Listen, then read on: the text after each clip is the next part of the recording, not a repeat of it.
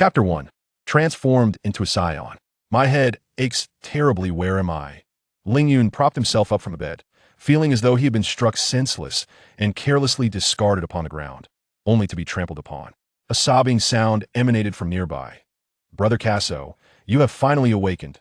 Lingyun, enduring the discomfort, glanced over to see a frail little girl incessantly wiping away her tears, her face etched with profound sorrow.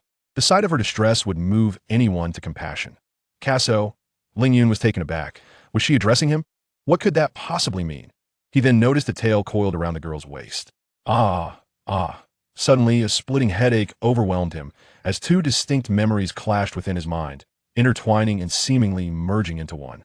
As this amalgamation progressed, Lingyun could no longer withstand the pain and succumbed to unconsciousness. Lingyun hailed from the 21st century, surviving by renting out the house left behind by his parents and indulging daily in Japanese anime, with Akira Toriyama's Dragon Ball being his utmost favorite point. One fateful night, while revisiting Dragon Ball for the umpteenth time on his computer, he inadvertently pressed the power switch, leading to a blankness in his mind and a paralysis throughout his body. In the blink of an eye, he found himself in this inexplicable world.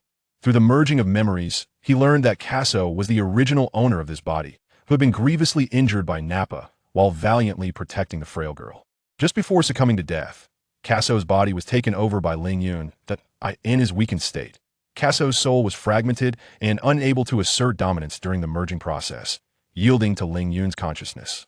Time ticked away. At last, Lingyun successfully integrated the other memory. What was this? This was the world of Dragon Ball.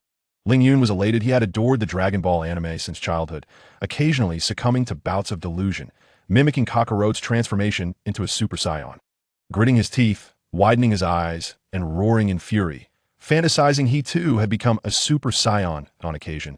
He would even shout while bathing at night, startling his parents in the living room, only to receive a sound thrashing afterward. After the passing of his parents, he had become more composed, yet his passion for Dragon Ball remained undiminished as he watched it repeatedly without weariness. He never imagined that a fortuitous electric shock would transport him to the world of Dragon Ball. Saiyan Kaso? I am determined. Lingyun was filled with excitement, yearning to laugh joyously towards the heavens, but the injuries he sustained and the pain in his head caused him to grimace. Brother Kaso, how are you feeling? The little girl, her face streaked with tears, hesitated to reach out her tiny hand to touch Kaso's face, fearful of causing him pain. Seeing Kaso's expression fluctuate, she worried. Could it be that he has been rendered foolish by Nappa? With this thought, the little girl began to weep anew, mumbling, Nappa, return my brother Kaso. The sorrowful visage of the little girl, Osbier, did not escape Kaso's notice. Perhaps influenced by lingering memories, he felt an overwhelming sense of compassion. Little Beer, your brother is fine now. Please cease your tears. Kaso comforted her as he embraced her gently. In his recollections, Kaso's predecessor and Osbier's parents were comrades who fought side by side in the Bardock Squad, both having perished during a mission. Subsequently, the two had lived together, caring for one another, but without parental guidance. They had both grown rather frail. In stark contrast, the Nappa family belonged to the upper echelons of Saiyan nobility, with his father serving as the right hand to King Vegeta. Nappa, who brazenly trailed behind Vegeta, exhibited a raucous demeanor, particularly merciless towards those like Kaso and Osbier, who were bereft of parental support. The previous Kaso had endured a brutal beating at Nappa's hands just yesterday, and it was only thanks to Little Beer that he was able to return home. A pang of sorrow washed over Kaso, having shared a childhood bond with Osbier. He pondered the depth of her grief should she learn that her true brother Kaso had already perished. Nappa, is it? At that moment, Kaso's eyes turned icy with resolve. After soothing Osbier, he set aside thoughts of Nappa, eager to ascertain the extent of his current combat power. He grasped the scouter from the cabinet and, recalling the method from his memories, measured his battle strength point 300. Surprisingly, his power level was 300. Kaso felt astonished, as it surpassed even the elderly Piccolo. After some contemplation, he surmised that this boost was likely due to his brush with death. From the amalgamated memories, he learned that he was classified as a high-level warrior. A smile graced Kaso's lips, a high-level warrior indeed. While not possessing the legendary Saiyan physique, he was nevertheless far superior to Goku, a low-level warrior. In truth, assessing a Saiyan's rank based solely on their birth power level is somewhat flawed. Take Goku, for instance, a low-level warrior who, through repeated brushes with death, had continuously transcended his physical limits, often surpassing Vegeta in strength. While the protagonist's halo played a role, it remains undeniable that the Saiyan classification system is inherently flawed. Of course, a higher birth power level does confer a greater starting point, thereby granting Kaso, as a high-level warrior, significant advantages. Now, Nappa, prepare to meet your demise, Kaso thought, a cold smirk forming within. Nappa had thus entered Kaso's list of targets. He felt no remorse for the ruthless resolve he harbored against such a scoundrel. Arriving in the realm of Dragon Ball, a world governed by the law of the jungle, where planets and universes could be obliterated at a whim, Kaso merely sought strength to ensure his survival. He organized the memories swirling in his mind. He found himself uncertain of the current time, pondering how long remained until the explosion of planet Vegeta. Shall be or what year is it now? Kaso urgently needed to ascertain the current era. In his familiar memories, he recalled that planet Vegeta had exploded in the year 737 of the age of the universe. It is now the year 735 of the age of the universe, Osbier replied, wiping away tears from the corners of her eyes with her small hands. Only 2 years left? Kaso furrowed his brow. Time was indeed of the essence. He remembered that in just 2 years, planet Vegeta would be annihilated by Frieza. Frieza, a prodigy of the Frost Demon race, was forewarned by his father, King Cold, to be wary of the legendary golden-haired Super Saiyans among the Saiyans. Moreover, under the directive of a certain deity, Frieza gathered all Saiyans on missions and obliterated planet Vegeta in 737 of the age of the universe, leaving only a few survivors present. Kaso possessed a mere 300 battle power, and he and Osbier were only 5 years old. They stood no chance of saving planet Vegeta, let alone defeating Frieza. Vegeta, the prince of the Saiyans, was born with a battle power of 1,000, undeniably formidable. Yet he was akin to an ant before Frieza's overwhelming normal state battle power of 530,000. I must escape from planet Vegeta within 2 years, or I will surely perish, Kaso murmured, his head bowed. As long as he could leave planet Vegeta, with the knowledge stored in his mind, he wouldn't fear facing Frieza. For now, he had no other choice but to find a way to survive, diligently increasing his battle power. And when the time came for planet Vegeta's destruction, perhaps he could save a few more Saiyans. Chapter 2. Slaying Nappa. Having arrived in the Dragon Ball world, several days had passed, and Kaso's initial excitement had somewhat subsided. He was well aware of the unfolding narrative. There were still 2 years until the catastrophic explosion of planet Vegeta. Time was exceedingly precious. Without strength, survival in the superdimensional realm of Dragon Ball was nothing short of a delusion. Currently, Kaso possessed only 350 battle power, a result of rigorous training methods he had learned from his previous life. However, this level of strength was far from adequate, and Kaso was desperate to enhance his abilities. For the past few days, he had ventured into the forest, attempting to comprehend Ki, yet he found himself unable to grasp its essence. The potency of Ki was indisputable, just as Vegeta, with his battle power of 18,000 during his invasion of Earth, ultimately fell to opponents like Goku, who wielded Ki. While part of his defeat could be attributed to Vegeta's overconfidence, it was undeniable that Ki played a significant role in his downfall. Ki was a wondrous phenomenon. Often inexplicable and enigmatic, it differed from mere energy, although energy could be considered a form of Ki. Despite Kaso possessing energy far exceeding that of Earth's martial artists, his understanding and application of Ki were utterly chaotic. Never mind, Kaso sighed deeply. As soon as I depart from planet Vegeta, I must seize the opportunity to visit Earth and learn the essence of energy while discreetly borrowing some senzu beans from Master Karin. With this thought, Kaso couldn't help but smile. He quietly sat upon a stone beside a crystal-clear brook, with distant mountains looming majestically. He recalled his youthful naivety in a past life, often imitating Goku as he unleashed the Kamehameha wave. Now, the opportunity had finally arrived. Let us see what the legendary energy sphere is like.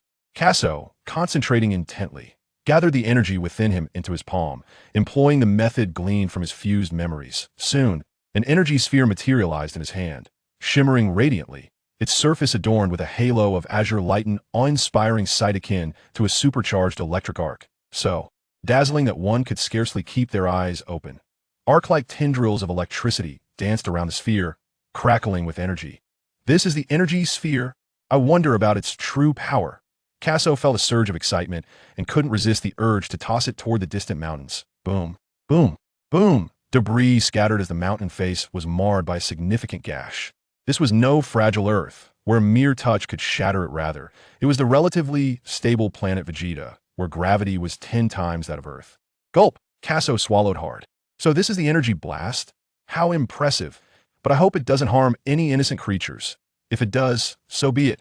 Kaso dismissed the thought, recognizing that as a novice, forming such an energy sphere was quite taxing. It seems I must continue to strive.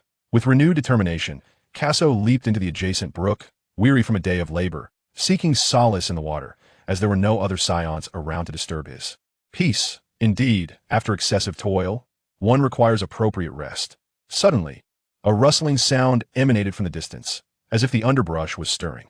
Something was emerging from the forest. Who could it be? Kaso felt a surge of tension. Saiyans are known for their ruthlessness and cold-heartedness. The devastation wrought upon planet Vegeta, with no response from its inhabitants, was a testament to this. Kaso had been avoiding crowds these past few days, engaging in his unique training to conceal the fact that his combat power had tripled in mere days. Who knows what kind of turmoil might ensue if he were discovered? With his eyes closed, Kaso meditated in the water, but upon hearing the distant commotion, he immediately submerged, anxiously watching the surface. The footsteps grew increasingly closer, and soon a figure emerged above the water. Of all people, it's that despicable Nappa. Kaso scoffed coldly. Nappa was scanning the vicinity, muttering to himself. The scanner indicates there's someone nearby. Where could they be? He initially believed that a fellow clan member was nearby, boasting an impressive combat power of 350 points, and felt compelled to approach and introduce himself. However, upon surveying his surroundings, he found no trace of the so-called clansman. Dismissing the matter, Nappa leisurely turned and made his way back. As Nappa's retreating figure faded from view, a flicker of disturbance crossed Kar's otherwise composed visage, seemingly influenced by the lingering consciousness of his former self in his memories. Nappa harbored a fierce disdain for his predecessor and Osbier, deeming their presence a disgrace to superior warriors. During every sparring session among the juvenile Saiyans, Nappa would unleash his full fury, claiming that had it not been for Lord Bardock's intervention, he would have long since eliminated them both. Eliminate little Osbier and myself? Kars smirked slightly with his newfound strength. It was uncertain who would be the one to fall. Having embraced his Saiyan heritage, Kars found himself subtly influenced by the characteristics of his kind, growing somewhat ruthless. The act of slaying felt as mundane to him as any ordinary task. Dare venture alone into this forest. Dog of a fool, meet your end. Kars began to channel the power within him. After a brief moment, observing Nappa drift further from the shore, Kars sensed that his opportunity was slipping away. In an instant, he unleashed a tremendous surge of energy, causing a massive explosion in the river. The water surged violently, droplets soaring hundreds of meters into the air. I knew someone was here finally. They revealed themselves. Upon hearing the commotion behind him, Nappa turned, eager to discover which clan member had arrived. Realizing that the figure had been concealed beneath the water, he was struck by an uncanny familiarity as the small silhouette ascended. Kars emerged, enveloped in a halo of white energy, soaring into the air with the sun as his backdrop. Blinded momentarily by the brilliant light, Nappa could scarcely discern the identity of his assailant. Shielding his eyes with a hand, he managed only to glimpse the figure's shape and sensed a strange familiarity. Gazing at the scanner before him, he noted the combat power reading of 350 points etched on the lens, yet he was baffled by how the figure was drawing closer. No, this cannot be. Given the trajectory of the figure, it was clear that an attack was imminent. Nappa finally grasped the situation. Yet understanding the threat was one thing, being able to resist, it was another. A dark blur darted through the air, and Kars materialized behind Nappa. Who would have thought you would meet such a fate? Kars' gaze bore the intensity of a vengeful demon, filled with hatred as he fixed his predatory stare upon Nappa. Kars had anticipated the day he would avenge his former self, but he had not expected the opportunity to arise so swiftly. It's you, Kars. Nappa's pupils constricted. How could this be possible? He could hardly believe that the severely injured Kars from just days prior had fully recovered, now boasting an astonishing combat power of 350 points. He himself was merely at 260 points. Nappa was now engulfed by a mixture of shock and fear. That moment, a deep blue energy pressed against his back, the searing heat and violent force incessantly stimulating his skin, causing Nappa to break out in a cold sweat, his entire body trembling uncontrollably. Brother Kaso, I was merely jesting before I implore you to spare me. Nappa's fear was palpable, his frantic speech betraying his panic. Yet, the memories of how he had tormented Kaso and Osbiel haunted him, and Nappa felt an impending doom. How could such a worthless being as Kaso have grown so significantly in just a few days? Nappa thought bitterly. At this moment, he found himself at a complete loss, compelled only to placate Kaso for the time being. What benefit would it be for me to spare you? If we can wipe the slate clean on our past grievances, I can have my father assign you a comfortable task. Nappa hastily replied upon hearing Kaso's words. He feared that if he spoke too slowly, Kaso might obliterate him with a single energy blast. As long as we keep him steady, we shall allow my father to eliminate him when the time comes. However, Nappa seems to have forgotten that he remains at the mercy of others. Very well, Kaso suddenly declared. Upon hearing these words, a wild grin spread across Nappa's lips. Spare you? Kaso chuckled coldly. Then why didn't you spare my former self before? Go to hell and apologize to the true Kaso. In Kaso's eyes glimmered a cold light as he suddenly coalesced a profound energy orb in his hand, which he then hurled directly at Nappa's head. You are not a man of your word, Nappa cried out in agony. Kaso possessed an astounding combat power of 350 points, far surpassing that of Nappa, who was utterly incapable of withstanding such might. Moreover, this was under the conditions of a surprise attack, rendering escape utterly impossible. The violent energy blast propelled Nappa towards the mountainside, their searing heat eliciting anguished cries of pain from him. Yet Kaso paid no heed. With his other hand, he gathered another massive energy orb, relentlessly pursuing Nappa once more. When the two energy orbs collided, a tremendous explosion ensued.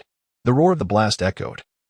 As the winds howled and the skies churned ominously, Nappa was obliterated in the explosion, reduced to mere dust, while in the distance, a mountain with a gaping wound in its side began to crumble, rocks of various sizes cascading downwards.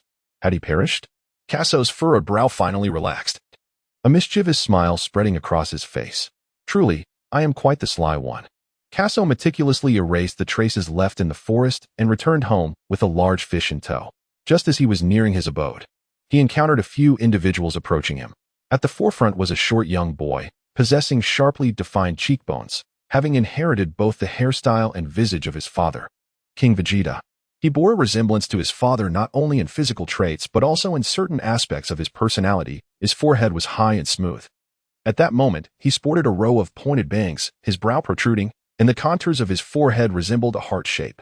His eyebrows were broad, eyes elongated, exuding a chilling demeanor, and atop his head, his fiery black hair stood tall. It was Vegeta. Vegeta appeared somewhat perplexed. Had not Kaso been grievously wounded by Nappa? How had he recovered so swiftly? After a brief glance, Vegeta chose not to dwell on him further and coldly inquired, Have you seen Nappa? No, Kaso replied nonchalantly. Not wishing to squander any more time, Vegeta and his companions turned to leave. Phew. Observing Vegeta's retreating figure, Kaso feigned calmness, letting out a sigh of relief. Feeling more flustered than he ever had in his past experiences of dining and dashing, he had feared that his deed of dispatching Nappa had been discovered. Goodness. He needed to make a hasty exit. With a guilty conscience, Kaso dared not linger any longer. Should Vegeta decide to look back, it would spell trouble for him. Chapter 3. Departure from Planet Vegeta. After walking for a while, a small house came into view. Little Beulah, I am back, Kaso announced as he entered, carrying the large fish and making his way step by step toward the kitchen. Osbier emerged from her room, clapping her hands joyfully. Brother Kaso, you have returned. Wow. We shall have fish again tonight. For several days, Kaso had consistently brought back game from his training excursions. Concerned that little Beulah was too lean and her combat prowess was similarly low, hovering just above the 100 mark, much like himself. Previously, he had pondered how she managed to sustain herself, which explained why she had been bullied by others. However, after a few days, Osbier had begun to gain some weight. Her complexion no longer pallid but rather flushed, all thanks to the bounty he had brought home. Kaso skillfully prepared the large fish and placed it on the rack for roasting. Soon, the flesh of the fish began to take on a slight char. As the delightful aroma wafted through the air, Osbier felt her mouth watering in anticipation. Kaso brother, I'm so hungry. I want to eat, Osbier exclaimed. Standing at the doorway, her delicate brows furrowed in eagerness. It's ready to eat, Kaso replied with a chuckle, amused by the girl's insatiable appetite. After dinner, Osbier nestled close to Kaso, her arms wrapped around his. Kaso brother, I'm so full, she said, patting her slightly round tummy. Will you keep catching big fish for me to eat in the future? Yes, Osbier replied with a sweet smile. Kaso gently touched his head, recalling through the amalgamated memories that little Bayer was frequently bullied by those ruffians from Nappa. At times, she would return home battered and bruised, crying as she sought comfort from her brother, Kaso. In a bid to avenge her, his former self had also endured a brutal beating. It was no wonder that this little girl was so attached to him. Reflecting on these memories, Kaso felt a pang in his heart. How could those scoundrels bear to torment such a charming girl? However, having vanquished Nappa today, Kaso felt a measure of solace. Vowing that he would never allow this precious girl to suffer bullying again, Kaso found himself momentarily lost in thought, reflecting on his recent training. His progress had accelerated significantly compared to before. However, many training methods available here were rendered useless, particularly as he constantly had to be wary of those around him. It is well known that Saiyans are a rather ruthless race, and the consequences of being discovered in his current state were unpredictable, while the most perilous locations were off-limits. This could not continue. After several days, his combat power had only marginally increased. How long would it take to attain Frieza's strength? He realized he must devise a plan to leave this planet with Chibi. Kasu pondered, for once Frieza began monitoring planet Vegeta, it would be too late. Having just avenged his predecessor, Kasu could not afford to rest. He needed to remain vigilant against the scrutiny of both Vegeta and the Nappa clan, while also being concerned about Frieza's ability to surveil planet Vegeta at any moment. After much contemplation, he concluded that leaving planet Vegeta was indeed the best course of action. But how could he escape? Suddenly, he recalled Bardock, the captain of his predecessor's parents. Chibi, I shall pay a visit to Uncle Bardock, he declared. Kaso gently placed Osbier aside and rose to his feet, making his way towards the door. Kaso, brother, come back soon, Osbier said obediently. The night on planet Vegeta was breathtakingly beautiful. The clouds were absent, allowing a clear view of the cosmos steppes adorned with shimmering stars in a myriad of colors. The moon shone brightly tonight, illuminating the path with clarity. Fortunately, it was not a full moon, for Kaso would not dare to venture out under such circumstances. Saiyans with tails absorb blood waves under a full moon, rapidly transforming into colossal apes, their strength multiplying tenfold. However, one cannot have both the bear's paw and the fish. An ordinary Saiyan losing themselves to this transformation would succumb to madness, wreaking havoc until the moon waned or their tail was severed, restoring them to their original form. Only the Saiyan royalty and a select few special Saiyans could retain their sanity in their ape forms, and Vegeta was among them. Arriving at Bardock's residence, Kaso knocked on the door. Uncle Bardock, please open the door, it's me. The door was swiftly opened from within by a female Saiyan, Bardock's wife, Jine. Kaso, it's you. What brings you to see Bardock? Kaso candidly expressed his intentions, seeking Bardock's assistance in arranging a mission for him and Osbier. Upon understanding the request, Bardock pondered for a moment before inquiring, I made a promise to your parents to take care of you. Are you truly determined to undertake this mission? Indeed, Kasu replied. After a moment of contemplation, Bardock nodded in agreement. He recognized that sheltered blossoms often struggle to flourish. Only by stepping out from the embrace of the eagle can they soar to great heights. He too had once been in a similar position. As a lower-ranking warrior whose talents paled in comparison to Kasu's, he had been dispatched on missions at an early stage, enduring numerous adversities before attaining his current prowess. Thus, allowing them to embark on their journey sooner rather than later seemed prudent. Thank you, Uncle Bardock. I shall strive to grow stronger. Kasu let out a sigh of relief, thinking that Bardock would not press further. Suddenly, as Kasu was about to leave, Bardock inquired, Kasu, have you seen that lad Nappa? The words reached Kasu's ears, causing his heart to jolt unexpectedly. Had he been discovered? Kasu harbored a multitude of thoughts within, yet his lips remained sealed in silence. Bardock also spoke to Kasu about Nappa, who had vanished for a day, perhaps succumbing to some unforeseen circumstance. Bardock was well aware of the animosity between Kasu and Nappa, but he felt it inappropriate to intervene in the affairs of two children. Ultimately, Bardock advised Kasu to refrain from venturing outside for the time being, to avoid being embroiled in any complications. From his memories, it was evident that Bardock genuinely cared for both Kasu and Osbier. With his worries alleviated, Kasu sighed in relief. However, he knew he must swiftly depart from planet Vegeta, lest he be discovered as Nappa's killer, a revelation that could very well render Bardock incapable of defending him. Days passed. Two small spacecrafts rested in the center of the plaza, with two diminutive figures standing beside them. Brother Kasu, must we truly embark on this mission? I am frightened. The little girl trembled, her voice laced with trepidation. Previously, under Bardock's guardianship, Osbier had only faced Nappa's bullying, for as a superior Saiyan, she was spared from executing destructive missions. Yet, She had occasionally overheard her kin speak of comrades who had perished while carrying out their duties. This thought deepened her fear. "Little Osbier, do not be afraid. Your brother will protect you," he reassured her. Kakarot harbored deep concerns about leaving Osbier alone on planet Vegeta without his protection. She was likely to become embroiled in the tragic events surrounding Nappa's demise. How could he possibly feel at ease venturing out on his own? After all, she was the one he cherished most dearly in the Dragon Ball universe.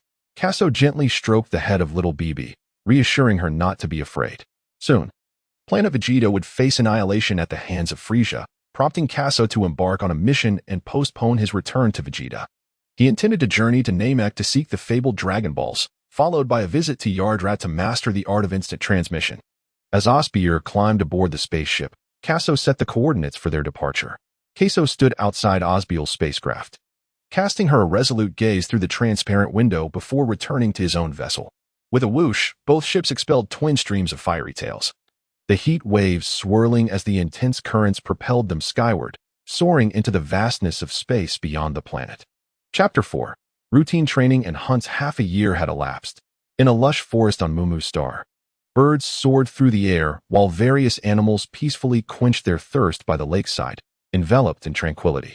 On this particular day, 2 meteors, trailing long tails, streaked across the sky, merging beautifully with the serene landscape. However, it soon became apparent that the brilliant meteors were hurtling toward the forest. With a thunderous roar, the 2 spheres crashed into the ground, the tremendous impact creating 2 large craters on the surface. The powerful shockwaves radiated outward, stirring up clouds of dust and exposing the underlying stones. The spheres opened from within, revealing 2 small figures emerging, Kaso and Osbiel. The moment Kaso opened the spaceship door, his eyes were met with a rugged slope of exposed earth and stones. He leaped into the air, and in an instant, a figure flashed by. Kaso had already appeared atop the slope. "Brother Kaso," Osbiel exclaimed, as she too sprang up from the deep pit, reaching his side and clinging to him like a vine wrapping around a tree. Clearly, the unfamiliar surroundings instilled a sense of fear in Osbiel, and she could only find solace in the presence of her brother Kaso. "Fear not, we have arrived at Mumu Star." Kaso gently cradled Osbier's delicate form with his left hand while his right hand caressed her flowing locks. He found immense joy in embracing little Beer, akin to a porcelain doll, especially now that she had gained a bit of weight, rendering her entire body soft and delightfully comforting. At last, they had departed from the planet Vegeta. The pressure within Kaso has alleviated somewhat. He no longer needs to constantly worry about the destruction of his home planet by Frieza. In the anime, Vegeta's demise appears to stem from 2 primary reasons, one being the fear of the Frieza race that the Saiyans might give rise to the legendary Super Saiyan. Yet ultimately, the principal cause can be traced back to the god of destruction, Beerus. For reasons unknown, Beerus commanded Frieza to annihilate the entire Saiyan race. Such formidable beings as gods of destruction remain far beyond Kaso's current grasp. Having escaped the latent dangers of planet Vegeta, he can now focus on gradual development. As he wandered through the forest, he heard Osbier's voice. "Brother Kaso, this planet is truly beautiful." She gazed around, captivated by the enchanting surroundings. Osbier, on her tiptoes, danced with delight, completely entranced by the stunning environment, casting aside any feelings of fear or anxiety. Watching her stride forth with carefree abandon, Kaso couldn't help but feel a mix of amusement and exasperation. Had she not been frightened just moments before disembarking from the spacecraft? Nevertheless, there was no denying the beauty of this planet. Kaso embarked on a meticulous exploration of the planet Muxing 50, characterized by its lush forests covering 50% of its surface and vast oceans accounting for another 20%, presenting an exceptionally hospitable environment.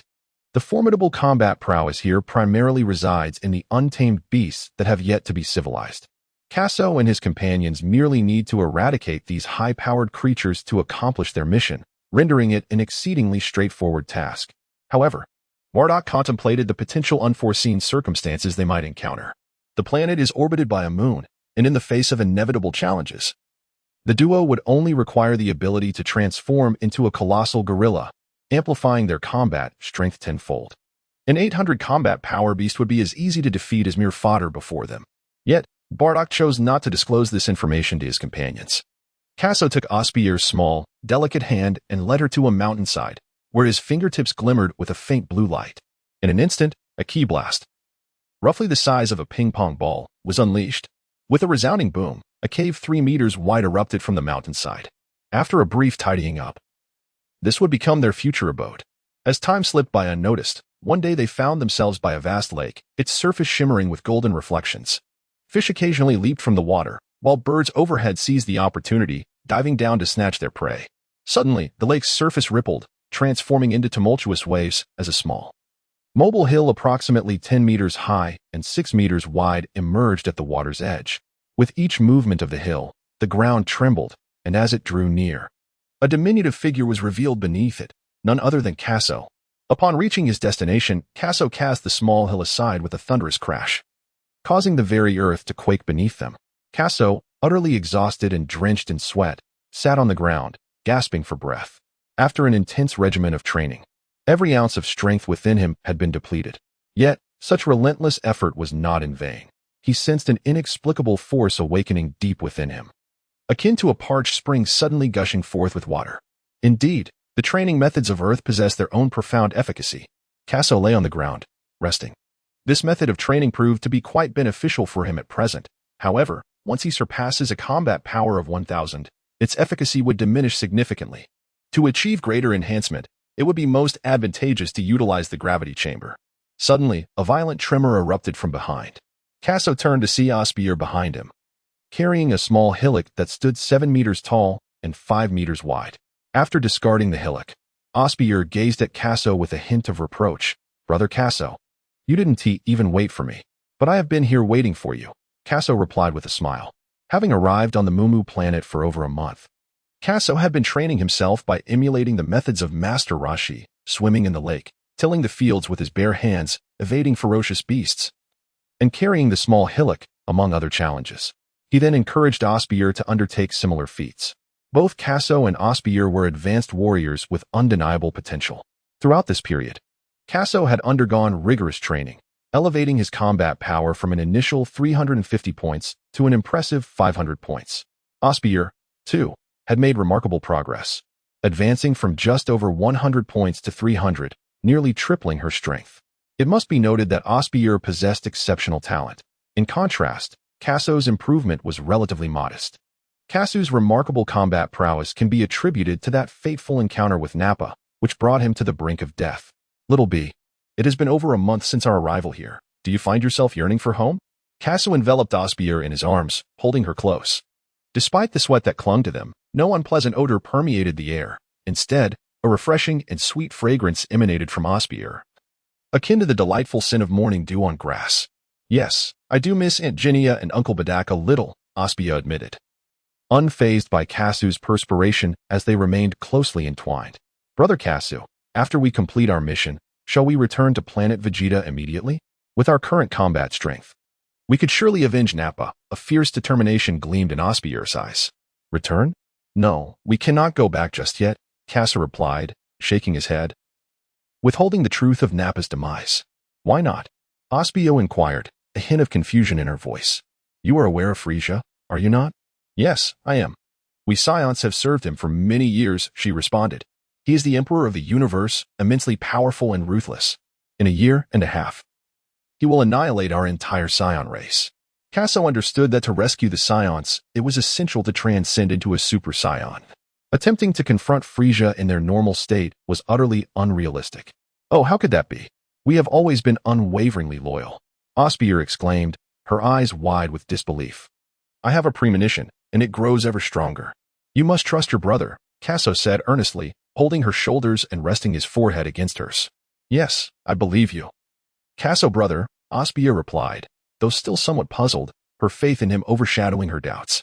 Now acutely aware of the gravity of the situation, a sense of worry enveloped Osbier, her once radiant smile fading away. As they embraced, a sudden rumble emanated from her petite stomach. Gurgle, gurgle, gurgle. Osbier shyly nestled closer to Kaso. "Is my little princess hungry?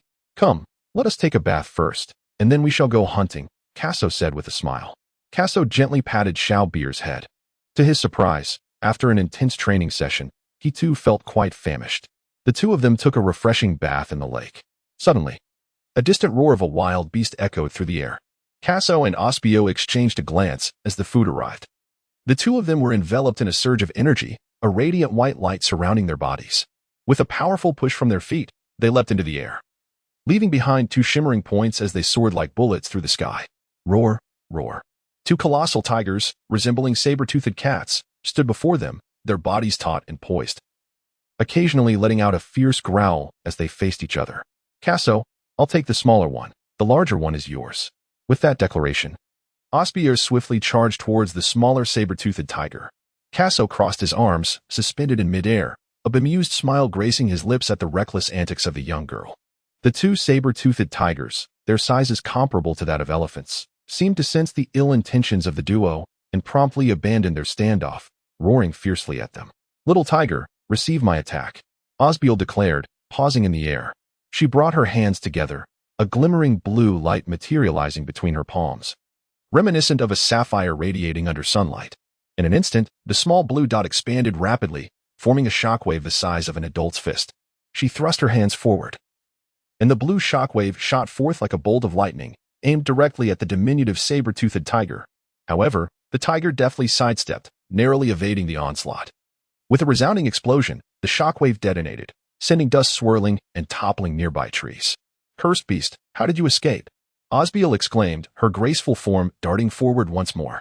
Seizing the moment while the saber-toothed tiger was still reeling from the explosion, she approached it, channeling her strength into her legs and delivering a powerful kick. The tiger was sent flying, crashing through trees like mere twigs. With a roar, the saber-toothed tiger regained its footing, shaking its head before letting out a thunderous cry. Its gaping maw revealed razor-sharp teeth that glinted menacingly, and it dug its claws into the earth, propelling itself forward, displacing dirt and creating deep craters in its wake. Sensing the ferocity of its approach, Osbiel leaped into the air, teasing, "Hee, you can't reach me." The small saber-toothed tiger, infuriated and powerless, lashed out in frustration. Osbiel, stop playing around and finish this quickly. We need to prepare to leave. Kaso interjected, dispatching the other saber-toothed tiger with a mere fingertip shockwave. All right, just give me a moment. This time, Osbiel summoned all her energy, conjuring an energy sphere the size of a basketball in her hands. The small saber-toothed tiger, realizing the peril of its situation, turned to flee, desperate to escape into the dense forest. But before it could make its escape, a powerful energy blast struck it, resulting in a violent explosion. As the smoke cleared, the saber-toothed tiger had vanished, reduced to mere ash. Kaso descended from the sky, covering his face. Well, this little one is beyond edible. I never anticipated that this girl could be so ferocious. Osbier, feeling slightly embarrassed, stuck out her tongue. Let us go. We are on the verge of starvation. Kaso grasped the tiger lying on the ground with his bare hands and flew back to the cave he shared with Osbier. Chapter 5. Osbier's transformation into a giant ape. 3 months had elapsed since Kaso and his companions arrived on Mumu Star, with their combat prowess steadily increasing. The formidable forces in this realm had been significantly diminished. As night fell, Kaso and Osbier gathered around a crackling bonfire, where 2 wild boars were skewered beside them. The flames licked at the meat, causing the fat to sizzle and drip, creating a glistening pool upon the ground that betrayed the richness of the boar's flesh. As the delectable aroma wafted through the air, Osbier reached out with her small hand to seize one of the boars, bringing it close to her mouth. She took a hearty bite. The exterior was perfectly charred while the interior remained tender and succulent. The scorching meat filled her mouth, prompting her to occasionally gasp for relief from the heat. Kaso, your culinary skills are exceptional. This meat is exquisite, she exclaimed, her cheeks puffed with delight. Of course. Just look at who is cooking, Kaso replied, unable to resist the enticing scent himself, as he too took a bite of the other boar. Little beer. Our mission is complete. We shall depart from this planet in a few days. Kaso held a wild boar leg in one hand, nibbling at it. After a few bites, he felt a bit of food stuck between his teeth and picked up a nearby twig to dislodge it. All right, I shall heed my brother's words. Osbiel, without lifting her head, continued to relish the delectable roasted meat. After all, wherever her brother Kaso went, she would follow. Kazuo glanced over and was amused by Osbiel's manner of eating. Her chubby little legs were curled around the campfire, incessantly stuffing roasted meat into her mouth. Her cheeks puffed up like a porcelain doll under the glow of the flames. In that moment, the youthful spirit within Kazuo, despite being in his 20s, was captivated by her adorable appearance, causing his cheeks to flush with embarrassment. Is this what it means to nurture a loli? Kaso continued to relish the roasted meat. After months of arduous training and relentless mission execution, both Kaso and Osbier had shed their novice warrior personas. Throughout their endeavors to eradicate ferocious beasts, they had amassed hundreds of combat experiences, resulting in a significant enhancement of their fighting skills. On one occasion, Kaso narrowly escaped the jaws of a beast, a battle that substantially elevated his combat prowess to an impressive 1,000 points, while Osbier achieved a commendable 700 points. At such a tender age, their remarkable combat abilities were undoubtedly attributed to Earth's rigorous training methods. Should Kaso and Osbier return to Vegeta, it would undoubtedly cause a considerable stir.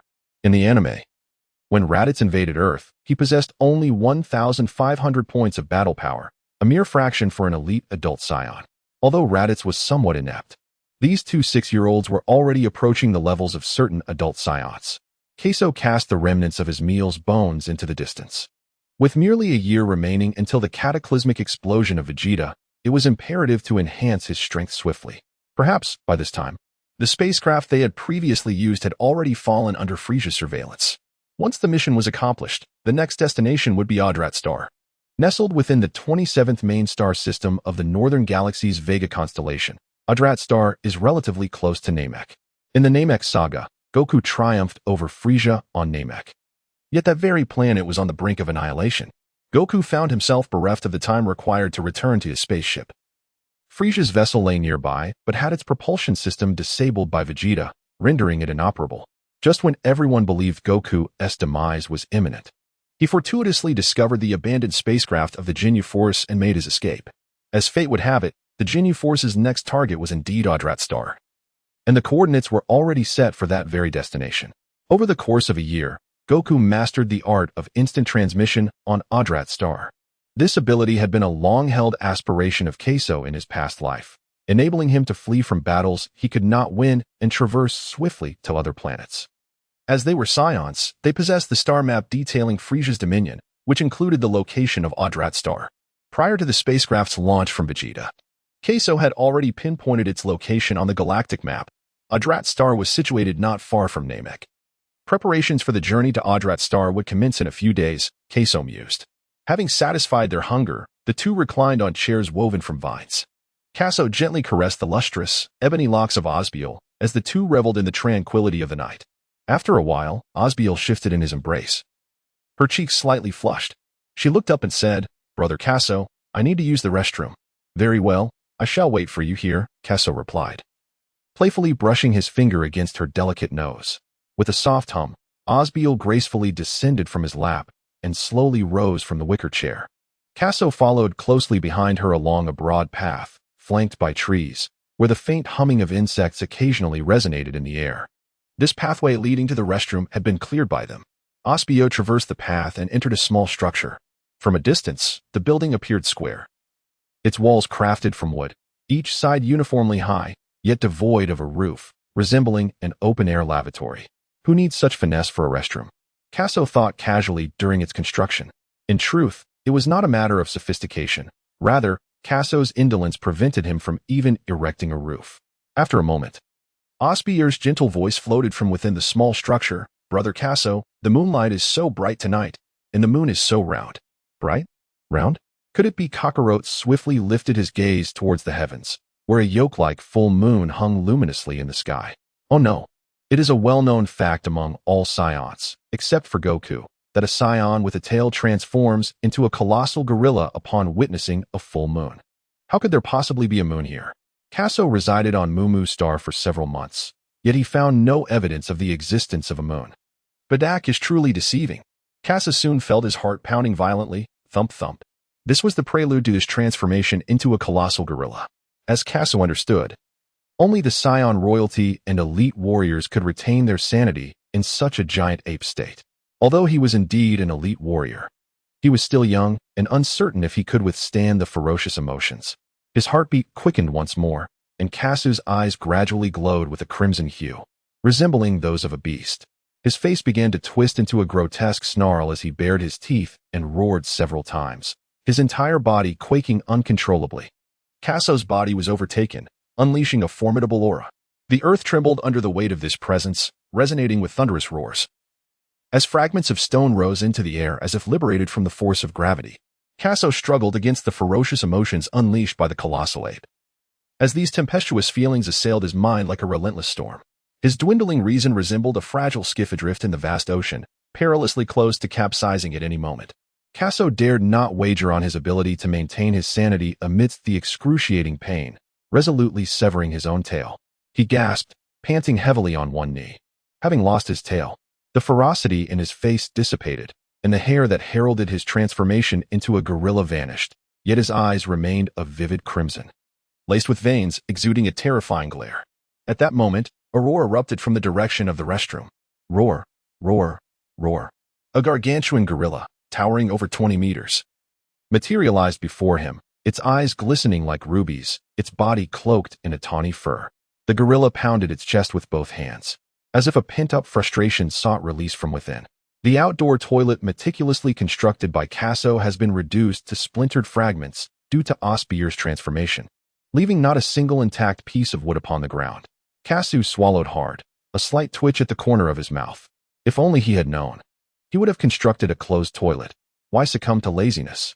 Observing Osbier lose her sanity, Kasu realized that even the elite warriors required training to maintain their composure in their great ape form.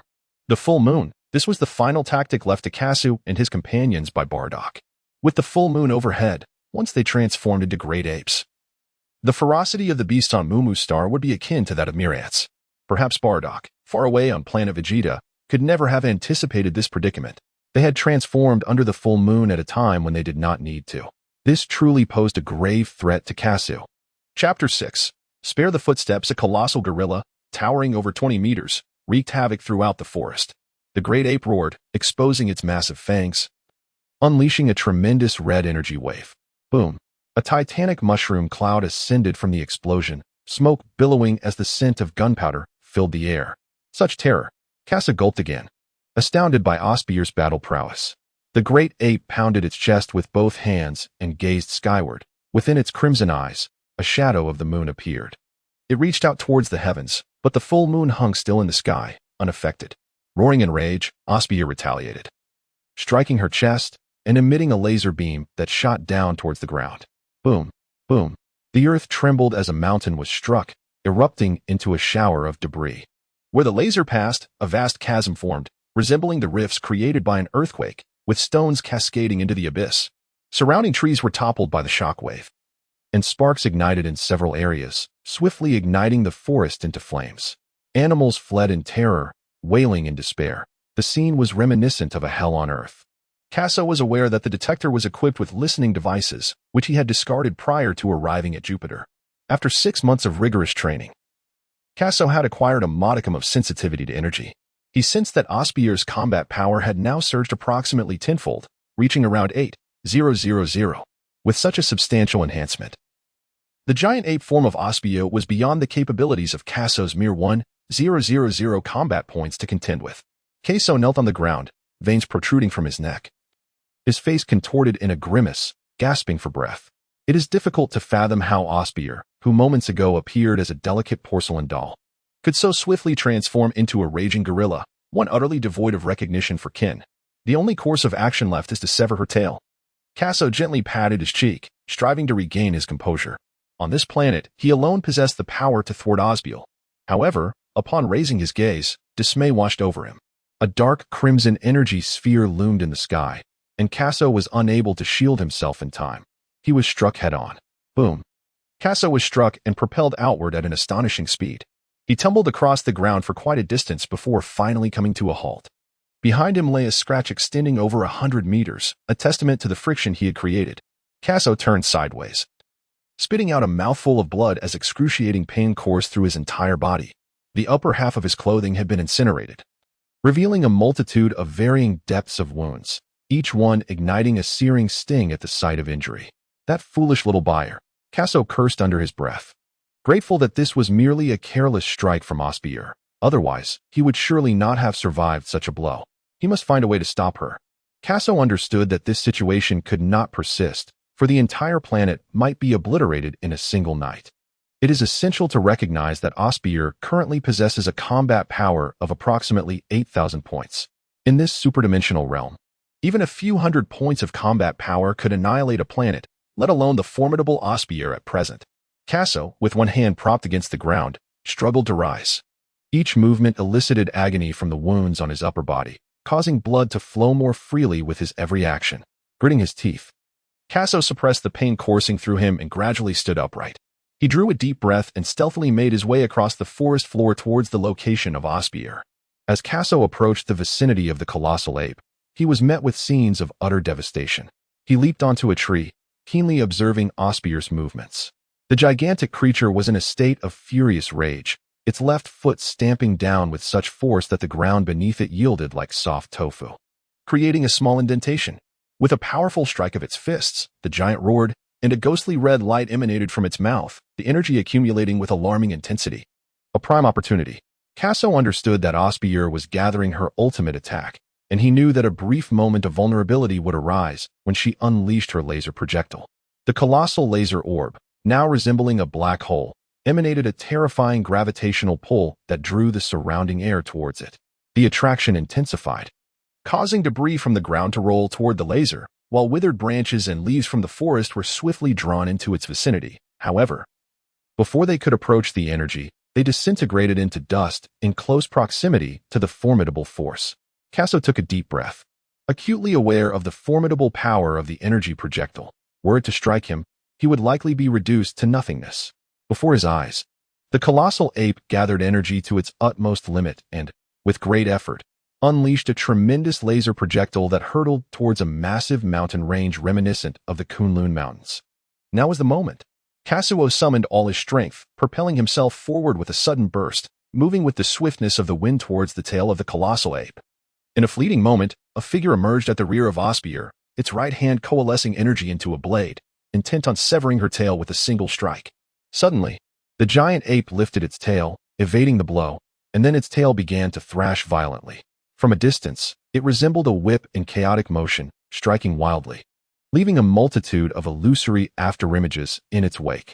This is troubling. That young girl, no, that young woman, seems excessively cautious. Kaso believed he could successfully sever the tail, not anticipating that Osbier would remain vigilant of her surroundings, a stark contrast to her usual demeanor. The giant ape's tail lashed furiously, and Kaso struggled to defend himself. However, transformed into a formidable gorilla, Osbier was far beyond Kaso's capacity to withstand. Soon, a sharp pain shot through Kaso's back as he was struck mercilessly by her tail. A scream of excruciating agony echoed through the heavens. Kaso was propelled through the air, his body soaring like a cannonball, hurtling towards a distant hillock. He flew several hundred meters before crashing down with a thunderous impact, creating a massive crater in the hillside. Simultaneously, the giant ape's concentrated laser projectile struck the mountain range.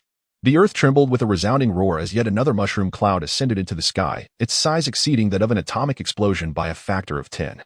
Soon, the cloud spread ominously, permeating the shattered vacuum surrounding it, as dust danced chaotically in the air. A few hundred meters away, in a newly formed cavern, lay a figure buried beneath a cascade of rubble. Kaso propped himself up, dislodging the stones that had settled upon him. He coughed, a harsh sound echoing in the stillness. Kaso coughed up several mouthfuls of fresh blood, already battered and bruised.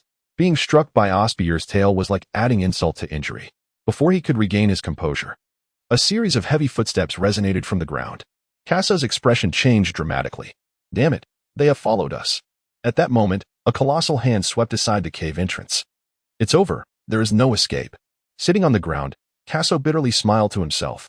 Little buyer, if you awaken tomorrow and do not find me, please do not be saddened.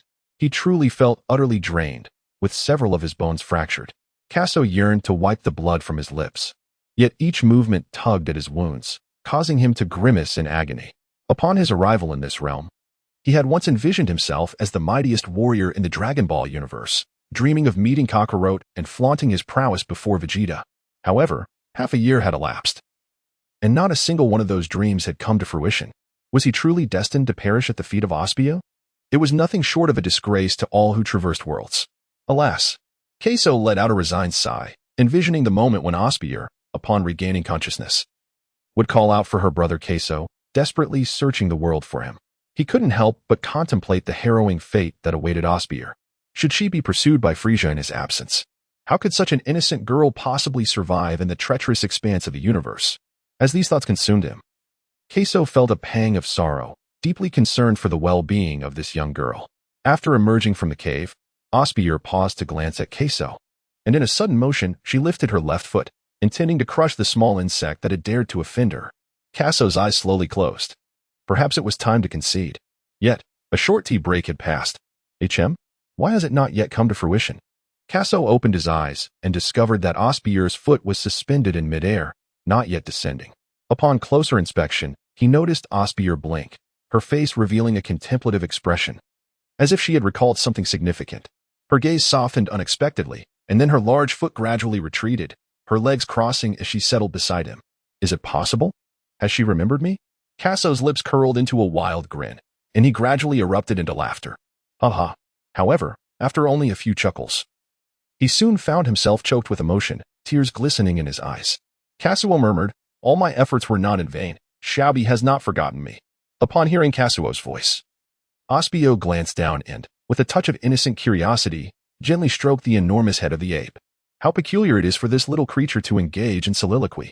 Kazuo was taken aback by Osbiel's sudden movement, instinctively shrinking away, fearing another assault. However, upon realizing she merely patted her head, he let out a sigh of relief. Phew. Thank goodness. That foolish little Beal is truly infuriating. Once she recovers tomorrow, I shall ensure she receives a thorough reprimand. For a brief moment, the furious Osbiel regained her composure, while the distant forest continued to burn, the battle having come to a halt. Kazuo observed Osbiel reclining against the mountainside, her arms hanging down as she sat. A sudden chill swept through, causing him to shiver slightly, and he instinctively leaned closer to Osbiel. Her body was covered in soft fur, and resting against her felt warm and comforting. However, he couldn't shake off a sense of unease as he leaned against the colossal creature. He glanced up to meet Osbiel's enormous eyes, which held his gaze for a moment without any reaction, before she turned her attention to the round, luminous moon above. Kazuo, the forest burned for 2 hours, gradually extinguishing. The dust-laden sky slowly cleared, revealing a semblance of tranquility. The ground was strewn with ash-like debris, reminiscent of volcanic residue. A full moon still hung in the heavens. Who? A small child nestled against the leg of a great gorilla, both large and small, snoring harmoniously. Chapter 7. Little Bio awakens as the night gradually faded. The full moon ceased to dominate the sky, retreating behind the distant mountains, partially concealed. Where the mountains met the sky, a sliver of white light emerged, gradually dispersing golden rays through the gaps in the leaves, adorning the forest floor. Chirp, chirp, chirp. Insects buzzed, while the leaves glistened with round dewdrops. Over time, these droplets coalesced, succumbing to gravity as they slipped from the leaves. Drip. They fell to the ground. Huzizi's small child snored, occasionally smacking their lips. Beside him lay a naked girl, her black hair cascading over the boy's chest. Her skin was fair and plump, her arms wrapped around the boy's left arm, her head resting on his shoulder, softly breathing in slumber. Yawn. Little Osbier's chubby hand gently patted her mouth. Why am I not wearing any clothes? Why does my entire body feel so exhausted? Osbio sensed her body was languid, devoid of strength. Wasn't she just in the restroom last night? How did morning arrive in the blink of an eye? And where had her clothes gone? A flurry of questions swirled in Osbier's mind. She beheld numerous large footprints ahead, while nearby trees were either snapped in half or uprooted, all covered with a thick layer of dust. The distant peaks appeared shattered, resembling remnants of a great battle. Who was this filthy child beside me? Osbio noticed a ragged boy, his upper body marred with wounds, sleeping beside her. How dare this scruffy boy sleep next to me? Osbier frowned, her expression filled with indignation as she glared at the ragged lad. She raised her hand, gathering a sphere of energy within her palm, the air pressure intensifying, the blue radiance growing ever more brilliant. Suddenly, the filthy boy turned over, his head facing her. A mixture of blood and mud clung to his face, and upon closer inspection, his features bore an uncanny resemblance to someone familiar. How could he be so much like my brother Kazuo? Osbier's pupils dilated in shock. Brother Kazuo? The deep blue shockwave in her hand suddenly dispersed. Her eyes began to glisten with tears, and she swiftly crawled to Kazuo's side, embracing him tightly. The tears could no longer be contained, cascading down her cherubic cheeks. Brother Kazuo, what has happened to you? Osbier cried out in despair. Osbier cradled Kazuo against her chest, offering him solace. On this planet, Kasso's prowess was unmatched. There was no one who could contend with him. The more she pondered, the more perplexed she became. Acutely aware of Kasso's grievous injuries, which filled her heart with anguish. Tears streamed from Osbier's eyes like an unending cascade, trickling down her chin and landing softly at the corners of Kasso's lips. Kasso gradually opened his small eyes. His once battered body was now tightly embraced by Osbier, whose strength and breath were growing increasingly intense. Hiss. Kasso winced in pain, drawing in a sharp breath as he hastily exclaimed, "Schaubeier, let go." Huh? Osbier was momentarily taken aback. And then realization dawned upon her as she quickly released her grip on him. "Kasso, who has inflicted this injury upon you?" Osbier's expression gradually darkened, revealing a fierce countenance. In her memory, apart from that time he had been grievously harmed by Nappa, he had never suffered such severe injuries again. It's nothing. Nothing at all. In a few weeks, the wounds will heal." Kasso rested his face against Osbier's bare chest, inhaling deeply before speaking slowly. "Who has harmed my brother? Tell me, and I shall avenge him," Osbier declared fiercely as she embraced Kasso. Kasso pressed his nose against her chest, inhaling her faint, delicate fragrance, and playfully rubbed his face against her. "Who could possibly rival me on this planet? Have you forgotten what transpired last night?" Right. I was in the restroom last night, wasn't I?" Osbier replied, somewhat perplexed. "What did you witness while you were in the restroom?" Kasso asked with a wry smile, realizing that this young lady had indeed forgotten the events of the previous night. "Last night? As soon as I finished in the restroom, I beheld a round moon." "A full moon? Does that mean I transformed into a giant gorilla?" Osbier exclaimed, her face paling in shock. Every Saiyan on Vegeta knew the peril of gazing at a full moon, for it would lead to an uncontrollable transformation into a mindless beast. With this in mind, Kasso inquired, "Could it be that my injury was inflicted by you?" Although Kazuo was reluctant to admit it, he nodded in agreement. Upon witnessing Kazuo's nod, Osbiel burst into tears once more, lamenting her own foolishness for having attacked even her brother Kazuo. Yet, what Osbiel remained oblivious to was that had she not halted her assault last night and retracted that formidable kick, Kazuo might very well have been reduced to a mere puddle of mud by now. Kasso reclined in the embrace of Osbier, recounting the events of the previous night, particularly the pivotal moment when she withheld that fateful kick. To be candid, Kasso felt a profound sense of gratitude. It is indeed a formidable challenge for a frenzied gorilla to regain its composure. Throughout the entirety of the Dragon Ball saga, instances of a gorilla reflecting on its memories are exceedingly rare. One notable occasion was when Vegeta invaded Earth and Gohan transformed into a gorilla, subsequently turning to attack Vegeta. Another memorable instance occurred in Dragon Ball GT, when Goku ascended to Super Saiyan 4. While there may be other instances, these two remain the most etched in my memory. Under Kasso's soothing words, Osbier gradually ceased her cries, although tears had already adorned her delicate nose, and even her soft, rosy lips were not spared. She sniffled, relieved that she ultimately refrained from attacking Kasso. Otherwise, she could scarcely bear the thought of continuing to exist. Kasso did not blame Osbier.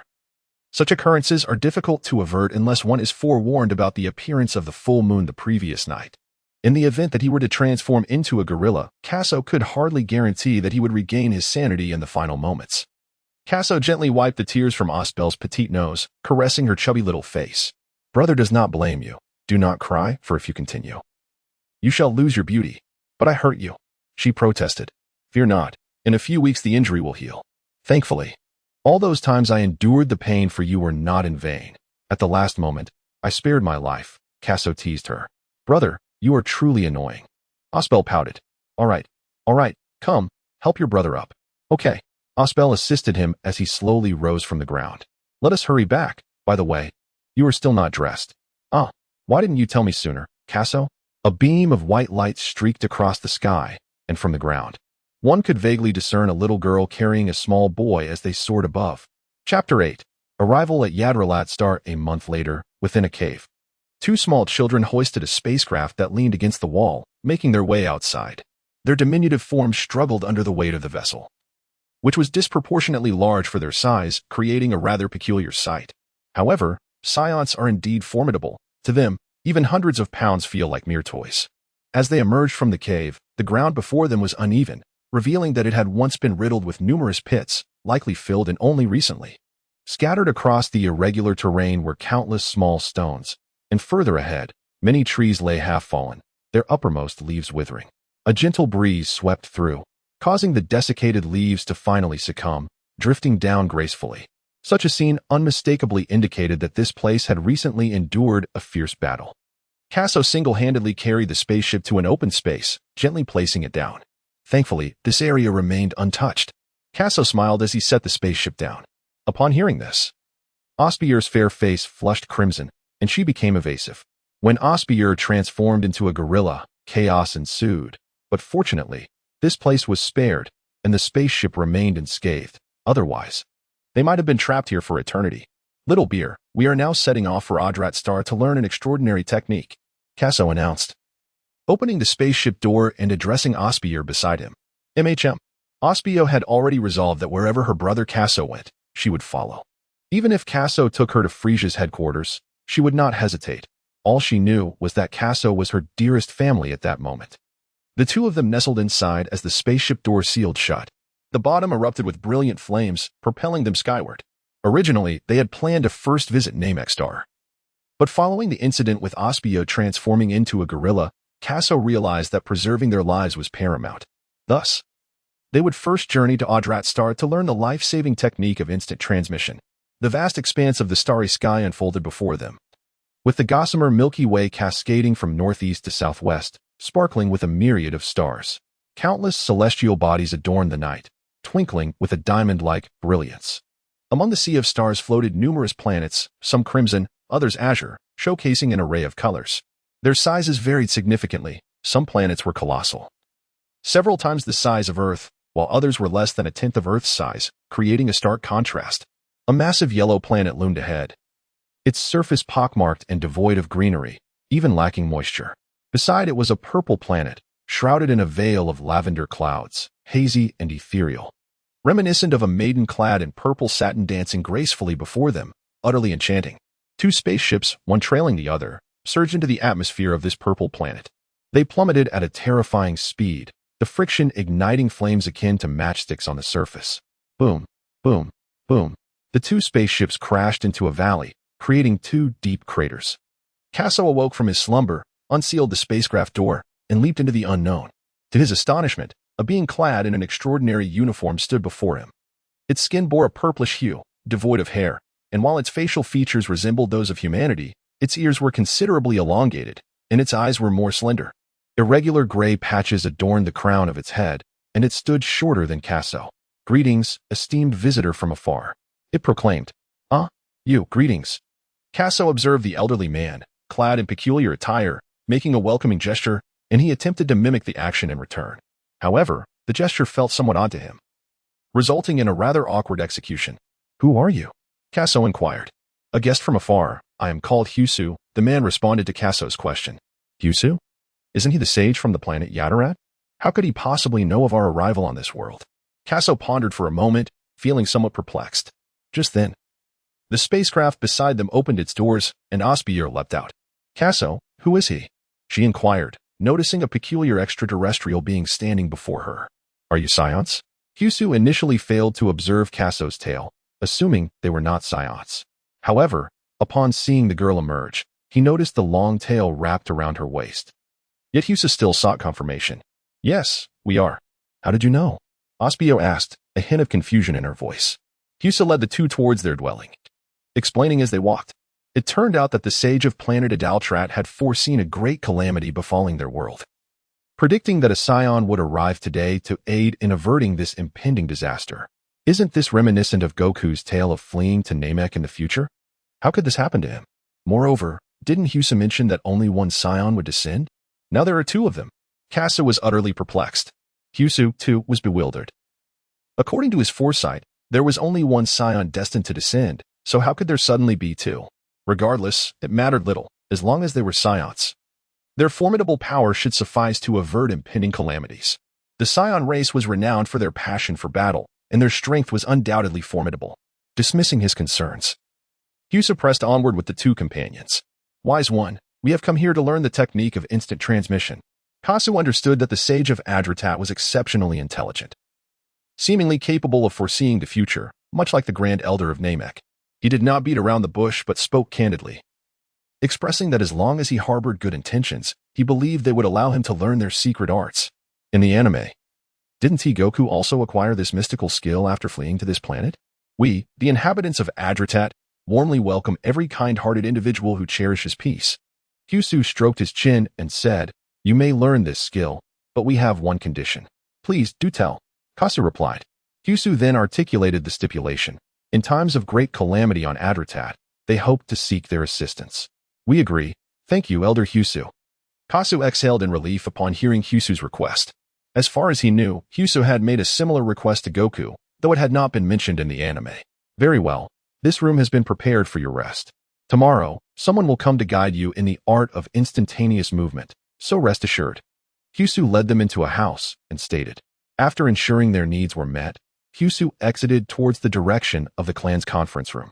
"Kasu brother, we have finally arrived at Yardrat. Is the instantaneous movement truly as miraculous as you described?" Osbier inquired, clutching his arm and shaking it gently. "Whether it is miraculous or not, you will understand once you learn it." Kasu was not inclined to elaborate further. After all, explaining too much would be futile. What could a mere child comprehend? In the Yardrat conference room, a discussion erupted. "Are those two little ones the saviors you foresaw? These two Saiyans who arrived today differ slightly from my vision. I had anticipated a golden-haired Saiyan descending upon our planet." Kyusu responded. "Ah, then what about those two? Can they truly save our planet?" The room was soon filled with chaos as voices clashed. "Silence, everyone." Supa, the leader of Yardrat, called out in displeasure. When he heard Kyusu's prophecy, he was taken aback. The future of Yardrat indeed foretold a catastrophe that could threaten their very existence. But fortunately, a savior was at hand. With Supa's roar, the conference room gradually quieted, though a faint murmur persisted. "Let us listen to the sage," Supa commanded. Kyusu rose from his seat, gesturing for silence. And the assembly ceased their murmuring, attentively awaiting his words. "Though they are not the saviors I originally envisioned, I have a strong premonition that they will prove to be far more powerful than the golden-haired Saiyan I foresaw. As long as we maintain a friendly rapport with them, they will undoubtedly save our planet in the future." As soon as the words were spoken, the entire conference room erupted with fervor. The other elders were equally convinced by the sage's words, for every event he had previously foretold had come to pass.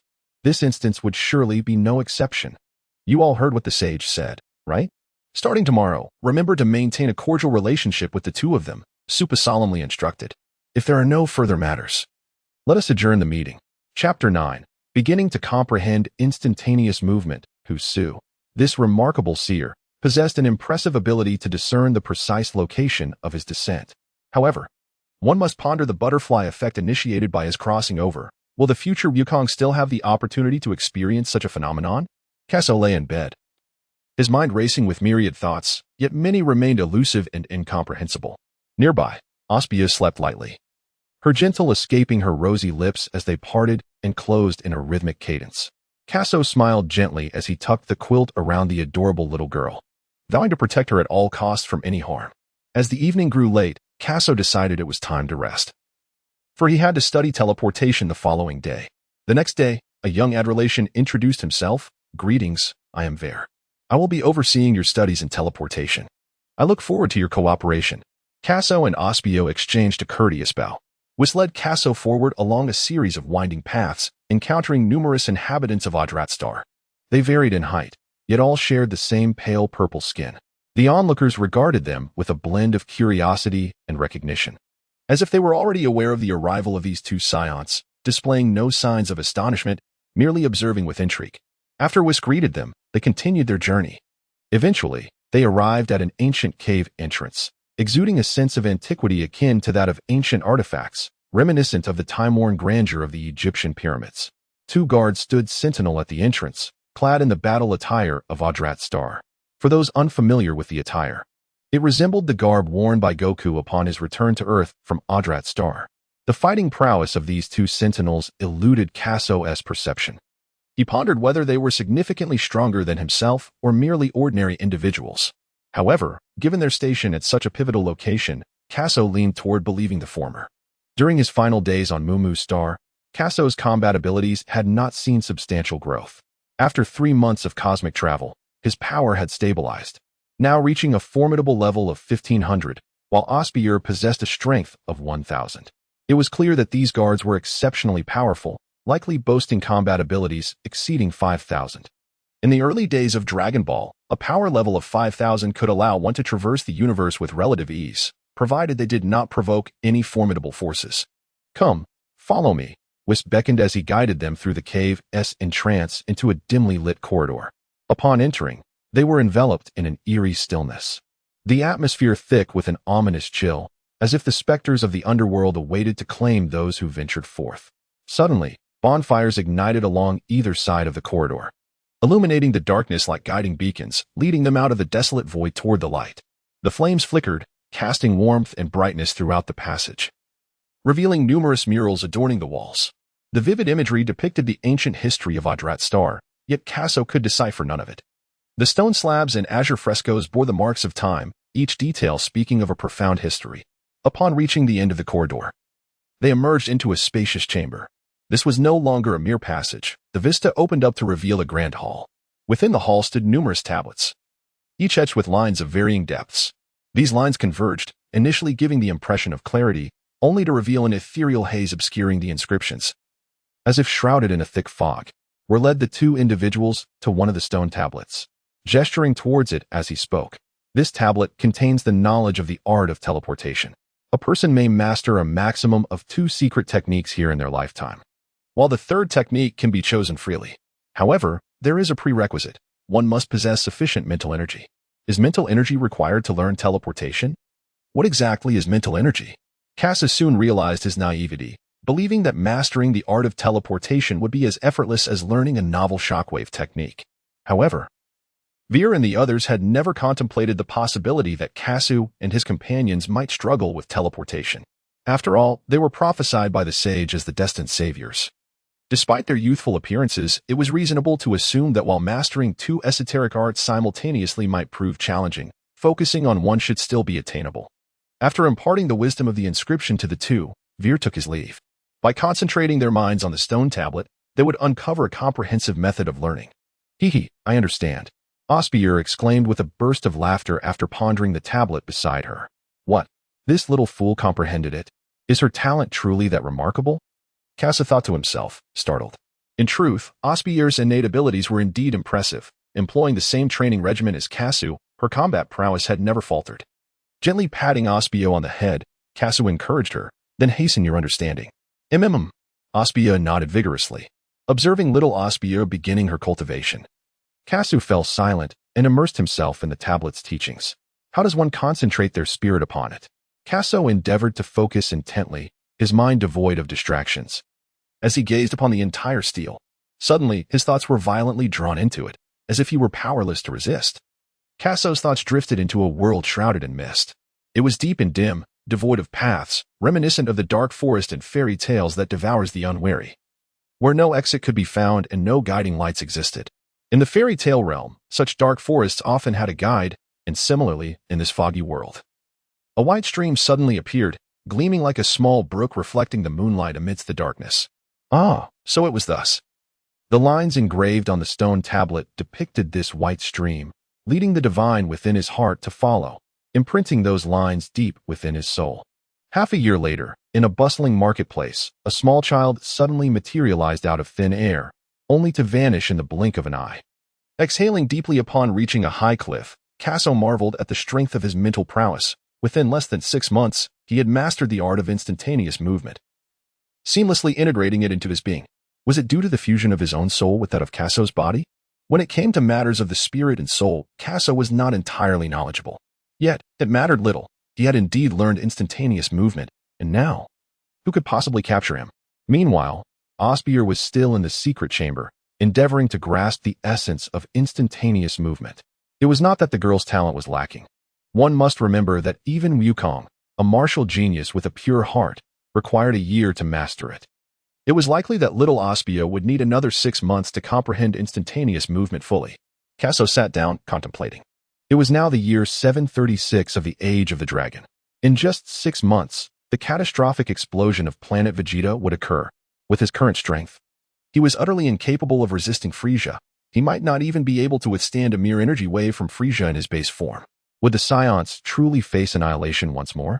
Would the narrative of the Dragon Ball saga unfold as it was destined to? What should he do? Yes, The Dragon Balls. Kaso spent half a year in the secret chamber, nearly becoming bewildered by his comprehension of esoteric arts. It was only now that he remembered the existence of Dragon Balls. He estimated that the journey from his current location to Namek would not take long, and he was confident that he could summon the Eternal Dragon before the explosion of planet Vegeta. However, having never encountered the Namekians, he was unaware of their energy signatures, which prevented him from utilizing instantaneous movement. Thus, he resolved to continue his journey aboard the spaceship, which conveniently contained the interstellar coordinates for Namek. Xiaobi. Focus on mastering instantaneous movement on planet Yardrat. The future of the Saiyan race rests in my hands, Kaso murmured to himself. With his decision made to venture to Namek, Kaso sprang into action, first notifying Suppa and Husu, who assured him to proceed without worry. He then set about locating the spaceship. Kaso stood before the spacecraft, casting a glance back at the distant town. Little buyer, be good and wait for my return. He then boarded the vessel that had brought him here, soaring into the sky, setting off towards Namek Star. Chapter 10, Confronting Little Nilo. The vast expanse of the starry sky shimmered with silver light as a small spaceship navigated through the cosmos. In the spacecraft, Kaso lay in a deep slumber. Acutely aware that impatience would yield no benefit, he fervently hoped to reach Namek before the impending explosion of planet Vegeta. 3 months had elapsed. Namek, a planet located at the edge of the universe, boasts a diameter more than 10 times that of Earth. The star system to which this planet belongs is quite unique, featuring 3 small stars that orbit around it, ensuring an eternal daylight. The orbit of Namek is elliptical, with an eccentricity close to 0, and its average orbital speed resembles that of Earth. The inhabitants of Namek are entirely green-skinned, devoid of body hair, and possess 2 antennae on their heads, which serve a dual purpose of light sensitivity and electrical discharge. Their skin, verdant in hue, possesses photosynthetic capabilities akin to that of plants by merely consuming water. They can utilize photosynthesis to produce starch, fulfilling their physiological needs. Meanwhile, in a village on Namek, several children were engaged in playful antics. Look, what is that? One of the young Namekians exclaimed, pointing towards a streak of fire in the sky. Given the naturally dim ambience of Namek, the fiery light illuminated a vast expanse of the heavens, with what appeared to be a nuclear warhead hurtling towards the ground at an incredible speed. Is it a meteor from the heavens? Quick, we must inform the elder. The children dashed towards a large, white-domed structure. Suddenly, a spherical spacecraft descended from the sky, transforming into a blazing dragon of fire as it crashed violently into the ground. With a resounding boom, a massive crater formed at the impact site. Kaso awoke from his slumber and leaped out of the spacecraft. The pale green sky and the azure grass painted a scene of exquisite beauty. After years of rejuvenation, Mexstar had fully recovered from the climatic upheaval that had transpired many years prior. Kaso took a deep breath, inhaling the crisp air of Namek. Reminiscent of a spring day spent in the embrace of nature, the refreshing scent uplifted his spirits. The invigorating atmosphere and exquisite surroundings alleviated Kaso's anxious heart, if only slightly. He recalled that it was here that Goku transformed into a Super Saiyan, leading to the eventual destruction of Namek. Such a beautiful planet, now lost, was indeed a regrettable fate. However, the thought that Namek was restored through Earth's Dragon Balls brought a modicum of comfort to Kaso's heart. Having traversed this realm for over a year, Kaso's strength had grown at an astonishing pace, now boasting a battle power of 2,000. With only 3 months remaining until the cataclysmic explosion of Vegeta, the prospect of saving the Saiyans with such limited power seemed utterly impractical. Fortunately, the existence of the enigmatic Dragon Balls offered a glimmer of hope. Kaso surveyed his surroundings, uncertain if the Grand Elder would consent to lend the Dragon Balls to him. A Saiyan. Should the Grand Elder refuse to part with the Dragon Balls, Kaso would find himself at an impasse. In the anime, it is evident that Namek is not as feeble as it may seem. The Namekians are categorized into various types, including combat and healing. Among them, the combat-oriented Namekians, such as Piccolo and Nail, are particularly renowned. Not to mention, there is also the formidable Slug from the movie. Their prowess far surpasses Kaso's current abilities. In this predicament, if Kaso fails to obtain the Dragon Balls, he is left with no means to seize them. Of course, there are Dragon Balls on Earth, but time is of the essence. Suddenly, a small green dot appeared in the sky, surrounded by a white aura. As the dot approached, the figure became discernible. It was a child, with a serious and icy demeanor, resembling a younger version of Piccolo. Who are you? The green-skinned child inquired coldly as he descended beside Kaso. Kaso remained silent, lost in thought. Could this child be Naru? I am Kaso, seeking the assistance of the elder, he stated. Young Naru raised his eyebrows slightly. Surprised that this Mikian had been out of touch with the outside world for many years yet still knew of the elder. Upon hearing that Kaso wished to see the elder, Naru's tone turned even colder. The elder will not assist you. You should leave. The elder was advanced in age, and Naru wished to avoid disturbing him. Kaso had acquainted himself with Naru and recognized that his temperament was indeed as described. However, he was taken aback by just how irksome it truly was. He was in urgent need of assistance and requested a mere notification. Kaso wished to avoid further conflict and spoke in a subdued tone. Young Naru stood before him, casting a cold glance without uttering a word. After living over 20 years in his previous life, Kaso had never felt such fury. Was it truly so difficult to simply relay a message? As he received no acknowledgement, Kaso turned to leave. Without you, am I incapable of seeking assistance on my own? Kaso sneered, ascending into the sky. Prepared to search for the location of the Grand Elder. Halt! Shouted little Nailu, rushing forward in an attempt to impede Kaso. You would do well to depart from Namek at once, or I shall show you no mercy, he declared. Upon hearing this, Kaso crossed his small arms defiantly. Adopting an adult demeanor, eager to witness how little Nailu would make him regret his actions. After a moment, seeking death, are we? Little Nailu erupted in fury, witnessing Kaso's indifference. With clenched fists, he unleashed a formidable force, a white aura expanding instantaneously, a tidal wave of power radiating outward. Is that all you've got? Kaso curled his lips slightly. To him, the aura emanating from Xiao Nailu was nothing remarkable, if his senses were not deceiving him. Xiao Nailu should currently possess a combat power of around 1,500 points, nearly the same as half a year ago. Such a young child. Achieving such a level of combat prowess truly lived up to the reputation of a genius from Namek. However, that was where the admiration ended. On Mumu Star, Kaso had undergone rigorous training for approximately 6 months, engaging in fierce battles with beasts daily, thereby elevating his combat skills to a new echelon. Coupled with a combat power exceeding Xiao Nailu by 500 points, he had no doubt that a mere child could not possibly be his match. In a flash, Xiao Nailu vanished from his original position, leaving Kaso as the sole figure in the sky. Kaso scoffed with disdain, contemplating the notion of engaging him with such a tactic. A year prior, he might have found himself at a loss, yet during his time on Mumu Star, he had long since mastered the sensitivity to the flow of energy. Kaso looked up, and indeed, a subtle ripple appeared in the space above. Little Nailu transformed into a streak of lightning, hurtling towards Kaso at an astonishing speed. He was reluctant to employ an excessively powerful technique, as a momentary lapse could inadvertently inflict damage upon the planet, an outcome he was keen to avoid. Thus, little Nailu exerted only half of his strength. Kaso sensed the movement of Xiao Nailu and swiftly evaded his attack. I propose a wager, Kaso declared nonchalantly as he leaped aside. Speak. Seeing that his assault had failed, Xiao Nailu immediately distanced himself, curious to hear what this little brat had to say. However, he no longer dared to underestimate this human. His previous sudden strike had been unmanageable for anyone of his own generation within the clan. Yet this outsider had effortlessly avoided it. Chapter 11. The Pact of 10 Strikes. If you cannot touch a single hair on me within the next 10 strikes, you shall escort me to meet the Grand Elder. Should you succeed, I shall depart from Mike Star, Kaso said, a smile gracing his face as he regarded Nailu. Nailu, an exceedingly proud individual, akin to Vegeta and Piccolo, could hardly tolerate any provocation. Kaso also discerned this truth and intended to employ a strategy of provocation, directly utilizing an overt approach, even if his opponent was merely a young child. He was confident that the other party would undoubtedly accept the wager. Kaso maintained a smile. Yet the disdainful glint in his eyes did not escape the watchful gaze of little Naru. 10 moves? Who do you look down upon? Little Naru's forehead throbbed with tension. Is this your agreement? Kaso inquired. Little Naru fell silent. It is well known that Naru is exceedingly impulsive, yet he would never place the elder in jeopardy. In the anime, the grown-up Naru was acutely aware of the impending arrival of Frieza and the dire crisis it would bring to Namek. Even in such perilous times, he steadfastly upheld his duties, ensuring that Gohan and others could not easily access the elder.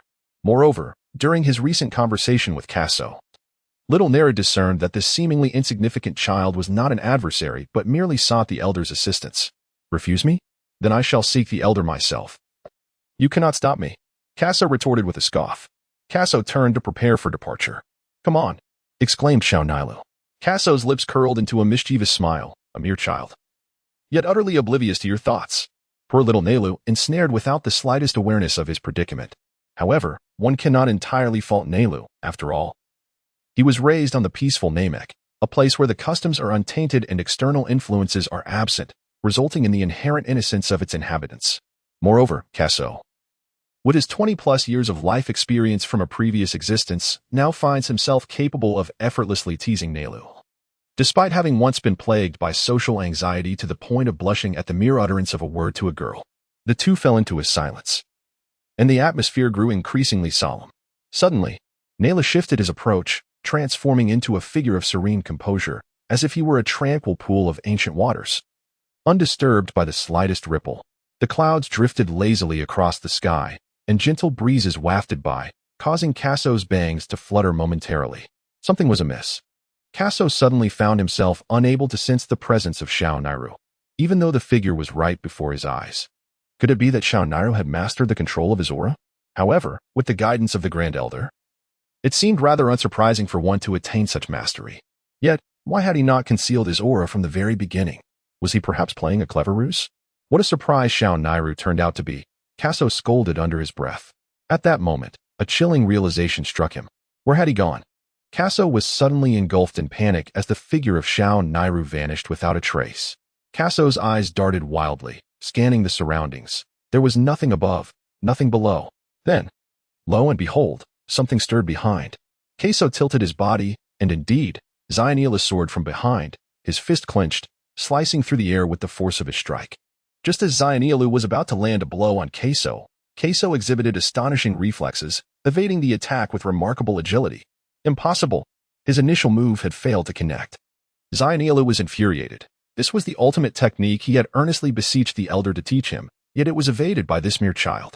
Unwilling to concede defeat, he resolved to conceal his presence, merging himself with the sky, determined to see if this child could evade him once more. Kasso let out a sigh of relief, glad to have evaded the attack. Having proclaimed 10 techniques to avoid being struck, it would have been quite embarrassing to be hit on the first attempt. Xianilu's technique is exceedingly cunning. Without systematic training in chi manipulation, it is arduous to discern a countermeasure. For someone like Kasso, who possesses only a rudimentary understanding of chi, even with a significantly higher combat prowess than Xianilu, he can only endure blows. At best, he can rely on his formidable strength to remain undefeated. Yet defeating his opponent seems a daunting challenge. Kasso believed that Nairu was merely a petulant child, not realizing the depth of his cunning. He had underestimated him.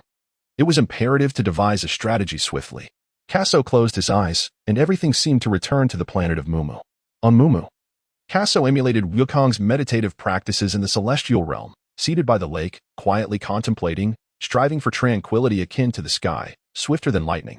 After an extended period of meditation during which he struggled to grasp the essence, under the pressure exerted by Xiao Nailu, Kasso appeared to have attained a revelation. As Xiao Nailu concealed his presence, Kasso inexplicably smiled. He admitted that narrowly evading Xiao Nailu's attack moments ago was indeed a stroke of luck. Yet now he felt a transformation within himself. Kasso seemed to genuinely sense something. In the sky, the small Nairu once again vanished from sight. Yet, through Kasso's perception, he could detect a dazzling orb of light ahead, shining as brilliantly as a guiding beacon in the night, illuminating his current position with clarity. A faint smile graced the corners of Kasso's mouth. That cheeky rascal thought to employ the same tactic against him. Indeed, little Nailu speculated that Kasso would never anticipate that he would, once again, execute the same maneuver, circling from the front to strike from behind. Come forth. I know you are behind me, Kasso declared, his eyes wide open, a smile playing on his lips. Little Nailu remained silent. Sensing that this fellow was merely toying with him, Kasso turned around, intently gazing at the spot where Nairu stood. Nairu remained still, and so did Kasso. The two of them resembled fools. A quarter of an hour passed. The sky fell into a profound silence, and young Nairu could no longer contain himself, swiftly revealing his presence. How did you discover me? Nairu lamented. That is my secret. Humph. Nairu scoffed. Shall we continue? Kasso inquired nonchalantly. Nairu fell silent. In the eyes of young Nairu, Kasso was nothing but a little rascal. Despite his formidable strength, he had resorted to stealthy tactics to secure victory. Now that his combat techniques had been discerned, how could he continue to fight? Young Nairu thought thus, unaware that Kasso shared the same sentiment.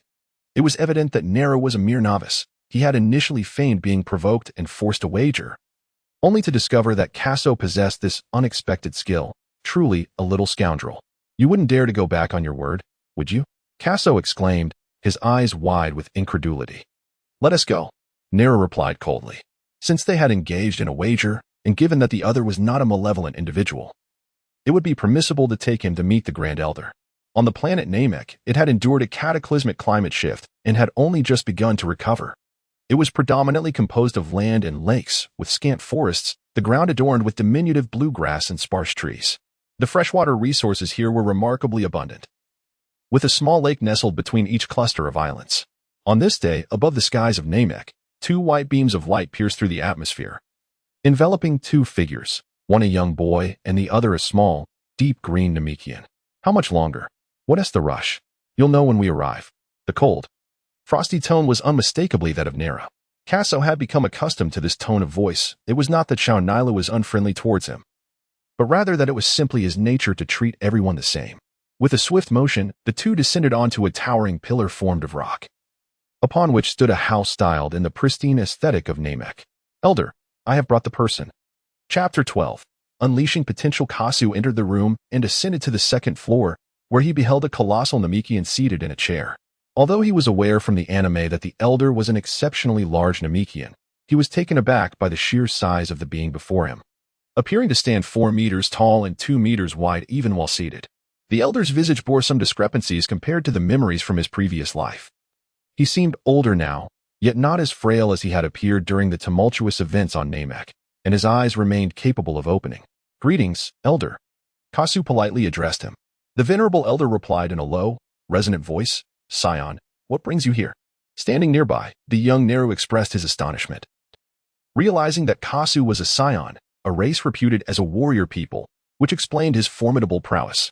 Kaso was momentarily taken aback, but soon realized that the Grand Elder, as the leader of the Namekians, had survived the catastrophic climatic disaster, and, having lived for so many years, it was not surprising that he possessed prophetic abilities.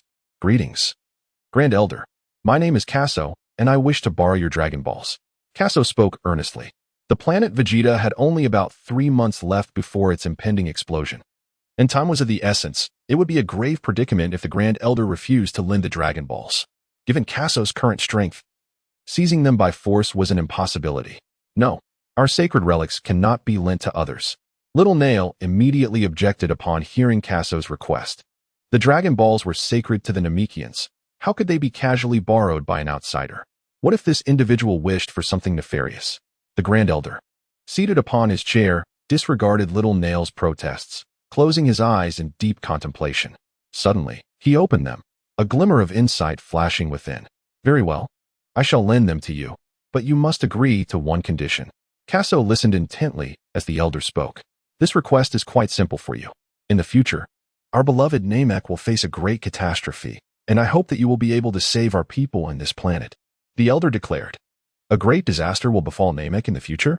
Little Nila was momentarily taken aback, suddenly realizing that the Elder's plea to others implied that in the future, he would lack the strength to protect Namek and safeguard the Elder himself.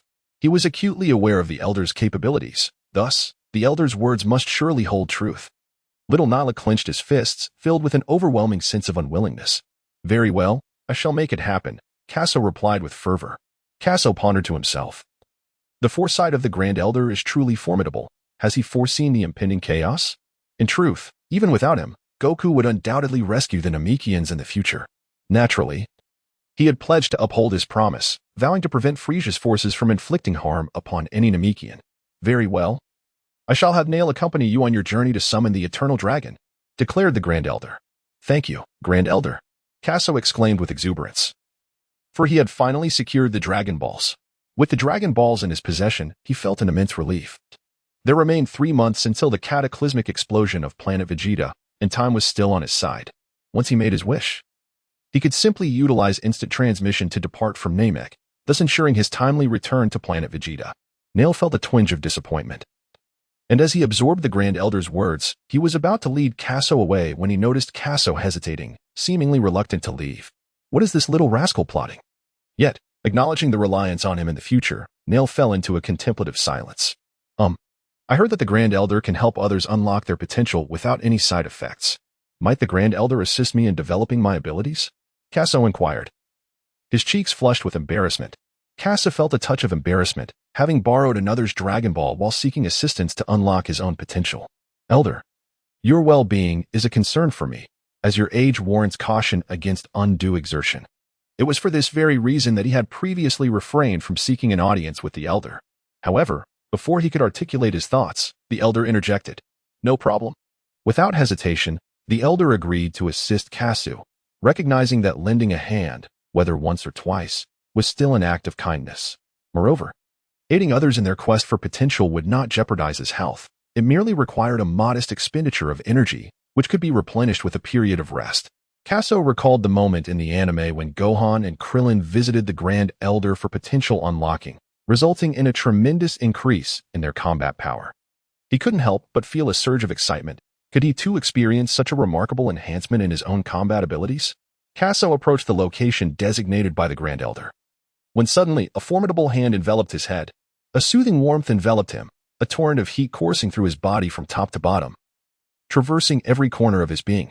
He closed his eyes, his mind tranquil, devoid of extraneous thoughts. The warmth continued to flow within him, akin to being immersed in a recently discovered hot spring, where every cell was enveloped in a state of relaxation. Abruptly, Kaso sensed a mysterious force rising from the depths of his being. This profundity eluded verbal expression, residing perhaps within his mind or his heart, or even the very core of each cell. Gradually, a resounding explosion echoed within him. Kaso emanated a formidable aura, as if poised for battle. 3,000, 4,000, 8,000.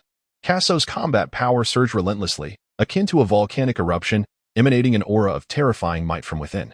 Ultimately, his battle prowess reached an astonishing 12,000. The air surged and swirled, causing the garments of the young Nara to flutter wildly. Such immense strength. Young Nara's eyes widened in disbelief, utterly astonished by the spectacle. Kasu reveled in an overwhelming sensation of exhilaration, having spent several months in slumber aboard the spacecraft. His combat prowess had not seen a significant enhancement, resting at a mere 2,000 points. To his astonishment, the Grand Elder's ability to unlock potential was remarkable, catapulting him to an impressive combat strength of 12,000 points, an astounding six-fold increase. It became evident that such formidable power could render one utterly entranced. Kaso steadied his mind, drawing back the unleashed power into his being. Suddenly possessing such formidable strength necessitated rigorous training. Otherwise, he would be unable to truly master this force.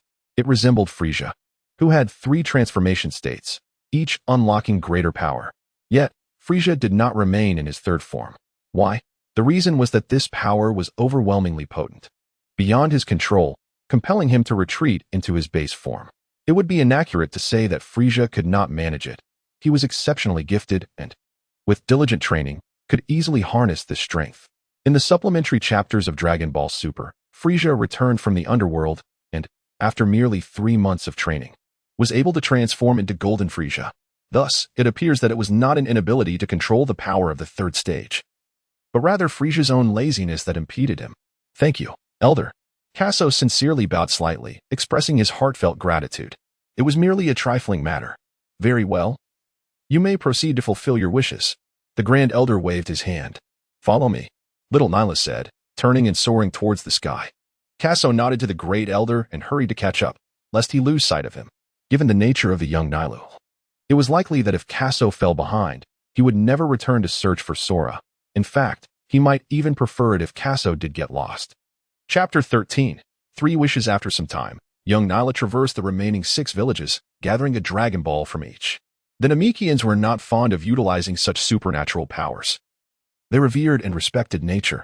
The Dragon Balls were merely sacred objects to them and were seldom employed. The 7 Dragon Balls lay on the ground, distinct from those on Earth.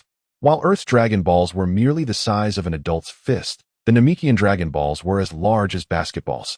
These substantial orbs possessed functionalities that set them apart from their earthly counterparts. Whereas Earth's Dragon Balls could grant only a single wish, the Namekian Dragon Balls could fulfill 3. However, there was a peculiar advantage and disadvantage regarding the revival of individuals. The Namekian Dragon Balls could revive only one person at a time, provided that the death was not of natural causes, yet they could achieve unlimited revivals. In contrast, Earth's Dragon Balls had the drawback of being able to resurrect many individuals at once, but each person could only be revived once in their lifetime. Come forth, Shenron. Young Nilou stood beside the immense Dragon Ball, invoking the incantation in the Namekian tongue. Suddenly, dark clouds gathered, shrouding the sky in an ominous gloom. As if a tempest threatened to engulf the land. The thick clouds loomed above without releasing any rain. Crackling thunder erupted from within the clouds, illuminating the dim sky with brief flashes of light that brightened Kaso and Nilou's faces. A colossal western dragon's head soared into the heavens, its body entwined with the luminous bolts of lightning. Moments later, the entire area was graced with the sight of this magnificent dragon. The awe-inspiring scene struck deep within Kaso's heart. This was the legendary Shenron. The Dragon Ball anime, primarily centered around the 7 Dragon Balls, had come to life before him, presenting the dreamlike vision he had long yearned to witness. Kaso, overwhelmed with excitement, gasped in awe, motionless, wishing to etch this moment in his heart, forever cherishing this instant. The one who has gathered all 7 Dragon Balls, speak your wishes. You are now granted 3 wishes, and any desire can be fulfilled. The mighty dragon of Namek opened its mouth, reciting its iconic entrance line. Speak forth. Little Nella scoffed slightly. Kaso's expression was unmistakably that of a simpleton, devoid of any sophistication. For my first wish, let us Saiyans be able to survive in the vacuum of space, he declared. Little Neru echoed Kaso's words in the Namekian tongue. Prior to arriving on Namek, Kaso had contemplated the 3 wishes he would request. It is well known that Saiyans cannot thrive in the cosmos. During the climactic battle between Goku and Frieza in the future, Frieza unleashed a planet-destroying attack, resulting in the obliteration of the entire Namek. While Frieza could survive in space, the Saiyans could not, which meant Goku was undoubtedly doomed. Yet, who could have foreseen that Goku would ultimately discover the spaceship left behind by Jinyu? Hence, this wish held immense significance. Your first wish has been granted. Please state your second wish. The dragon's eyes glowed a fierce crimson before it spoke. In that moment of successful wish fulfillment, a flicker of clarity washed over Kaso, as if his very being had undergone a transformation. It appeared he could indeed survive in the vast expanse of space henceforth.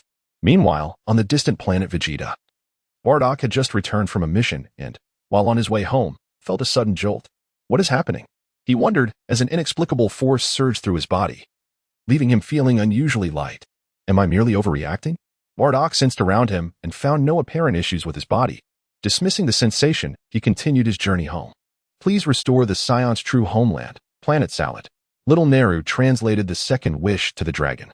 Kasu understood that Planet Vegeta was doomed. The Saiyans would soon be in desperate need of a sanctuary, and their true homeland, Planet Salad, was the most suitable refuge. Your second wish has been granted. The location of Planet Salad is now etched in your minds. Please articulate your third wish. The third wish was to transfer the remaining Saiyans on Planet Vegeta to the restored Planet Salad at the very moment of the impending explosion. Shao Nilou opened his mouth and uttered the final wish. The dragon's eyes flashed red for an instant, followed by a profound silence. The dragon spoke softly. This wish cannot be fulfilled. Upon hearing the dragon's response, both Kasu and Shao Nilou were rendered speechless, standing motionless in place. Could it be that this wish was beyond even the dragon's capabilities? The destruction of Planet Vegeta and the annihilation of the Saiyans were commands from Lord Beerus, the god of destruction, making this wish unattainable. As the dragon spoke, beads of virtual sweat trickled down its face, and it continued, please state your third wish. Kaso had indeed contemplated this dilemma. The god of destruction, as the most formidable deity in the 7th universe, commanded matters that ordinary dragons would hesitate to defy. Only the super dragon could potentially disregard such a god. It now appeared that realization was utterly unattainable. Was annihilation truly imminent? As Kaso remained in silence, the dragon spoke once more. Please articulate your third wish. The urgency in the dragon's tone was palpable. It seemed that if a wish were not granted soon, the dragon would vanish. Little Nera glanced at Kaso. To create a fertile land on Planet Salad that can instantly cultivate the sacred beans, Kaso casually uttered a wish. Little Nera proceeded with the translation. Your wish has been fulfilled. Whoosh. The 7 Dragon Balls emitted a golden radiance, and the celestial dragon suddenly vanished. Following the flash of golden light, the Dragon Balls on the ground transformed into spherical stones. With the dragon's disappearance, Kaso remained rooted in place, his brow furrowed. Was Planet Vegeta and the Saiyans destined for destruction? Kasu pondered for a moment and sensed that something was amiss. Indeed, Beerus had merely instructed Frieza to annihilate and eradicate the Saiyans, and he had not concerned himself with whether the Saiyans were completely exterminated thereafter. Isn't the existence of characters like Kakarot and Vegeta a testament to this notion? The dragon cannot resist the destruction of the gods due to their overwhelming authority. Given that it is unable to fulfill wishes, could it not be possible for Kakarot to rescue Bardock and the others through his own endeavors? Kaso understood. It seemed truly feasible. With this thought, he exhaled a sigh of relief. Turning around, he gazed at the young boy beside him. Little Nailu, I must take my leave. Please convey my farewell to the elder. The promise I made shall surely be honored. The Namekians will forever remain dear friends of Kaso. Are you leaving? Little Nyla felt a slight tremor in his heart. Throughout their recent interactions, he had discerned that Kaso was an extraordinary individual. Through the 3 wishes granted by the dragon, he realized that Kaso had come to Namek to save his own people. Nailu admired Kaso, despite being merely a child. He chose not to flee in the face of his people's impending doom, but instead sought every possible means to rescue them, a person deserving of respect. In truth, Nailu was akin to Kaso. During the impending Namekian conflict, he chose to merge with Piccolo, relinquishing his own ideology solely to defeat Frieza and save his people. Such acts often resonate deeply, even though the Namekian battle had yet to unfold. Well, in the battles that lie ahead, give it your all. If you find yourself unable to defeat the enemy, do not hesitate to flee. Little Nailu patted Kaso's narrow shoulder encouragingly. Kaso shook his head, surprised to see this side of Nara. However, when it came to the thought of fleeing, he shared the same sentiment. With his current abilities, facing Frieza would be akin to an ant challenging an elephant, offering no glimmer of hope for victory. To be candid, Kaso considered likening himself to an ant to be an overestimation of his capabilities. Farewell. With that, Kaso soared into the sky. Nara gazed at the small white dot above, his mind adrift with unspoken thoughts, before he flew back towards the Grand Elder's residence. Chapter 14. Osbier learns instant transmission. Nara returned to the Grand Elder's abode. Grand Elder, I am back, he said in a subdued tone. The Grand Elder regarded Nara silently for a moment. After a while, he smiled and inquired, Are you blaming me for not unlocking your potential? No, Nara replied. The Grand Elder shook his head, aware of Nara's inner turmoil. It was merely the weight of his inadequacy and strength, fearing he would be unable to protect Namek in the future. The Grand Elder chose not to delve into other matters and began recounting the history of Namek. Once, a great calamity had plunged the Namekians into peril, prompting many to flee for their lives. He spoke of the tribe's affairs, noting that the combat prowess of the Namekians was generally lacking. Even the exceptionally gifted warriors were not formidable. In our tribe, there was a combat genius named Shrag, whose power exceeded 10 million. Yet even he could not withstand the enemies of the future, the Grand Elder continued. Do you understand, child? Neru's eyes widened. To think their clan had once boasted such a powerful warrior, yet even he was no match for the foes to come. Through all this, the Grand Elder aimed to impart the philosophy of the Namekians, who revered nature and refrained from employing the Dragon Balls to alter their fate unless absolutely necessary. Furthermore, the Namekians' combat abilities were generally insufficient, compelling them to seek assistance from others in times of need. Upon hearing this, Nara nodded in resignation. Kaso, you must not let me down in the future, he thought to himself. Since the Grand Elder suggested that Kaso could save Namek, Nara could only place his hopes in him. Subsequently, Nara stepped outside to resume his rigorous training, yearning to contribute to Namek in the future. Observing Nara's retreating figure, the Grand Elder fell into deep contemplation. How had the future changed so drastically? On the other side, Kaso soared to the designated landing site of the spacecraft. He cast a backward glance towards the direction of the Elder's residence. Subsequently, he reached out to touch the vessel and, aligning himself with the coordinates of Yardrat, invoked the art of instantaneous travel. Days elapsed. Panting heavily, Kaso found himself atop a peak in the southern region of Yardrat, gasping for breath. His combat power was a mere 12,000, and his mastery over energy sensing was rather rudimentary. Throughout his interstellar journey, he had employed instantaneous travel over 100 times, depleting his energy reserves multiple times along the way, necessitating numerous rests before finally returning to Yardrat. At long last, he had arrived back on Yardrat. After a brief respite, Kaso found that while the use of teleportation was indeed exhausting, it was far swifter than traveling by spaceship. Consequently, his sensitivity to the energy around him had heightened. Should he encounter little Nailu again, he could likely locate him in less than a second. Furthermore, after depleting his internal energy multiple times, his combat prowess had seen a slight enhancement. The combat prowess of Kaso is quantified at 12,500 points. Kaso gazed up at the sky, which was adorned with hues of purple. A few lavender clouds clustered together, gently drifting across the horizon, shrouded in a misty haze. As a soft breeze wafted by, it carried a hint of ethereal charm. He wondered how little Bayer was faring at that moment. Kaso had been away for several months, deeply missing Osbier.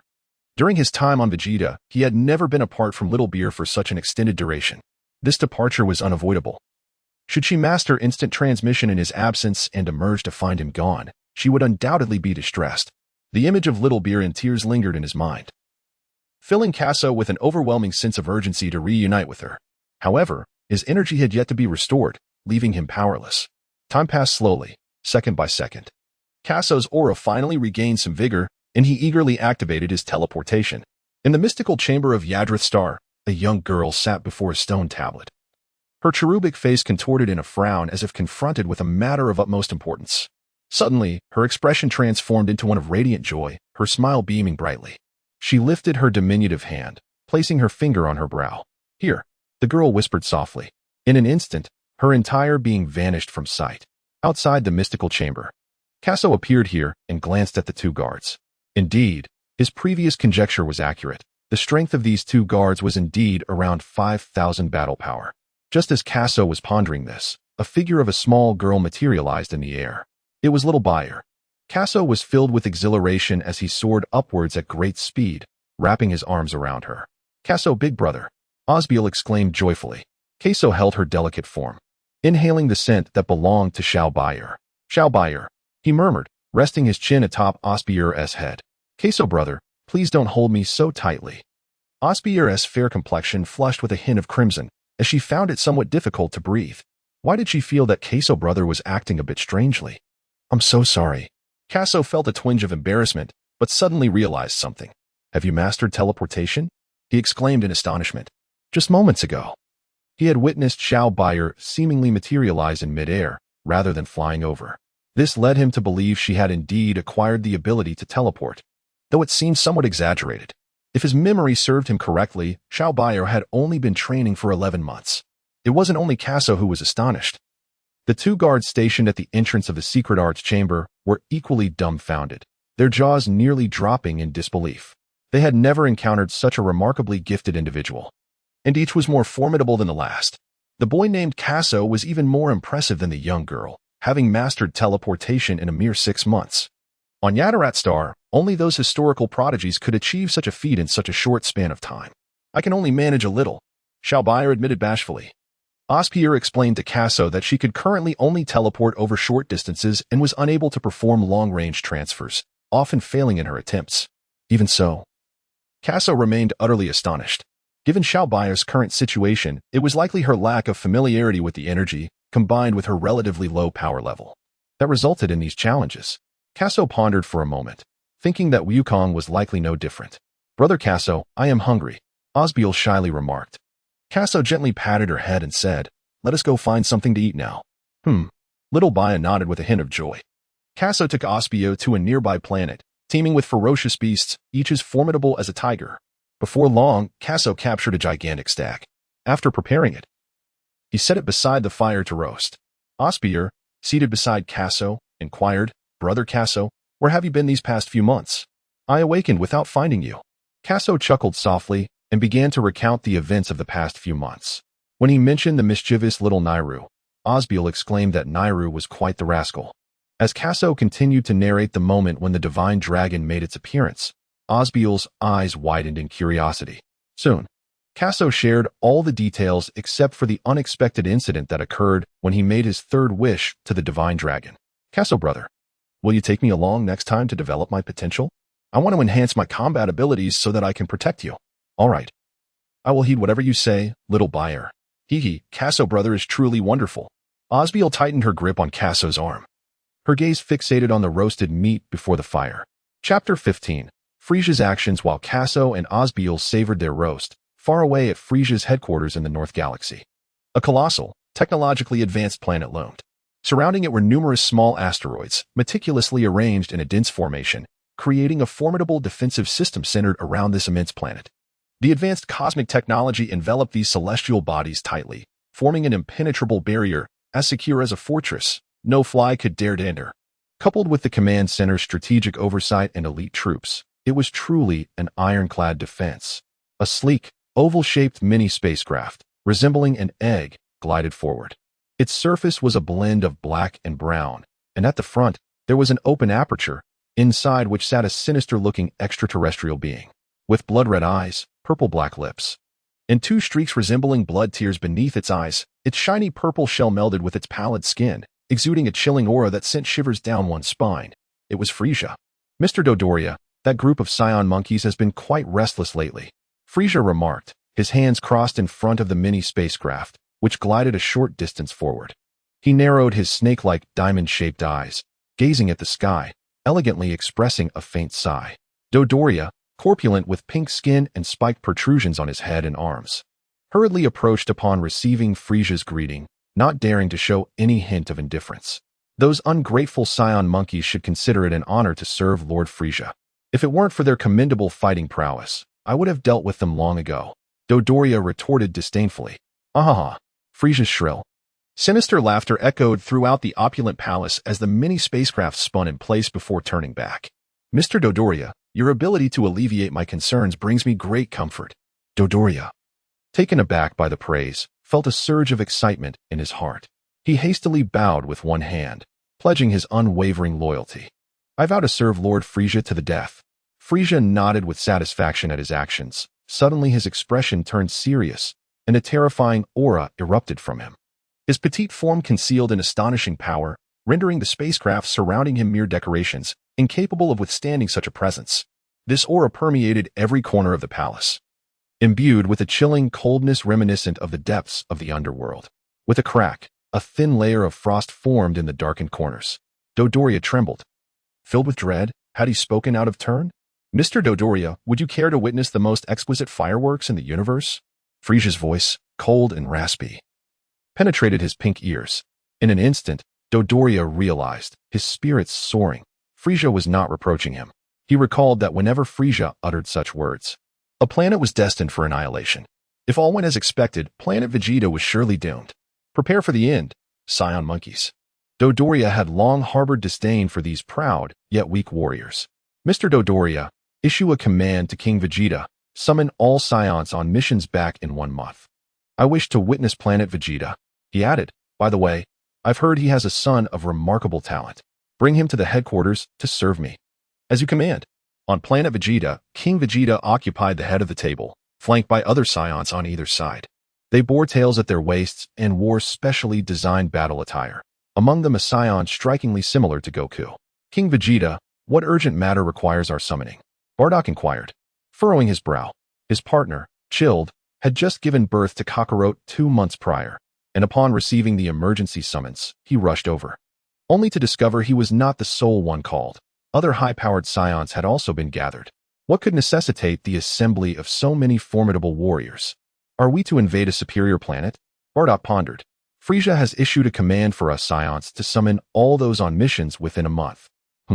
Bardock, seated in the corner, felt a twinge of confusion. What could Frieza be plotting? Was he preparing to conquer other advanced planets? The remaining Saiyans began to murmur among themselves. Bardock glanced around and realized he was not alone in his thoughts. King Vegeta raised his hands to quiet them. Frieza intends to visit planet Vegeta, and we must gather all Saiyans to welcome him. For now, let us focus on bringing our kin back. King Vegeta then remarked, recently, we Saiyans have been making significant progress. When Frieza arrives, we must ensure that he remains oblivious to our clandestine activities. With that, he dismissed the assembly, for he had further arrangements to make regarding Vegeta's journey to Frieza's headquarters. After the meeting, Bardock felt a wave of unease wash over him. The gathering seemed to have ignited a powder keg within him, shattering his previously tranquil state of mind.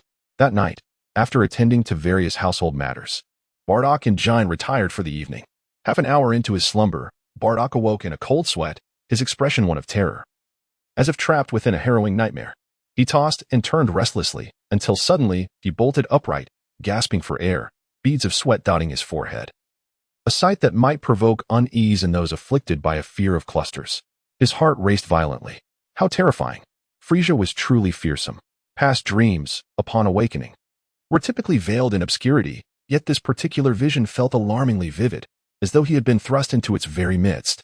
The details remained etched in his mind with startling clarity.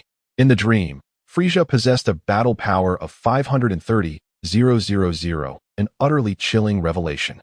It is worth noting that within the Saiyan race, not a single warrior boasted a battle power exceeding 20,000.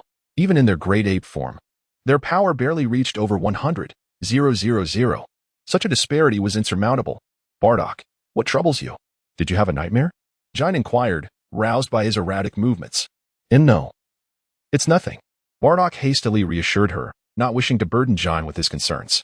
Having shared many years together, she was acutely aware of his inner turmoil. He merely sought to shield her from worry. Then let us rest quickly, Jin suggested, contemplating that recent events within their clan had been rather uneventful, and thus, it likely wasn't of major significance. Very well, Bardock replied, settling back down. Yet, the orders issued by Frieza were anything but trivial. The events of today mirrored those from his dream with alarming precision. What should he do? Chapter 16. Farewell to Kakarot. Before the crackling fire, two small figures sat. One gnawing on a deer leg. Brother Kaso, how could that little rascal Nello, so weak, dare to challenge you? Osbier remarked as she munched. He is not weak. He possesses over 1,000 battle power, which is greater than yours, Kaso replied. Kaso noticed that Osbier's little face was smeared with oil. And as he reached out to wipe it away, it only seemed to spread further, leaving her pouting in frustration. Wow, is it really that impressive? Osbier felt a pang of disappointment, realizing that even the most trivial little rascal seemed to outshine her. After extensive training under the guidance of the Elder, Brother Kaso has achieved an impressive combat power of 12,000. Meanwhile, she finds herself at a mere 200 points, left wondering when she might catch up to him. Osbiel, with a sulky expression, took a bite of the venison in frustration. Kaso smiled quietly, saying nothing. Neri's talent was indeed remarkable, seemingly surpassing that of Piccolo, however. His inner strength paled in comparison. Piccolo had always aimed to defeat Goku, possessing a formidable tenacity. Even though he eventually could not keep pace with Goku, he never relinquished his determination. If Nero were to share a similar goal, coupled with a robust inner resolve, his accomplishments might very well exceed those of Piccolo. After a while, Kaso tossed the bones aside into the nearby river and lay down on the ground. For several months, he had scarcely consumed any roasted meat, subsisting instead on the nutritional liquid aboard the spacecraft. At last, he savored the taste of roasted meat once more, feeling thoroughly satiated. Kaso moved closer to Osbier. Shalbier, now you have also mastered teleportation. We shall prepare to depart from here tomorrow and return to Vegeta. Wow, we can finally go home, Osbier exclaimed joyfully. Aunt Ginio will surely be astonished by our combat prowess. After saying this, she inexplicably smiled again. Kaso raised an eyebrow, surprised to find that this girl also reveled in showing off. However, there was a certain thrill in pretending to be a simpleton while outsmarting others. He chuckled inwardly, realizing that like attracts like. When Bedak eventually witnesses his combat prowess, the expression on Bedak's face would surely be quite amusing. Just the thought of it brought him joy. Kasu and Osbier suddenly fell silent. In the night, the two small figures sat before the campfire, lost in thought. Their expressions, a blend of smiles and contemplation, hinted at the musings within. If someone possessed the ability to read minds at that moment, they would undoubtedly uncover the fantasies swirling in their hearts, visions of returning to Vegeta and displaying their prowess. The following day, Kasu declared, "All right, let us return and bid farewell to Elder Husu and the others." With that, they tidied up the campfire, and in an instant, Kasu transported both of them back to Yardrat Star. Kaser led Osbier to the front of Husu's door. He knocked gently. At that moment, Husu heard the commotion and stepped outside. "Wise one, we are ready to depart," Kaser remarked, gazing at Husu with a sense of reluctance. After all, he had spent 6 months here, and the sudden prospect of leaving stirred a bittersweet feeling within him. However, the imperative to return to Vegeta and rescue his people left him with no alternative. "Ah, so soon?" Husu exclaimed in astonishment. Kaso had mastered instantaneous movement here for half a year, and just yesterday, Osbio had also acquired the same skill. Husu was acutely aware of their remarkable talents, which left him utterly astonished. "I am profoundly grateful for your hospitality over this period. Thank you for enabling us to learn the art of teleportation. The people of planet Yardrat will forever remain my friends, and should any matters arise, feel free to seek me out on planet Salad." As the threat of Vegeta's impending explosion loomed, Kaso provided Husu with the coordinates of planet Salad. Kyusu opened his mouth, intending to speak, yet ultimately uttered not a single word. Kaso and Osbier are not inhabitants of the planet Yardrat. After mastering the art of teleportation, it is only natural for them to depart from this place. With this thought, Kyusu couldn't help but let out a sigh. Well, perhaps there will be another opportunity to meet. Kyusu felt a tinge of sadness. After a year of interaction, even the most unfamiliar passerby ultimately becomes a friend. After bidding farewell to Kyusu, Kaso and Osbier also took their leave of Supa before making their way back to the spacecraft they had arrived in.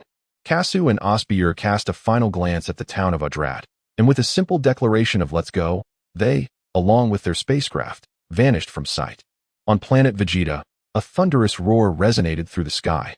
Looking up, one could see numerous Saiyan ships streaking across the heavens, leaving trails of brilliant white light in their wake.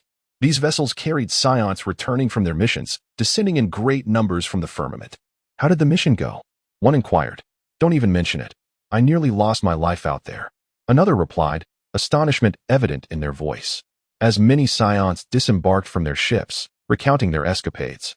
A nearby spacecraft opened its hatch, revealing a robust figure, clad in traditional Saiyan battle armor, with a tail wrapped around his waist and small scars adorning his face. He strode forward with purpose. "Captain, I've returned," he called out, his voice booming with confidence. "Long time no see, Garrus," Bardock responded with a welcoming smile, having taken a moment from his day to greet his squad member. "Indeed, but where are those two rascals, Kasu and Osbier?" "They're out on a mission," Garrus answered, a frown crossing his features. "Weren't we supposed to wait until they matured before sending them on missions?" he added, clearly displeased. Kasu's parents sacrificed themselves to save him. Garrus had also promised Kasu's parents that he would protect Kasu with unwavering dedication. Due to his frequent missions, he had no choice but to entrust Kasu to the captain. Yet he did not anticipate that Kasu would still be dispatched. This was Kasu's request, and I merely assigned him a rather simple task. "You must understand, Saiyan." Before Bardock could finish his sentence, a thunderous roar suddenly echoed from the sky. This sound was far beyond what could be produced by a Saiyan spacecraft landing. The two men looked up. What was that? A colossal spaceship. "Lord Bardock, is that not a vessel belonging to Frieza's subordinates?" Garrus exclaimed in astonishment. Was it not said that Frieza would not arrive on planet Vegeta for another fortnight? How could he have come so early? "Frieza." Bardock glared at the ship in the sky, gritting his teeth. "Is the tale of our nightmares destined to repeat itself?" "Garrus, I will explain Kasu's situation upon my return. I have pressing matters to attend to." Bardock turned and hurried back home. Garrus watched the captain's departing figure, feeling somewhat bewildered. That evening, the delicate giant followed closely behind Bardock. He carried a spacecraft on his shoulder, one that he had covertly taken from the launch center, inside which sat the young Goku. With all monitoring devices dismantled, Giant's face bore the marks of tears, her lips pressed tight in silence, fearful of drawing attention to their actions. "Bardock, are you truly going to send Kakarot away?" Giant choked on her words. "There is no alternative. I can only hope that I am mistaken. If so, we can always retrieve him." Bardock gently set the spacecraft down. Through the transparent hatch, the two gazed longingly at Kakarot. "Kakarot, you must take care of yourself." Giant wept anew. Bardock held Giant tightly, raising his gaze to the ship until it safely soared out of sight. A day later, numerous spaceships were still returning to planet Vegeta from afar. Suddenly, two rather antiquated spacecraft plummeted from the heavens. Through the transparent hatches, the silhouettes of two children could be discerned. They gazed intently at the scenery outside, fully awake and not in a state of slumber.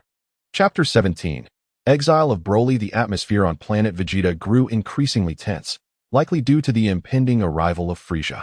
In the eyes of the Saiyans, Frieza was a loathsome figure. Years ago, he had subjugated King Vegeta, compelling the entire Saiyan race to serve him. At that time, the Saiyans were in dire straits, having only recently overthrown the rule of the Tuffles, and were in desperate need of recuperation. They found themselves powerless against the oppression of Frieza's forces. Nevertheless, the Saiyans were acutely aware of the tyrannical methods employed by Frieza to dominate them, which fostered a deep-seated animosity towards him. Now, Frieza had inexplicably summoned all Saiyans back, leaving them uncertain of his intentions. As two spacecraft descended from the sky, Kakarot and Osbier emerged from within. Kaso and his companions embarked from the planet Yardrat. Not merely aboard a spacecraft, had that been the case, their return would have taken an additional 6 months. Thus, Kaso and Osbier first utilized instantaneous teleportation to arrive near planet Vegeta, and subsequently boarded their vessel to journey back to Vegeta. In this manner, their return to planet Vegeta was rendered legitimate, providing them with a plausible excuse should anyone inquire. Karsu and Osbier returned home, greeted by the familiar decor that had remained unchanged. However, they found it rather peculiar that not a speck of dust could be found in the house. Osbier touched the chair and exclaimed, "How spotless it is. It must be Aunt Ginia who helped with the cleaning."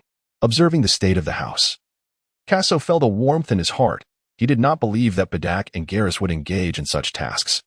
Though these two had always treated him and Little Beer well, their attentiveness was limited to significant matters, leaving the mundane chores untouched. Soon, evening descended upon them. Kakarot and Hospital reclined upon the bed, relishing the final moments of tranquility on planet Vegeta, which would soon be obliterated by Frieza. Kakarot intended to seek out Bardock and Garrus shortly to explain the situation. In the nursery of planet Vegeta, a series of urgent beeps echoed. Warning. Warning. A colossal energy surge detected. Energy levels exceeding 10,000. Within the nursery, 2 incubation pods stood side by side. One was empty, its Saiyan occupant having vanished long ago, while the other cradled a Saiyan infant. The child's cries resonated throughout the room, triggering alarms, with red lights flickering ominously in the dim surroundings. What is happening? Why is there an alarm? We cannot afford any mishap with the prince. Our fate hangs in the balance. A group of extraterrestrial scientists clad in white lab coats rushed in. Should anything happen to the infant Saiyan, not even 10 of them would suffice to appease the wrath of the Saiyans. These researchers were captives taken during the Saiyan conquests. Had it not been for their commendable technological prowess, they would have long since met their end at the hands of the Saiyans. But this is impossible. Look. They beheld an astonishing sight. The Saiyan infant known as Broly, whose battle power was escalating relentlessly. 8,000, 8,500, 9,500. How can this be? A newborn Saiyan exhibiting such formidable strength. And it continues to rise. 10,000. Beep. Beep. Warning, warning. Quickly, report this to King Vegeta. Inside the palace of King Vegeta. Disbelief marred his features. What? A newborn Saiyan named Broly possesses a battle power exceeding 10,000? Impossible. Could it be the legendary Super Saiyan? No, only my son. Prince Vegeta is the strongest. At that moment, King Vegeta's expression twisted with fury. Broly, do not blame me. Blame yourself for harboring such immense power. He raised his hand to signal his subordinates to eliminate Broly. Suddenly, he inquired, who is his father? The reply came swiftly. He is the son of Lord Paragus. Paragus' son? King Vegeta turned away from his subordinates, his crimson and azure cloak billowing behind him, clad in battle armor, appearing lost in thought. Go. Arrange for a spaceship to cast Broly away to a distant desolate planet. King Vegeta commanded his loyal subordinate in a low voice. As you wish. King Vegeta resumed his throne, resting his chin upon his hand, coldly declaring, Paragus, do not hold me accountable. I have already shown you great mercy. On the other side. Lord Paragus, congratulations. Your son has been born with a combat power of 10,000.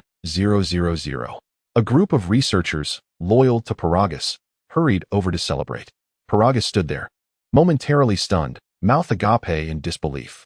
Could it be true? Is my Broly truly that formidable? They have already reported to King Vegeta, his confidant mentioned. Upon hearing this, Paragus suddenly realized the gravity of the situation. Having served under King Vegeta for so many years, he was well aware of the man's ruthless nature, devoid of compassion, willing to eliminate anyone who posed a threat to his reign. Lord Paragus, it's terrible. Broly is to be exiled. A Saiyan rushed over, one of his subordinates. Damn you. King Vegeta, after all these years of loyalty, how dare you? Paragus glared furiously, knowing that Saiyans were inherently merciless. And he was taken aback that King Vegeta would disregard their past. No, I must stop him. With a thunderous boom, Paragus unleashed a formidable aura, enveloping himself in a white mist, and swiftly flew towards the spaceship launch center. At the launch center, the discussions among the lower-class Saiyan warriors echoed in despair. What a pity, King Vegeta cannot tolerate him. If only he could accept Broly, our Saiyan race would surely witness the emergence of an indomitable warrior. Just then, a middle-aged Saiyan descended from the sky, scanning the area, and Paragus quickly spotted Broly's ship. Lord Paragus, you cannot go there. Otherwise, King Vegeta will not spare us. The lower-class warriors attempted to restrain him. As Paragus prepared to rush and halt the spaceship's ascent, it slowly lifted off the ground, vanishing in an instant. No, Paragus roared, arriving just a moment too late. Tell me, To which planet is Broly being exiled? He seized a lower-class warrior, his eyes ablaze with fury, his body trembling as he struggled to comprehend that Broly was indeed being exiled. He has been banished to the distant planet of Wampa. The warrior's face drained of color, fearing Paragas's wrath. "Prepare a spaceship for me, at once." Paragas bellowed menacingly. Moments later, another ship ascended from the launch center. "I must rescue Broly." Paragas's vessel closely followed Broly's ship, fully aware that Wampa was no place for any living being. Broly would surely not survive there. "Wait, King Vegeta. You will regret it when I return with Broly." Chapter 18. Unveiling Frieza's Conspiracy. Kaso and Osbier were preparing to venture outside when they suddenly overheard a conversation on the street. "Have you heard about Broly? That little fellow with a battle power of 10,000 from birth?" "Indeed, but what a pity." The tone of the Saiyans carried a hint of regret as they continued. "If only King Vegeta could accept Broly, within a decade, a god of war unparalleled would emerge among the Saiyan race." "Broly," Kaso murmured. At that moment, Kasaton's eyes widened in realization, nearly forgetting about Broly. Broly, the legendary Saiyan, shared a cultivation pod adjacent to Kakarot's. Each time Kakarot cried, Broly would instinctively join in his lamentation. This led to a profound animosity towards Kakarot. As Broly matured, the mere sight of Kakarot would trigger uncontrollable rage within him. However, Broly was also a pitiable soul, having been exiled by King Vegeta from a young age and subsequently subjected to the oppressive control of his father.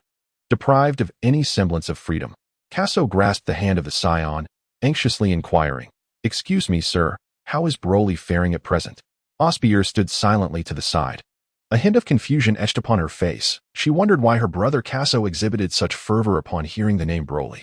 The Saiyan, taken aback, had never encountered such a polite young lad. He responded, "That young fellow has been exiled." "What is it? Do you know him?" The Saiyan inquired further. "No. Farewell, sir. We must take our leave." Kasa departed from this place, accompanied by Osbier.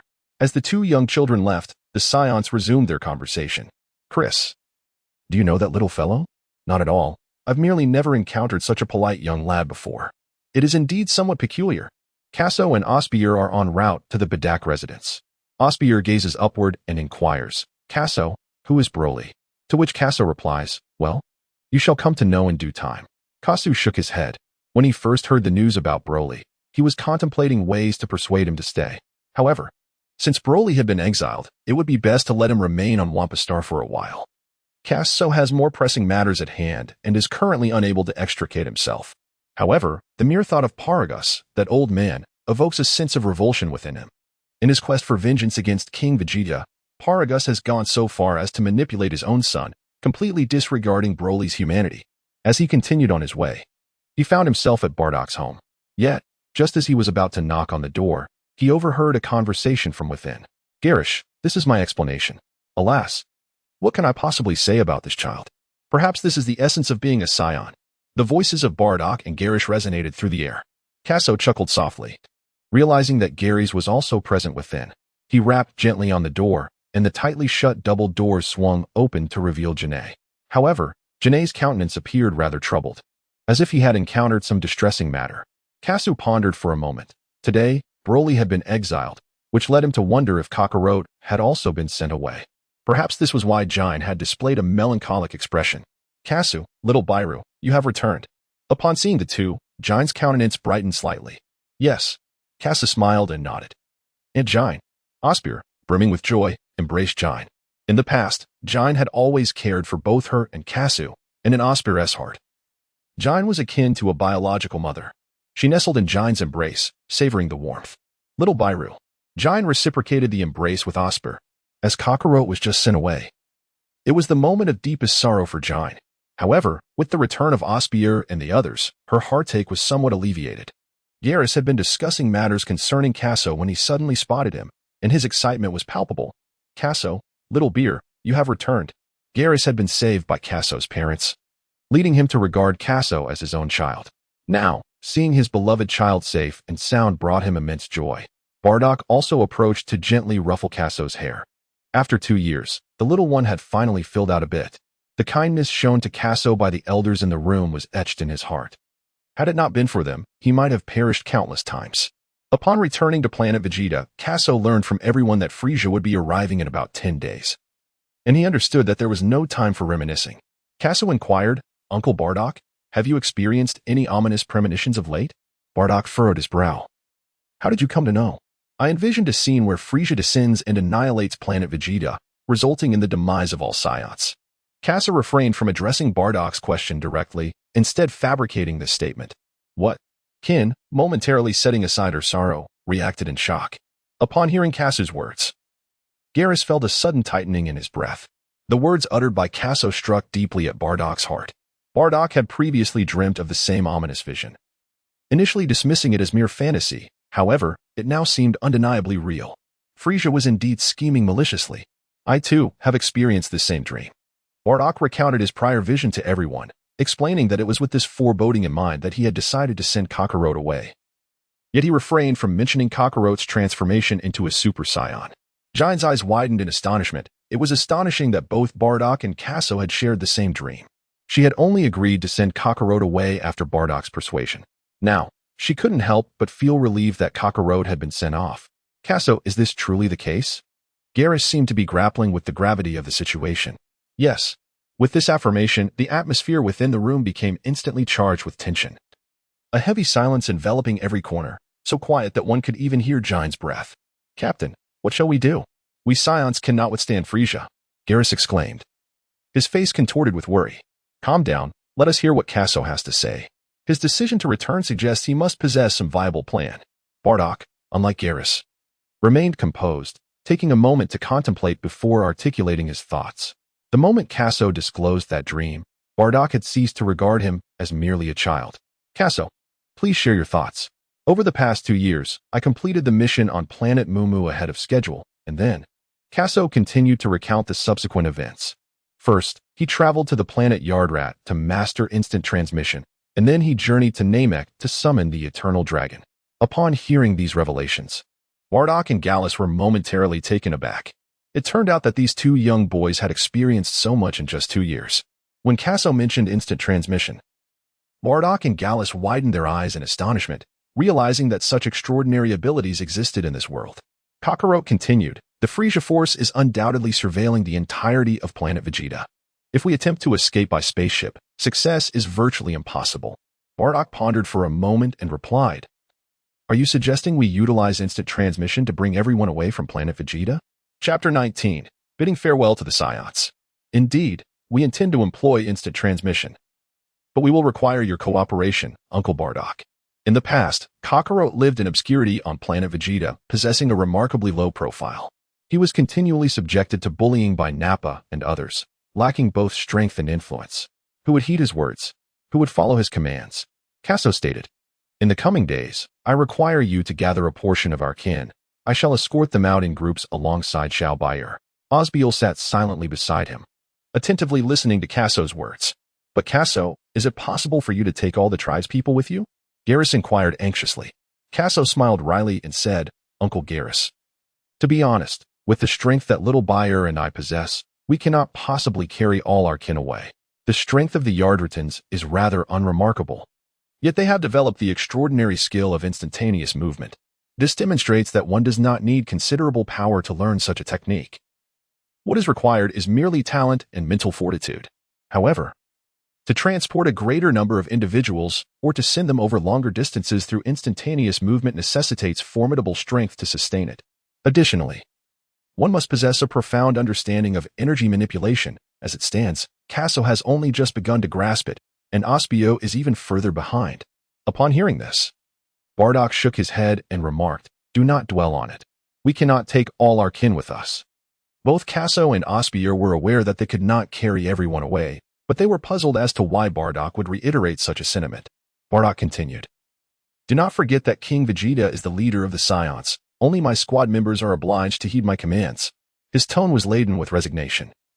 With King Vegeta in command, he could not rally the rest of their people. King Vegeta was perpetually enraptured by dreams of overthrowing Frieza's reign, and it is unlikely he would believe anything said now. He might even suspect ulterior motives behind it. It is a tragic irony for the Saiyans. After being liberated from the tyranny of the Tsufels, they find themselves under the rule of a leader who is short-sighted. constantly fearing the emergence of any Saiyan who might threaten his position. King Vegeta's decision to exile Broly was indeed profoundly foolish. The captain is correct, Garrus lamented. He had witnessed the trials that the captain had endured over the years. Had it not been for his own formidable strength, King Vegeta might have eliminated him long ago. Because of his might, he had been persistently undermined by King Vegeta, and now, only about 100 individuals remained who would follow the captain's commands. How many of our kin can you two take away? Bardock inquired once more. Kakarot and Osbier exchanged a glance, estimating that they could indeed evacuate around 150 individuals. Bardock nodded in agreement, acknowledging that this number was comparable to the forces he could command. Uncle Bardock, you should go gather them. Starting tonight, Osbier and I will commence the relocation of our kin. Kakarot, feeling helpless, resolved that every life saved mattered. Garrus and Bardock rose, ready to take action. In the direst moment for their race, Bardock cast aside all other concerns. Even if Kakarot indicated they could only rescue over 100, it would suffice. As long as their race was not annihilated, the Saiyans would always rise again. Once Kakarot attained the ability to transform into a Super Saiyan, he would undoubtedly avenge their people. In the depths of the night, within the northern forests of planet Vegeta, a small group of Saiyans huddled together.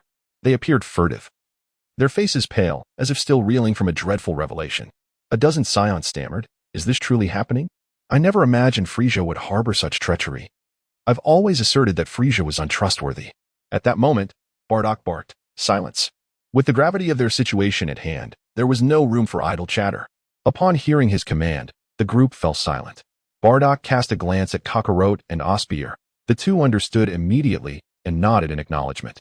Kaso pointed at the two Saiyans and instructed, "You two, hold hands and grasp my shoulders. Do not resist." Osbier mirrored the same action. Prior to this moment, the Saiyans were already aware of Frieza's treachery, as Bardock had briefed them on the necessary course of action. The Saiyans were fully cognizant of the steps to follow. Upon hearing the commands from Kaso and Osbier, the Saiyans nodded and approached, exhibiting perfect cooperation. "Uncle Bardock, I will return shortly." With that declaration, Kaso, along with the two Saiyans, vanished from sight, and Osbier did the same. Witnessing Kaso's sudden disappearance, Bardock felt a sense of wonder. He had experienced instant transmission 2 hours prior, yet witnessing it again was still astonishing. Bardock gazed upward, where the sky sparkled with myriad stars, densely populated by Frieza's fleet of spaceships that surrounded the entire planet of Vegeta from the cosmos. From the outset, Frieza had exploited the Saiyans, incessantly issuing missions and compelling them to wage wars on other planets. Subsequently, Frieza profited immensely by selling the conquered worlds. Yet, despite this, Frieza and his minions were intent on obliterating planet Vegeta and exterminating the Saiyan race, a thought that left Bardock incredulous. 3 months prior, Bardock had sensed an impending doom. Otherwise, he would not have sent Kakarot to Earth. Nevertheless, a flicker of hope remained in Bardock's heart that the ominous dream was but a fabrication, until Kaso validated his suspicions. Thank goodness for Kaso. Bardock shook his head, lost in contemplation. After more than 20 minutes had passed, Kaso and Osbier suddenly appeared before Bardock. "Huh?"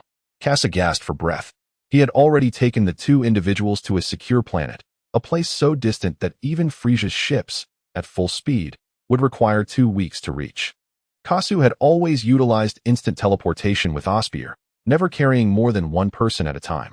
Now, Kasu was on the verge of collapse. "Kasu and Ayakin, I'm so tired. I have no strength left." Beside him, Osbier lay flat on the ground, tongue out, drenched in sweat, resembling a little worm, utterly motionless. "Kasu, what happened to you?" Bardock exclaimed anxiously. "It's nothing. I've just exhausted too much energy. Rest assured, I will be able to transport everyone safely tonight, but I need a moment to recuperate. You both take a break for now."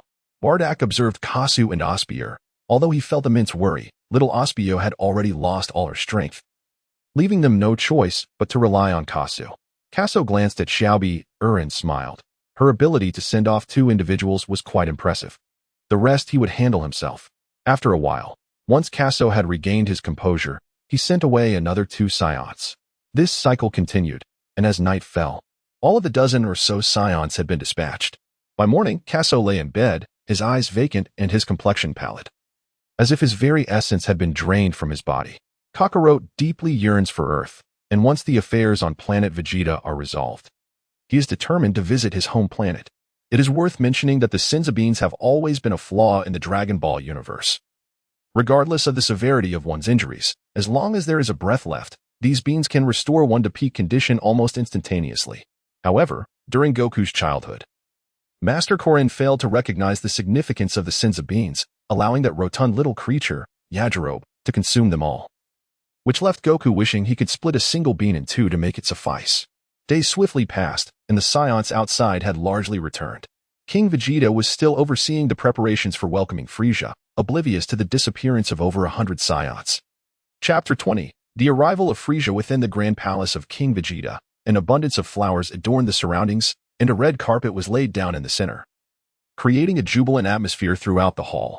As King Vegeta assessed the decorations, he prepared to summon all Saiyans for a meeting. Suddenly, a Saiyan emerged from the side, resembling Nappa closely, his face contorted with anger as he approached. "Your Majesty, what progress has been made regarding my son's disappearance?" It turned out this individual was Nappa's father.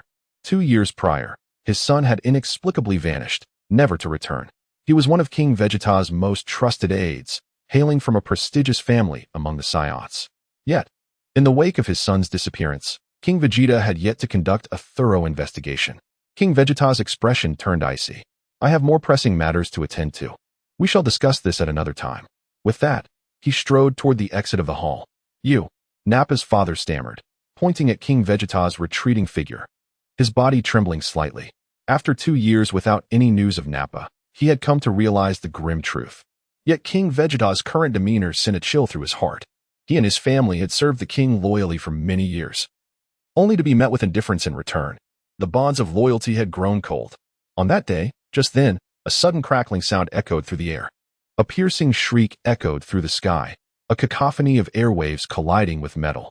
The once bright daylight abruptly darkened, as if shrouded by an unseen veil. Countless spacecraft traversed the void, resembling a swarm of locusts in their passage. The vessels breached the atmosphere of planet Vegeta, ultimately halting at its surface. At the center lay a colossal ship, flanked by smaller vessels arrayed on either side. In this scenario, the diminutive crafts paled in significance. The enormous ship, stationed centrally, belched forth an orange-yellow flame from its base, encased in a ring of obsidian metal forming a circular corridor. Radiant light seeped through transparent, specially crafted glass, resembling gemstones adorning its exterior. At the heart of the ship was the control room, topped with a curved canopy, offering a clear view of the figure atop the smaller craft. He sported 2 sharp horns, blood-red eyes, and lips of a purplish hue, with 2 streaks resembling tears of blood beneath his eyes. It was Frieza. He elegantly lifted a goblet of crimson wine, casually inquiring, "Have we arrived at planet Vegeta?" "Indeed, Lord Frieza," Dodoria replied with utmost respect. "Go, summon King Vegeta and all the Saiyans to meet with me." At once, King Vegeta assembled the high-ranking Saiyans for a meeting. Frieza hovered ominously above planet Vegeta, demanding an audience with all Saiyans. While convening for what was to be his final meeting in the palace, King Vegeta found Frieza's actions peculiar. Why not descend directly upon the planet? A sense of unease stirred within him.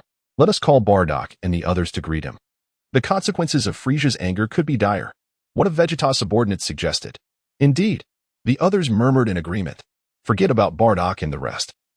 We shall proceed to welcome Frieza together, King Vegeta declared, raising his hands to signal readiness for departure.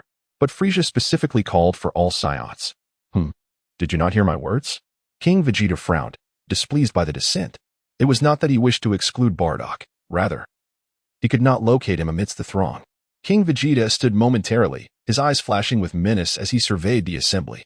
The atmosphere grew tense, silence enveloping the room. With no further objections, King Vegeta led his subordinates to meet Frieza. Upon exiting the palace, he looked up to see a dense formation of spacecraft blotting out the sun. This ominous sky unsettled King Vegeta, his heart racing as if foretelling impending doom. Was it merely his imagination? He hoped so. Concentrating, he conjured a small wave of energy in his palm, only to disperse it moments later. What converges is none other than the artificial moon. A fierce glint sparkled in King Vegeta's eyes as he mused inwardly, hoping that Frieza would refrain from rash actions. Frieza, perched atop his spacecraft, gradually descended from the colossal ship, flanked by his subordinates. Upon closer inspection, it was astonishing that Frieza's elite squad, the Ginyu Force, was conspicuously absent from such a grand occasion. After a long absence, King Vegeta, Frieza's lips curled into a slight smile, as if delighted to reunite with an old acquaintance. "I pay my respects to Lord Frieza." King Vegeta ascended into the air, bowing slightly in deference. As he inclined, his followers echoed in unison. "We pay our respects to Lord Frieza." Over 2,000 Saiyans gathered, their response deafening, resonating through the skies.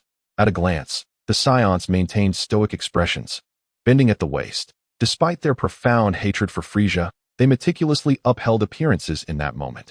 Frieza remained silent, as did his subordinates, allowing the Saiyans to remain bent in submission, and a palpable tension enveloped the scene. What is Frieza's intention? King Vegeta gritted his teeth, fist clenched, and dared to glance at Frieza, who regarded them with a bemused expression. Just then, Frieza broke the silence. "King Vegeta, did the Saiyans not have a fellow named Bardock? Why is he not present here?" Bardock's reputation extended beyond the Saiyans, even reaching Frieza's ears. The fact that a mere low-class warrior could possess a battle power of 10,000 piqued Frieza's curiosity. Frieza's tone betrayed his displeasure, prompting beads of cold sweat to form on King Vegeta's brow. Only moments ago, he realized that both Bardock and his subordinates were missing, perhaps intending to assert their dominance in Frieza's presence. Cursed Bardock. "Ah, well." King Vegeta stammered, struggling to articulate further. He could hardly admit that Bardock and he were at odds, unable to command his own subjects. What a shame it would be for a king of the Saiyan race to lack control over his own people. Receiving no satisfactory answer, a chilling glint flashed in Frieza's crimson eyes, and an overwhelming aura erupted from his diminutive frame, casting an eerie coldness over the surroundings. The nearby ship swayed perilously, as if on the brink of disconnection. Yet, in that fleeting moment, Frieza retracted his formidable presence as though nothing had transpired. King Vegeta and his followers felt the trickle of cold sweat upon their brows. If Frieza's aura was this potent, how formidable must his true power be? "Ha ha, it's fine. Do not be tense. Everyone, relax." Frieza chuckled nonchalantly, while the expressions of his subordinates behind him appeared peculiar, as if they were spectators at a performance. Chapter 21. The collective transformation into Great Apes Planet Fire, situated a considerable distance from planet Vegeta, would take even Frieza's most advanced spacecraft half a month to reach at full speed. The sky here was a vivid green, bordered by a lush forest, with a vast plain stretching into the distance. At the juncture of the forest and the plain, over 100 figures gathered, each adorned with a tail around their waist. "Captain, everyone has been successfully relocated," Cast remarked. Bardock nodded. Over the past several days, thanks to Cast's nightly efforts in transporting the Saiyans, he had finally managed to move all his subordinates and their families to Planet Fire. He was well aware of the distance separating this planet from Vegeta, having traversed it during previous missions, and he was astounded that Cast had managed to bring their kin here. Instantaneous movement is truly remarkable. "Lord Bardock, is it true that Frieza intends to annihilate our planet Vegeta?" One of Bardock's subordinates inquired, seeking confirmation despite having heard the grim news before. Bardock furrowed his brow and nodded solemnly. A collective sigh escaped the group of over 100 Saiyans. Even Bardock, in the face of Frieza, would have to take a step back. Seeking vengeance against Frieza now seemed utterly impossible. They were now the last hope for the Saiyans. John approached, cradling the frail Osbier. "Where is Cast? Why isn't he here?" "He has returned to planet Vegeta," Bardock replied, gently patting little Osbier's head. He was uncertain why Cast would venture back to Vegeta, especially since today marked Frieza's anticipated arrival. The planet must be engulfed in chaos, yet Cast, with his ability to teleport, had little to fear. Jine appeared to share this understanding, and thus, she remained relatively untroubled. Above planet Vegeta, the king expressed his gratitude. "Thank you for your understanding, Lord Frieza."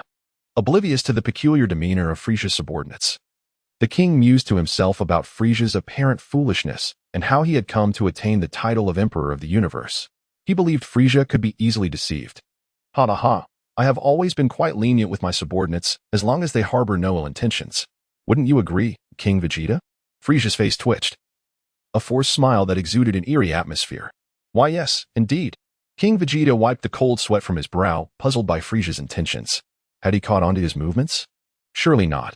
The Saiyans had concealed themselves exceptionally well. King Vegeta has always covertly defied Frieza's orders, secretly building his own power, waiting for the moment when he has amassed enough strength to overthrow Frieza's dominion over the Saiyans, much like he did with the Zephyrians. However, King Vegeta could never have anticipated that Frieza had already intercepted all information through his monitoring devices. Even without the Saiyans' rebellion, Frieza had no intention of sparing the Saiyan race, as this was a direct command from Lord Beerus. You share this sentiment, do you not? That is well. Frieza clasped his hands over his chest, spinning in place within his spacecraft, turning his back on King Vegeta. The obstruction of the spacecraft rendered Frieza's expression invisible, and he remained silent, coldly facing away from all the Saiyans, the chilling metallic vessel sending shivers down King Vegeta's spine. It seemed that something ominous was about to unfold. King Vegeta, would you care to witness a splendid display of fireworks? Frieza's voice pierced the tension without turning to face him. What does he mean? Something is amiss. It dawned on Vegeta. The previously concealed aura of Frieza erupted once more, causing chaos in the atmosphere of planet Vegeta, where the already sparse oxygen vanished in an instant, tightening the breaths of King Vegeta and his fellow Saiyans. Retreat. Realizing Frieza's intent, King Vegeta understood that he was about to turn hostile, without a doubt. The fireworks Frieza referred to must signify the cataclysmic explosion that would obliterate planet Vegeta. Yet, King Vegeta and the Saiyans failed to recognize that they could indeed breathe in the atmosphere. They were merely intimidated by Frieza's overwhelming presence. As for why the Saiyans could breathe in space, it was due to a wish made by Kakarot on Namek. King Vegeta led all the Saiyans in a desperate rush towards the ground. Upon setting foot back on planet Vegeta, he felt a sense of reassurance. Frieza, what are your intentions? King Vegeta no longer feigned civility, directly calling out his name. Men, charge. From high above. Frieza observed King Vegeta's lips move, but could not discern his words. He paid them no mind. With Frieza's command, half of his subordinates surged forward, while the other half dispersed across planet Vegeta, monitoring for any Saiyan attempting to flee. Dodoria, is the Ginyu Force in position? Frieza asked with a chilling tone. Yes. Lord Frieza, they are stationed around planet Vegeta. I assure you, these Saiyan monkeys will not escape. Dodoria replied respectfully. Thus, the members of the Ginyu Force were positioned outside planet Vegeta, surveilling the entire planet to prevent any opportunistic escapes by the Saiyans. Excellent, Frieza remarked coolly. On the surface of planet Vegeta, the atmosphere was thick with tension. You have forced my hand. Vegeta, consumed by fury, could not believe that the Saiyans were perceived as mere soft persimmons, easily squeezed at will. He gathered a surge of energy in his hand, slowly coalescing it into a sphere of luminous white light, akin to the size of a basketball, before hurling it skyward. All eyes turned upwards. The Saiyans on the ground understood the gravity of the situation.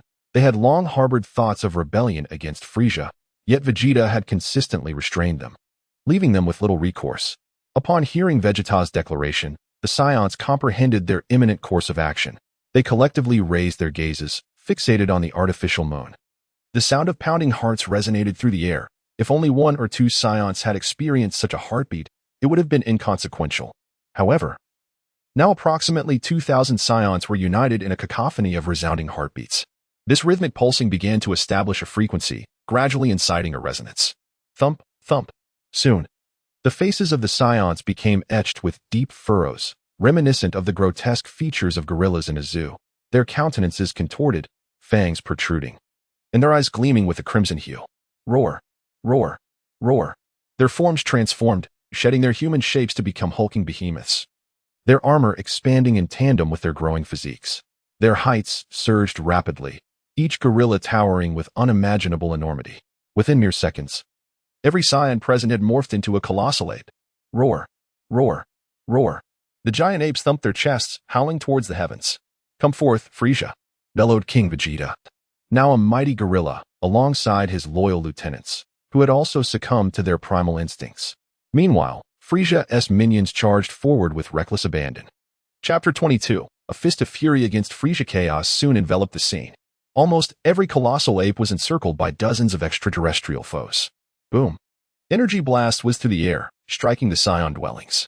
Some houses merely crumbled, while others were utterly annihilated, reduced to mere ashes, vanishing without a trace. The once thriving capital now lay in ruins, transformed into a landscape of desolation and decay. Attack! Shouted the surrounding extraterrestrials, launching their offensive against the giant apes. Waves of energy struck the Saiyan titans. Boom, boom. Terrifying explosions erupted, illuminating the ground like the sun, while the smoke from the blast enveloped the colossal figures. We did it, the aliens exclaimed, exhilarated. They had anticipated the might of the transformed gorillas, yet found them to be woefully vulnerable. Suddenly, a voice cried out, "What? Look! Impossible! As the smoke dissipated, the giant ape stood unscathed, not a single injury to be found. Roar! Roar! It appears that the gorillas have been provoked. Each one emitting a furious roar and hurling large stones indiscriminately. Impossible! One of the extraterrestrial beings cried out in fear, only to be crushed into a pulp the very next moment. Amidst this chaos, a few unfortunate souls were struck, their bodies obliterated. A grotesque display of carnage that was utterly horrifying. Yet, the gorillas remained undeterred, gathering energy to unleash laser blasts. Reminiscent of the transformation that Osbier underwent into a giant ape. From Kasso's previous encounter with Osbier, it was evident how formidable these gorillas were, without overwhelming strength. Defeating them would prove exceedingly difficult. Boom, boom.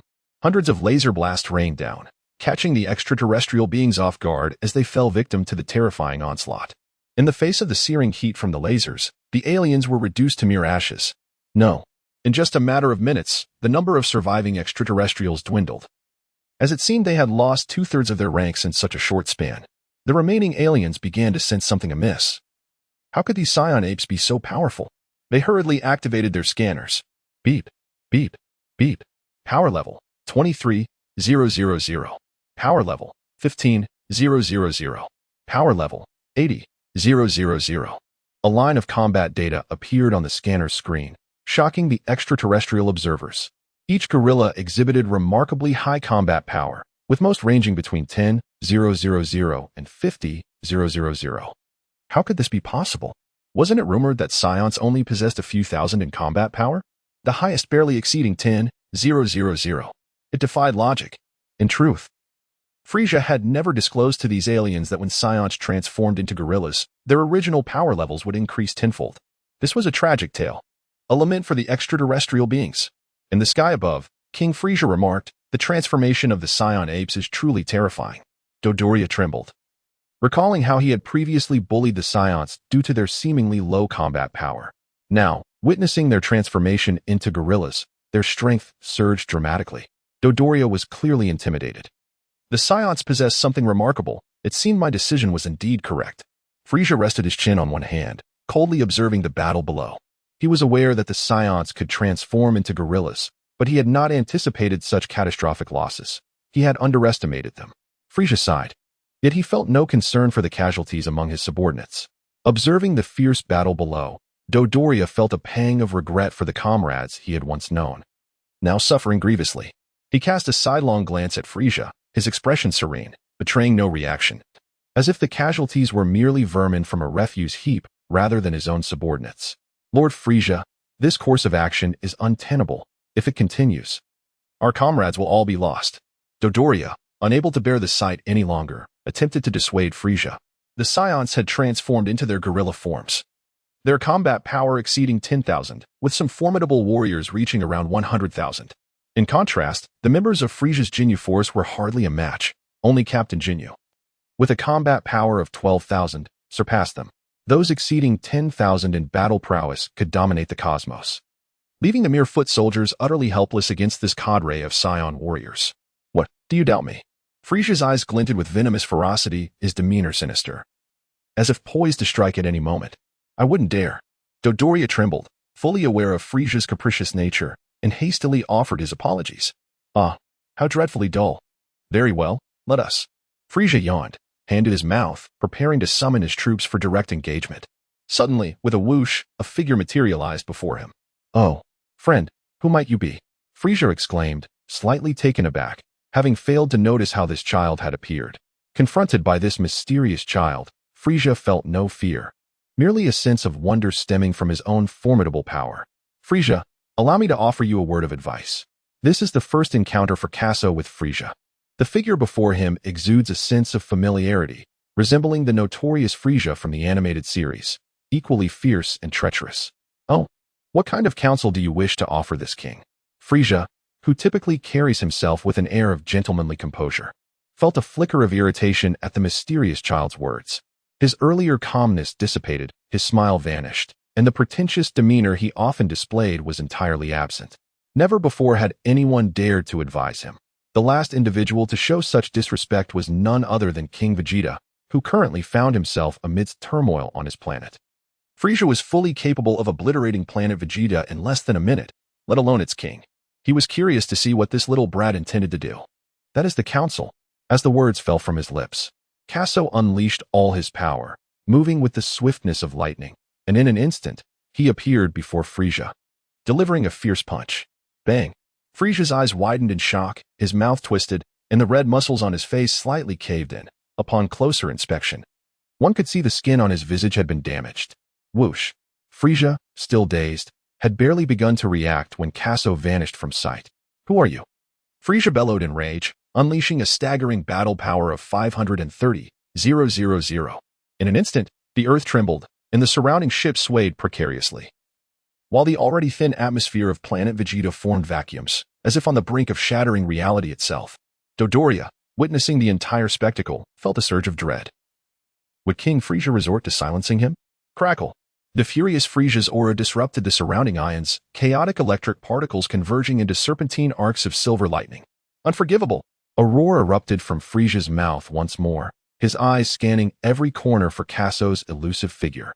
Yet, Frieza discovered that the mysterious child had indeed vanished into thin air, just as he had appeared. Where is he? Disappeared without a trace?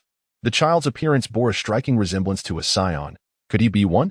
Frieza gritted his teeth, his eyes nearly bursting with rage, yearning to find that enigmatic boy and tear him asunder. Chapter 23. The Death of King Vegeta Once Upon a Time.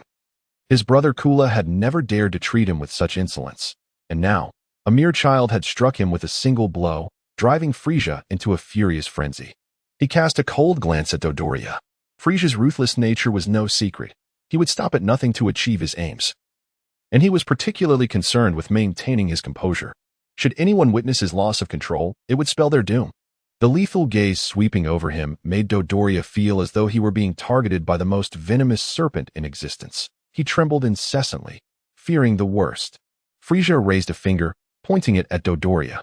The atmosphere thickened with murderous intent, as if the entire sky was on the verge of freezing. Ha ha! Do you truly think you worthless trash can challenge me on planet Vegeta?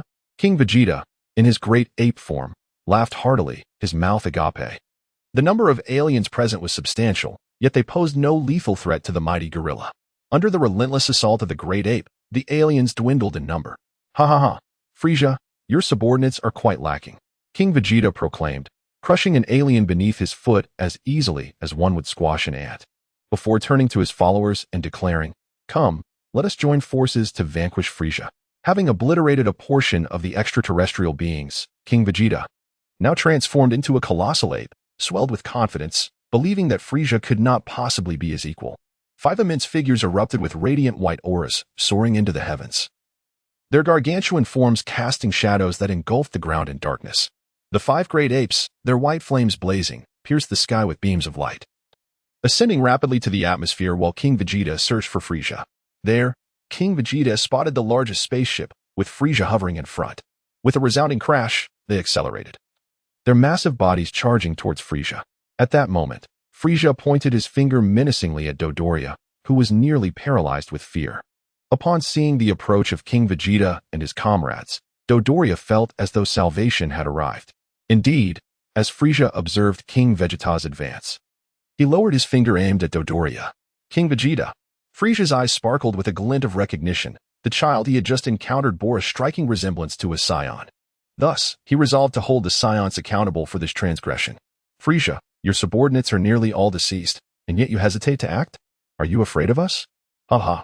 King Vegeta surveyed his followers, emboldened by the belief that he was now invincible, outraged that the diminutive Frieza dared to intrude upon the Saiyan race, an affront that was utterly unforgivable. King Vegeta, you are quite confident, Frieza retorted, his piercing gaze fixed upon him, his tone laced with disdain. Those familiar with Frieza's demeanor recognized the fury simmering beneath the surface, signaling that he was preparing to become serious. Indeed, being struck by an inexplicable child would provoke ire in anyone, let alone a cosmic emperor. Let me ascertain the validity of your confidence, Frieza stated, activating his scouter. Beeps echoed as he assessed their power levels. 80, 000, 95, 000, 120, 000. None of the colossal apes possessed a combat power lower than 80, 000, with King Vegeta boasting the highest at 120, 000. Clap, clap, clap. Frieza applauded, surveying their strengths. I must admit, you Saiyans possess quite the prowess. Do you now regret invading planet Vegeta? Allow me to inform you, it is too late. King Vegeta roared in defiance, then turned to signal his subordinates. The other 4 Saiyans, receiving the command, charged towards Frieza, launching a fierce assault. King Vegeta and Frieza were on a collision course. Their clash imminent. Indeed, they were courting destruction. Frieza's previous composure vanished in an instant, replaced by a furious rage. An energy erupted from his being, akin to the cataclysmic force of a stellar explosion. This overwhelming aura permeated every corner of planet Vegeta, causing the seas above to churn violently and fierce winds to whip into a tempest, akin to the end of the world. This was merely the manifestation of Frieza's overwhelming presence. What? As the intensity surged, waves of energy surged forth, toppling even the massive forms of King Vegeta and his entourage, sending them tumbling. Impossible. Though they were knocked over, King Vegeta and his companions swiftly regained their footing after sliding a distance. The ferocious winds swept past them, as if attempting to strip flesh from their bodies, inflicting excruciating pain. The great apes exchanged glances, their crimson eyes betraying the terror within, as they read disbelief on each other's faces. This cannot be. How could Frieza possess such strength? If he were indeed so formidable, why had he tolerated the Saiyans for so long? He could easily annihilate them. The aura emanating from Frieza left King Vegeta in a state of trepidation, his heart racing and spirit nearly fleeing. Impossible, absolutely impossible. King Vegeta shook his head in disbelief, struggling to accept the magnitude of Frieza's power. Are you surprised, King Vegeta? Frieza appeared before him in a flash, his purple-black lips curling into a smirk, once again exuding an air of calm elegance. The entire Saiyan form of King Vegeta and his companions trembled, their fear manifesting vividly in their quaking bodies. They had never witnessed Frieza display his true strength, having thought him merely a bit stronger than their transformed ape forms, believing that together they could stand a chance. How naive they were. They lamented within, realizing that as a cosmic emperor, possessing extraordinary power was not unusual. At this moment, King Vegeta finally awoke from his delusions, albeit a tad too late. Weren't you all so confident just moments ago? Frieza reclined in his spacecraft, having unleashed waves of energy, yet ensuring that his vessel remained unscathed under his deliberate protection. Can you guess my battle power? Frieza observed them with a mischievous glint in his eye, relishing the fear etched on his enemies' faces before delivering the fatal blow. Nothing could compare to that delightful moment. 530,000. I possess a battle power of 530,000, he exclaimed, laughter echoing in the air. What do you think? Surprised, are we? Ha ha ha. Frieza laughed heartily, witnessing the terror etched on the faces of King Vegeta and his entourage, his earlier fury dissipating in an instant. King Vegeta and his companions took several steps back, their eyes wide with shock and disbelief. Was the Frieza race truly this formidable? Was this the pinnacle of human capability? They had never encountered anyone possessing a combat power as staggering as 530,000, the highest combat power among the Saiyans, reaching 100,000, was achieved only through transformation, far from their natural capabilities. Enough of this spectacle, Frieza declared, seated in his spacecraft, extending a single finger. The scene was set. The explosion of planet Vegeta was imminent. An orb of orange energy, the size of a marble, manifested atop his finger as power gradually surged within it. The pressure in the surrounding area became unstable, crackling ominously, as if the very fabric of space were about to rupture, expanding into a circular energy sphere approximately 50 meters in diameter. Planet Destruction Sphere. With a flick of his finger, the colossal sphere hurtled towards the planet beneath King Vegeta. Whoosh, whoosh. Despite its immense size, the Planet Destruction Sphere descended with alarming speed. No. King Vegeta snapped back to reality, the sphere now looming before them. In the face of imminent peril, they shook off their fear, and alongside King Vegeta, they concentrated their energy into 5 powerful shockwaves.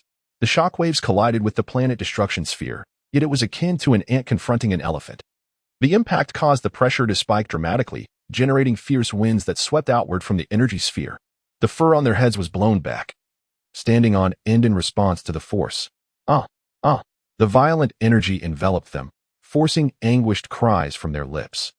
Their combined shockwaves were utterly insufficient against Frieza's Planet Destruction Sphere. As the sphere hurtled closer to the 5 great apes, its intense heat ignited their fur, reducing it to ashes. The searing pain was unbearable, prompting them to scream in agony. Ah, ah, ah. As the planet destruction sphere descended, King Vegeta fixed his gaze upon it, aware that no matter how hard he fought, his efforts were futile. He glanced at his subordinates, their fur ablaze, their cries echoing in despair. In that final moment, a flicker of resignation crossed King Vegeta's eyes as he closed them, appearing almost relieved. Vegeta, with those 3 syllables. The voices of King Vegeta and his 4 subordinates abruptly fell silent. They were consumed. Thus perished the once mighty king of the Saiyans. Chapter 24, The Explosion of Planet Vegeta. Kaso instantaneously transported himself to a nearby planet, not far from Planet Vegeta. Almost immediately, a brilliant white energy erupted, soaring into the vastness of space. The pitch-black cosmos occasionally flickered with tiny glimmers as Kaso emerged from the planet's surface. Gazing into the distance, he beheld Planet Vegeta radiating a dazzling light, growing increasingly luminous. A colossal energy sphere materialized above the atmosphere of Planet Vegeta, illuminating the entire landscape with a brightness reminiscent of a newborn sun's fervent rays. Before him lay Planet Vegeta. Kaso observed with a calm demeanor as the planet-destroying bomb gradually descended toward the surface, biding his time for the impending explosion. Having been in the Dragon Ball universe for 2 years, witnessing the imminent destruction of Planet Vegeta evoked neither anger nor fury within him, for he had already fulfilled his emotional ties from his previous life. He had first journeyed to Namek to make a wish, then utilized instant transmission to relocate a portion of the Saiyans, accomplishing all that was within his power. Perhaps it was the influence of his Saiyan bloodline, or perhaps his awareness of the unfolding narrative, but even as Planet Vegeta approached its demise, Kaso felt no turmoil within. After all, he had preserved nearly 200 Saiyan bloodlines. Within the depths of Planet Vegeta, the destructive force of the bomb emanated a tremendous pressure. The giant ape Saiyans, though devoid of rational thought, instinctively trembled in fear as they struggled to lift their heads. The bomb passed through the colossal forms of the 5 great apes, their attempts at resistance proving futile, unable to halt the inexorable advance of the energy sphere. Boom, boom. The bomb hurtled downward through the atmosphere, and the sheer magnitude of its energy seemed poised to shatter the very fabric of space, emitting thunderous roars. As it descended, the atmosphere compressed further, causing the mountains below to fracture, massive boulders plummeting from above, each nearly 10 meters wide. The ground quaked violently as the boulders struck, fissures spreading across the terrain until they met more resilient earth, at last ceasing their relentless advance. Roar, roar. As the planet-destroying bomb neared the giant apes, they emitted cries of terror. Instinctively, they fled, their subconscious urging them to escape or face annihilation. The transformed Saiyans scattered in all directions, some rushing into the forests, others toward the mountains, desperate to vacate this perilous vicinity.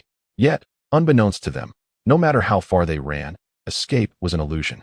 Boom, boom. The planet-destroying bomb finally struck the ground. Observed from above, the energy sphere slowly sank into the earth, vanishing after a time, leaving behind only a vast crater. Crackle, crackle. The soil beside the great pit has developed fissures, distinct from those formed by the impact of colossal rocks. These cracks are gradually widening, initially measuring 10 centimeters in width. They are now expanding to 50 centimeters and still growing, exhibiting no signs of cessation. The hurricane that had been raging over the sea due to the ongoing battle has subsided, yet inexplicably, a gentle breeze has begun to stir, rousing the waves to leap from the water's surface. What is this? A tornado has emerged upon the sea? The towering tornado, over 1,000 meters high, begins its rampage across the ocean, lifting large fish into the sky. In the wake of the tornado, a tsunami is gradually forming, with waves reaching heights of several dozen meters, crashing toward the shore, leading to its collapse in the face of such towering torrents. 5 minutes later, a resounding roar echoes. Planet Vegeta experiences a tremendous tremor as enormous tectonic plates float chaotically upon the surface. Scalding magma erupts from the depths, spewing thick smoke and splattering in all directions, creating a torrential rain of molten rock that returns violently to the earth. 10 minutes pass. The planet-destroying bomb has plunged into the core, and at this moment, no part of Planet Vegeta remains unscathed. Floods surge, tsunamis wreak havoc, and magma splatters. All manner of catastrophic weather relentlessly erodes the planet. Amidst the eruption of magma, the scorching substance belches forth clouds of smoke, splattering outward, reaching altitudes of several kilometers. The atmosphere of planet Vegeta is shrouded in a veil of smoke, rendering the conditions within invisible from the vastness of space. Finally, with a resounding boom, planet Vegeta transforms into a brilliant burst of light, shooting forth into the depths of the cosmos from all directions. Outside Vegeta, Frieza laughs maniacally, exuding an aura of extreme malevolence. Mr. Dodoria. Isn't this display of fireworks truly magnificent? Frieza regains his former elegance, hands crossed, seemingly oblivious to Dodoria witnessing his earlier lapse in composure. Indeed, Lord Frieza. Your fireworks are the most exquisite in the universe, Dodoria responds, a shiver running through him at Frieza's inquiry. Just moments ago, when Frieza had pointed at him, Dodoria felt as though he had stepped into the very gates of hell. Even upon witnessing their comrades on planet Vegeta being annihilated by Frieza, he dared not utter a word. Now is the time to flatter unreservedly. Ah, the Saiyans were quite useful, what a pity. Now I must seek out another group of free labor, Frieza muses with a hint of regret in his tone. By merely proclaiming the name of Lord Frieza, I am certain many will flock to your side. Dodoria continues his sycophantic praise. Let us return home. Frieza nods in satisfaction. At the moment Frieza turns away, Dodoria breathes a sigh of relief, having narrowly escaped a dire fate. Subsequently, Frieza and Dodoria re-entered the interior of the spacecraft, with surrounding vessels following closely in pursuit of Frieza's ship as they journeyed back to headquarters. From a distance, Jinyu, stationed nearby, called out through the communication device, "Shall we also return?" Following this, 5 spacecraft swiftly trailed behind the leading vessel. Countless beams of light streaked through the cosmos, each representing a ship of Frieza's formidable forces, all making their way homeward. At the forefront of this luminous procession was a large spacecraft. Within its confines, Frieza sat upon the flight apparatus, eyes closed in contemplation, murmuring, "Lord Beerus, I have accomplished the task you entrusted to me," while observing the catastrophic explosion of planet Vegeta. Kaso remained quietly in the vastness of the cosmos.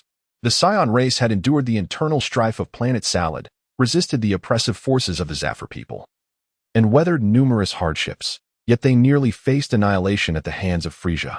One must always look forward. The past is but a fleeting memory. Even if the Saiyans yearned for vengeance, it would have to wait until the narrative of Dragon Ball commenced. In just over a decade, the events of Dragon Ball would unfold, and the thought filled Kaso with exhilaration. Was it finally about to begin? He needed to prepare diligently. He had no desire to end up like Piccolo and others, relegated to mere background characters in the grand saga. After a moment, as the last vestiges of light from planet Vegeta faded into oblivion, Kaso also vanished without a trace. Chapter 25, Settling the Saiyans on Planet Fire. Captain, what shall we do now as Saiyans? Geras expressed his bewilderment. For the surviving Saiyans, the death of King Vegeta was a stark reality. But the destruction of planet Vegeta by Frieza left them without a place to call home. Were the Saiyans destined to wander the cosmos aimlessly? Upon hearing this, Bardock paused thoughtfully. Let us wait for Kaso's return and hear his counsel. Previously, when he dreamed of the explosion of planet Vegeta, Bardock had merely seen Kakarot off, without contemplating the subsequent events. However, given the current circumstances, the plight of the Saiyans was dire. Bardock was acutely aware of the legends circulating among the Saiyans, Super Saiyan, a power long feared by the Frost Demons. Kaso had mentioned that the destruction of planet Vegeta was commanded by King Cold, alongside the looming threat of a being even more formidable than Frieza. Thus, the Saiyans not only had to evade Frieza's forces, but also the entire Frost Demon clan. Geras nodded in agreement. Their escape was largely thanks to Kaso, and it would be prudent to heed his insights. From the unearthing of Frieza's conspiracy to the evacuation of the Saiyans, Kaso had tirelessly dedicated himself over the course of several days without respite, an effort keenly observed by the surviving Saiyans. Unbeknownst to him, Kaso had become a figure of significant importance in their hearts. Whenever challenges arose, they instinctively thought of him. At that moment, with a sudden flash, a child appeared in the plains. Kaso, he has returned. The Saiyans seated on the grass rose to their feet, beaming with smiles. Bardock rushed forward anxiously. Kaso, what has become of planet Vegeta? Geras and Castor mirrored his urgency. What is the situation? The hopeful eyes of the standing Saiyans were fixed intently on Kaso, longing to hear news of planet Vegeta's safety from his lips. Kakarot slowly approached, stopping before the gathered crowd. He exchanged a glance with everyone, shaking his head with a sense of resignation. It has already exploded. A chill ran through the hearts of all the Saiyans present, as if they had been doused with a bucket of cold water, leaving them utterly despondent. They could hardly fathom that it had truly come to pass. Cursed Frieza. Kaso glanced at everyone and noticed their spirits were rather low. How intriguing. Even Saiyans could experience such emotions. In the past, while watching anime, Kaso had seen Vegeta remain utterly unresponsive upon learning of the destruction of his home planet. A true embodiment of cold-bloodedness. After some contemplation, he surmised that most Saiyans must resemble Vegeta in demeanor. It was no wonder this group of Saiyans followed Bardock. Nor was it surprising that King Vegeta would belittle Bardock. After a while, Bardock shook his head and asked, Kaso, with planet Vegeta now destroyed, what are our plans moving forward? Kaso articulated the thoughts that had long occupied his mind. He had already devised a strategy and summoned the Eternal Dragon to restore the Saiyans' true homeland, Planet Salad. Planet Salad was indeed the most suitable refuge for the Saiyans. And Kaso sensed that it held remarkable secrets. During his previous life, while watching Dragon Ball Super, he had speculated that the exceptionally high battle power of the Saiyans from Universe 6 was likely due to Planet Salad. Of course, all of this remained mere conjecture until he could set foot on Planet Salad himself. The surrounding Saiyans, momentarily lost in thought, were taken aback upon hearing the name of Planet Salad. Our original homeland? Planet Salad? Wasn't it destroyed? Indeed. Planet Salad had met its demise long ago due to internal strife, prompting the Saiyans to relocate to Planet Plant. After overthrowing the Zaffrans, they renamed Planet Plant to Planet Vegeta. Only when Bardock heard the name Planet Salad did he recall Kaso mentioning the 3 wishes he had made to the Eternal Dragon. Back then, he had thought it to be a fabrication, but now, with Kaso's assertion, was it possible that Planet Salad had truly been restored, and that they, the Saiyans, could survive throughout the cosmos? Lost in thought, Bardock suddenly erupted in a burst of white energy, launching himself into the depths of space with a resounding boom. What is Lord Bardock doing? Captain, where are you going? The group of Saiyans was left bewildered by Bardock's sudden departure. Observing this scene, Kaso couldn't help but smile. Realizing that Bardock had initially doubted the authenticity of the Dragon Balls, Kakarot observed Bardock soaring into the heavens and surmised the thoughts occupying his mind. He must be endeavoring to ascertain the veracity of those 3 wishes. As he ventured closer to the vacuum of the universe, Bardock held his breath. Upon breaking free from the confines of the universe, he attempted to inhale. Should he be unable to draw in air, he would immediately return to the surface. Gazing into the abyss of the cosmos, Bardock felt a surge of anxiety. Harboring a hope that the 3 wishes were indeed genuine, yet struggling with disbelief. As he inhaled, he perceived no air entering his being. Suddenly, his eyes widened in astonishment. Though the universe lacked the gaseous elements required for respiration, he discovered he could nevertheless endure in this celestial expanse. How extraordinary! Achieving the desired outcome, Bardock descended back to the ground, erupting into hearty laughter. Ha ha ha ha. The Saiyans regarded Bardock with expressions of confusion. What could be the cause of his mirth? Noticing their perplexity, Bardock ceased his laughter and began to elucidate. Thus it was revealed. Would this not mean that we Saiyans shall grow even stronger in the future? The Saiyans clenched their fists, their faces alight with excitement. Indeed, the Saiyans truly embodied the spirit of warriors, upon hearing tidings beneficial to their combat prowess. They momentarily forgot their earlier sorrow regarding the destruction of their planet. Kaso smiled helplessly, choosing to disregard them. Uncle Bardock, where is Osbier? It struck him as peculiar that he had returned for such a time, yet had not caught a glimpse of Osbier. Over there, Bardock indicated. Navigating through the crowd, Kaso finally arrived at the juncture of the forest and the plain, where he beheld Jine sitting beneath a large tree, cradling Osbier in her arms. It appeared that the group of burly men had obstructed his view. Hence, he had been unable to locate Osbier. Upon seeing Kaso, Jine placed her finger to her lips, signaling him to remain silent. Kaso gazed at the plump little buyer and nestled in Janae's embrace, peacefully slumbering. He gently traced his finger across the cherubic contours of her face. After a fortnight of arduous travels, even Kaso felt the weight of exhaustion, let alone Osbier. The sight of Osbier's fatigue tugged at Kaso's heart, prompting him to extend his hands towards Janae, silently requesting to hold little buyer. With a soft chuckle, Janae placed Osbier into Kaso's arms. These 2 little ones, whom she had watched grow up, now clung to each other like a couple, hinting at the possibility of becoming a grander union in the future. This thought evoked memories of her own childhood, reminding her of the bond she shared with Bardock, so reminiscent of the connection between these 2 children. Everything felt strikingly familiar. A subtle smile graced Janae's lips. Kaso remained oblivious to the expression on Jine's face as he held Osbier tightly, gazing at her delicate, snow-white visage, so adorably plump. Unable to resist, he planted a gentle kiss upon her lips. It seemed that Osbier had been stirred awake by Kasso's actions. She subtly furrowed her brows and gradually opened her eyes. Big brother Kasso, upon seeing him, Osbier's face lit up with a sweet smile. "You're back." Kasso's heart warmed at the sight of her cheerful countenance, and he rested his forehead against hers. "I have returned." Chapter 26. Exploring the planet Salada. Listening to Kasso's tender voice, Osbier squinted her eyes and nestled closer into his embrace. "Big brother Kasso, I am hungry." "I haven't eaten anything for almost a day," she pouted. With her little belly being patted, her eyes glimmered like a kitteness. "What a little glutton you are." Kasso chuckled at the sight.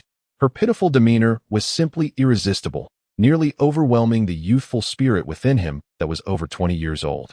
As night fell, prior to leading the Saiyans back to their homeland, Kasso decided to explore the planet Salada first. "Little beer, I will take you to see the true homeland of our Saiyan people." Osbier nodded cutely in agreement. Kasso, accompanied by Osbier, initiated a teleportation to the planet Sarada. The environment of Sarada is remarkably similar to that of Earth, with 70% covered in water and only 30% comprising land, rendering it exceptionally suitable for human habitation.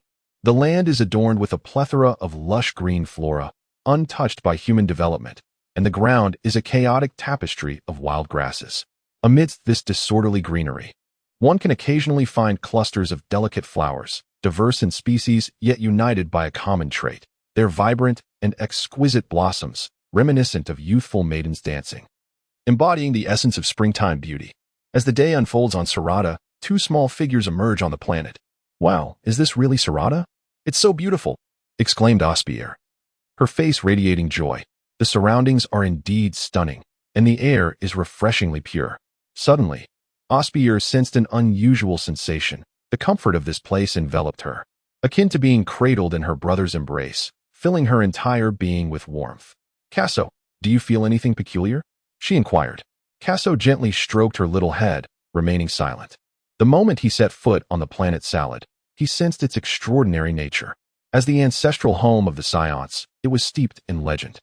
In the anime Dragon Ball, particularly during the Dragon Ball Super arc, the 6th and 7th universes were portrayed as twin realms, with their elements initially mirroring one another. However, as events unfolded, the planet Salad of the 7th universe faced annihilation, while the ancestral planet of the Saiyans in the 6th universe remained intact, harboring a multitude of Saiyans. During the martial arts tournament between the two universes, Goku and Vegeta discovered that the Saiyans of the 6th universe were unable to transform into Super Saiyans, yet their inherent strength in their base forms was astonishing, leaving them in awe. Speculation arose regarding whether the Saiyans of the 6th universe thrived on their ancestral planet, where the nurturing environment allowed a significant presence of S cells within them, albeit lacking the means to transform. Others conjectured that perhaps S cells proliferated only during periods of peace. After all, the early Saiyans served Frieza, invading and pillaging other planets, resulting in a scarcity of S cells and an inability to transform into Super Saiyans. It was only after the destruction of planet Vegeta, with the remaining Saiyans finding refuge on the peaceful Earth, that a surge of S cells flourished within them, ultimately leading to their transformation into Super Saiyans.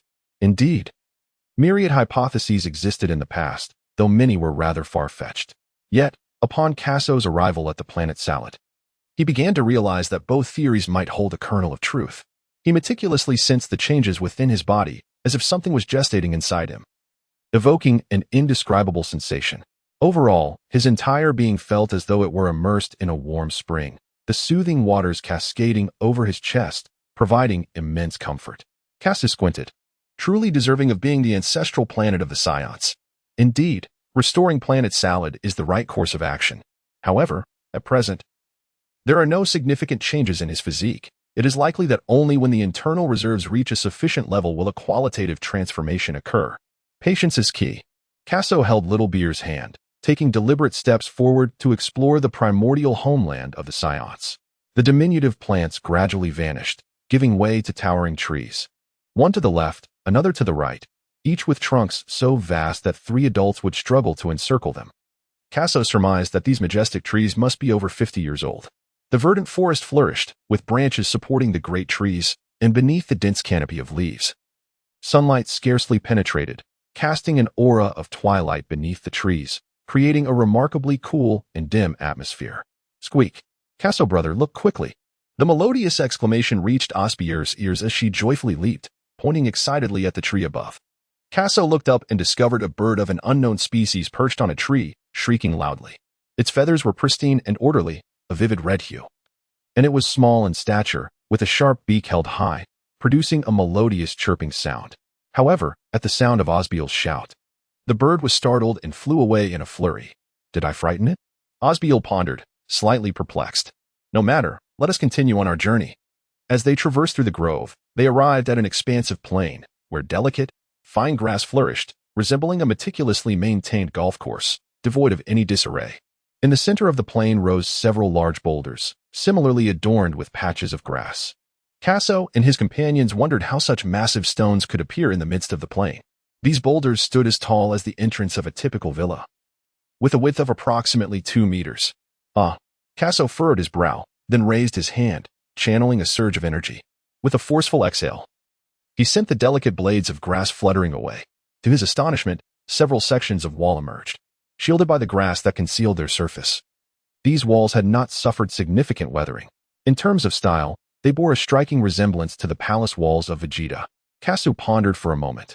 It seemed that these were remnants of ancient Saiyan architecture. Brother, I'm not in the mood to explore anymore. I am quite famished. Osbier exclaimed, plopping down on the ground, her little tail swaying restlessly behind her. A rumble emanated from her stomach as she patted it gently. After a whole day of wandering, she was nearly too hungry to continue, while Kaso still wished to explore, which left her feeling rather displeased. Little one, how can you be hungry again? Kaso chuckled, covering his face with his hand. Truly, she was a little glutton. After his laughter subsided, Kaso, unwilling to let Little Beer endure hunger, sensed the surroundings of the planet and discovered that Salada was home to many large creatures. Kaso vanished for 5 seconds, only to reappear immediately, his shoulders burdened with 2 enormous wild boars. Shall we indulge in roasted wild boar today? He inquired. Yes, I adore the wild boar roasted by my brother Kaso, replied Osbier cheerfully. Kaso carved out a small pit in the ground and then ventured into the forest to gather some firewood. Although he could have opted to roast the meat using his scorching energy waves, which would have sufficed, mastering the timing proved more challenging, and it lacked that authentic smoky flavor. As the saying goes, cooking without firewood lacks soul. With deft hands, Kaso skillfully opened the bellies of 2 wild boars, cleaned their entrails, and suspended them on branches. Once the preparations were nearly complete, he ignited the firewood and placed the boars beside the crackling flames. Night began to fall. The fire crackled and popped, filling the air with a symphony of sounds. Here you go, Xiaobier, be careful, it's hot, Kaso said, handing a boar to her. Thank you. I can hardly wait to dig in. As Osbier inhaled the savory aroma, her mouth watered uncontrollably, and she could no longer resist. She took a hearty bite. Kaso cast a glance at her, smiled briefly, and began to enjoy the roasted meat. Recently, he has been rather occupied. Once he concludes his tasks, he shall unveil more content. Upon reaching a total of 100,000 words, he will commence his debut, and he hopes for ample support from everyone. Furthermore, should there be any shortcomings in his writing, he welcomes constructive feedback. Chapter 27. A fierce beating for Bardock. The black canopy of the sky was adorned with twinkling stars, while a bonfire blazed upon the plain. The warm, orange glow illuminated the faces of 2 little children. One of the girls was voraciously devouring the meat. Kaso glanced over and smiled. The exploration of the Salada planet was complete, and it was nearly time to lead the Saiyans back to their homeland. The narrative of Dragon Ball had transformed due to his presence. Originally, apart from a few stragglers, all other Saiyans would have perished in the catastrophic explosion of planet Vegeta. Now, nearly 200 Saiyans remained alive. Once these Saiyans returned to this land, combined with its unique characteristics, it is truly unimaginable what the future holds for them. With the destruction of planet Vegeta, the Dragon Ball saga is on the verge of commencing. As Kaso contemplated this, he felt an exhilarating surge of blood coursing through him. Perhaps influenced by his Saiyan heritage, he eagerly longed to reunite with Kakarot. He yearned for an epic battle with Kakarot. Kaso pressed his lips together, realizing he must enhance his strength if he wished to engage in a duel with the character he adored most in his previous life. His current power level of 13,000 was insufficient. Despite Goku's power level being a mere 2, the protagonist's status cannot be underestimated. when Vegeta invades Earth. A single serious injury would allow Goku to surpass Kaso. Nevertheless, Kaso was confident he would not be outmatched by Goku. After all, he was an elite warrior endowed with memories from his past life. Even the protagonist would find it challenging to catch up to him. Suddenly, with an unintentional hiccup, Osbier shyly covered her small mouth and said, "Brother Kaso, I'm full." "As long as you're full, that's fine." Kaso chuckled helplessly. What a little glutton. Upon returning to Planet Fire, Kaso and Osbier spent the following month relocating the Saiyans to Planet Salad. The distance between the two planets was immense, and the constant back-and-forth travel left them utterly exhausted. After transferring the last Saiyan, they collapsed onto the ground of Planet Salad, gasping for breath. Osbier's face was pale, her little feet trembling, and even her grumbling stomach lacked the energy to voice its hunger. In stark contrast, the group of Saiyans in the distance were brimming with excitement as they explored Planet Salad, completely oblivious to the dire state of Kaso and Osbier. Truly a heartless bunch. Before long, the Saiyans suddenly grew animated. "This place is so comfortable. I can feel that it is extraordinary." Upon hearing this, Bardock broke into a cold sweat. As if only he understood the planet's significance. He glanced at Kaso, pondering how he had conceived the revival of Planet Salad. The planet had been destroyed long ago. And although Bardock had no recollection of what his homeworld looked like, he sensed something unusual the moment he set foot on this planet. Bardock furrowed his brow. But in his heart, he recognized that Kaso was the most extraordinary of them all. Using the dragon to restore Planet Salad was a stroke of genius for the Saiyans. This lad seemed to know everything. Was his foresight truly that remarkable? Bardock shook his head. His own foresight merely allowed him to glimpse a few significant scenes.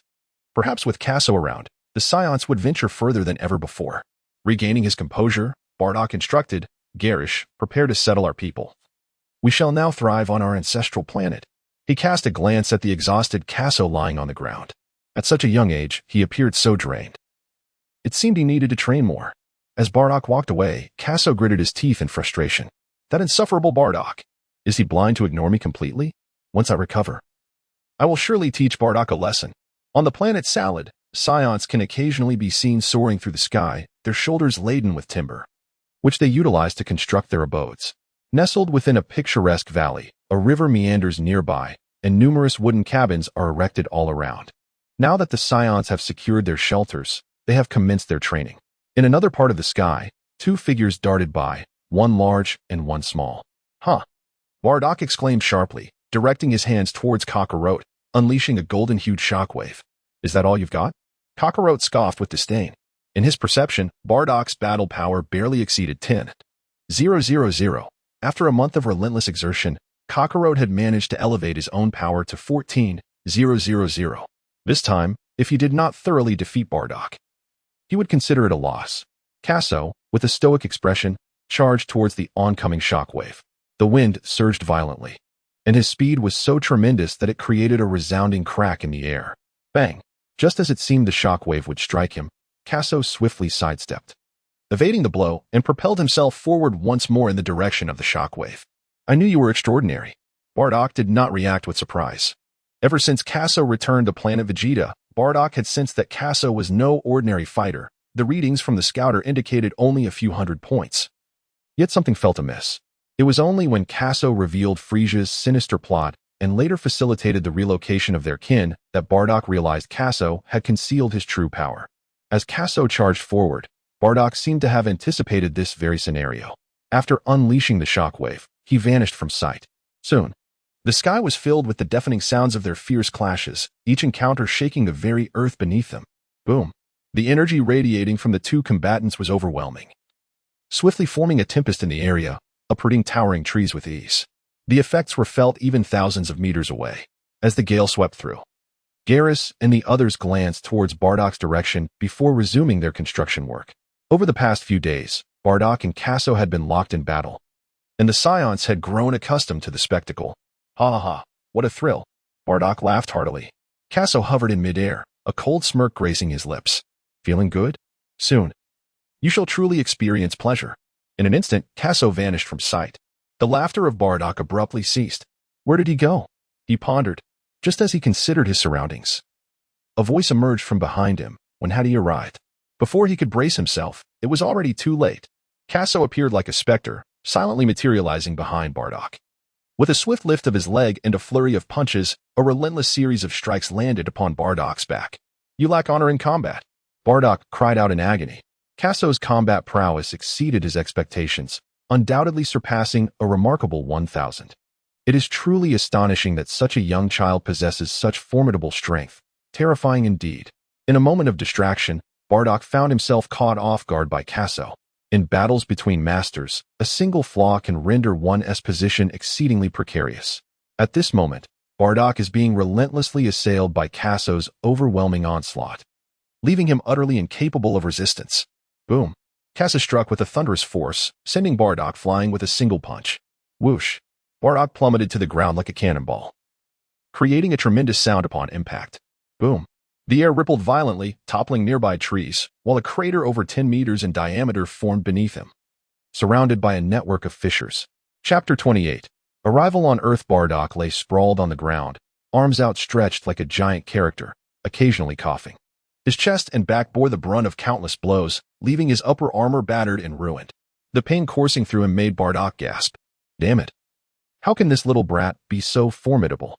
He managed a bitter smile, feeling utterly ashamed that he could not even best a mere child. Lying on the ground, he appeared to concede defeat. However, just as Bardock believed Kasso's assault had come to an end, a blue shockwave suddenly hurtled towards him from above. "Damn you, AMU!" Bardock barked with a thick neck, cursing vehemently. Though his tongue was sharp, he dared not slacken his movements, performing a swift maneuver to evade Kasso's attack. Should that shockwave connect, without a medical pod, he would surely be bedridden for 2 weeks. Not daring to look back, Bardock was nonetheless startled to see a dozen energy blasts descending upon him. "You little brat, do you have a grudge against me?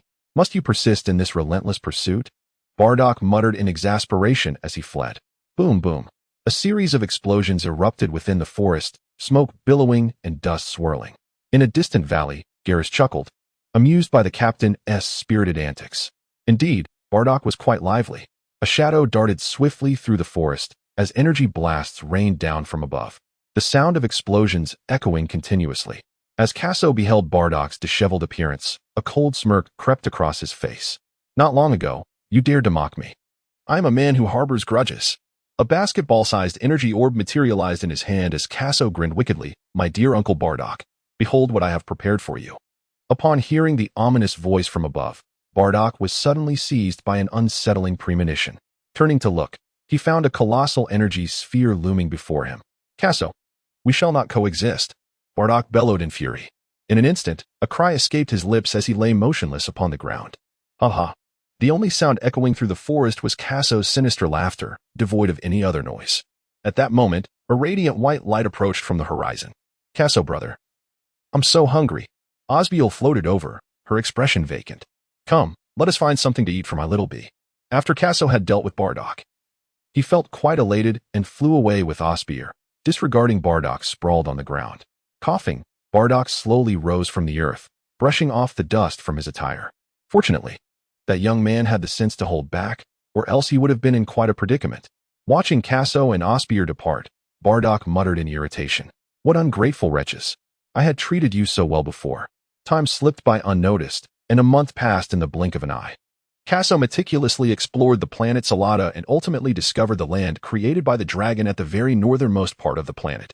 Before him lay the terrain, covered in black soil that emanated a remarkably unique aura. During his wish-making at Namek, Kasso had casually expressed a desire after his third wish failed to materialize, wondering if he could cultivate the mystical beans. After a moment's contemplation, he decided not to dwell on it any longer.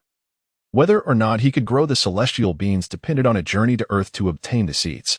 Returning to the valley, a grand river flowed gently nearby, its waters producing a soothing sound. Towering trees surrounded the area, under which the Saiyan dwellings were constructed, shielded from the scorching sun.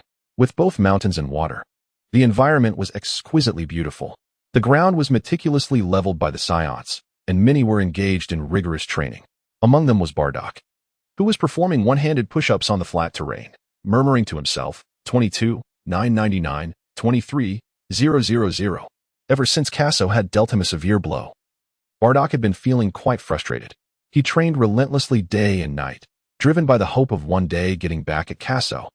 but primarily motivated by the desire to enhance his strength and seek revenge against Frieza. Uncle Bardock, it's time to let go. You won't be able to reclaim your honor.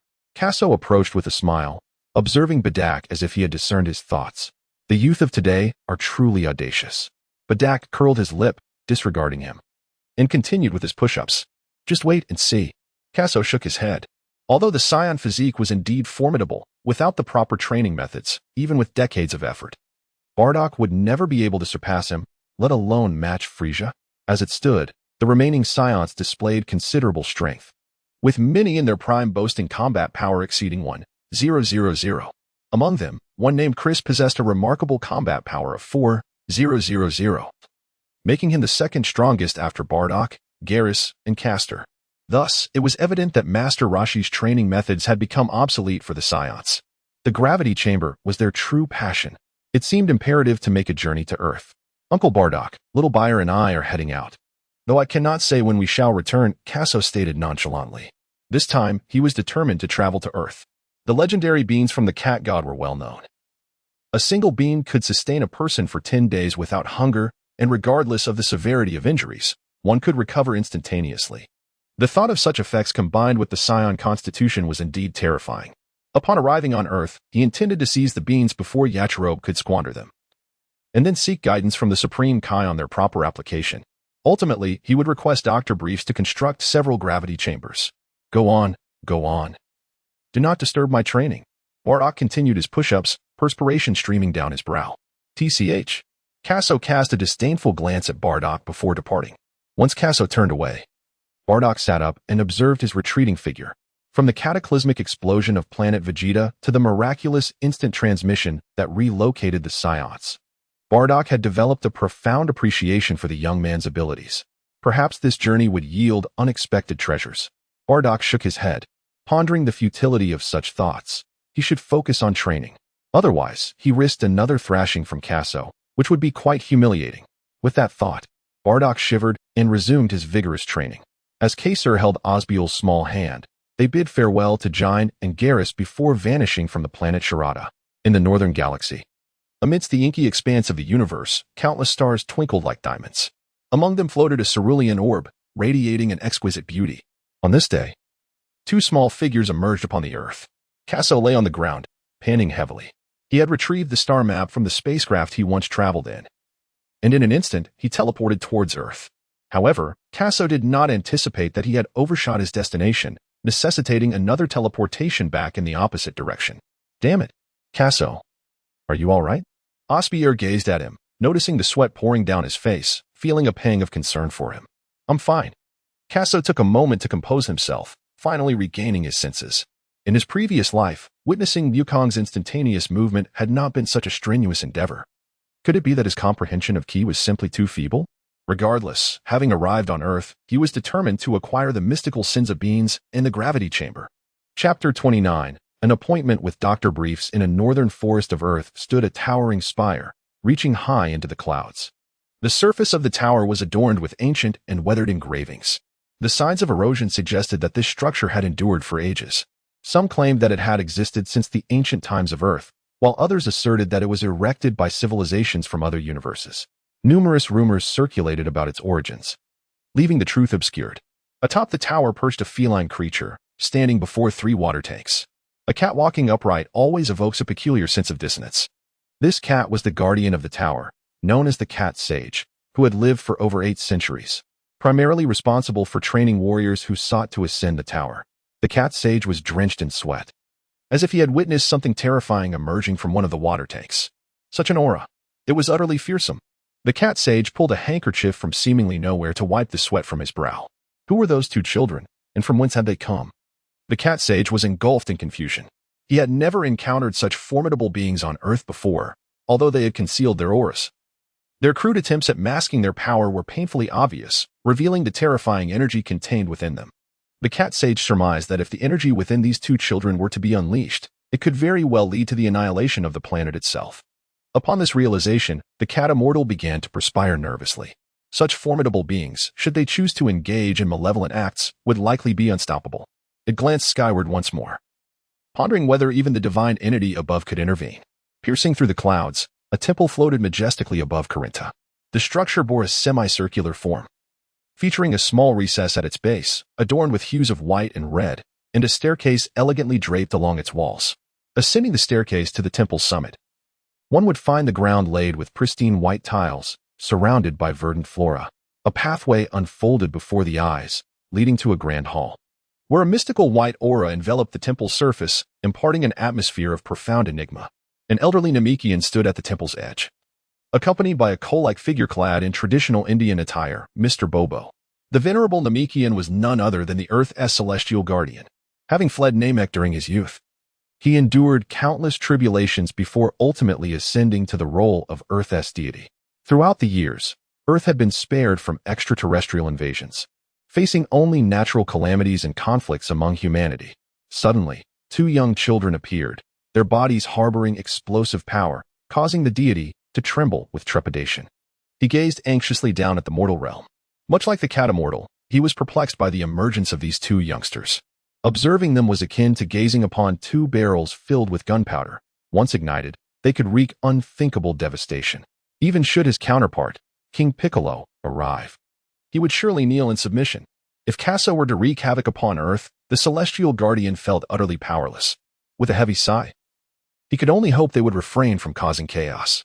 Meanwhile, in the lower realm, towering skyscrapers surrounded them, and the streets teemed with vehicles, showcasing an abundance of high-tech marvels. Osbier strolled along the thoroughfare, captivated by the dazzling array of products, her expression brimming with curiosity, reminiscent of a villager visiting the city for the first time. Hand in hand with Kaso, Osbier's eyes darted around, spotting delectable treats that made her mouth water uncontrollably. "Kaso, there's something delicious," she exclaimed. "We'll go eat it later, just be patient." Kaso gently stroked her head and smiled helplessly. Osbier resembled a young Wukong, unable to move when she spotted something delectable. Fortunately, the girl was relatively obedient. She listened to whatever Kaso said. Suddenly, a cacophony erupted ahead. "Hurry. Grab everything and let's leave. If we don't hurry, the police will arrive." A dozen burly men donned in black stockings were ransacking a store. The leader of the robbers wielded a submachine gun in one hand while frantically scooping capsule-shaped items from the display case with the other. His accomplices mirrored his actions. Meanwhile, the nearby staff lay trembling on the ground, too terrified to intervene. Kaso observed the situation in the shop and found it quite intriguing. He recalled watching an anime featuring a beautiful female bandit who would change her hairstyle with every sneeze, consequently altering her personality as well. In the early episodes, the character had a significant presence, but later on, she scarcely appeared. Kaso pondered for a moment, yet failed to recall the name of that enchanting beauty. She was likely still just a mere child at this point. "All right, let us hasten our departure," the leader of the robbers bellowed, subsequently leading his cohort swiftly out of the store. The bandits emerged in a formidable manner, causing surrounding passers-by to display expressions of fear, hastily retreating to the sidelines to avoid being caught in the fray.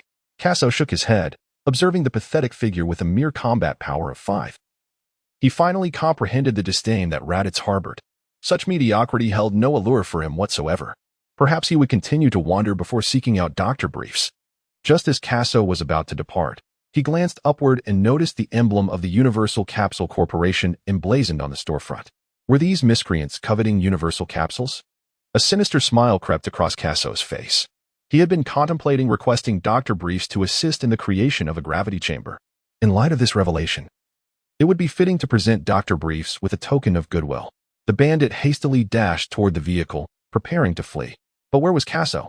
As Osbier realized Kaso's absence, a flash of white light streaked down the street, and a small figure materialized before the bandits in the blink of an eye. Suddenly, Kaso vanished once more. Thud. A dozen or so robbers inexplicably fell to the ground. Such peculiar behavior from the bandits only caused the passers-by to flee even further away. Kaso seized the bulging bag from the robber's grasp, and upon opening it, discovered it was filled to the brim with universal capsules. These numerous small pouches must surely be worth a considerable sum. He gestured towards the distant Xiao buyer, beckoning her to approach. Obediently, A.O. buyer followed Kaso into the shop. "I have retrieved the universal capsules for you," he announced, "but I have a matter to discuss with Dr. Briefs." Kaso assisted in retrieving the multifunctional capsule, eliciting profound gratitude from the store's manager, who promptly informed the company headquarters of the incident. someone expressed a desire to meet Dr. Briefs.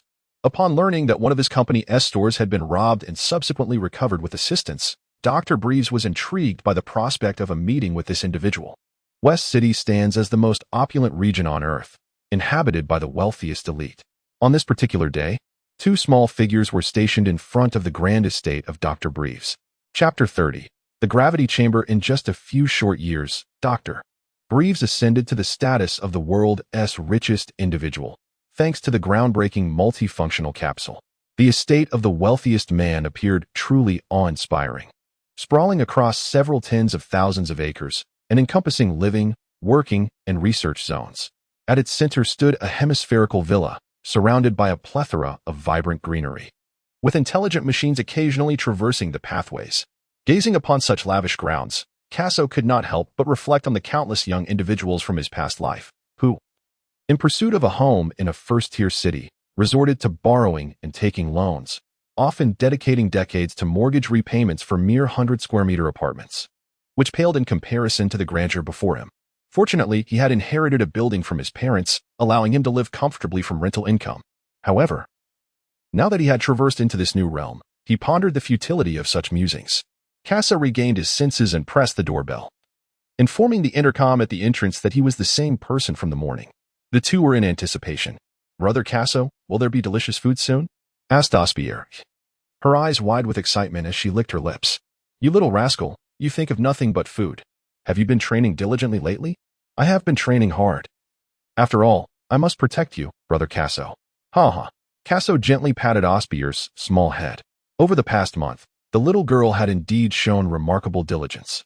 Before dawn on the planet Lolita, she would stealthily venture out for training, and she often did not return until nightfall. Karsu had keenly observed Osbier's efforts.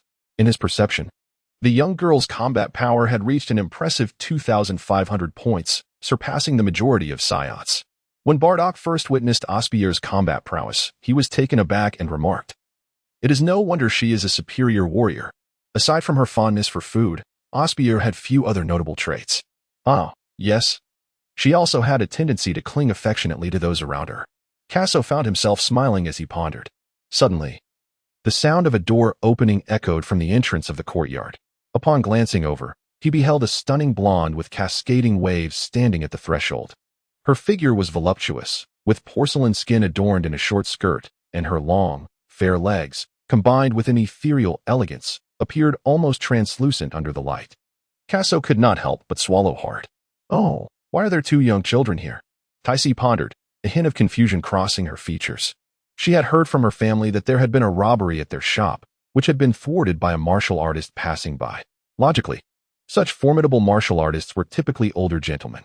Yet, here stood two mere youngsters. However, they did seem rather endearing. "Greetings, I am here to see Dr. Briefs." Karsu instantly recognized the elder sister before him. She was none other than Bulma's sister, Tais.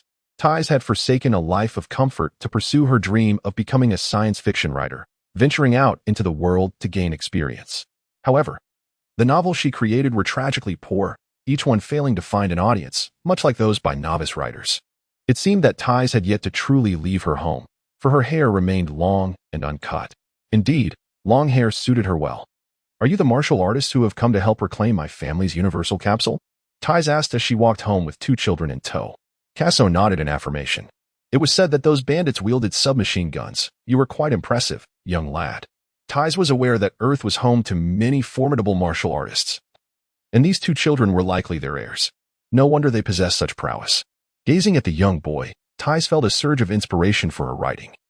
Bombarding Karsu with a flurry of questions, she inquired whether Karsu could master techniques that descended from the heavens and whether he was a prodigious talent in martial arts.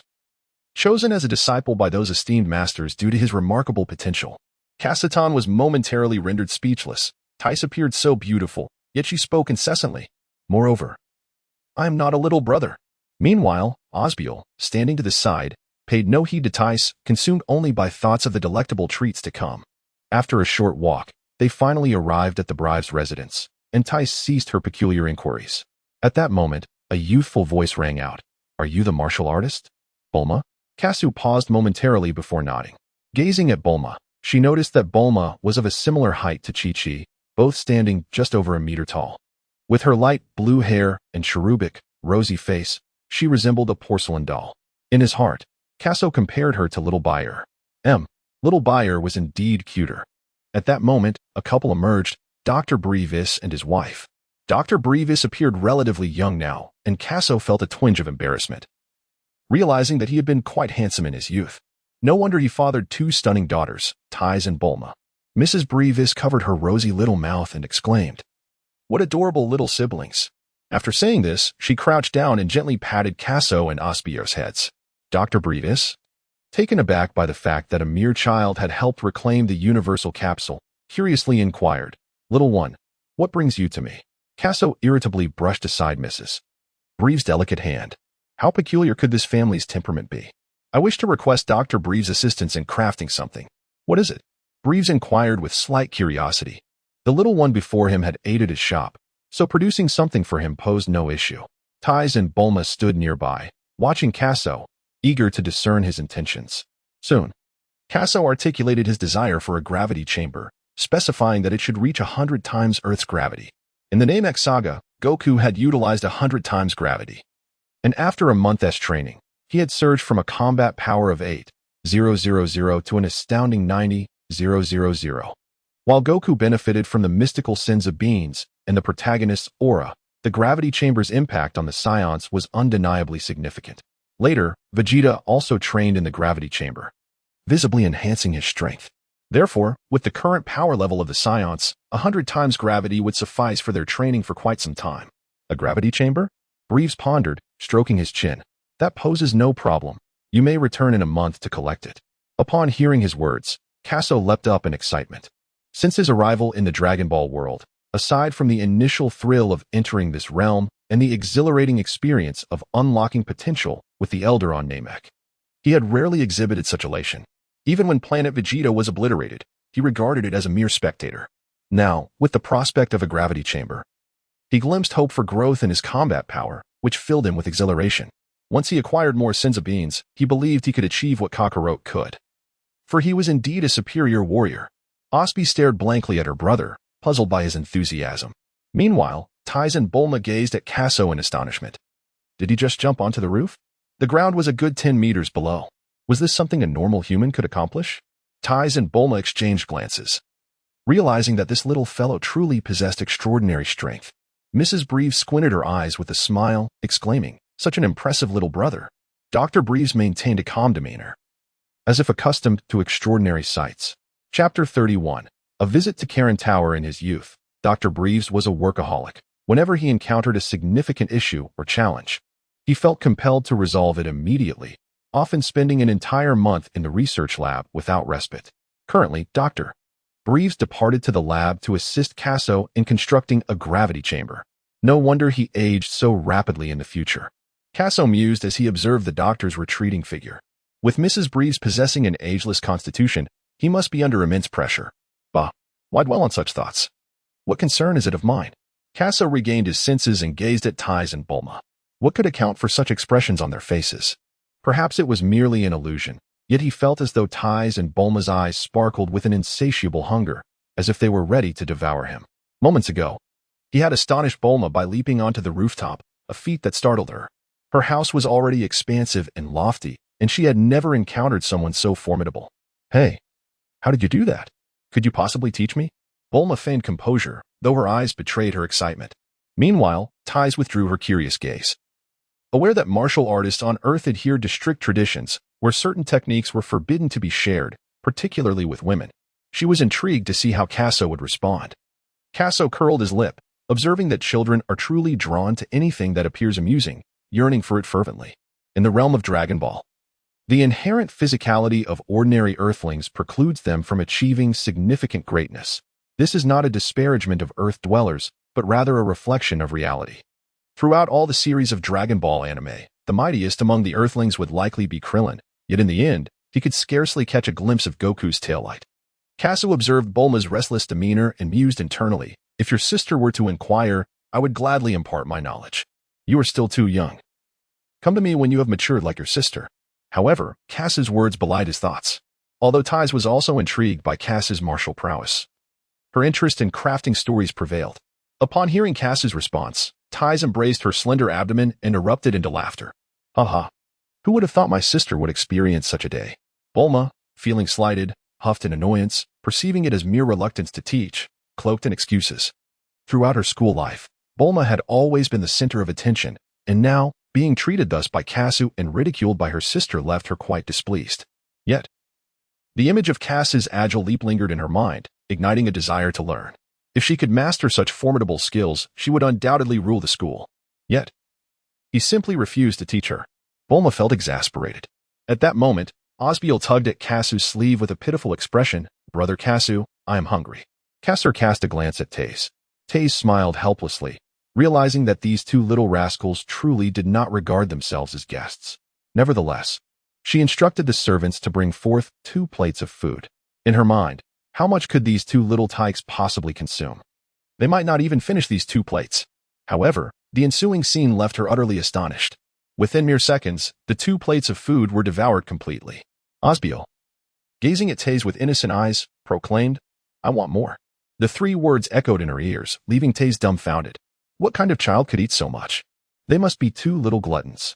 Could it be that martial artists have such hearty appetites? Although Tais was taken aback, she continued to have the servants bring more food. 1 plate after another. An hour later, the table was piled high with empty dishes. Osbier finally let out a belch, exclaiming, Brother Kasu was right. The food is truly delicious. Having previously only savored Kasu's roasted meats, she now relished this different fare, which was utterly delightful. Yet, why was this older sister staring at her with wide eyes? Osbier found herself perplexed. Kasu licked his lips. Indeed, Earth's cuisine is truly remarkable. It is no wonder that Beerus later became enamored with the delicacies of this planet. However, now that the food has been consumed and the gravity chamber has begun its operations, it is time to attend to more pressing matters.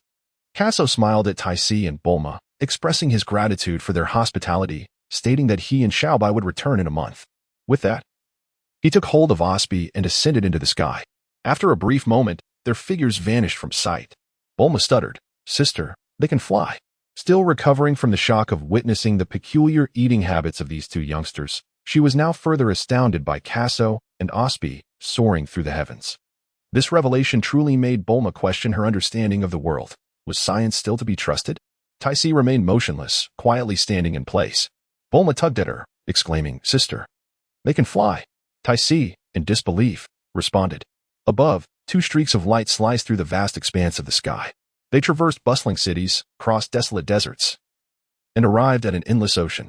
With a swift motion, they continued their northern flight. Soon, they encountered a dense forest, where an ancient white tower stood majestically at its center. I am coming for the Senza beans. Kasu, with Osbier in tow, suddenly accelerated, causing the surrounding scenery to rapidly recede. The speed of Kasu was astonishing, creating a sonic boom that reverberated throughout the forest.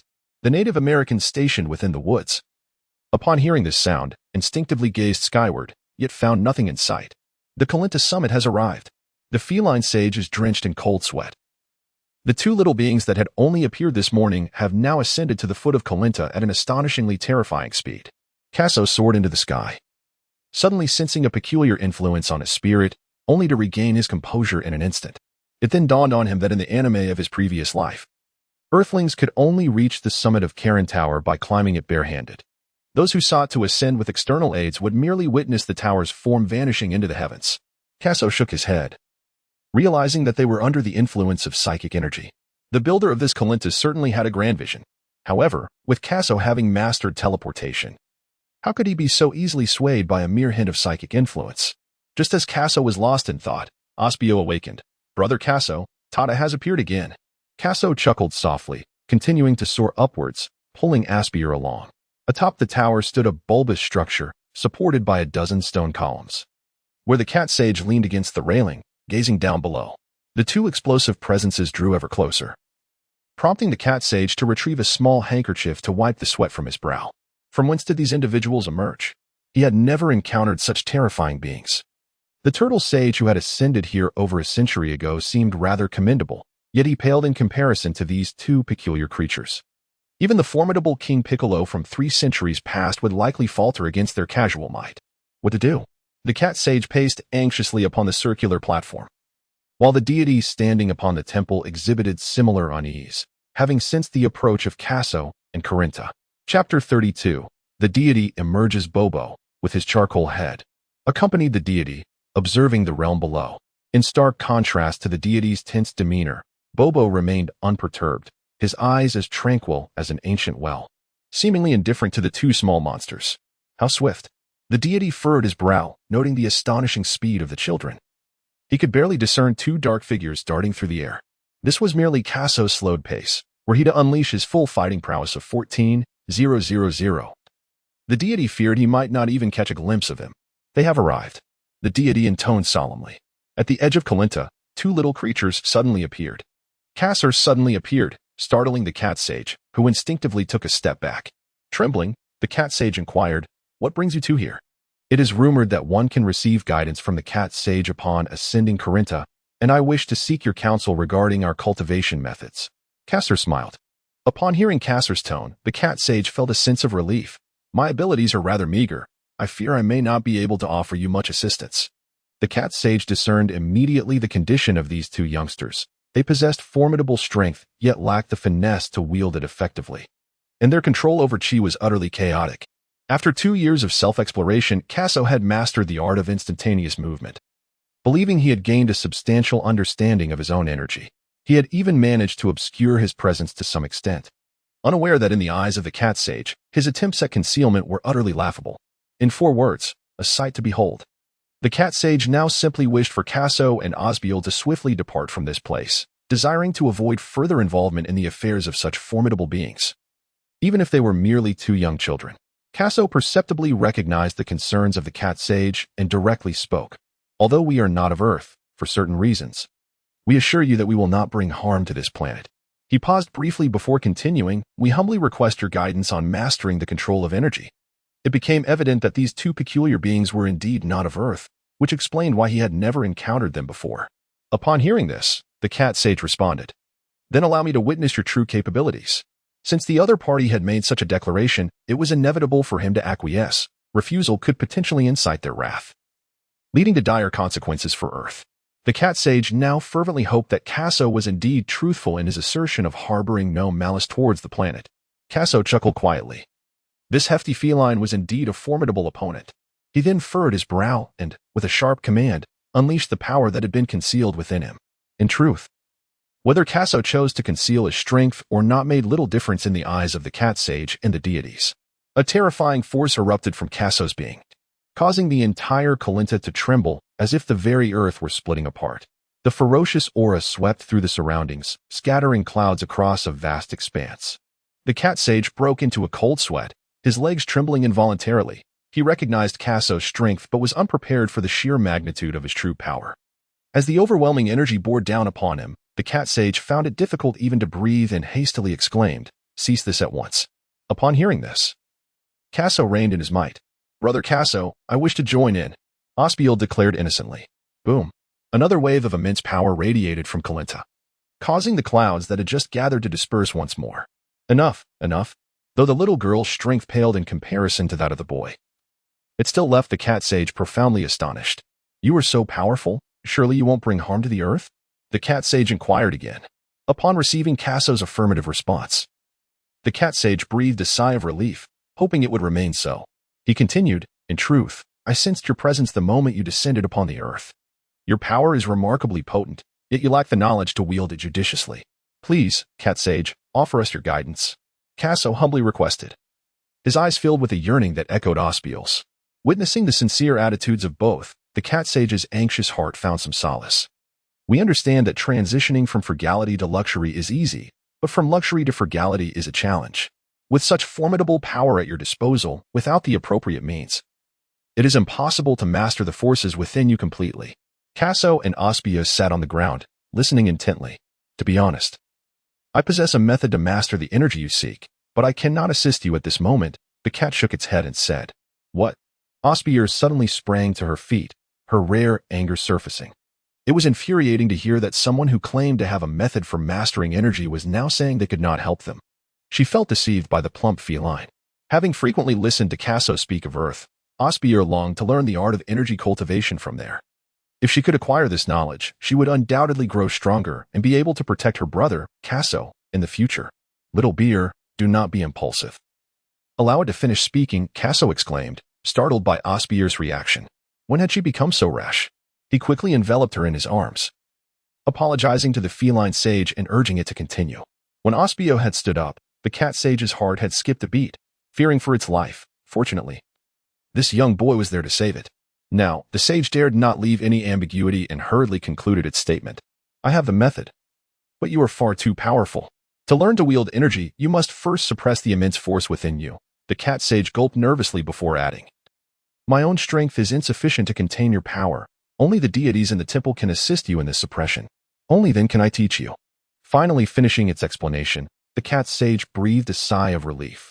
Kaso fell into deep contemplation. It had been 2 years since he traversed into this realm. Under the guidance of the Elder, he had unlocked his potential, now boasting a formidable combat power of 14,000 points. In stark contrast, this hefty feline possessed a mere 200 points, proving to be of little assistance to him. He lifted his gaze towards the heavens, pondering whether only a deity could accomplish such feats.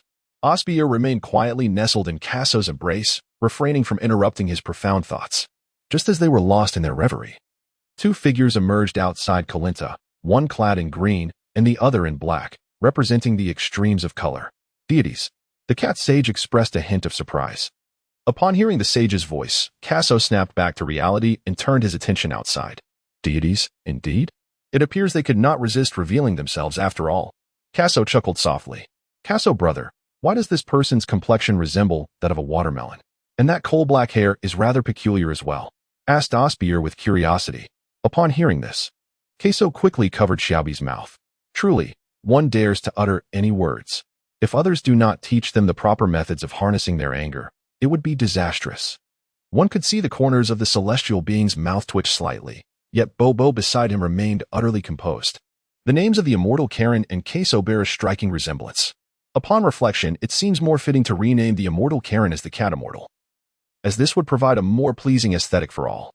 Chapter 33. Donning the weighted garment. If you wish to learn the application of chi, I can assist you.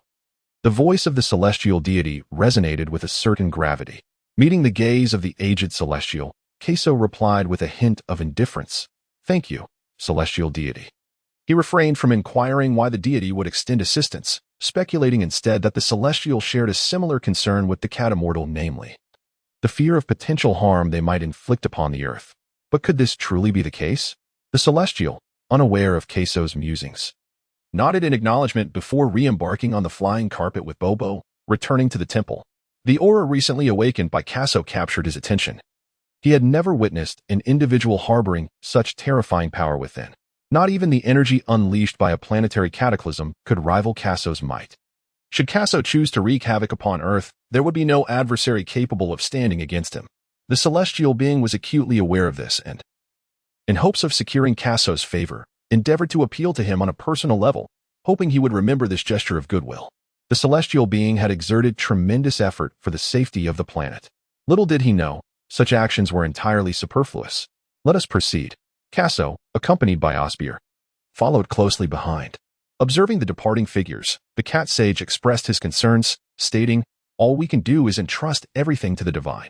As they ascended to greater altitudes, the air grew increasingly rarefied, and the mundane trivialities of the world faded away. Upon stepping into the temple, Kaso was enveloped by a profound sense of tranquility. It felt as if a spiritual essence permeated the atmosphere, invigorating him with each breath. The temple appeared strikingly familiar, resembling precisely what he had witnessed in the anime.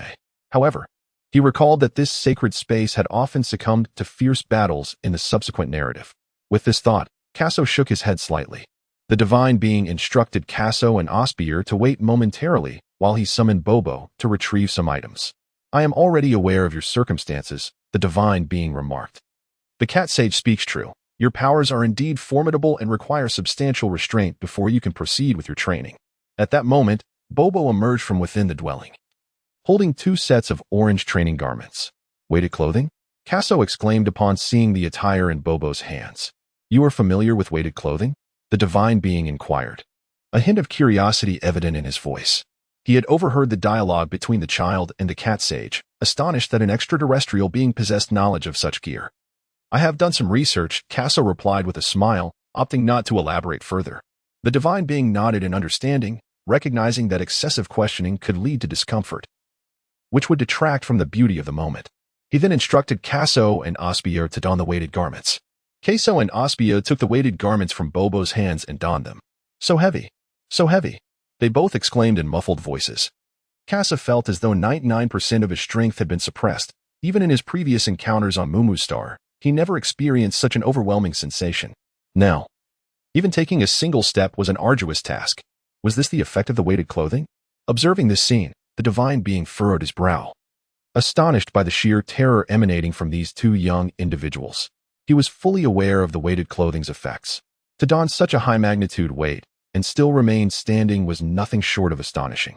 This shocking sight left the divine being in a contemplative state for quite some time. While you were harnessing energy on Corinta, I began to grasp the extent of your powers. The disparity between the two of you is significant, and thus your weighted clothing must differ accordingly, he remarked, leaning on his staff.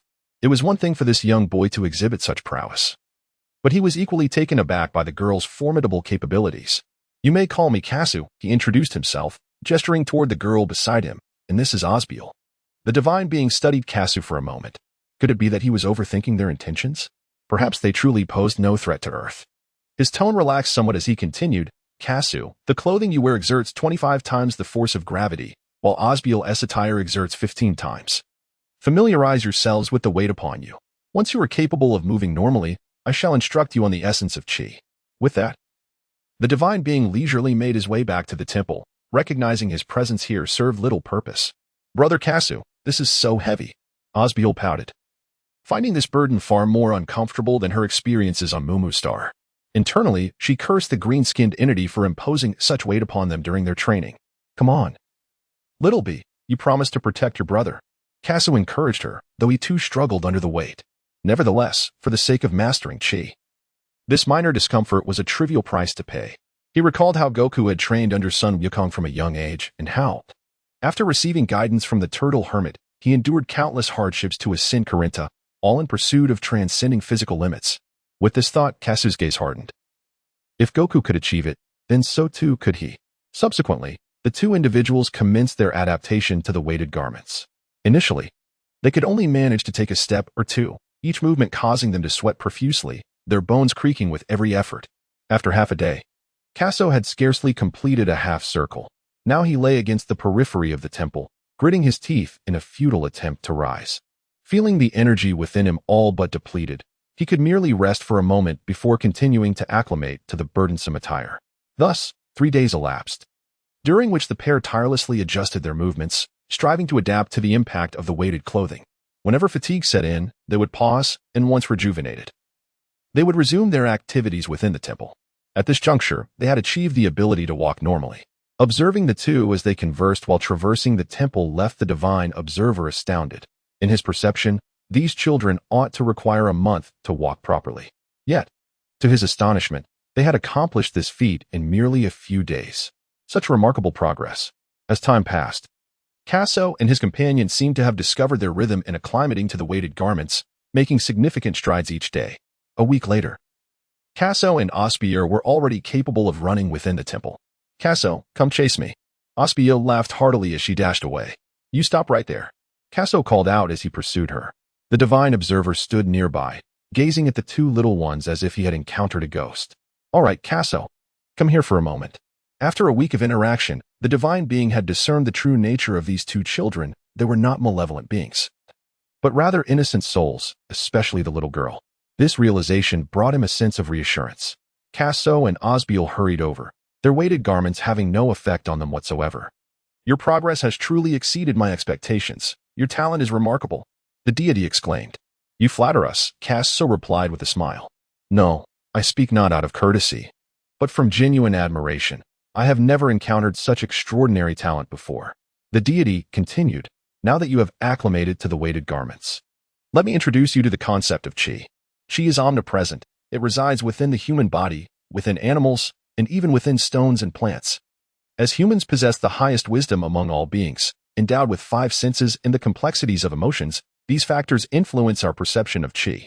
Therefore, to master it, we must cultivate a serenity akin to the sky and swiftness comparable to lightning. Only then will we achieve success in our training.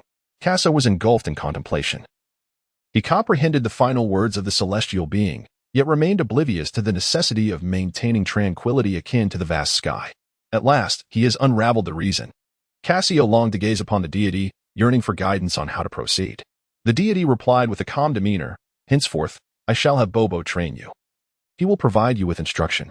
With that, the deity retreated into the sanctuary. At that moment, Bobo appeared before them, standing silently without uttering a word. "Brother Cassio, his skin is quite peculiar," Osbier exclaimed, pointing at Bobo. Caso swiftly pressed down on Xiaobai's hand. To be honest, he found it somewhat difficult to perceive the enigmatic nature of Bobo. Bobo exuded an air of mystery, whether in the realm of animation or in the present moment. It seemed as though nothing could provoke any emotional fluctuation within Bobo. Caso recalled that in the anime, Bobo was able to exchange blows with little Goku. And by the Buu saga, he could even hold his own against the Super Saiyan Trunks and the others. Quite mysterious indeed. Chapter 34. The first phase of training. "Hello, Mr. Bobo," Caso greeted with a smile. "Hello, Mr. Bobo," Osbier mimicked Caso's words. "Is this girl imitating my speech?" Caso cast an irritated glance at Xiaobi, who met his gaze, the two young children locking eyes in a silent standoff. Beside them, Bobo remained silent, the three figures standing still in the heart of the temple. In this profound stillness, Bobo suddenly broke the silence, remarking, "You both are quite impressive." Upon hearing Bobo's voice, Caso felt a twinge of surprise, since their first encounter. Bobo had not uttered a word to him, and his initial compliment left Caso momentarily taken aback. "All right, let us begin our training," Bobo declared, his expression devoid of emotion. "Sure." Caso nodded in agreement. Just moments ago, Caso had utilized his rudimentary sensing method to probe Bobo, only to find nothing. The absence of any discovery only deepened the air of mystery surrounding Bobo. At that moment, Bobo produced two small bells from seemingly nowhere. "Each of you shall tie one of these bells to your ankle," he instructed, handing a bell to each child. The challenge was set. They must snatch an apple from Bobo's hand without causing the bells to ring, employing any means necessary to succeed and advance to the next stage. Caso stared at the bells and apple that had suddenly appeared in Bobo's grasp, momentarily stunned. Wasn't this precisely the method Goku had employed when he first ascended the temple for training? Now, Caso's power had undoubtedly surpassed that of Goku at that time, leaving him to question the efficacy of Bobo's approach. Just as his doubts began to surface, he caught sight of the weighted clothing draped over his body and thought, "Surely, I cannot be such a fool." Caso struck his own head, indulging in self-deprecation.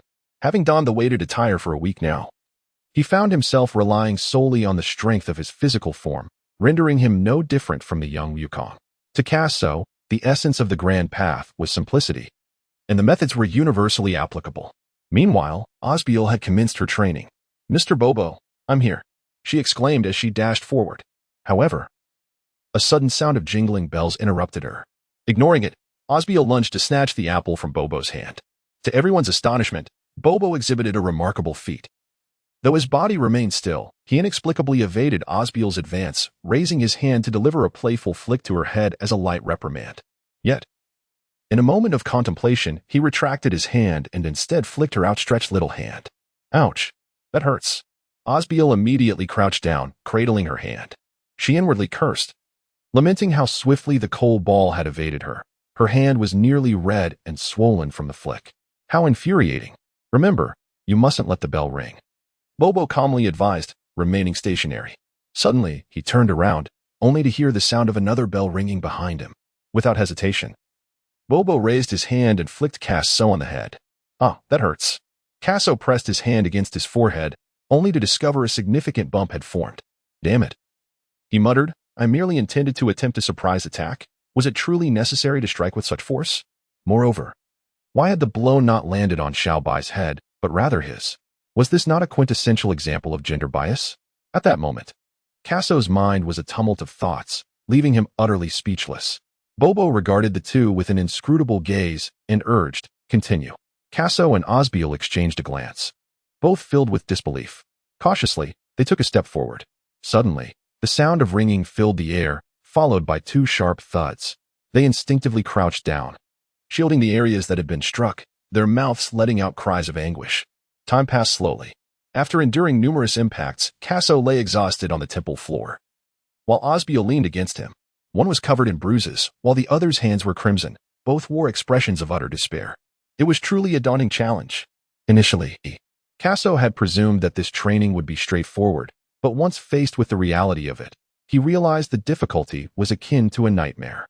No matter how he moved, he could not prevent the bells from ringing, a realization that filled him with hopelessness. Kaso closed his eyes, deciding to rest for a moment before continuing. He recalled how Wukong had initially faced the same predicament. No matter what he did, the bell would resonate.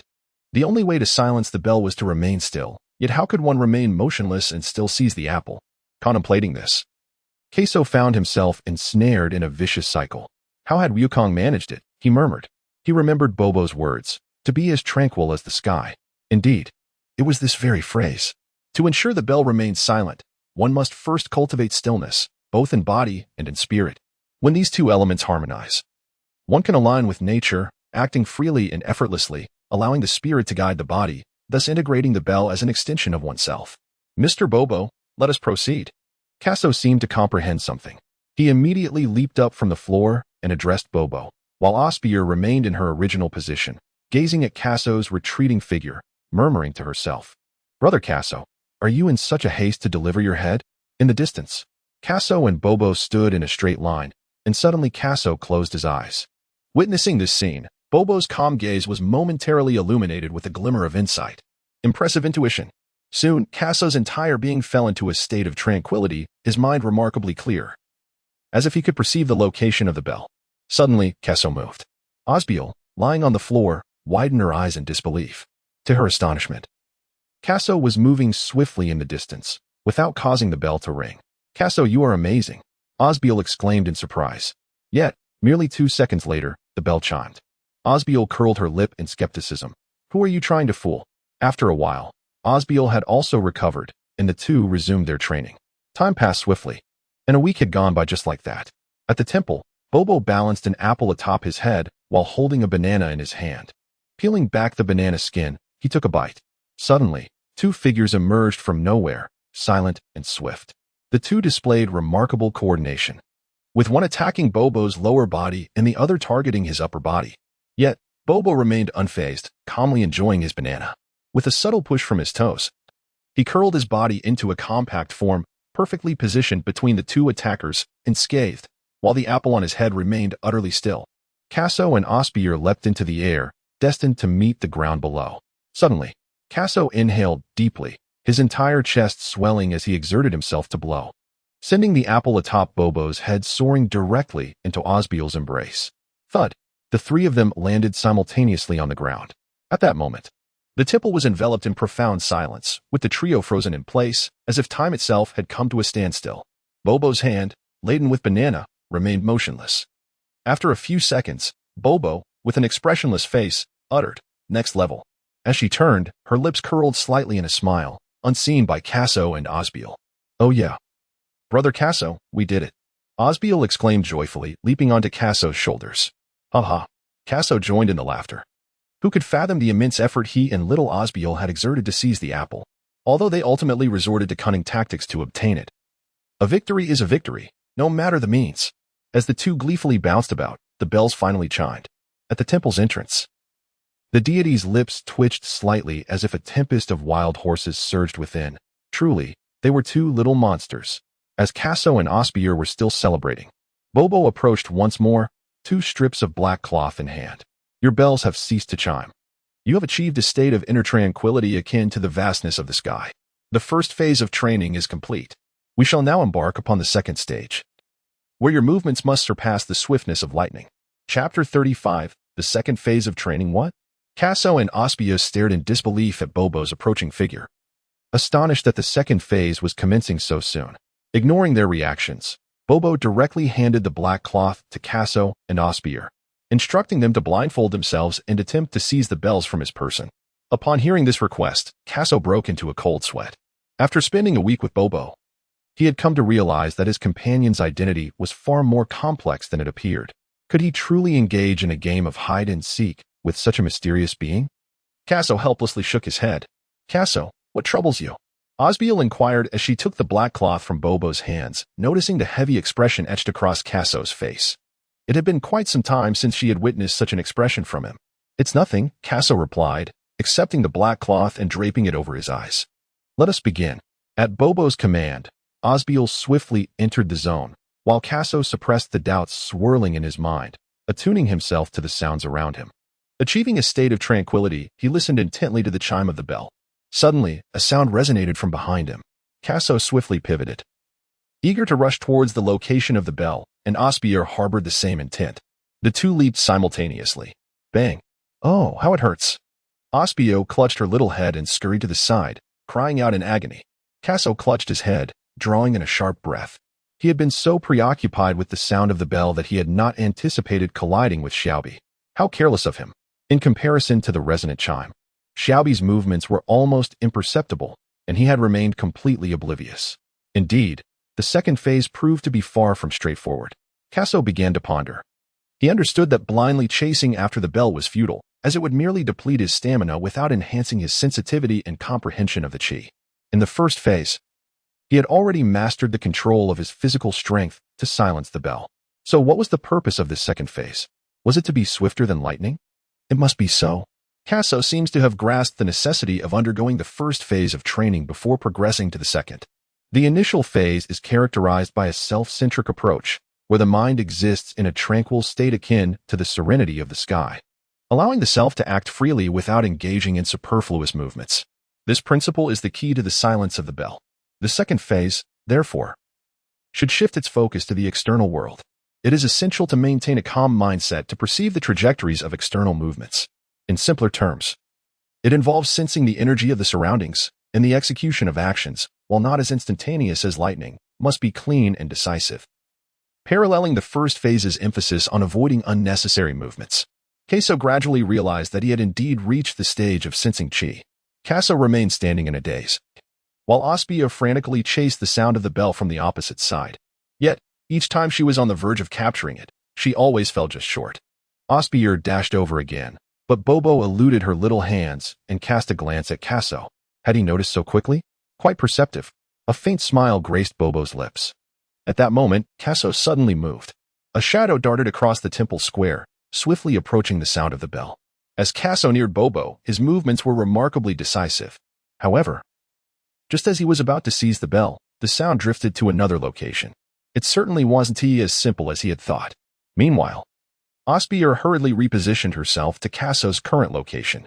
Kasso, covering his face, seemed to sense Osbier's actions and immediately sidestepped. Upon hearing the bell shift again, Osbier attempted to pursue it, but Kasso held her back. "Little Osbier, hold on for a moment. Reflect carefully on what this stage of training entails," Kasso advised. "Huh?" Osbier, momentarily taken aback by Kasso's grip, slowly began to grasp his intent. "Indeed, our little Osbier is quite clever. She may appear dazed, but she is certainly not foolish." Bobo observed the two pupils crouching on the ground, seemingly pondering something profound. After a considerable time, the two youngsters finally rose to their feet. "Mr. Bobo, let us begin," Kasso declared. "Mr. Bobo, let us begin," Osbier echoed, her voice sweet and innocent. Soon, two more small shadows flitted across the temple. Another 2 weeks passed. At the divine temple, four figures stood, the deity and Bobo on one side, while Kasso and Osbier stood on the other. Kasso and Osbier pulled down the black cloth before them. "Brother Kasso, we did it," Osbier exclaimed joyfully, leaping into the air.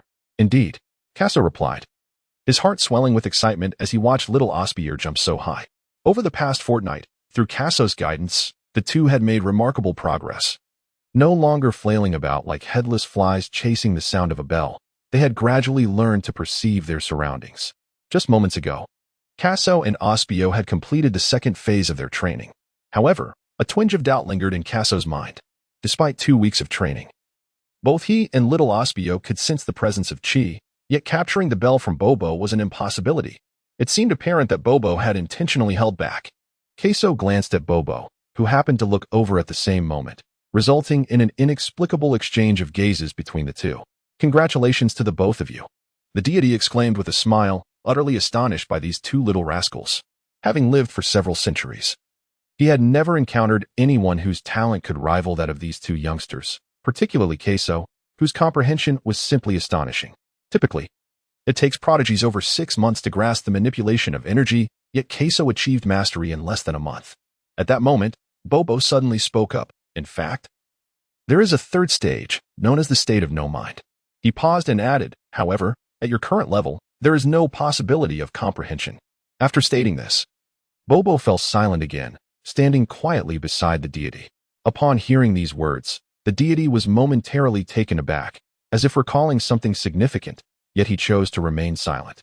Casual appeared deep in thought. He was aware from the anime that there existed this particular phase. It seemed that Goku had undergone this training, but he was unclear about the subsequent developments. You may remove your weighted clothing now, the deity remarked, his gaze towards the two somewhat peculiar. The deity was well aware of the effects brought about by this training method. Kazuo and his companion had endured the weight of their garments for an entire month, relying solely on their physical prowess for training. Now, having mastered the control of their energy, it was difficult to fathom what their performance would be like once the weighted clothing was removed. The deity felt a sense of anticipation for the forthcoming spectacle. Almost forgot. Kaso patted his own head, having entirely forgotten that he was still adorned in a weighted garment. From the very beginning, Kaso struggled to comprehend the concept of chi. However, after the divine explanation provided by the celestial beings, he gradually began to grasp its essence. Following a month of rigorous training with Bobo, he has now mastered the control of the energy within him, and his perception and understanding of chi have undergone a remarkable transformation. It is only now that Kaso realizes that his previous difficulties with teleportation stemmed from his insufficient sensitivity to chi. Kaso recalled the animated series where Raditz invaded Earth, and Goku along with Piccolo donned weighted clothing. Upon shedding these garments, their combat power ascended to an entirely new level. Unlike them, Kaso's weighted attire merely served to slightly suppress his inner strength. Goku's first encounter with tenfold gravity occurred on King Kai's planet, where he was immediately overwhelmed and brought to the ground. If Goku struggled under the tenfold gravity, then Kaso's current weighted clothing, which imposed a staggering 25-fold gravity, would undoubtedly yield extraordinary effects. Contemplating this, Kaso eagerly anticipates the moment when he will shed his burdensome attire. Kaso and Osbiel exchanged a glance, ultimately deciding that Kaso would go first. Chapter 36, Shedding the Burden Garment. He slowly lifted the hem of his garment, inch by inch, until the collar slipped over his head, and the burdened attire was on the verge of being removed. Suddenly, a heavy atmosphere enveloped the surroundings. The air in the temple, already thin, became increasingly oppressive, making each breath feel laborious. The tension startled the deity and Osbiel, causing them to involuntarily swallow hard. As Kaso completely removed the burdened garment, his body emitted sounds akin to beans cascading to the ground. Crackling, the immense pressure was released, and every cell in his body began to joyfully pulsate, leaving Kaso yearning to howl at the heavens. The long-suppressed power within him awakened, like a slumbering eastern dragon, as the garment fell away. Boom, boom. As Kaso's strength gradually unfurled, the temple seemed to tremble slightly, and a surge of turbulent energy stirred the air above, transforming the previously heavy atmosphere into a boiling tempest. An overwhelming force erupted from Kaso, and terrifying energy exploded forth, enveloping his entire being in a massive white aura, as if a minor war god stood at the center of the temple. How formidable! The deity's white mantle billowed backward, nearly toppling under the pressure of Kaso's might. Brother Kaso is incredible! Osbiel exclaimed, her feline eyes widening as she fixated on him. Bobo, expressionless, stood still and silent. At that moment, ha ha ha ha, Kaso erupted in laughter. He clenched his fists, and the sky resonated with a sudden hum. Witnessing this spectacle, Kaso himself was astounded by his newfound strength. He could feel an endless reservoir of power surging within him, more than double what it had been a month prior, yet without a detector.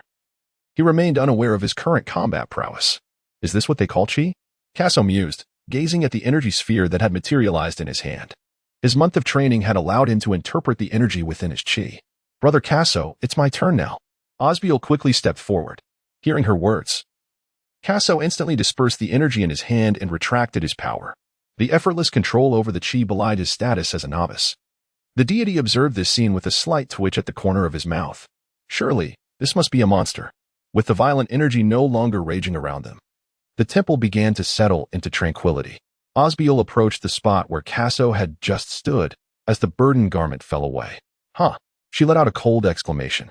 The atmosphere, which had only just settled, became tumultuous once more. The wild wind howled, and the verdant foliage upon the temple swayed violently, the leaves rustling against one another, producing a cacophony of sound. An overwhelmingly terrifying aura erupted from Osbier. With a thunderous boom, a plume of white energy soared into the sky. Kaso, upon witnessing the scene, was astonished and exclaimed, "She has truly become twice as formidable as before." A month ago, under his keen perception, Xiao Baier's prowess could only be deemed adequate. Now, she had astonishingly evolved to such a remarkable extent. The celestial being remarked, "Osbier's innate talent is indeed impressive." He glanced at Kaso, shaking his head. There was no need to elaborate on this little one's potential. Just moments ago, when Kaso had erupted in anger, he had nearly been propelled away by the sheer force. Turning his gaze to Osbier, he noted that while her talent may not rival Kaso's, it surpassed that of any prodigy he had ever encountered. Soon, Osbier's aura reached its zenith. In that moment, even Kaso felt a tremor. Her combat strength must have reached around 6,000. Indeed, the effects of the weighted garment were extraordinary. Kaso murmured, "If such were the results of the weighted garment, how remarkable must the gravity chamber be?" Kaso's heart soared with joy. He had successfully persuaded Dr. Breves to create a gravity chamber. When he brought it back to the planet Lolita, the expressions of those scions would surely be worth witnessing. With this thought, Kaso could hardly contain his eagerness to return to Lolita. Suddenly, the energy surrounding Osbio in the center of the temple dissipated, and the cyclone vanished in an instant, calming the surrounding trees. "Brother Kaso, am I amazing?" Osbio rushed over, her small face reflecting a glimmer of yearning. He knew he had to praise her. Kaso smiled helplessly, cradling Osbier in his arms, and said, "My little Osbio is the most exceptional." The deity, observing this scene, couldn't help but chuckle, nearly forgetting that these two extraordinary beings were, after all, just two little children. Kaso cradled Osbier in his arms and approached the deities, Tian Shun and Bo Bo. Having spent a considerable amount of time on Earth, he had accomplished but two tasks. First, he had commissioned Dr. Briefs to construct a gravity chamber, and then he had ventured into the celestial realm to master the art of energy manipulation and perception. However, his purpose for arriving on Earth extended far beyond these endeavors. He harbored even more significant objectives. "I sincerely thank you, Tianshin and Mr. Bobo, for your care over the past month," Kaso said, bowing respectfully as he prepared to depart from the heavenly realm. At that moment, Osbier mimicked Kaso's words, playfully sticking out her tongue and breaking into an endearing smile. "Are you leaving?" Tianshin inquired.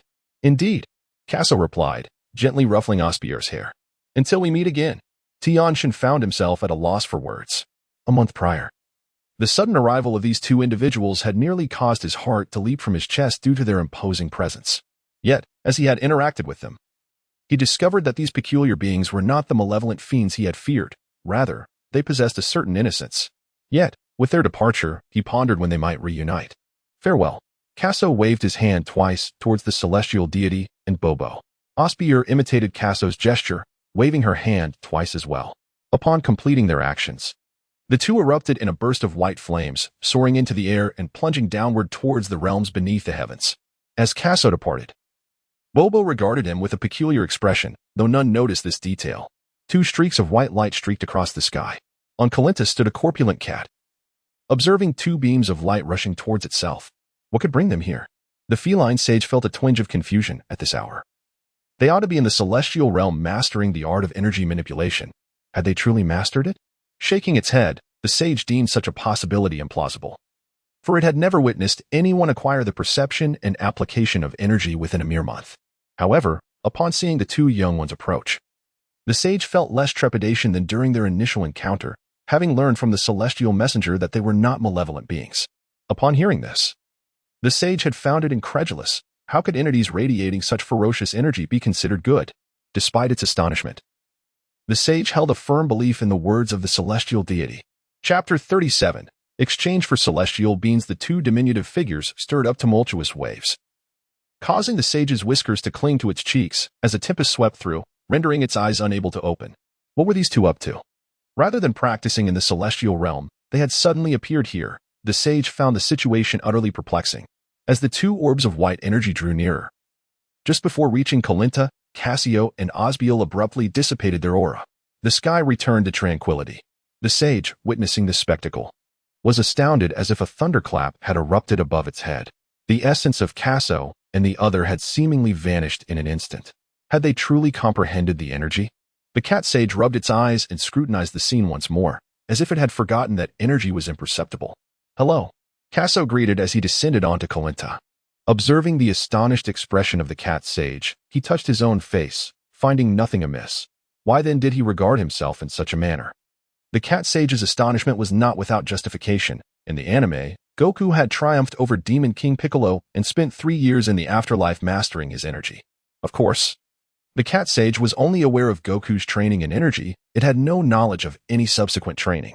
Now, witnessing 2 young children grasping this concept in less than a month and exhibiting control over it was truly alarming. The cat sage extended a tiny paw, trembling slightly as it pointed at Kaso. "Why, you have mastered the use of energy?" "Yes. What's the matter?" Kaso replied, somewhat puzzled.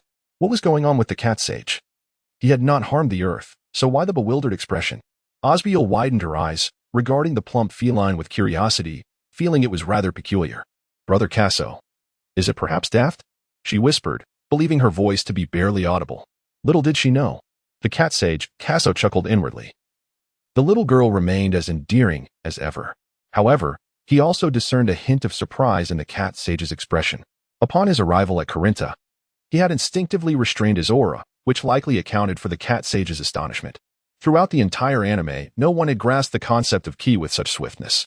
When Kaso was still mastering instant transmission on the planet Yardrat, he had felt a strong affinity for understanding, and now, on Earth, he was rapidly learning to harness ki. He pondered quietly whether this might be attributed to the fusion of their 2 souls. "Kaso, what are you thinking about?" asked Osbier, noticing Kaso's stillness with a hint of curiosity. "Nothing," Kaso replied, smiling at the little girl. In truth, her talent was quite remarkable. The time she took to learn instant transmission was comparable to Goku's, and under his guidance, she swiftly acquired the ability to manipulate ki. "Is there something you need?" the cat sage inquired, having regained its focus. Its gaze upon Kaso and Osbier was somewhat peculiar, as if it were observing 2 curiosities. "I heard you possess a type of bean that, once consumed, allows one to go 10 days without feeling hunger," Kaso stated. "Are you referring to the Senza bean?" "Yes. I understand you have some, but may I ask what purpose you intend for it?" "This item is meant for martial artists ascending to Corinta and is of little use to the 2 of you." The cat sage scratched its head in contemplation. "Of no use?" Kaso chuckled softly. Such a miraculous medicinal treasure. Each bean consumed was 1 less to be had.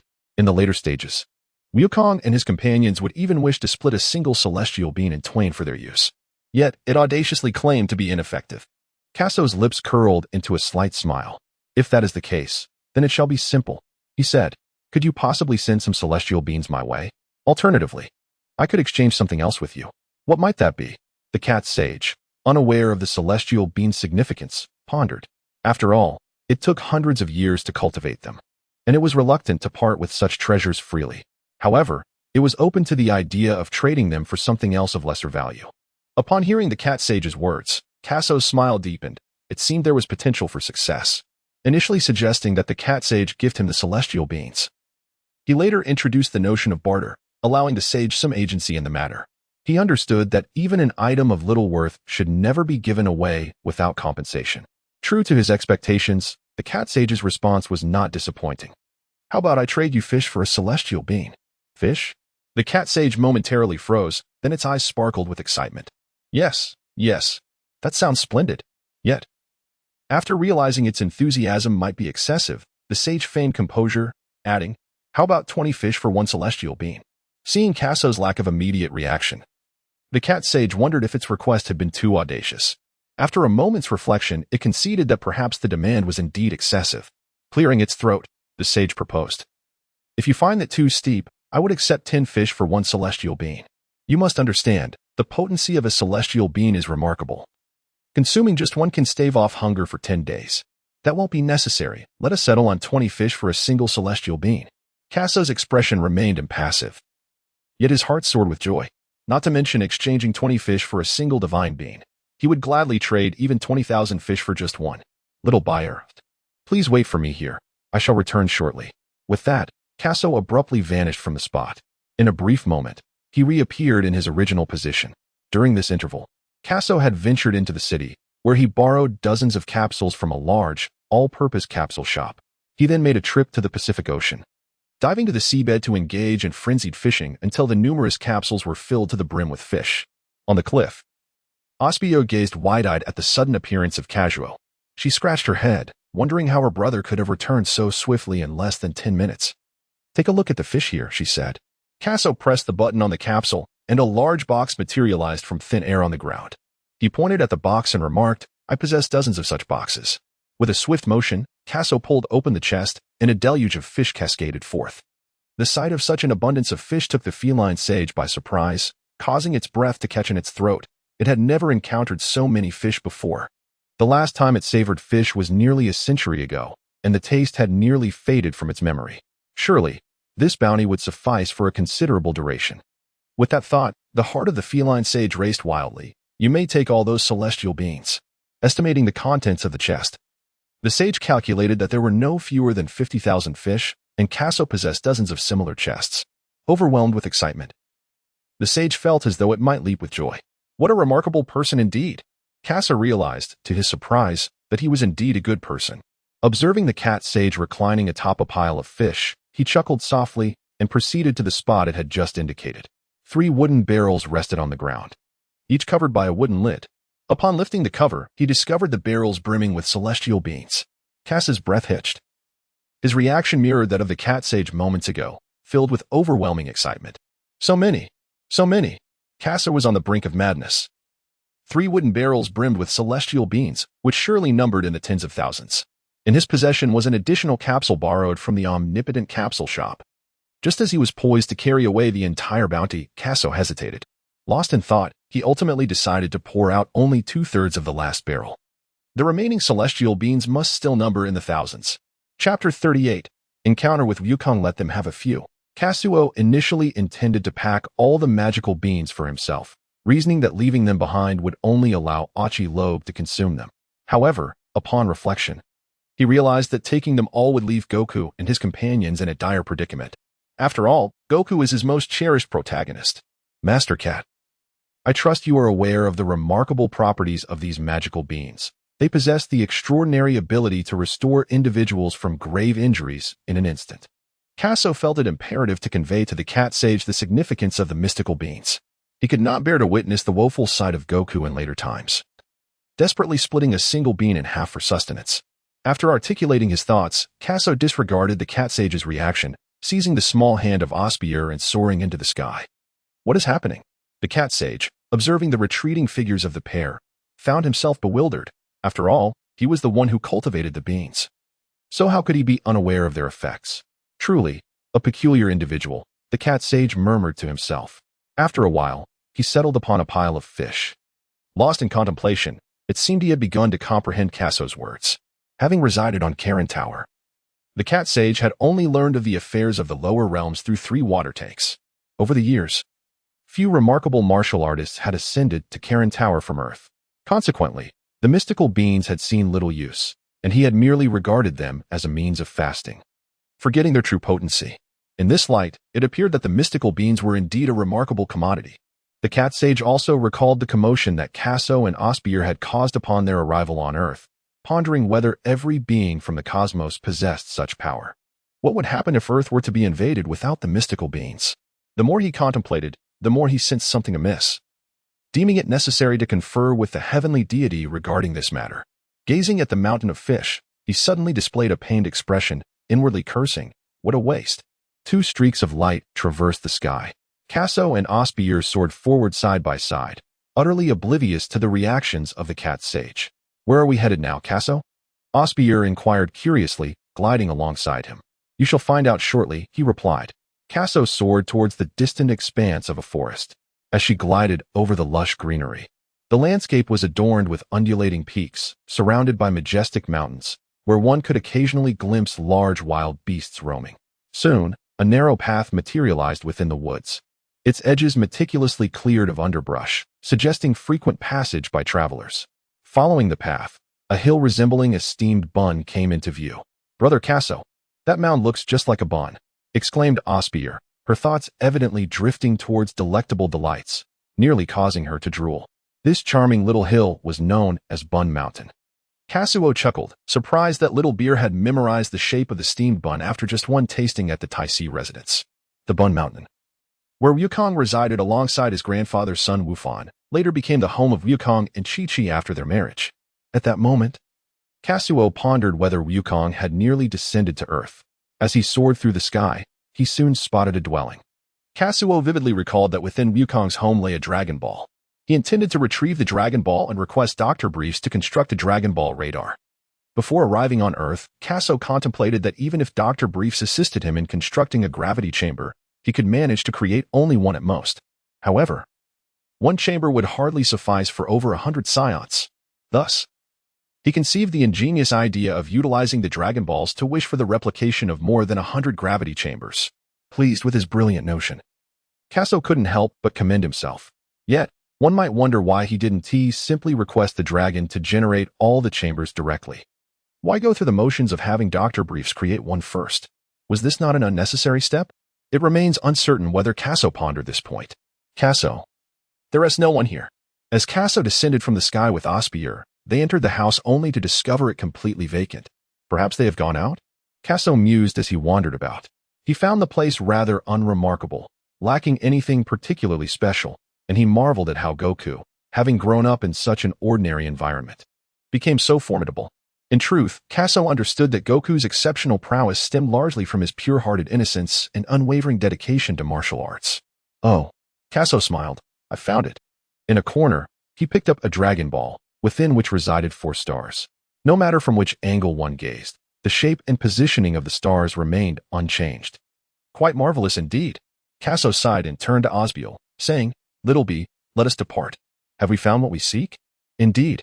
Kazuo borrowed Wukong's Dragon Ball for a moment, intending to return it after making his wish, at which point the Dragon Ball would revert to its original form. Ascending into the heavens, he gazed at the distant sunset, where the orange rays cascaded upon the clouds, painting them in a vibrant hue of tangerine, creating a breathtakingly beautiful scene. Kazuo scrutinized the Dragon Ball in his hand and suddenly noticed an elderly man in the mountains, cradling a newborn infant in the pocket behind him. Kakarot? Kazuo raised an eyebrow before gracefully descending with Osbier. Amidst the mountains, Sun Wukong appeared to be searching for something elusive in his surroundings. Suddenly, as if sensing a presence, he looked up. The art of flight. Sun Wukong's eyes widened in astonishment as he beheld the 2 children. They were indeed performing the legendary aerial technique. He recalled having heard about this extraordinary skill from his master, the Turtle Sage, who had once mentioned that there existed a mystical ability allowing one to soar through the skies. He remembered asking, Master, can you perform it? The only response he received was the sage's dismissive roll of the eyes. Observing his master's silence, he inferred that perhaps the Turtle Sage could not execute it after all. In truth, given the Turtle Sage's formidable prowess, mastering the art of flight would have been a trivial feat. However, it belonged to the Crane School, a style he regarded with disdain. Now, witnessing 2 children adept in the art of flight left Sun Wukong utterly astonished, his composure crumbling. Greetings, esteemed elder, Kazuo said as he and Osbier landed gracefully. Sun Wukong opened his mouth to respond, hello there. Encountering these 2 children, he sensed no extraordinary aura. They appeared to be merely ordinary youngsters, and had he not witnessed their descent from the heavens, he might have mistaken them for 2 lost little souls. When had such remarkable talents emerged on Earth? Kazuo raised his gaze towards the small basket behind Sun Wukong, where a chubby infant sat quietly, a fluffy tail dangling over the edge. However, Kazuo noticed that Wukong's head was wrapped in a bandage. Had he sustained an injury? He recalled that Wukong, in his youth, had fallen from a cliff, striking his head, which had led to a profound change in his temperament, rendering him forgetful of even his own identity. Witnessing this scene, Kazuo couldn't help but chuckle inwardly, realizing that the narrative was about to unfold. Sun Wukong was somewhat perplexed. What was this child trying to communicate? Why was he silent? As he scrutinized the 2 children, he then noticed that the other child also possessed a tail, much like his grandson's. Chapter 39. The gravity chamber is complete. Sun Wukong eagerly inquired, Are you Wukong's family? Immediately, he slapped his forehead, realizing that he had named Wukong himself, and the others might not even know who Wukong was. He continued, Wukong is this infant behind me. It was no wonder that Sun Wukong felt anxious. While training in the mountains, he had suddenly witnessed a spherical object plummeting from the sky, only to discover that it contained an infant. Now, Seeing that the other child bore a tail as well, it seemed highly likely that these two youngsters were indeed Wukong's kin, if they were Wukong's family. Bringing them back would be the most prudent choice. Yet, the thought of this made Sun Wukong feel a twinge of reluctance. Although Wukong had initially been quite temperamental, he had become remarkably docile after the incident, and who could possibly dislike such an adorable little creature? Osbier floated behind Sun Wukong, gazing at the infant in the basket. Is this Kakarot? She mused. Upon returning to Vegeta, she had heard Aunt Gina speak of Kakarot, and now, seeing this little one, she found him quite endearing. Especially his hair, which bore an uncanny resemblance to Uncle Bardock's. Kaso chuckled. We can be considered family to Goku. However, a certain predicament has arisen in his household. So I must trouble you, dear sir, to look after him from now on. Huh. Son Gohan was momentarily taken aback, realizing that they were indeed Goku's kin. What calamity had befallen Goku's family? Upon hearing Kaso's words, Gohan surmised that perhaps enemies had sought vengeance upon Goku's family, leading them to send him away for his safety. Poor child. Yet, this turn of events might be for the best. He would no longer need to worry about such an adorable little one being taken away. At this moment, Kakarot remained oblivious to the grand narrative of vengeance that had unfolded within Gohan's mind. He understood that Goku's remarkable achievements were not solely attributed to the aura of the protagonist, but were also profoundly influenced by the martial arts of Earth. From a young age, Goku had undergone rigorous training under Gohan's guidance, subsequently following Master Roshi, and ultimately ascending to the Celestial Realm. This series of disciplined practices laid a solid foundation for his future ascent to the pinnacle of martial arts. Thus, keeping Goku on Earth was undoubtedly the wisest choice. Kaso cast another glance at the elderly son Gohan, who adorned a black hat atop his head, his face graced by 2 wisps of white beard, and his posture slightly hunched, exuding an aura of benevolence. Would such an elder ultimately meet his demise beneath Goku's feet? However, Kaso had no intention of revealing the fact that Saiyans transform into colossal apes upon witnessing a full moon. Life is often filled with helplessness, and many events are best left to unfold in their own time. He sighed, yet pondered that after the old man's passing, he might find his true love in the afterlife, rendering the conclusion rather idyllic. Grandfather, this orb belongs to you, does it not? I shall borrow it for a while and return it to Goku later, Kaso declared as he produced the Dragon Ball. Kaso mentioned returning it to Goku, not to himself. It remains uncertain whether Son Gohan comprehended his meaning. Unable to grasp Kaso's intent, Son Gohan stroked his chin and remarked, "Oh, how did this orb end up in your possession? I discovered it many years ago and kept it for its beauty. If it proves useful to you, feel free to take it." "Thank you, kind sir. We shall take our leave now. Farewell." With that, Kaso shook his head and departed with Osbier, observing their retreating figures. Son Gohan marveled at their prowess before resuming his search for herbs, as he still needed to tend to Goku's wounds. "Brother Kaso, that must be Kakarot.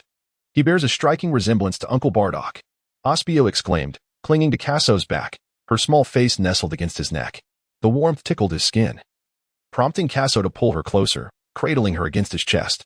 Indeed, Goku's appearance mirrored Bardock's, and astonishingly, so did Goten's, yet it was perplexing how he had grown to look so different in adulthood. Amused by this thought, Kaso chuckled quietly. Perhaps it was due to an affront to Akira Toriyama. He planted a gentle kiss on Osbier's cheek and declared, "Come, let us seek out something delicious to eat." "Oh yay," she exclaimed, her small fist clenched in excitement, her eyes sparkling like a kitten's. Kaso soared through the skies, cradling Osbier in his arms. After a month of arduous training in the Celestial Realm, it was time to indulge in a well-deserved respite. Otherwise, utilizing teleportation to arrive instantly at Tai's abode would render the experience rather mundane. In the capital city, the residences exuded opulence. Within one of the grand courtyards stood an inverted bowl-shaped structure, surrounded by numerous designated areas. In the research zone, Dr. Briefs, clad in a pristine white lab coat and wielding an array of incomprehensible instruments, scrutinized a sleek black metallic edifice before him. At last, the moment had arrived. After a month of diligent craftsmanship, Dr. Briefs had successfully constructed the gravity chamber. Remarkably, the materials required were quite extensive, particularly the rare metals, of which he had a modest stockpile at home. Should Kaso wish to fabricate a second gravity chamber, it would likely prove unfeasible. Suddenly, a cacophony erupted from outside. Dr. Briefs turned to see his daughter ushering Kaso and his companions into the facility. They must have arrived quite promptly, just as he completed his work. A smile crept across his face. Father, Kaso and the others have arrived, Tai exclaimed, leading Kaso forward. A curious little girl trailed behind, her eyes wide with intrigue as she observed the two. Bulma muttered to herself, how did they accomplish that? Welcome. Just in time. For I have just finished constructing the gravity chamber. Dr. Briefs gestured to the side, indicating the newly completed project. As Kaso gazed ahead, a black metallic structure came into view, its form reminiscent of a fortress. The gravity chamber spanned approximately 40 square meters, encased by metallic walls, with 4 robust pillars embedded within, seemingly designed to stabilize the chamber's operation. The entire gravity room, illuminated by the lights, exuded a lustrous, obsidian sheen. Is this truly the gravity chamber? Kasaway approached the gravity chamber with measured steps, gently placing a hand upon it. Dr. Brief smiled and remarked, I have fulfilled all the requests you mentioned. Kaso previously suggested that the gravity chamber's speed adjustment would be best controlled by voice commands. And if temperature regulation could be added, it would be even better. However, in Dr. Brief's view, these requests were merely trivial matters. His primary focus was to devote his time to designing an exceptional music system. He found it intolerable that a masterpiece could exist without an exquisite music system accompanying it. Thus, over the course of a month, he dedicated considerable effort to creating a music system capable of functioning under a 100-fold gravitational force. Fortunately, he succeeded in his endeavor, silently commending his own genius. He mused to himself, these two little fellows should surely appreciate it. Indeed, they will absolutely love it. Chapter 40. You are my little apple. The gravity chamber was so vast. Could it be transformed into a universal capsule? Kaso gazed at the gravity chamber with great excitement. Yet he pondered how such a large structure could be transported. This was merely a fundamental function, so rest assured. At that moment, a glimmer of wisdom sparkled in Dr. Brief's eyes behind his black-rimmed glasses. Would you like to experience the effects of the gravity chamber? He was eager to hear Kaso's assessment of his music system design. All right. Kaso replied, somewhat exhilarated, and he did not notice the glint in Brief's gaze. He was well aware of the gravity chamber's capabilities. After all, Vegeta had spent most of his time within it since coming to Earth, continuously trailing behind Goku, largely due to the gravity chamber's influence. With Dr. Brief's explanation, Kaso had gained a certain understanding of the chamber's operations. He slowly opened the door to the gravity chamber, which was remarkably simple and nearly devoid of furnishings, resembling an ordinary training room. The only exception was a circular box tucked away in a corner, the purpose of which remained unknown, as Dr. Briefs had not mentioned it. Never mind that for now. Kaso was eager to experience the effects of the gravity chamber, a staggering increase of 25 times the normal gravity. As Kaso whispered a few words, the entire gravity chamber sprang into action. It roared like a beast poised to pounce, emitting a deep, resonant hum. Suddenly, Kazuo felt the air grow thick and oppressive, as if an overwhelming pressure enveloped his entire being.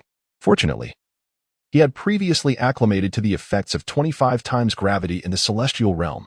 Otherwise, he would have surely collapsed to the ground.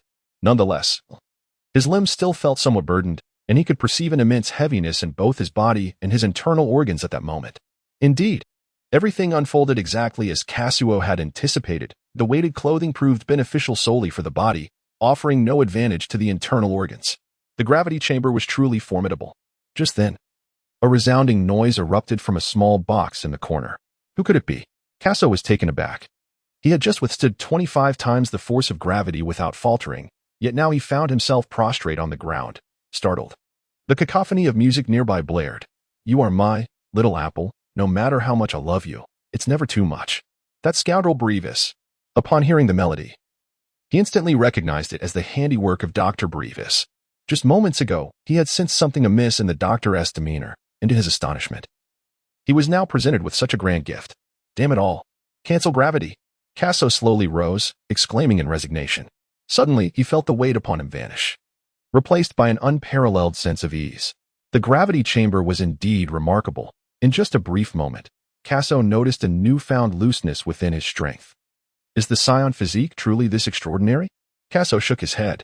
Although he had undergone potential development under the guidance of the Grand Elder on Namek, he had also spent a month cultivating in the celestial realm, undoubtedly enhancing his potential once again.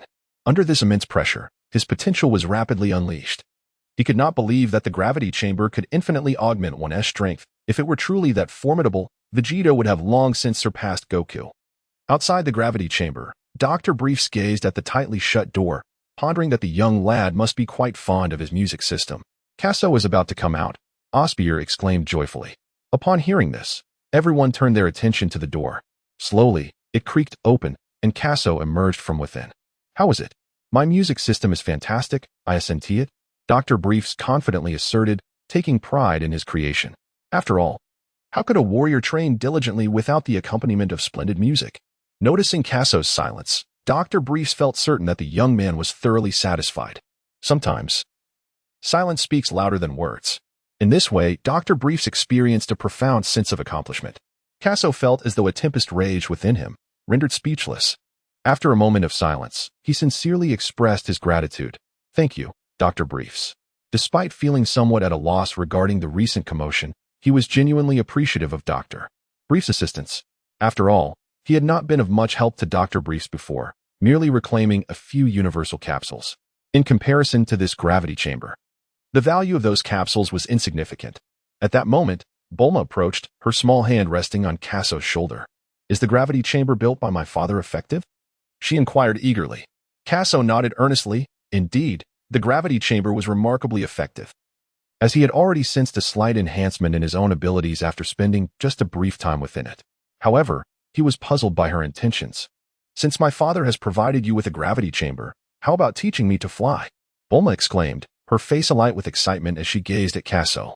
She was utterly astonished to witness Kaso ascend into the sky, having never heard of anyone being capable of flight without external assistance. Noticing Kaso's silence, she wondered if he was declining her request. How frustrating. Aside from Kaso, it seemed that the slightly older girl, Osbier, could also fly. With this thought in mind, Bulma approached Osbier, affectionately saying, Sister Osbier, would you teach me? With Kaso remaining non-committal, she felt she had no choice but to seek Osbier's guidance.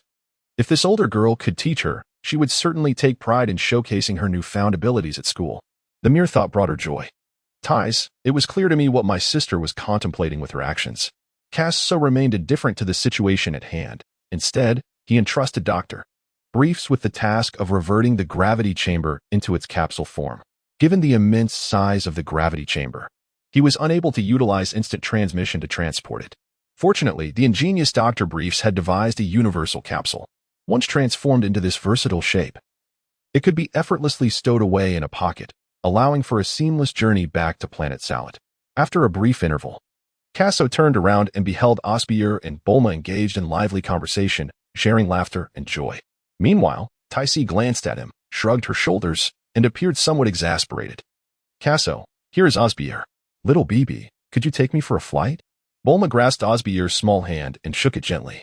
Having often seen individuals soaring through the skies in films, she yearned to experience the sensation of unrestrained flight. All right then. Osbier puffed her cheeks, speaking with an air of maturity. Since I've just made a new friend, I might as well take her out for some fun. Children these days can be quite bothersome.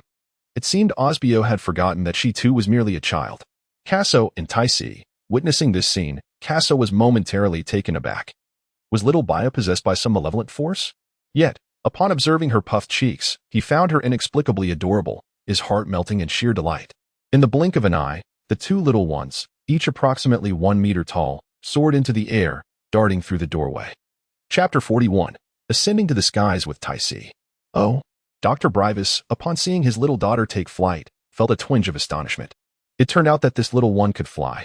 In Dr. Briefs' mind, he marveled at the remarkable capabilities of today's youth, entirely oblivious to the fact that this was a truly astonishing occurrence. His reaction was indeed peculiar. Typically, one would be utterly astounded to witness someone flying. Yet he merely expressed mild surprise, followed by an unusual lack of further reaction. Was it the nature of genius to possess such a whimsical perspective? Subsequently, Dr.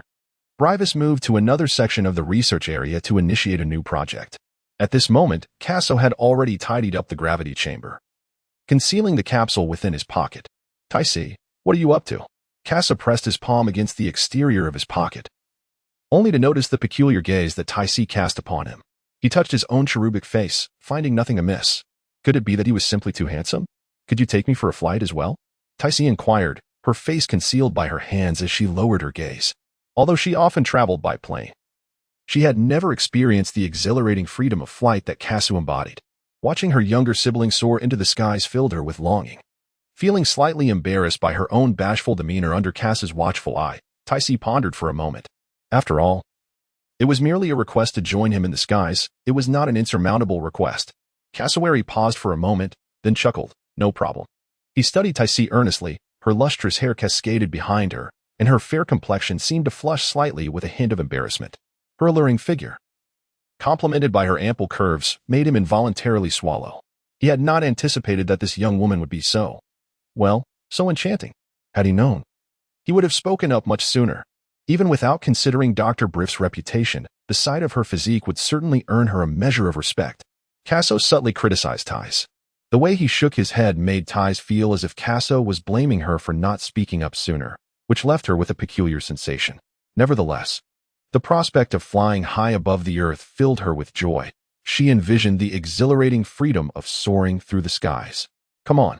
Casso extended his small hand and smiled gently.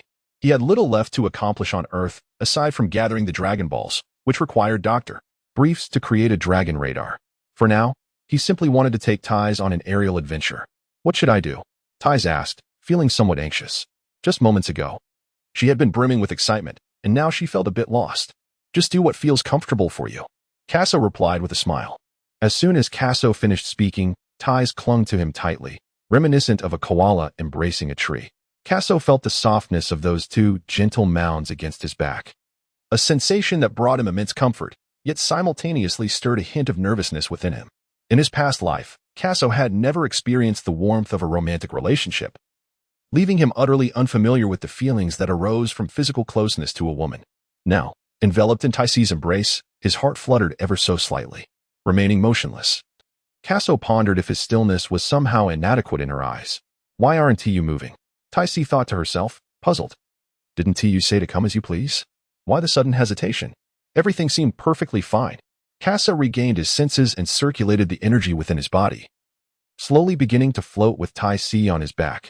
Suspended in midair, he could sense her palpable anxiety. She clung desperately to his neck, visibly fearful of plummeting. Relax. It's all right, Casso reassured her, then gently grasped her smooth, delicate thigh with both hands. Hold on a little tighter. I'm scared. Taisi's voice trembled slightly. They hovered approximately 5 or 6 meters above the ground, and the sensation of potentially falling at any moment filled her with dread. Casso tightened his grip and declared, "We are ready to set off." With that, the two vanished from sight in an instant. Casso and Tais soared swiftly into the sky. The fierce winds battered against her face. As they ascended to greater heights, adrenaline surged within her, and Tais exclaimed, "Ah, Casso, hold on to me." After a while, she laughed heartily. How delightful. With arms outstretched, she gently swirled her hands as they glided through the clouds, effortlessly penetrating their soft embrace, engaging intimately with the heavens. She felt unshackled. So this is the sensation of soaring freely. Initially, she had felt quite anxious, but with Casso's protective presence, her worry soon dissipated. Regardless of her erratic movements, Casso's small hands remained firmly clasped around her legs. Hanging onto his petite form, she inexplicably felt a profound sense of safety. Stealing a glance at Casso, she suddenly found that his youthful visage appeared rather handsome. At this thought, her heart fluttered slightly, and a hint of crimson colored her cheeks. After all, he was still just a child. What was she thinking? Just as Tais became lost in her reverie, Casso executed a sharp turn in the air, followed by a rapid drift. Ah! The piercing scream of Taisi echoed once more. Phew! Taisi patted the lofty figure before her. Once back on solid ground, she finally felt a sense of relief. In Taisi's eyes, Casso was a little rascal, oblivious to the fragility of beauty, and he flew at such a speed that it nearly terrified her. Taisi, are you all right? Casso asked, a hint of embarrassment in his voice. It was his first time carrying a stunningly beautiful woman, and he couldn't help but feel a bit anxious, forgetting to control the speed. I'm fine, Taisi replied, rolling her eyes at him, realizing now that he was only concerned. However, once she regained her composure, she found the exhilaration of soaring through the sky rather delightful, and she eagerly inquired, "Will you take me flying again next time?" Casso raised an eyebrow, a hint of surprise flickering across his features. Wasn't she just a moment ago filled with trepidation? Nevertheless, he nodded in acknowledgement. What a good boy. Taisi affectionately ruffled his hair, a cheerful smile gracing her lips. This little fellow often donned the demeanor of an adult, yet he possessed an undeniable charm. At that moment, jubilant shouts echoed from the heavens. How delightful. It turned out that Bulma had returned as well. Osbier gracefully descended from the sky, accompanied by Bulma. Once they touched down, Bulma eagerly rushed to Tai Si's side, chattering excitedly about her recent adventures. Hearing her sister's words, Tai Si rolled her eyes, as if to say, as if no one else has ever soared through the skies. With that thought, she cast a furtive glance at Kaso, oblivious to her scrutiny. Kaso was immersed in laughter with Osbier. Bulma, I'm starving, Osbier exclaimed, rushing over. She had just heard Kaso mention delectable treats, and now she was famished. Let us go enjoy some delicious food. Absolutely. Without a second thought for Kaso, Osbier cheerfully followed Bulma away. Kasser, this girl has grown quite independent. She doesn't call him when there's delicious food. Taze noticed the expression on his face and found it somewhat amusing, so she patted his head and asked, Are you feeling hungry as well? Kaso shot her a disapproving glance, as it was all too evident, yet she still chose to inquire. Come. Let us also indulge in some delectable food. Tai pulled Kaso along as they hurried off. Upon entering the hall, they found Osbier voraciously devouring meat, while Bulma sat beside her, observing. Kaso swiftly joined the ranks of those indulging in hearty feasts. Brother Kaso, why did you snatch my meat? Asked Osbier, feeling disgruntled as he stared at him after losing a piece of meat. I took yours, just to prevent you from inviting me to dine together. Kaso thought fiercely. Yet upon seeing Xiao Baier's angry expression, he felt a twinge of compassion. Here you go. Kaso brother is truly kind. A jubilant smile spread across AOC Baier's face once more. Chapter 42. The creation of the Dragon Ball radar, though this was not the same Earth. The cuisine here proved equally delectable, with Kaso's face smeared with grease from his indulgence. Tai Si rested her delicate chin on her hands, observing Kaso with a faint smile gracing her lips. However, as she gazed at the multitude of empty plates before them, a flicker of curiosity crossed her mind. How could his seemingly small stomach accommodate such an abundance without even a hint of distension? Burp. Kaso set down the plate in his hand, contentedly releasing a belch after a satisfying meal. Now, he was ready to attend to more pressing matters. Ties, is Dr. Breeze available at the moment? Kaso wished to enlist assistance in the creation of a Dragon Ball radar. However, others had only just completed the construction of a gravity chamber for him, and now he sought their help once more for the Dragon Ball radar. Kaso felt a twinge of embarrassment. Is there something on your mind? At that moment, Ties and Bulma turned their gazes towards Kaso, while Osbier continued her struggle with the delicacies before her. Well, I was hoping to ask Dr. Briefs to assist me in creating a small device, Kaso admitted somewhat sheepishly. What kind of device? Ties inquired with curiosity. The manner in which he spoke suggested that there was something significant at hand, otherwise he wouldn't feel so bashful about broaching the topic. Yet, what could it possibly be? She felt a flicker of intrigue. Beside her, Bulma wore a puzzled expression, keenly observing Kaso as if she anticipated he had something important to convey. Kaso slowly retrieved a Dragon Ball from his pocket, pointing at it as he expressed his desire for Dr. Briefs to assist him in creating a device capable of sensing its location. Bulma observed the orb, feeling an uncanny familiarity with it, and took it from Kaso's hand. As she examined it closely, she realized that she had indeed encountered something similar before, yet the memory eluded her. I believe I can construct that device without troubling my father, Bulma declared, raising her hands in resignation, indicating her willingness to take on the task. Bulma, can you truly manage it? Ties was somewhat skeptical. She recognized her sister's intelligence and penchant for inventing, yet sensed the significance of this object to Kaso, and thought it prudent for their father to handle it. Why do you doubt her? Bulma shot her sister an exasperated glance. With Bulma's brilliance, I am confident she can succeed. At that moment, Kaso sided with Bulma, recalling how the narrative of the Dragon Balls commenced with Bulma's quest to find them, having discovered one in the storeroom and subsequently embarking on a journey that unveiled the legend of the 7 Dragon Balls. Despite Bulma's youth, Kaso remained optimistic about her capabilities. With that thought, he gazed at her with hopeful anticipation. At least you're speaking sense. I'll await your news. The proud Bulma seized the Dragon Ball and departed without so much as a backward glance. Her assistance to Kaso was, in truth, motivated by her desire to learn the art of soaring through the skies from him. That girl, Ties chuckled, choosing to disregard the matter. Given that both Bulma and Kaso expressed confidence, she deemed it unlikely there would be any issues. As time passed, Osbier lay nearby, her small hands resting on her belly, displaying an expression of pure bliss. Having never tasted such delectable cuisine, she contemplated remaining on Earth indefinitely. In that moment, the fierce and combative nature of the Saiyans faded entirely from Osbier, leaving only her gluttonous and languid demeanor. That girl. Kaso shook his head, chuckling helplessly. Traditionally, Saiyans held little regard for food, but having experienced Earth's culinary delights, Kaso was convinced that such flavors would drive them to madness. Even formidable beings like Whis and Beerus were not immune to this phenomenon. Thus, witnessing Osbier's contentment, Kaso refrained from commenting. "What of Bulma?" Tais inquired, noticing Bulma emerging from the workshop, prompting her to rise immediately.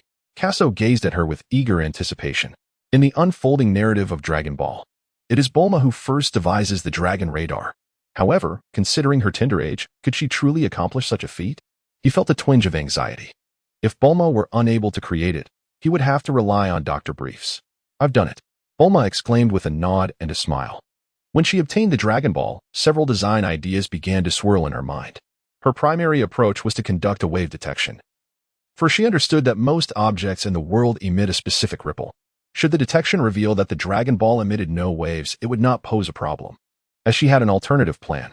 Yet, during the examination, she discovered that the ball emitted a remarkably unique wave pattern. The presence of these waves simplified matters significantly. Thus, she swiftly crafted the Dragon Radar. Such a trivial task could hardly challenge her. Bulma looked at Kaso with an expression of triumph. She slightly lifted her alabaster chin, resembling a regal little swan. Witnessing this scene, Kaso chuckled. Bulma, at such a young age, had already proven herself to be among the most intelligent individuals in the Dragon Ball universe. "Now that I have prepared this for you, will you teach me how to soar into the sky?" Bulma asked with a bright smile, her gaze fixed on Kaso. Initially, when she sought Kaso's guidance, he remained silent. She turned to ask Osbier for help, but upon noticing the tiny figure lounging on the sofa, she reconsidered. She felt that it would be better to have Kaso as her instructor. Bulma was aware that relying on others often left one at a disadvantage. Thus, Kaso would undoubtedly find it difficult to decline her request. With this thought in mind, she began to envision herself soaring through the air. Kakarot, indeed. There is no such thing as a free lunch. Where there is kindness, there often lies ulterior motives. However, since Bulma's family has assisted him so much, it would not be amiss to teach her the art of energy cultivation. This way, when the saga of the Dragon Balls truly commences, she will at least possess the ability to protect herself. After all, during this tranquil period, he finds himself with little to occupy his time. As for transporting the gravity chamber back to Planet Salad, a little extra time is of no consequence. Thus, I shall remain here for another month to instruct you in the ways of energy cultivation. Kaso then solemnly remarked, "However, I must inform you that the practice of cultivating energy is indeed arduous. Are you certain you wish to pursue this?" "Yes." Bulma vigorously nodded in response. After pleading numerous times, Kaso finally consented, and Bulma, fearful of any change of heart on his part, promptly affirmed her commitment with a decisive nod. Moreover, she was well aware that no form of cultivation comes without its hardships. She had mentally prepared herself for this challenge. Observing the exchange between her sister and Kaso, Tais found it quite intriguing. She realized that if she expressed a desire to learn, Kaso would undoubtedly teach her as well. However, her interest in cultivation was minimal. Instead, she felt a greater inclination towards writing novels. Contemplating this, she resolved a plan for her future. Having struggled to find inspiration for her writing, Tais had remained at home for an extended period. It was only a month ago that she had met Kaso and Osbier, two small yet remarkably powerful children. Since then, Kaso had even taken her soaring through the skies, an experience filled with exhilarating speed and thrill that captivated her.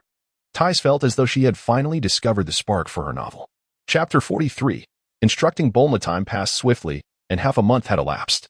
During this period, Tais had left her home, stating that she had found her inspiration and sought a tranquil place to devote herself to her craft. Kaso refrained from commenting on Tais's aspirations, recognizing that everyone harbors dreams. He too had once fantasized about traversing into the world of Dragon Ball, a dream that astonishingly materialized. Yet, he was aware that Tais's novels were not well received in the anime realm, until her encounter with that fellow, Jack, who provided her with stories from beyond the universe, giving her work a glimmer of promise. On this particular day, in the courtyard, Kaso instructed, "Mind your posture, and do not fidget." He gestured towards Bulma's petite backside. There she stood, squatting in a horse-riding stance, beads of sweat trickling down her flushed face. Upon hearing Kaso's words, she raised her rear once more. Kasu curled his lips in disdain. The physical constitution of Earthlings was indeed rather lacking. However, if he wished to instruct Bulma in the mastery of Ki, It was imperative to first strengthen her physique, much like how Master Roshi trained Krillin and Goku. Without a robust body, one could neither sense nor store ki. In the Buu saga, Gohan's guidance of Videl was similar, though Videl had begun her training from a young age and benefited from Mr. Satan's financial support, which naturally enhanced her physical capabilities. Additionally, being a prodigy herself, she was able to cultivate ki with relative ease. Bulma's situation, however, was markedly different from Videl's. Not only was she young, but she had also been raised as a pampered princess. The prospect of cultivating ki was, in a word, daunting. Fortunately, the existence of the Senzu beans provided a glimmer of hope, and Kasa chuckled to himself. Over the past fortnight, he had subjected Bulma to grueling training sessions, rousing her from slumber before dawn, having her perform horse stances for an hour and run with weights for another. There were moments when he feared Bulma might succumb to exhaustion, yet the Senzu beans restored her vitality with just one bean. Thus, Bulma endured the inhumane trials. Now, whenever she saw Kasu, a tinge of fear would creep in. Nevertheless, her ambition to soar into the skies propelled her forward. There was no possibility of retreat at this juncture. Honestly, Kasa found this transformation astonishing. In his memory, Bulma had always been a spoiled princess, once seeking the Dragon Balls merely to find a handsome boyfriend. To his surprise, the current Bulma could withstand such harrowing trials. Continue with your horse stance.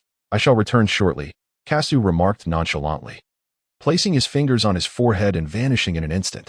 Bulma, accustomed to his abrupt disappearances over the past half-month, merely shook her head and resumed her stance. At last, he had located the 7th Dragon Ball. Within a castle, Kasa discovered a Dragon Ball. 2 weeks prior, he had unearthed the first Dragon Ball in Bulma's storage room, and after several outings, he had now successfully gathered all 7. As he gazed at the Dragon Ball in his hand, he suddenly heard a commotion from downstairs. Have you hidden the Dragon Balls? Rest assured, King Pilaf. They are safely concealed in the secret chamber on the 2nd floor. Upon hearing these voices, Kasu smiled. It seemed this Dragon Ball belonged to Pilaf and his mischievous companions. Kasa was aware that these individuals were merely collecting Dragon Balls on behalf of others, essentially serving as diligent laborers. It was only in Dragon Ball GT that they truly made a wish, albeit one that could only be described as utterly disappointing. Paying them no mind, Kasa activated his instant transmission and departed from the scene. He returned to Bulma's courtyard, where Bulma was still gritting her teeth and maintaining a horse stance. This little girl certainly possessed remarkable tenacity. Kasa nodded, truly impressed by Bulma's performance, which had completely transformed his perception of her. Bulma, come here. All right. Bulma sat down on the ground, enduring an hour of horse stance training that nearly exhausted her. However, after being subjected to Kasa's rigorous training for half a month, she felt considerably stronger, able to lift the over 100 pounds of experimental equipment at home with a single hand. It was the visible progress that motivated her to persist. Otherwise, she would have long since given up. Are you going to teach me how to fly? Bulma struggled to rise from the ground and approached Kaso, her eyes sparkling with anticipation. Kaso, have you only practiced for a month and already yearn to soar? Kaso spoke softly. I shall first teach you how to sense the power within your being. In truth, the act of soaring into the skies is not particularly arduous. It merely requires a sufficient reservoir of energy within, much like the Saiyans, who initially lack the ability to harness ki, yet possess an immense inner strength that enables them to ascend with ease. As for the comprehension of ki, that depends solely on her own innate talent. It took me an entire month of rigorous training to grasp the essence of ki, Kaso pondered to himself. Subsequently, he instructed Bulma to sit upon the ground, conjuring a sphere of white energy in his hand. As the orb materialized, a fierce wind swept through the courtyard, causing the surrounding trees to rustle loudly. Dr. Reefs and his wife, alerted by the commotion, hurried over, but upon witnessing Kaso mentoring Bulma, they swiftly retreated from the courtyard. It was evident that the couple was already aware of Bulma's training. Remember this sensation. Kasu hurled the sphere of energy towards her, swiftly enveloping Bulma in a radiant glow. In truth, Kasu himself was uncertain about how to instruct her to soar through the skies. One must not only comprehend the essence of energy, but also possess an abundance of latent power within. However, Kasu did not believe Bulma was capable of such feats. He resolved to allow her to first sense the presence of this energy, hoping that one day she might grasp it herself. As the energy sphere approached, Bulma found herself enveloped in this white mist, enveloped in a warm embrace reminiscent of a perfectly tempered hot spring on a winter's day. The discomfort from her earlier stance dissipated, and she felt an overwhelming sense of comfort that nearly escaped her lips. So delightful. Yet, despite her bliss, she recalled Kasu's words. Remember this sensation. Bulma quickly composed herself, immersing her entire being in the experience of the energy sphere. Kasu chose not to disturb her, allowing Bulma to comprehend on her own. This journey was one that no one could assist her with. Glancing back momentarily, Kasu then vanished into the courtyard. On the opposite side of the yard stood a black metal structure, from which the sounds of intense training could occasionally be heard. Huh? Who? Kasu appeared before the gravity chamber, and upon hearing the sounds within, he called out, "Little buyer, come with me to see something intriguing." Chapter 44. Summoning the Earth Dragon soon. The gravity chamber was slowly opened. A delightful little girl emerged, her face glistening with sweat, a small tail wagging energetically behind her. At that moment, Osbier, who had just completed her training, exuded an aura reminiscent of a ferocious giant ape, instilling an involuntary sense of dread in those who beheld her. It was hard to believe that merely half a month ago, she had been a carefree child who loved to indulge in food and relaxation. "Kasu, brother, where are we going? Just follow me, and you'll find out." Kasu smiled as he marveled at the remarkable effects of the gravity chamber, retracting it into a versatile capsule and placing it in his pocket. Soon, two small figures soared into the sky. They traversed the bustling metropolis and arrived at a desolate expanse. Osbiel gazed as Kasu retrieved several orbs from his small backpack. These orbs buzzed together, creating an enchanting sound. "Little beer, did you not wish to glimpse the appearance of the divine dragon? Now, allow me to show you." Kasu shouted towards the 7 Dragon Balls. "Come forth, Shenron." No sooner had the words left his lips than the sky darkened ominously, as layers of black clouds amassed, creating an oppressive sense of an impending storm. Suddenly, streaks of lightning cascaded from the heavens, striking the 7 Dragon Balls with a force that seemed apocalyptic. Just when Osbier thought the spheres were doomed, the Dragon Ball shimmered even more brightly, a low hum intensifying into a resonant sound that caused her ears a momentary discomfort, though she quickly acclimated to the noise. At that moment, a brilliant beam of golden light shot skyward, twisting and curling as it ascended into the clouds. The thick golden light transformed into a colossal dragon's head, followed by the emergence of its sinuous body before Osbier's astonished eyes. "Kasu, brother, what is this?" Osbier exclaimed, her eyes wide and her small hand covering her mouth in awe. "This is Shenron," she gasped, realizing that this was indeed the dragon Kasu had spoken of, rumored to grant 3 wishes. In her heart, Osbier had always believed that the Dragon Balls could fulfill 3 wishes, unaware that the Dragon Balls of Earth were quite different. Soon, the magnificent and elongated figure of Shenron fully materialized before them, appearing somewhat somber against the darkened sky. "Speak your wish, for I can grant any desire." Shenron's hoarse, ancient voice reverberated throughout the firmament. At that moment, Osbier was filled with exhilaration. She had finally encountered the dragon Kasu had described, though she couldn't help but think that this dragon was rather unappealing. Kazuo was unaware of the thoughts swirling in Osbier's mind. Had he been informed, he would undoubtedly have remarked on the dragon's unsightly appearance, deeming it utterly inferior to the majestic 5-clawed dragon of his native Earth. He cast forth a universal capsule, and in an instant, a gravity chamber materialized upon the vacant ground. Kasu pointed towards the gravity chamber and proclaimed loudly, "Assist me in replicating 200 identical gravity chambers on planet Salad." Upon hearing this aspiration, Osbier's eyes sparkled with excitement. She had previously experienced the effects of the gravity chamber herself. If the same chambers could be provided for her kin, the Saiyan's power would undoubtedly escalate to terrifying levels. However, she felt a tinge of anxiety regarding the feasibility of this wish. The atmosphere became hushed. Suddenly, the eternal dragon spoke. "Your request is exceedingly simple. Your wish has been fulfilled. Far away on planet Salad, in the northern region not far from the fields where the magical beans were cultivated, 200 gravity chambers materialized out of nowhere." This sudden occurrence startled the passing Saiyans, who hurried back to inform Bardock. The eternal dragon continued, "Until we meet again." With that, the dragon swiftly transformed into a radiant beam of golden light, and the Dragon Balls rose into the sky, propelled by the brilliance, swiftly darting off in various directions. Just at that moment, Kasu seized the opportune moment, leaping into the sky. And as the Dragon Balls were on the verge of departing, he grasped 2 of them, one from Bulma's home and the other from Gohan. "Brother Kasu, our wish has truly come to fruition. How splendid!" Osbier exclaimed, her excitement causing her to leap into the air. With an abundance of gravity chambers, It was nearly impossible for the Scions to refrain from taking flight. However, wasn't it said that there were 3 wishes? In response to Osbier's curiosity, Kaso took the time to enlighten her about the varying abilities of different dragons. Meanwhile, in the celestial realm, the Supreme Kai and the Cat Sage, upon hearing Kaso's wishes, felt their previously tense hearts settle into calmness.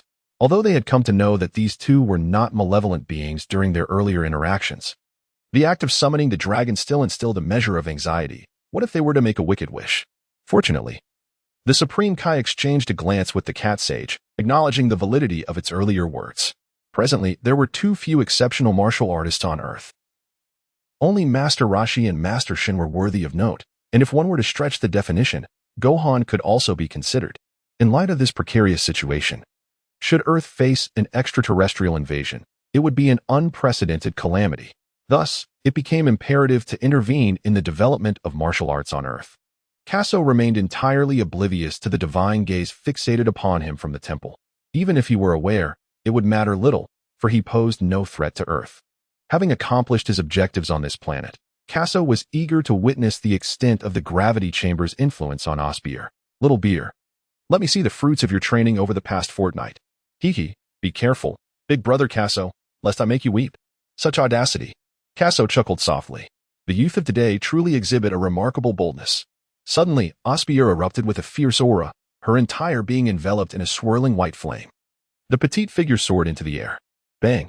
It was as if a supersonic jet had flown overhead. The sound barrier shattered, producing a piercing crack that resonated through the sky. Osbier moved with the swiftness of lightning, darting across the heavens, leaving a brilliant trail. In the blink of an eye, she closed the distance to Kaso. With a swift kick and a barrage of punches, her relentless assault rained down upon him. The force of her strikes sent gusts of wind spiraling, creating a violent storm that battered the ground, shattering the earth beneath them. In an instant, the terrain within a kilometer radius lay in ruins. Fortunately, they were in an uninhabited zone. Had this occurred in the city, countless lives would surely have been lost. Quite an impressive display. Kalso remained unhurried, fending off each of Osbier's assaults. The force of their encounters resonated as if celestial meteors were crashing down with overwhelming might. Just as Kalso felt a tingling sensation in his limbs, Osbier abruptly vanished from sight. Was it this maneuver again? Kaso swiftly turned around, and indeed, Osbier charged at him from behind. Kaso, how did you know I was behind you? Although Osbier was speaking to Kaso, her assault did not cease. A massive energy wave materialized in her hand, and in the blink of an eye, it descended fiercely upon Kaso's head. In that moment, Osbier's Saiyan blood surged fervently. Yet she understood that this attack would undoubtedly be futile against Kaso. As expected, the energy wave struck Kaso squarely, but for some inexplicable reason, it did not explode. It merely passed through his body. Chapter 45. Bulma senses energy the instant Osbier vanished. Kaso sensed a slight disturbance behind him, reminiscent of the technique used by Naru. The energy wave darted towards Kaso's face, but he transformed into a bolt of lightning, shifting to another location. His speed was so tremendous that his original position retained a lingering shadow, which Osbier failed to notice. Boom! The energy wave pierced through Kaso's shadow and crashed into the ground, resulting in a violent explosion. The earth, recently shattered by Osbier's punch, erupted as if struck by a nuclear bomb. Smoke billowed and dust swirled. Stay focused. Just as Osbier searched frantically for Kaso's whereabouts, a familiar voice echoed from behind. Damn it! Osbier gritted her teeth. It was too late to react upon hearing the voice, just when she thought her fate was sealed. Kaso merely patted her hand and said, Silly girl, how could I ever bring myself to hit you? Through their recent exchanges, he had discerned the extent of Osbier's strength, estimating her battle power to be around 9,000. A fortnight prior, when Osbier had shed her weighted clothing in the heavenly realm, she had approximately 6,000 in battle power, and now it had surged directly to 9,000. Truly astonishing. Saiyan warriors are categorized into 3 levels, upper, middle, and lower, with an elite class of fighters. In the Saiyan subconscious, only elite warriors and a select few upper-tier warriors can achieve battle power exceeding 10,000 upon reaching adulthood. If Osbier were to return to Planet Salad and reveal her current battle power to Bardock and the others, they would undoubtedly be astonished. Furthermore, Osbier's rapid increase in strength can be attributed to the magical beans, as Kaso had distributed hundreds of them to her long ago. Kaso, am I weak? Osbier curled up, clinging to Kasso's chest. In truth, she had been training diligently, often exhausting herself to the brink of collapse in the gravity chamber. And Kasso's magical beans had been a boon. Yet even so, she felt unable to keep pace with Kasso. How could that be? I can't even defeat you. Osbier tightened her grip on Kasso. Why would you want to surpass me? I wish to protect Brother Kasso. Osbier exclaimed without a moment's hesitation. Back on Vegeta. Kasso had always shielded Osbier from Nappa's bullying. She had witnessed these acts of guardianship and felt utterly useless, constantly burdening her dear brother Kasso. Thus, she devoted herself relentlessly to training, aspiring to match his prowess. Yet, the more she trained, the more she found Kasso's strength unfathomable. Even with the newly acquired sensing techniques, she could not discern his true power. With my protection, that will suffice. Kasso replied with a serene smile. Noticing Osbier's silence, he wondered if she had truly absorbed his words. The two gradually soared back to Bulma's residence. Meanwhile, in the heavenly realm, the god and the cat sage gazed down upon the world. The ground, struck by shockwaves, appeared as though it had just endured a cataclysmic war, devastated and desolate. Great chasms yawned like dark abysses, rendering the depths invisible. The heavenly realm was eerily quiet, with both beings seemingly attuned to each other's heartbeat. They were rendered speechless by the spectacle. Another fortnight passed. In the courtyard of Bulma's home, she sat on a small blanket, her eyes closed. As time progressed, she sensed a faint warmth coursing through her limbs, reaching her core, leaving a trail of comforting heat in its wake. Suddenly, Bulma opened her eyes to find Kasso staring intently at her. Bulma began, but Kasso interrupted anxiously. Do you feel something warm within you? How do you know? Bulma inquired, intrigued. She had intended to ask Kasso the same question, only to find him directly addressing her. You've got something there, Kasso exclaimed, somewhat astonished. He sensed a faint energy emanating from Bulma, as delicate as a single strand of hair. What do you mean? Bulma asked, perplexed. Suddenly, a thought struck her, and she excitedly queried, Can I fly now? Are you dreaming? Kasso replied. Kasu's words led Bulma to believe that she could soar through the skies. Ultimately, however, Kasso cast a disapproving glance at Bulma, truly believing that an ordinary earthling could casually take to the skies. Throughout the entirety of the Dragon Ball anime, only a handful of earthlings possess the ability to fly, and each of them has undergone rigorous training from a young age, coupled with remarkable innate talent. However, the faint sensation of energy emanating from Bulma did indeed leave Kasso momentarily speechless. It was astonishing to discover that she possessed a modicum of talent. Yet, the path to flight was still a considerable distance away. Firstly, Bulma needed to persist in her training to amplify the energy within her, and secondly, she must elevate her combat power to a minimum of 80 points. In Kasso's estimation, an 80-point combat power should suffice to enable Bulma to soar through the air. Humph. Bulma rolled her eyes at Kasso. Was there truly a need for such astonishment if she was still unable to fly? Given Kasso's earlier tone, one might easily assume that Bulma could indeed take flight. The two lapsed into silence once more, and tranquility enveloped the courtyard. Kasso suddenly spoke. Since you have cultivated your sense of energy, continue your training in this manner. One day, you shall soar to the heavens. Bulma turned her gaze toward him, pondering the meaning behind his words. Was he about to depart? I am preparing to leave this place. From now on, you shall train on your own. Furthermore, in my absence, do not rush your practice. Be sure not to train as I previously instructed you, for you do not possess the sacred beings. Kasso expressed his concerns, fearing that Bulma might recklessly act on her own. If one were to train without the safety of the sacred beings, it would indeed be a perilous endeavor. However, Bulma was well aware of these dangers. Despite her youth, she was, after all, among the most intellectually gifted individuals in the Dragon Ball universe. Thus, upon hearing Kasso's words, she merely smirked, fully cognizant of her own capabilities. I'm leaving, she declared, and without a backward glance, Kasso vanished from sight. Gazing at the now empty courtyard, Bulma felt a twinge of discomfort. Over the past month, Kasso had consistently maintained a stoic demeanor during their training sessions. Yet he would always linger behind her afterward, claiming to admire the surrounding scenery. It was clear he was concerned for her safety. Reflecting on this, Bulma muttered to herself. Perhaps he isn't so insufferable after all. Suddenly, she noticed a small pouch on the table. Curious, she approached and opened it, discovering 10 sacred beans inside. What a contradictory fellow, she remarked, though a smile soon crept onto her lips. Having spent 2 months on Earth, she felt she had achieved a great deal. Not only had she mastered the practical application of energy, but she had also prepared 200 gravity chambers for the Saiyans.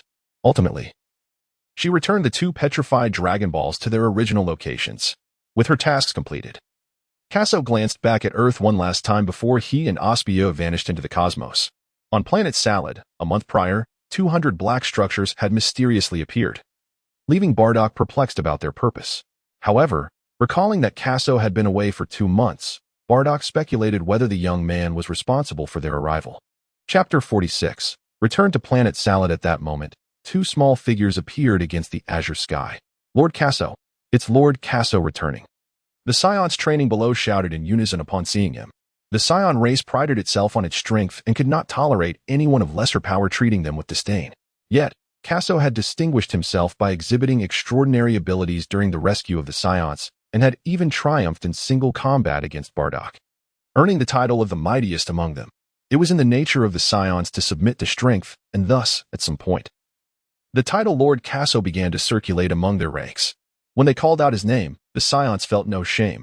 Rather, it was a genuine expression of admiration. Outside the wooden cabin, a cacophony of voices erupted. Bardock paused, still contemplating how to address the mysterious black structures, uncertain of their origin. He pondered whether they belonged to an enemy, in which case he would destroy them immediately.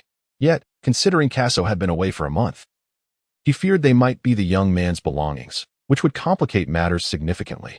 Do not forget that Karsu can enable the Saiyans to thrive in the cosmos. What is it that he cannot accomplish? Stepping outside, he beheld the 2 figures above. Indeed, it was Karsu. Karsu, were those ominous black structures on planet Salad your doing? Bardock sought to ascertain whether it was indeed his handiwork. Yet, scarcely had the words left his lips when the atmosphere became charged with excitement. A fortnight prior, these dark edifices had materialized abruptly, leaving me utterly astonished. Indeed, I had initially suspected that Frieza was in pursuit. The Saiyans engaged in animated discussion, and only upon hearing Bardock's inquiry did they realize that this might once again be Karsu's creation. Previously, Karsu had achieved numerous extraordinary feats. Thus, what purpose could these black structures serve? Karsu gradually descended from the heavens. Observing the multitude of people gathered, he casually revealed the purpose of the gravity chamber. These are gravity chambers, capable of adjusting the gravitational multiplier, serving as the finest training apparatus for us Saiyans. Ignoring the expressions of those around him, Kaso glanced at Osbier and said, "Little Osbier, show everyone your current strength." With a nod, Osbier obediently moved to an open area, away from the Saiyan huts. Upon hearing Kaso's words and witnessing Osbier's actions, all the Saiyans present held their breath, anxiously watching her next move. Kaso's series of actions made Bardock and Gallus aware that something extraordinary was about to transpire. They widened their eyes, fixated on Osbier, fearing they might miss a captivating moment. Osbier understood Kaso's intention. He simply wished for the clan to witness the effects of the gravity chamber. With her small fist clenched at her waist and her bangs fluttering, she stood poised. Suddenly, an awe-inspiring aura emanated from her, centered on Osbier, creating a pressure field that rapidly enveloped the surroundings, akin to a mountain pressing down. As Osbier gradually unleashed her internal power, the pressure intensified, causing fissures to appear in the rock beneath her.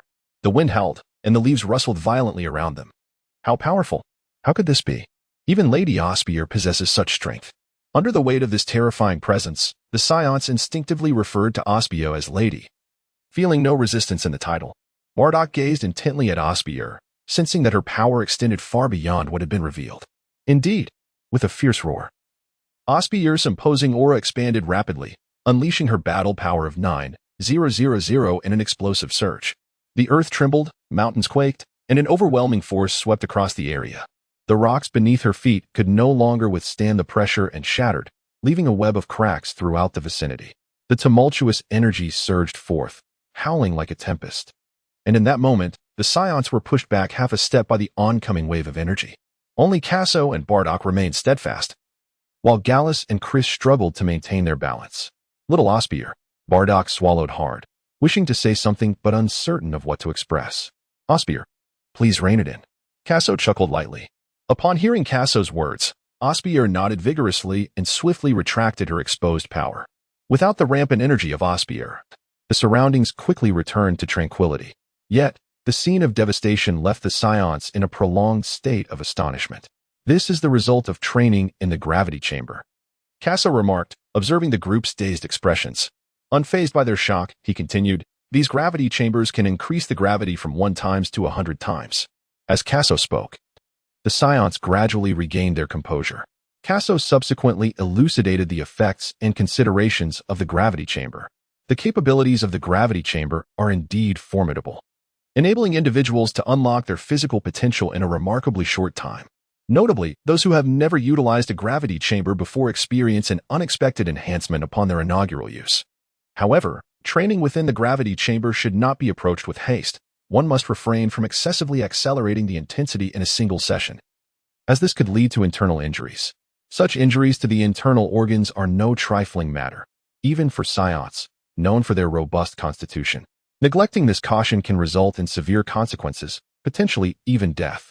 Nevertheless, Saiyans have been raised on the planet Vegeta, which has 10 times the gravity, giving them a higher starting point, allowing them to commence their training directly under 10 times the gravitational force. Kaso, is the gravity chamber truly that remarkable? Bardock inquired, gripping Kaso's shoulder.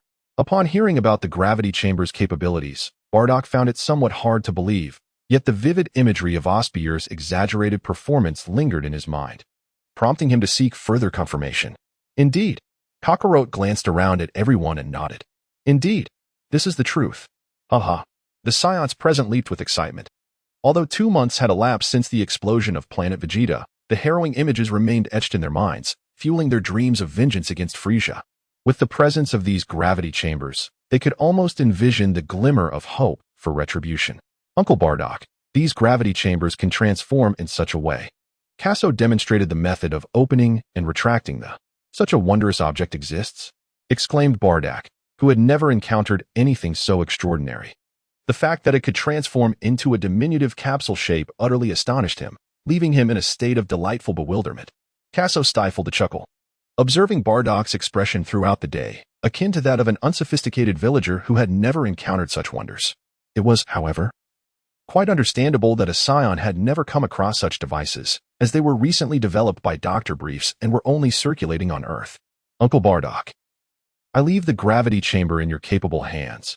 I have pressing matters to attend to, Kaso stated solemnly. Chapter 47. Cultivating the Sacred Beans. Bardock nodded in acknowledgement.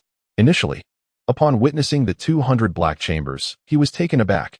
How could so many dark structures appear mysteriously? The black rooms were densely clustered, exuding an eerie ambience even in daylight, leading him to suspect they were the resting places of the deceased. Yet, upon closer inspection, they were treasures. Bardock resolved to spend his days within those chambers. No, he meant in the gravity room. In the northern region of Salada Planet, surrounded by lush greenery, there lay a vast clearing that seemed oddly out of place, as if it had claimed a portion of the forest, appearing as if it had materialized from thin air. In the center of this clearing stood over 200 gravity chambers, dark and imposing, reminiscent of the Qing dynasty. It was quite the spectacle. Not far from this area was a special plot of land, approximately 40 square meters in size. Bardock brought Garrus along to this location. Captain, do you really believe that little Bii has attained such prowess through this device? Garrus scratched his head, pondering. It seems plausible. To be candid, Bardock remained in a state of astonishment. Even if Osbier were a superior warrior, it seemed improbable she could achieve such feats in her youth. This suggests the gravity chamber must be the key. Then a thought struck him. If he were to utilize the gravity chamber, would the effects be equally remarkable? If so, they would surely prosper. Silence. Why shout so loudly? Have you never seen the world? Bardock scolded, exasperated. Such ignorance in a member of his team was utterly embarrassing. After Bardock departed, Garrus, feeling emboldened, gestured an obscene sign towards his retreating figure. Just moments ago, you were wide-eyed and slack-jawed, staring at little Bii. However, fearing retribution. He kept this thought to himself and quickly followed Bardock. You head left, retrieve all the gravity chambers as Kaso instructed, Bardock commanded without room for argument. Before proceeding to the right, the two of them commenced collecting the gravity chambers. Minutes later, the ground was piled high with capsules, leaving onlookers to wonder if these two were afflicted by an insatiable ailment, consuming such an abundance of colossal capsules. Soon, only a few gravity chambers remained on the ground. Bardock and Garlis, with their backs to the capsules, drew closer from either side to gather the gravity chambers. It seemed as though they were indifferent to the remaining capsules. But anyone who thought so would be gravely mistaken. These 200 gravity chambers were the very foundation of the Scion's resurgence. And should anyone dare to lay a finger on them, Bardock and Garlice would ensure they regretted ever being born. At long last, they had completed their task. Bardock and Garlice breathed a sigh of relief, as the next step was merely to distribute them among their kin. The Scions, known as a warrior race, yearned for battle and strength. The gravity chambers were perfectly tailored to their needs. Thus, there was no concern that the Scions would disfavor these chambers.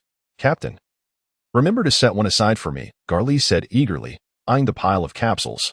Having witnessed Osbier's prowess, he too desired a gravity chamber. "Why rush? We have 200 chambers. There's plenty for everyone." "True," Garlice replied, scratching his head in a somewhat foolish manner. To Bardock, this fellow was simply amusing. "Let's go," Bardock declared, and with the capsules in hand, they soared into the sky. As they departed, a small figure suddenly appeared in the clearing. Casso glanced at the silhouettes of Bedak and Garrus, having overheard their entire conversation. He chuckled softly. To be honest, Garrus did seem rather naive. Turning back, Casso approached the edge of the obsidian land, scrutinizing it closely. The soil, it appeared, was not truly black. Its authentic hue was a rich brown. The accumulation of earth had merely created this optical illusion. As he reached out to touch the soil, he found it to be slightly damp. Lifting his gaze to the heavens, he noted that, despite the sweltering heat, the earth had not succumbed to dryness. Moreover, a subtle haze seemed to emanate from the ground, exuding an extraordinary aura. When Kakarot made his wish on Namek, an unexpected turn of events occurred with his third wish, subsequently utilizing the dragon's third wish to create this piece of land. However, the land appears rather small, measuring approximately 40 square units. Casso recalled that the cultivation of divine beings seemed to require the irrigation of divine water. He wondered if the land created by the dragon could yield such miraculous beings. As the saying goes, practice is the only criterion for testing truth. All he needed to do was plant the divine being, and the outcome would reveal itself. With this thought in mind, Casso resolved to take action. He planted a single divine being in the soil, choosing not to sow more to avoid wastage. After planting the divine being, Casso quietly squatted beside it. Half a day passed, and noon arrived, with the blazing sun high in the sky. Casso remained motionless, initially filled with hope. If the miraculous beings could indeed be cultivated, the rise of the Scions would be unstoppable. However, as time wore on and the heat intensified, Casso wiped the sweat from his brow, feeling as though he were on the verge of being scorched to a crisp. Yet, there was not a hint of activity in the field. Surely, this dragon was deceiving him. What a nuisance. Casso muttered a curse under his breath, so infuriated that he felt an urge to stomp his foot on the ground, yet the thought of wasting a precious celestial being restrained him. Just as he was about to excavate the being, a most anticipated sight unfolded before his eyes. The brown clod of earth, for reasons unknown, suddenly shifted, and fine grains of soil cascaded down its edges, revealing a glimmer of green. Could it be? Had the planting succeeded? Aha! Casso laughed heartily, tilting his head back in joy. Initially approaching the wish with a spirit of experimentation, he had been uncertain about the outcome, even though the dragon had fulfilled his desire. To his astonishment, this plot of land was indeed capable of nurturing celestial beings. Gazing at the hint of greenery, Casso's mind raced with possibilities, pondering how many beans a single seed might yield. If it were merely a one-to-one return, the land would serve no purpose.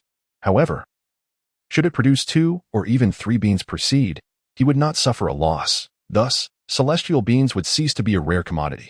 He would wait to assess the situation when the beans matured, but during their growth phase, he must ensure that beasts did not wreak havoc upon them. He could enlist the Scions to guard the precious crop. Casso had devised a plan and, turning away, prepared to relay the details to Bedak. Now, all that remained was to await the harvest of the mystical beans, hoping it would not yield a mere one-for-one exchange. Shortly after Casso's departure, the verdant growth seemed to have risen even higher. Moreover, beneath the expanse of land, an echoing sound resonated, reminiscent of a subterranean river flowing through. However, the already departed Casso remained unaware of this phenomenon. Chapter 48, The Maturation of the Mystical Beings upon returning to his abode. Casso sought out Bardock that very night to divulge the events of that afternoon. Initially, Casso presumed that Bardock would be incredulous regarding the existence of such miraculous beings. To his surprise, however, Bardock exhibited no reaction, merely nodding persistently to indicate his awareness of Casso's plan and affirming that he would arrange for guardians to watch over that land. In Bardock's perspective, If Kaso had managed to ensure the survival of the Scions amidst the cosmos, what could possibly be more outlandish than that? After all, they were merely a few beings capable of instantaneously healing all injuries. It was as if he had never encountered the wonders of the world before. Bardock cast an exasperated glance at Kaso. With matters concerning his kin settled, he resolved to commence his training the following day, reminding Kaso to safeguard the sacred bean seedlings. Without a backward glance, Kaso departed. Observing Kaso's retreating figure, Bardock pondered, what if this lad were to be appointed as the leader of the Scions? Given Kaso's esteemed reputation among the Scions, it seemed unlikely that anyone would oppose the notion. However, Bardock shook his head. Kaso was still too young. Perhaps with a bit more maturity. Within the valley, wooden houses surrounded the area, with a small river meandering in front, bathed in sunlight. Shimmering reflections danced upon the water's surface, harmonizing beautifully with the picturesque environment, creating a tranquil and delightful atmosphere. Not far along the river, there stood a darkened dwelling, from which the occasional sound of punches cutting through the air could be heard. 9998 9999 10,000. The heavy panting emanating from a gravity chamber filled the air. A diminutive figure was vigorously throwing punches, each movement stirring up fierce winds. Sweat dripped, drying only to become wet once more. This was Kaso's third group training session. And as the count of 10,000 resounded, he collapsed onto the ground.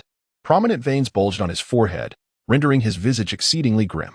Restore gravity, rasped Kaso, his muscles twitching under the strain of such intense training. A low rumble echoed from the gravity chamber as the gravitational force, previously set at 35 times normal, was abruptly reinstated. With the cessation of this immense pressure, Kaso felt as though the weight of a mountain had vanished. Kaso lay on the ground, finally feeling a sense of relief. Over the past month, he had gradually acclimatized from 25 times the force of gravity to 35 times. In the realm of cultivation, one cannot solely focus on the mastery of energy, nor can one neglect the cultivation of the body. To pursue only one aspect while disregarding the other inevitably limits one's potential. Take Vegeta as an example. He spends his days in the gravity chamber undergoing intense training, neglecting the refinement of his energy or the cultivation of his mental state. Although his combat prowess is formidable, he will always fall slightly short of Goku in terms of enlightenment. This principle is further exemplified by Piccolo, who consistently dons weighted clothing while also engaging in frequent meditation. By balancing both aspects, he maintains a state of equilibrium in his physique, which accounts for his remarkable achievements. Otherwise, considering the inherent limitations of a Namekian body, reaching such a level of mastery would be exceedingly challenging. One word, arduous. Kaso meticulously formulates a training regimen each day, rigorously demanding excellence in every movement. Under the relentless pressure of gravity, he ensures that every part of his physique is thoroughly conditioned. Beyond the physical training, Kaso places great emphasis on cultivating a serene state of mind. He recalls Bobo mentioning that after he and Osbier completed the second phase of their training, there indeed exists a third phase, the realm of a tranquil heart. Kaso pondered deeply on the essence of the state of nothingness, yet after much contemplation, he remained perplexed. However, in Dragon Ball Super, Goku had ventured into the realm of nothingness, attaining the state of ultimate freedom. It remains uncertain whether there exists any correlation between the two. Kaso reminisced about Goku's childhood training under Bobo. Perhaps it was due to the cultivation of the state of no mind that Goku later transcended into the realm of ultimate freedom. However, given Kaso's current strength and level, that state of no mind remained far beyond his reach. At that moment, a voice suddenly echoed from outside the gravity chamber. Lord Kaso, Lord Bardock requests your presence. Kaso knocked on the door of the gravity chamber and encountered a Saiyan standing before him. This Saiyan, named Castor, was the captain of one of the 8 teams recently assembled by Bardock. You may return for now. I shall join you shortly, Kaso replied. Drenched in sweat and feeling quite uncomfortable, he intended to take a shower before seeking out Bardock. Farewell, Lord Kaso. Castor quickly vanished from his doorstep. Half an hour later, after finishing his bath, Kaso arrived at Bardock's house. You little rascal, why are you so slow? Bardock's expression revealed a hint of displeasure. Half an hour prior, he had sent someone to summon Kaso, yet he had only just now arrived. What happened? Kaso raised an eyebrow, inquiring if there was an urgent matter at hand. Observing Bardock's demeanor, it indeed seemed there was a pressing issue. The divine beings have borne fruit, Bardock remarked, rolling his eyes with irritation. What? The divine beings have yielded? Kaso exclaimed, his expression one of astonishment. Just a month prior, he had planted the beans, believing it would take at least 6 months for them to produce. To his surprise, they had blossomed within such a brief span. Bardock, hold my hand tightly, he urged. Before Bardock could fully comprehend the situation, Kaso grasped his hand, and they vanished from the spot, reappearing in an instant in the northern region of the Solata planet. Taking in the familiar scenery, Bardock opened his mouth in awe. So swift, he marveled, glancing at Kaso and then shaking his head. Such rapidity is unfit for the young. Kaso paid no heed to Bardock's expression as he twisted his body, suddenly appearing at the edge of the dark soil. The Saiyan station nearby also took notice of their arrival. Lord Bardock, Lord Kasu, what brings you here? Feel free to observe. You may continue your patrol. Bardock waved his hand dismissively. Kasu remained silent, gazing intently at the fairy bean seedlings. Before him lay a stretch of black soil, approximately 40 square meters, where around 40 fairy bean plants had been cultivated. Over the span of a month, these seedlings had transformed from mere sprouts into towering fairy bean trees, reaching a height of 1 meter. Their roots and stems were robust, and the foliage was lush and vibrant. Fortunately, Kasu had initially intended merely to experiment with cultivating the fairy beans, assessing the outcome of the first batch before deciding on the planting method for the subsequent one. To his surprise, the spacing of the first batch had proven to be just right. Kasu gazed upon the scene, where each mystical bean tree bore 2 vibrant green beans, plump and round, exuding an irresistible allure. The beans nestled within Kasu's versatile capsule differed slightly from those adorning the plants. Yet he understood this was merely due to their unprocessed state. A transformation of 1 to 2, quite commendable. Each bean tree yielded merely 2 fruits, a fact that aligned perfectly with Kasu's expectations. In the animated tales, the cat sage had remarked upon the notably low yield of the mystical beans, indicating that even in later harvests, only a handful would be gathered. The myriad celestial beans on Kasu's person are the accumulated stock of the cat immortal, gathered over centuries. Chapter 49. Osbier's Duel with Bardock. Kasu, these celestial beans seem somewhat different from the ones you provided, Bardock remarked, pointing at the bean tree, a hint of perplexity in his voice. It's nothing to worry about. They simply haven't been dried yet. Kakarot paused momentarily before continuing. Even if the magic beans have not yet dried, I firmly believe in their efficacy. They merely become difficult to preserve. How splendid, Bardock exclaimed, clenching his fist. The rigorous training sessions in the gravity chamber had nearly cost him his life, yet thanks to the magic beans provided by Kakarot, a single bean restored him to full vitality in an instant. Although Kakarot had cultivated a substantial quantity of these beans, it remained insufficient for the entire clan's consumption. Nonetheless, with judicious use, they would manage just fine. Having already experienced the miraculous effects of the beans, Bardock felt a surge of excitement within him. In truth, when Kakarot had gifted him over 100 magic beans, Bardock had sensed that there were likely more in Kakarot's possession. However, why should one reveal all their treasures for the benefit of others? If he possessed such extraordinary items, he might choose to keep them a secret as well. From the cataclysmic explosion of planet Vegeta that salvaged the Saiyans to the acquisition of over 200 gravity chambers, Kakarot had already accomplished a great deal. Now, gazing upon the lush, verdant grove of magic bean trees, Bardock's heart surged with fervor. With these miraculous beans, the resurgence of the Saiyan race was no mere fantasy.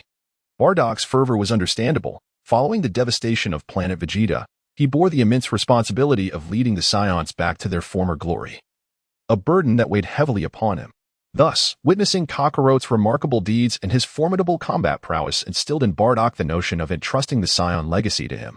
Yet, Kakarot was still too young. Kakarot, what is your current battle power? Bardock soon regained his composure. Are you seeking to challenge me once more? Bardock mused, reflecting on the humiliation he would not endure. He sighed. In that dream, I witnessed Frieza's true strength. Oh? Kasu was somewhat taken aback by Bardock's dream of Frieza's true strength. After all, that ability was quite formidable. A power level of 530,000.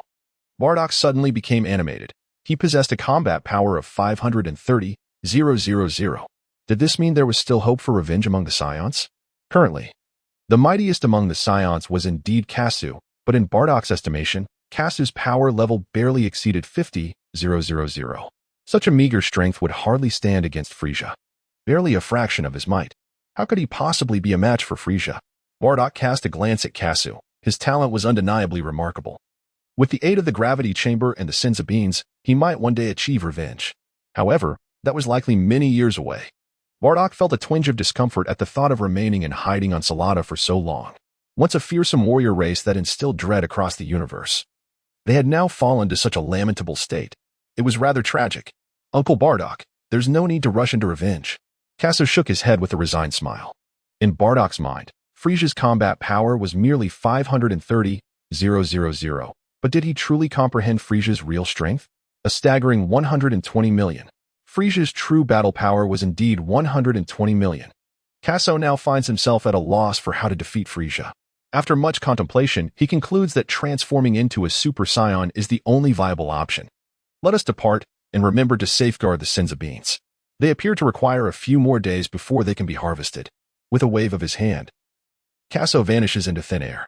Bardock gazes at the spot where Kaso once stood, momentarily stunned. Suddenly, a surge of anger courses through him. Kaso, you scoundrel. You bring me here but neglect to return me.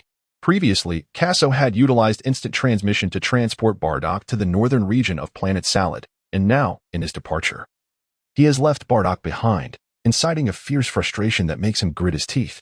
In the distance, patrolling Scions overhear Bardock's furious exclamations and hastily distance themselves. They dare not involve themselves in the affairs of these two. After half an hour, Bardock finally exhausts his tirade and turns to instruct the station's Scions to diligently protect the Senzu beans. He then reluctantly makes his way back to his dwelling. Another month passes. In the arid southern desert of Planet Salad, the relentless sun scorches the sand, rendering it nearly unbearable to touch.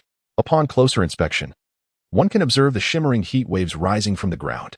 Suddenly, a little girl hurls an energy blast into the sky at a distant figure. The formidable energy stirs up a storm of yellow sand, enveloping the air in a haze that obscures vision. The adult figure deftly evades the incoming blast, zipping through the air. Little girl, your uncle is not so easily defeated. Bardock chuckles, before swiftly vanishing into the sky. Don't get too cocky, uncle. I'll send you flying in no time. Osbier retorts, her lips curling disdainfully as she quickly turns and delivers a punch into the air behind her. With a resounding boom, the two fists collide, unleashing a violent shockwave that sends the surrounding sand exploding into the atmosphere, soaring thousands of meters high. Dust and debris swirl chaotically. You've changed, little girl. You've become rather unappealing. Bardock teases with a laugh. He recalls a time when Osbier would trail behind Kaso, often coming to him in tears whenever they were bullied. Now, she is intent on delivering him a sound thrashing, a stark departure from her previous demeanor. Bardock takes a step forward, shifting his position in the air, yet Osbier remains steadfastly on his tail, refusing to be shaken off. Raising his hand, Bardock conjures a shockwave and directs it towards her. The explosive energy seems to rend the very fabric of space, whipping up a fierce wind as it hurtles towards Osbier's location. Humph! Osbier suddenly claps her small hands, and the shockwave, as if struck by an unseen force, instantaneously alters its trajectory, plummeting towards the ground. A tremendous crash ensues. The vast expanse of the desert seemed as though it had been struck by countless miniature nuclear blasts, with the golden sand soaring into the air, rapidly coalescing into swirling sandstorms driven by the force of the cyclone, engulfing the entire battlefield. Bang! Bang! Bang! Two dark figures darted through the air, colliding from left to right, from above to below, each impact unleashing a tempest that shook the heavens and rattled the earth. Bardock surged forward with a punch, only to suddenly realize that his fist had merely struck the air. This is bad.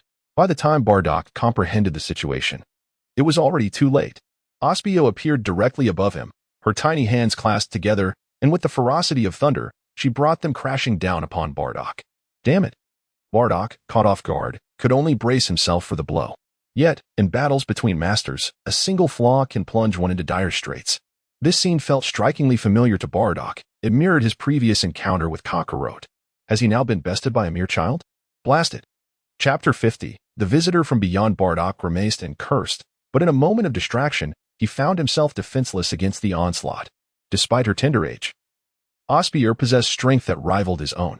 Each punch landed with resounding force, inflicting pain that was unmistakable. Uncle Bardock, prepare to eat dirt. Osbier channeled her inner power, concentrating it in her calves, spinning rapidly through 82 cycles in the air, each rotation building strength in her legs. Upon completing the 82nd cycle, her calves shimmered with a radiant glow as she unleashed a powerful kick directly into Bardock's back. Under the weight of such tremendous force, Bardock plummeted like a cannonball into the sands. Boom! The recently settled sands erupted once more, enveloping the sky in a swirling haze. After a moment, the hot wind swept the airborne sands away, restoring visibility. There lay Bardock, buried in the sand, with only his furry tail protruding, twitching intermittently. Hee, Uncle Bardock. Are you all right? Osbier chuckled as she gently floated down beside him. The tail wriggled a few times, but the figure beneath showed no signs of movement. After a while, Bardock finally extricated himself from the sand, spitting out a mouthful of sand, and grumbled, "You little brat. Hurry and help me up." Feeling the pain coursing through his body, Bardock reflected on his fortune that Osbier had been careful in her strikes. Otherwise, he might have needed to consume a precious healing bean. Yet, Osbier's taunt to eat dirt had indeed resulted in him swallowing a mouthful of sand. What a disgrace. Not long ago, Bardock had a faint sense that Osbier was not his match. Today, when the girl suddenly sought him out for a sparring session, he presumed she merely wished to hone her combat skills. Little did he anticipate that it would result in his humiliating defeat. With approximately 50,000 units of combat power, he had been vanquished. This left Bardock pondering the true extent of Osbier's strength. A shiver ran through him at the thought. Were elite warriors truly so formidable and capricious? Bardock glared at Osbier, resembling a petulant child. Hee. Osbier helped Bardock to his feet, offering a goofy smile. Faced with her innocent demeanor, Bardock found himself at a loss for frustration. It was hardly appropriate to demand, "Little girl, allow me to bestow upon you a good thrashing to relieve my vexation." He lacked the audacity for such a request, and her pure appearance made it impossible for him to act on his irritation. "Let us depart." Bardock coughed up a mouthful of sand, speaking with resignation. In the valley, a gentle stream meandered, and before a quaint wooden cabin nestled beneath towering trees, two figures suddenly materialized.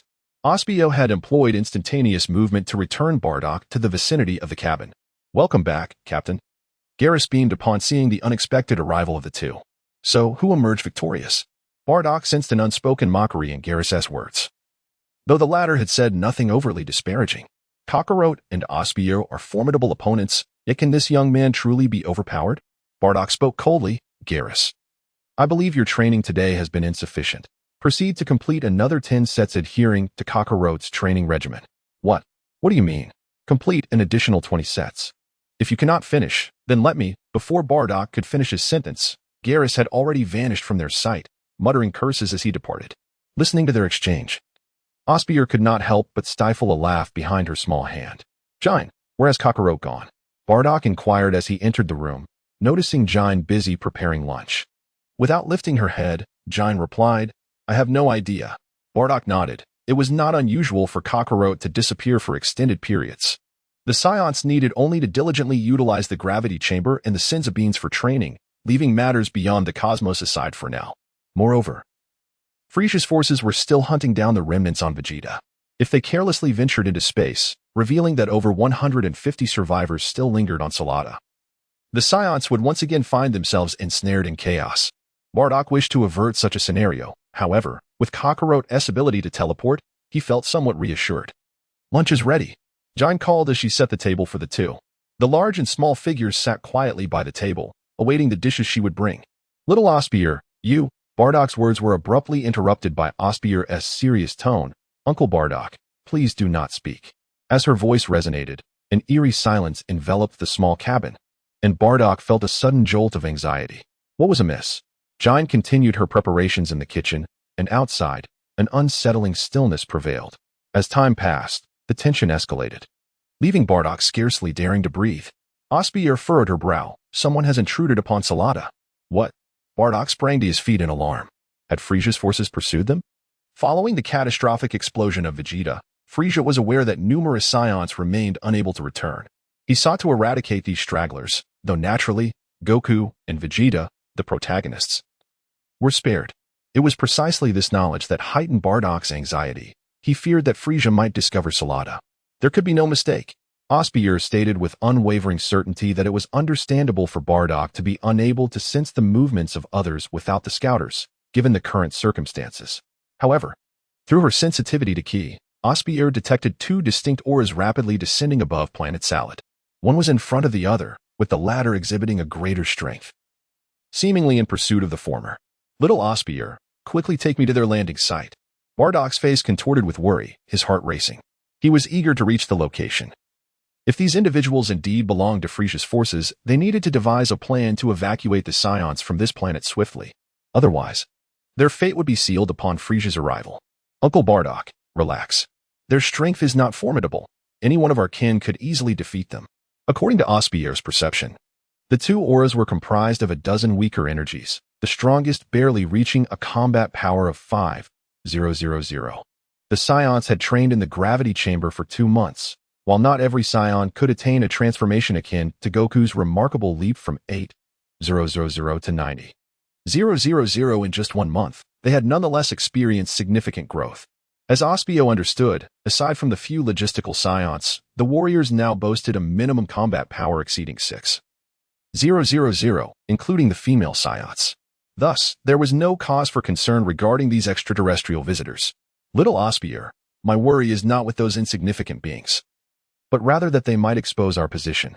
As Osbier remained still, Bardock's anxiety intensified. Upon hearing his words, Osbier suddenly grasped the gravity of the situation. A shiver coursing through her body. Uncle Bardock, we must hurry. As Osbiel swiftly placed her hand upon Bardock, she activated the instantaneous teleportation. Chapter 51, Princess Philia. Above the planet Sharada, a large spacecraft rapidly breached the atmosphere. Judging by the material of the vessel, its hull was constructed from the exceedingly rare zero metal found in the cosmos, a substance of great value and remarkable durability. Were it not for the numerous battle scars adorning the cabin, the ship would undoubtedly exude magnificence. The vessel's design was somewhat peculiar, resembling an egg, encircled by a band of black metal, with windows appearing at intervals along its circumference. Through these windows, one could discern a group of figures huddled together. At the center stood a woman whose appearance bore a striking resemblance to that of the elven race. Her flowing, deep blue hair cascaded over her shoulders, and a snow-white veil enveloped her, accentuating her enchanting, ethereal figure and exquisite, noble beauty, reminiscent of a celestial goddess untouched by the earthly realm. Such an icy beauty often proves irresistibly alluring to men. Yet, her frosty countenance was marred by a pallor, as though she had suffered grave injuries. The gravity on this planet is incredibly heavy. Quickly, activate the gravity adjustment bracelets. Upon hearing this, the figures promptly activated the bracelet-like devices on their wrists. As the gravity adjustment bracelets powered on, a shudder coursed through them, followed by a restoration of their weight. Elder Yuna, when did a planet appear here? Philia inquired. Her brow furrowed as she stifled her pain. The Zero spacecraft had traversed the cosmos for half a day and was poised to descend upon the planet. However, Philia recalled that the star map did not indicate the existence of this planet within its confines. Is that so? No matter, once we land, we shall confront those cosmic pirates. Yuna gritted her teeth, displaying an expression of unwavering resolve in the face of death.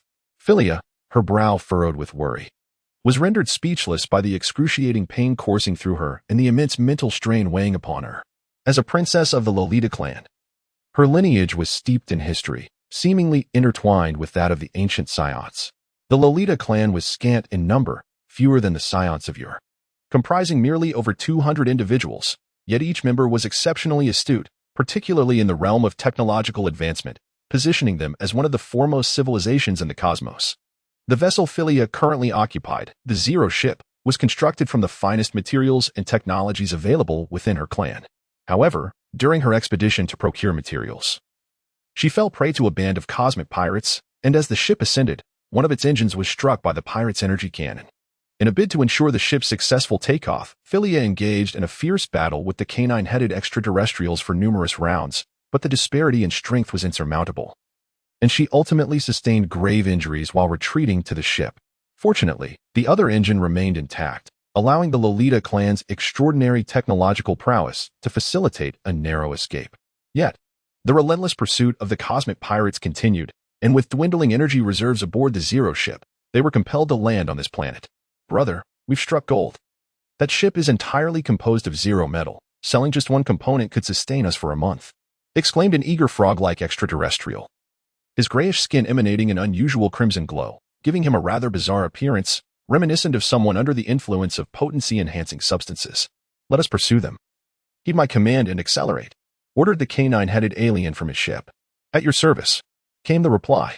The howling winds and oppressive clouds loomed overhead as the two vessels descended upon the planet's Alada, one trailing closely behind the other. The nearby Scions, alerted by the commotion above, hastened towards the scene. They're coming out. Osbier, who had arrived earlier, spoke in a low voice. Bardock fixed his gaze intently on the two ships. The Saiyans had served Frieza for many years and were well acquainted with the types of his ships. However, upon closer inspection, it appeared that these vessels did not resemble Frieza's fleet. This realization brought a slight sense of relief to Bardock. As Osbier's words faded, both ships simultaneously opened their hatches. Princess Philia, we must exit swiftly, Yuna urged, supporting Philia as they rushed out of the ship with their fellow clansmen. The female guards, armed with energy cannons, followed closely behind. On the other vessel, the canine-headed alien bellowed, "Ha! Everyone, follow me out." However, just as his laughter subsided, he sensed something amiss. His subordinates had fallen eerily silent. Turning to investigate, he found them all sprawled on the ground. Incompetent fools. The dog-headed alien uttered a curse, confident in his own formidable strength, dismissing the gravity's impact on him. Yet, he prioritized capturing the occupants of the nearby spacecraft. Accompanied by a few of his companions who could barely stand, he emerged into the open. Soon, both factions converged on the ground. Philia's naturally fair skin, marred by her injuries, appeared even more pallid. "Princess Philia, hold your ground. We shall confront them." Upon noticing Philia's ashen complexion, Yuna was consumed with anxiety. Wishing fervently to eliminate the band of cosmic pirates and escort the princess back to safety for healing. The surrounding female guards looked on with deep concern for Philia. She shook her head in silence, aware that escape was futile against an adversary boasting a battle power of 5,000. Their weapons were of no use. "Ha ha ha, surrender?" The dog-headed alien taunted as he closed in. "Wait, you all protect the princess." Yuna commanded the female guards. As the two sides clashed, the battle was imminent. However, at that moment, dozens of figures descended from the sky. "These fools," Bardock muttered under his breath upon seeing the newcomers.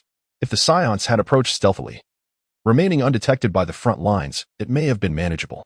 Yet, their brazen appearance would undoubtedly raise suspicions. Should their position be transmitted through wireless devices, the situation for the Saiyans would become dire. Indeed, upon sighting the newcomers, both groups huddled together, cautiously observing. Yuna, supporting Philia, murmured, "It seems this planet is inhabited by natives." Lost in their plight, they had overlooked the circumstances of the planet. Meanwhile, the dog-headed alien frowned, surprised to discover the existence of natives on this world. Natives? Fortunately, Prince Vegeta was not present. Had he heard someone refer to his kin as natives, his proud disposition would likely lead to both factions being obliterated. Seeing his kin approach, Bardock, hidden behind a mountainside, sighed, "Little Beulah, we must emerge. Hiding here serves no purpose." At that moment, two more figures appeared in the sky. Bardock and Osbula descended before the Saiyans, casting a cold glance at their leader, Castor. "I will settle the score with you later." Initially, Castor had intended to inquire about the situation upon seeing Bardock, but now, confronted with his icy demeanor, he was left bewildered. "What is going on? I haven't done anything wrong." Bardock ignored Castor's confusion and hurriedly flew down to the ground, with the Saiyans following closely, leaving Castor suspended in the air, dumbfounded. On the ground, a sudden appearance of a group of individuals led to a standoff reminiscent of the Three Kingdoms, with silence enveloping them as they observed the two opposing parties. After a brief moment, the dog-headed alien could no longer contain himself and declared, "Natives, it would be wise for you to take your people and leave. This matter does not concern you." Faced with dozens of unknown natives, the dog-headed alien sought to avoid unnecessary complications, intent only on carrying out the heist and departing swiftly.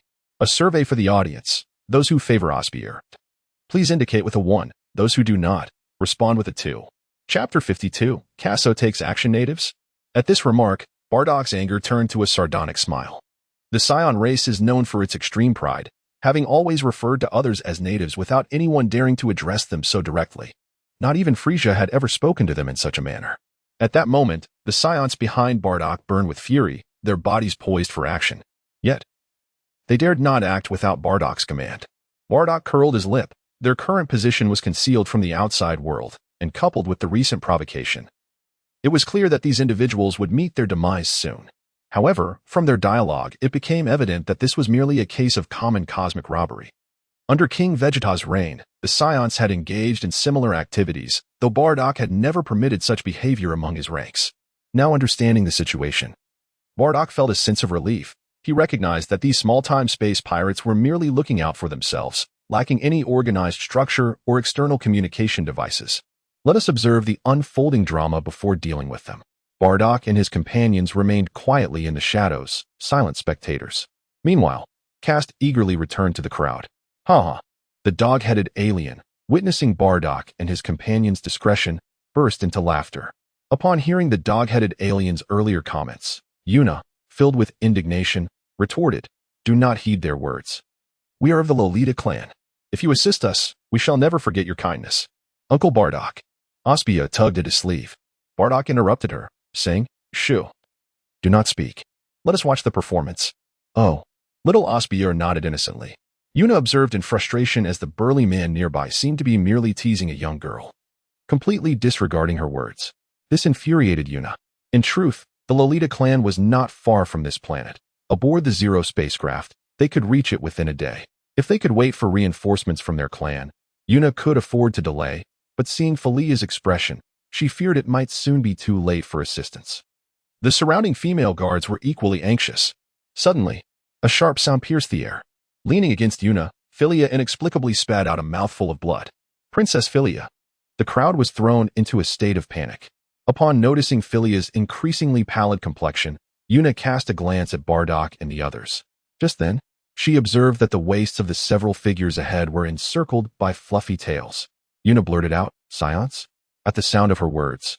A flicker of brightness returned to Filia's dim gaze as she struggled to lift her head and look at the group.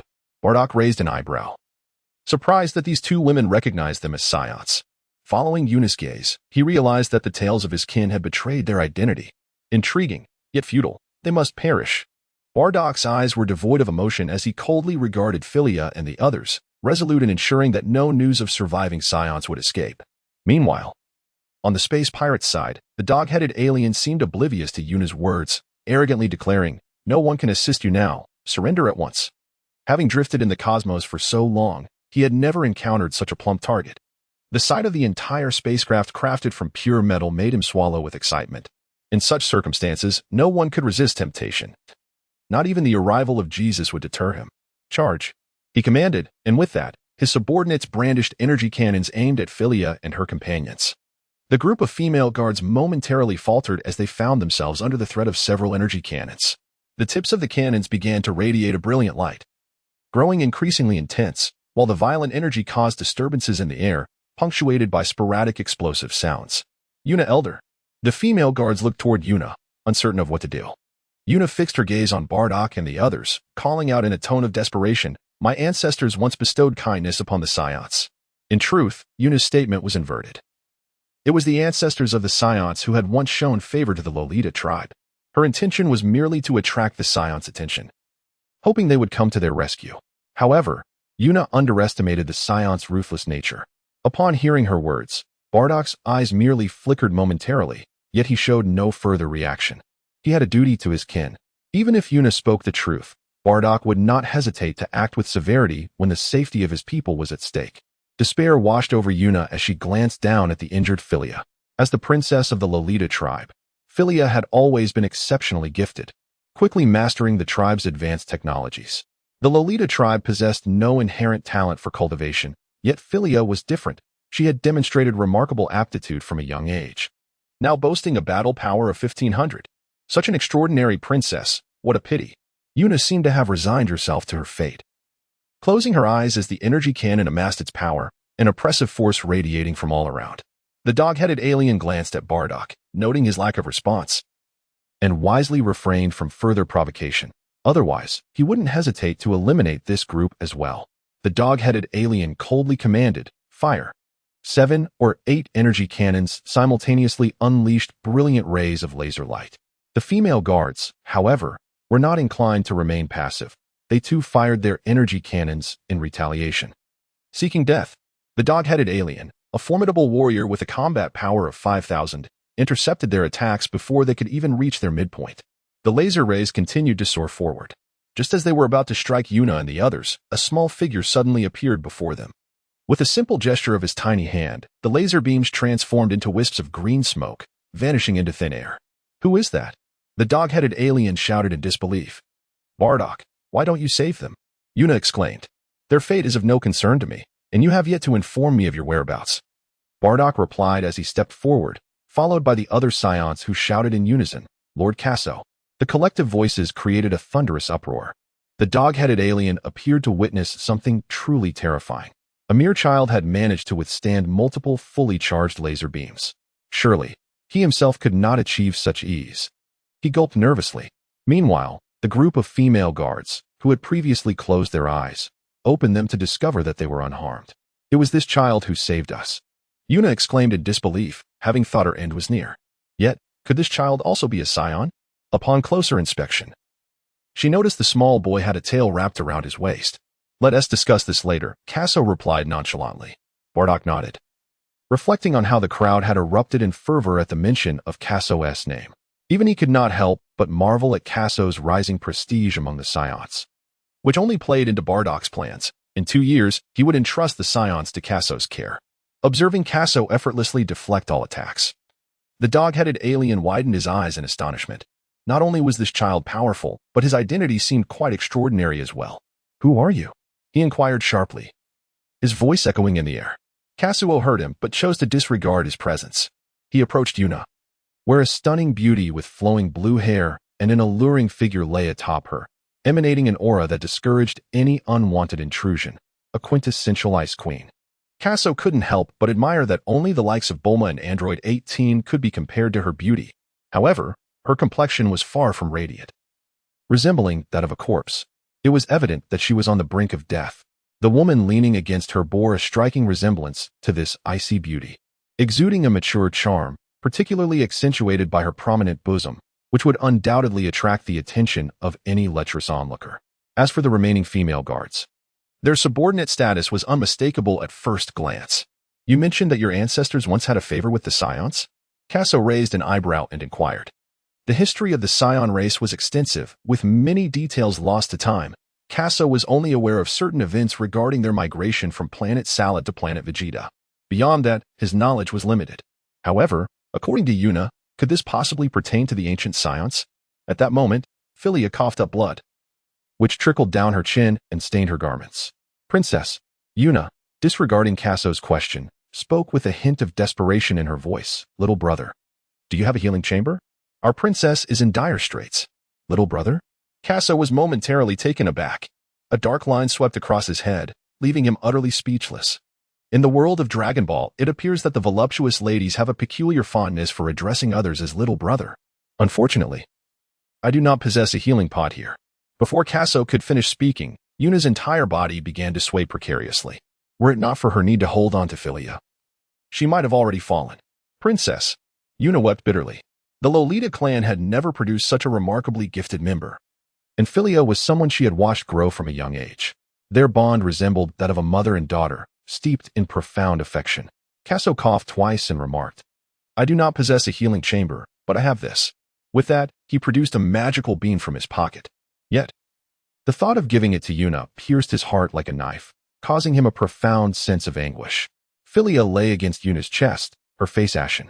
Externally, she appeared unscathed, but the blood she had just coughed up indicated severe internal injuries, undoubtedly grave in nature. Such an affliction, not to mention for an unknown race, would be detrimental even for a Saiyan, known for their resilience. Without a healing chamber, while it may not lead to death, she would likely need to remain bedridden for at least half a year. Thus, it was even more dire for her, a frail maiden. What is this? Yuna gazed at the bean offered by Kasso, feeling that this little brat truly lacked compassion. Her beloved Princess Philia was on the brink of death, and here he was, jesting with a single bean that could potentially save them. Kasso, with a hint of irritation, remarked, Don't want it? Fine, that saves my magic beans. He thought to himself that if it weren't for his curiosity about the Saiyans, he wouldn't even spare a glance at them. Meanwhile, on the other side, the dog-headed alien seethed with indignation. Ever since he had spoken, he found that no one was paying him any heed, despite possessing a combat power of 5,000, which allowed him to dominate the cosmos during the early Dragon Ball narrative. He felt utterly disregarded. Brother, they aren't acknowledging you. His subordinates incited. In the universe, reputation is paramount, and spurred on by his underlings, the dog-headed alien felt a blaze of fury igniting within him, seemingly oblivious to Kasso's effortless defense against all attacks.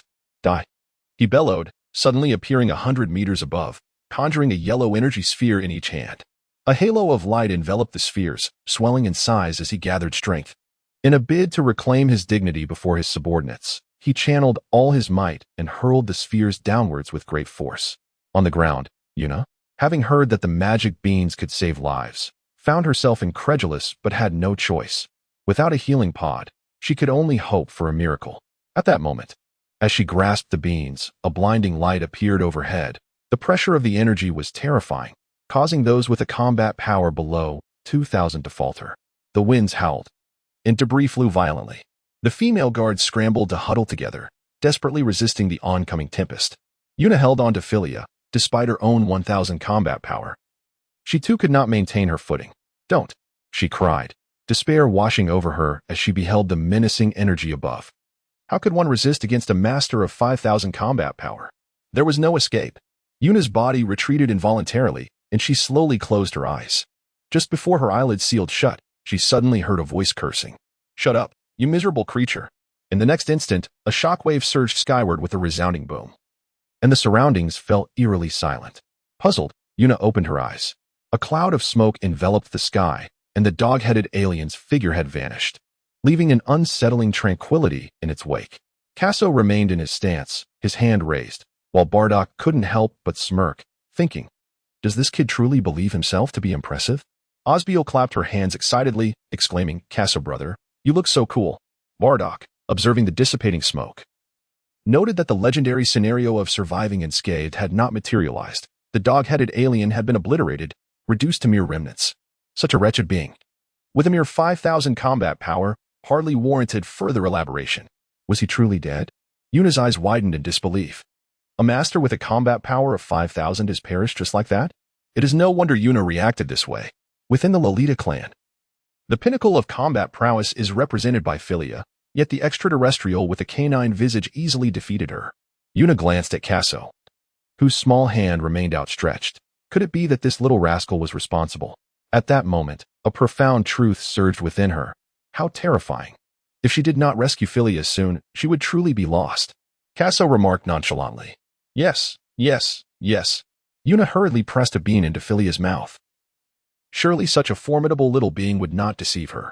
In that moment of despair, she glimpsed a flicker of hope. However, no matter how Yuna attempted to administer the bean, the dazed Philia simply could not swallow it.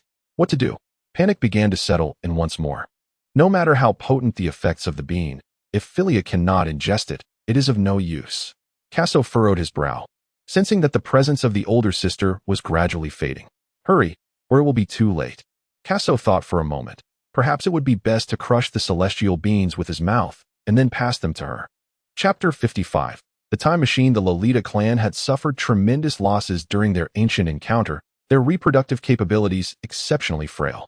After many years, they had only managed to sustain a mere 200 members.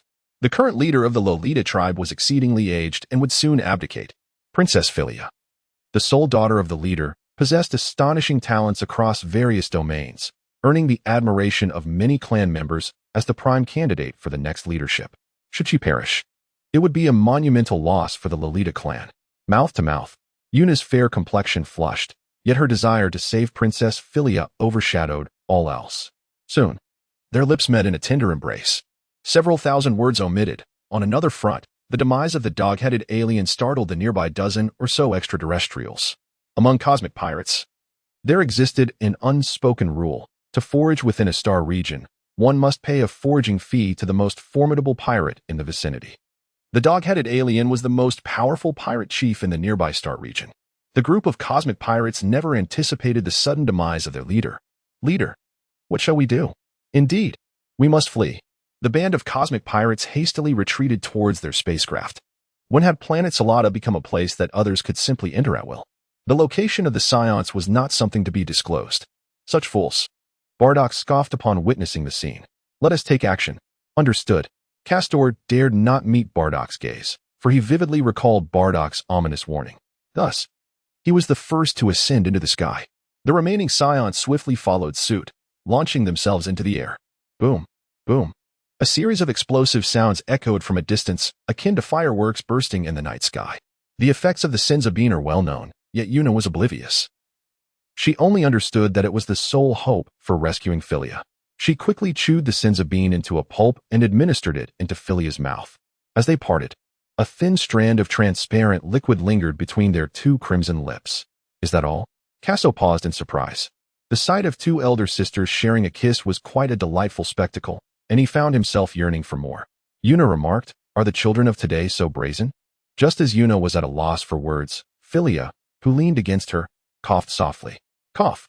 Slowly, Philia opened her eyes, only to find elder Yuna cradling her and a child beside them. She recalled being struck by a two-headed beast, sustaining grave injuries, and thought she was on the brink of death. Before losing consciousness, she seemed to have caught wind of the Saiyans' news. "Princess Philia, how are you feeling?" Yuna inquired anxiously. The universe is filled with wondrous phenomena. Typically, when one is injured, they must enter a healing pod for treatment. The healing pods of the Lolita clan are remarkably effective. For injuries like Philia's, as long as she is promptly delivered to the healing pod, recovery is possible, albeit it would require several months. Yet, to Yuna's astonishment, that single being had managed to heal Philia in mere seconds. "I'm fine." Philia's tone was somewhat subdued, betraying none of the severity of her recent recovery. "That is wonderful." Yuna embraced Philia tightly. Kasser glanced at Philia, who appeared remarkably composed, her speech devoid of any hint of anxiety. Yet, the expression in her eyes belied a calmness far less profound than it seemed. She was a beauty who did not readily reveal her emotions. Indeed, a strikingly beautiful one at that. Meanwhile, Lord Bardock, they have all been vanquished. The Saiyans soared back to the ground. That group of cosmic pirates possessed at most a combat power of 2,000, not to mention them, even if the canine-headed aliens were still alive. They would surely meet their demise. "What of Castor?" Bardock inquired, a hint of perplexity in his tone. "Captain Castor has already returned for training." The eyes of the Saiyans darted about, evading the question. The farce between Castor and Bardock is well known. Castor has now fled, and it is likely that he will meet a dreadful fate soon. Bardock remarked, "Is this young man truly so exceptional? Let him go. He shall soon witness the consequences of his actions." He then cast a glance towards Queso. Among the cosmic pirates, external communication devices are exceedingly rare, which is precisely why Bardock instructed his kin to take action, unperturbed by the prospect of the Saiyan's secrets being divulged. However, the presence of those female beings remains uncertain. Bardock was unfamiliar with their origins and had not heard of the Lolita clan. Yet, judging by the advanced technology of their spacecraft, it was evident that their affiliated faction possessed significant technological prowess. Bardock feared that they might transmit information about this location before even landing on Salada. It was imperative to capture them for thorough interrogation. With the gravity chamber and Senza beans, the Saiyans merely needed to focus on their stable development, and they could not afford to show mercy against their adversaries. Yet, as Bardock observed Queso standing before the two women, a rather lecherous expression crossed his face. The future leader of the Saiyans. Bardock's eyes shimmered momentarily. The Saiyans, with their immense pride, would never willingly submit to Frieza. King Vegeta, once the ruler of the Saiyans, was secretly amassing strength, biding his time to overthrow Frieza's reign. However, King Vegeta's complacency and short-sightedness, coupled with his merciless treatment of his own kin, exiling Broly to planet Vampa to safeguard his throne, rendered him an inadequate leader. In contrast, Queso possessed the potential to become the leader of the Saiyans, though it remained to be seen whether he could be ruthless enough in critical matters. Bardock murmured to Queso, "Do not let me down." Meanwhile, with no pressing matters at hand, Queso suggested discussing the Saiyans. He smiled, intrigued by the mysterious origins of his people. "The Saiyans?" Philia replied calmly as she regarded Queso. At this moment, Yuna felt a twinge of embarrassment. She had previously claimed that their ancestors had once aided the Saiyans. Yet the truth was quite different. However, witnessing the eager glint in the child's eyes, coupled with the fact that others had bestowed life-saving grace upon them, Yuna steeled herself and said, "Long ago, we, the Lolita clan, achieved a significant breakthrough in technological advancement, though the exact timeline remains uncertain." "What breakthrough?" Kaso felt a tinge of confusion. Weren't they supposed to discuss the Saiyans? However, since the conversation had shifted towards matters of technology, his interest was piqued. "Well, our clan has developed a time machine." Kaso widened his eyes in astonishment. "Is this the kind of time machine used by future Trunks?" "The Lolita tribe possesses something remarkable indeed. The time machine has been successfully developed, yet it can only transport individuals randomly through time and space. without the ability to specify a destination. Moreover, once a person is sent through, there is no returning. Yuna felt somewhat embarrassed. TCH. Kazuo curled his lips, realizing it was merely a half-finished product. Indeed, his Bulma was the most formidable. Chapter 56. Recruiting the Lolita clan. Philia blinked her beautiful eyes, remaining silent, as she too was aware of this history. Yuna pressed on with determination, stating, it was precisely because they developed the time machine that they were discovered by others, ultimately leading to a relentless pursuit throughout the universe. While being discovered and hunted down is not surprising, the notion of being pursued by the entire universe seems rather exaggerated. Kazuo mused inwardly. The time machine first appeared during the Cell Saga, where the narrative timeline was quite intricate. Nevertheless, it suffices to say that the time machine is an extraordinary invention. Thus, it is no wonder that so many were intrigued by it. Kazuo continued to inquire, and then? At that time, the most formidable race in the universe was the Saiyans, among whom there was a Saiyan named Yumosi who took us in. Yuna paused briefly and said, subsequently, our Lolita clan followed Lord Yumosi, and with the support of our technology, the Saiyans ascended to their zenith. So, one could say that the Saiyans owe you a debt of gratitude.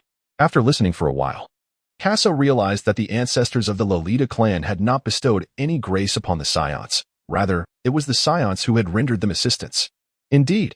At that moment, Philia subtly nodded her head. With her icy blue hair and the splatter of blood upon her chest, she exuded an air of aloofness. Yuna, feeling embarrassed, also nodded slightly. They had been left with no choice in that previous situation. Had they not spoken as they did, Princess Philia might have met a tragic end. Nonetheless, the influence of the Lolita clan's technology on the Saiyans was significant, as Saiyans bolstered by technological advancements were entirely different from those without such support. Continuing, Yuna hesitated before proceeding. Later, for reasons unknown, a great internal conflict erupted within the Saiyan clan. Lord Yumosi led our Lolita clan to safety, settling us on a planet not far from the planet Shirata. What transpired thereafter remains a mystery to me. However, our Lolita clan suffered tremendous casualties, and we have yet to recover fully. A note of sorrow tinged Yuna's voice as she pondered the inexplicable internal strife that had befallen such a formidable Saiyan lineage. All right. I understand now.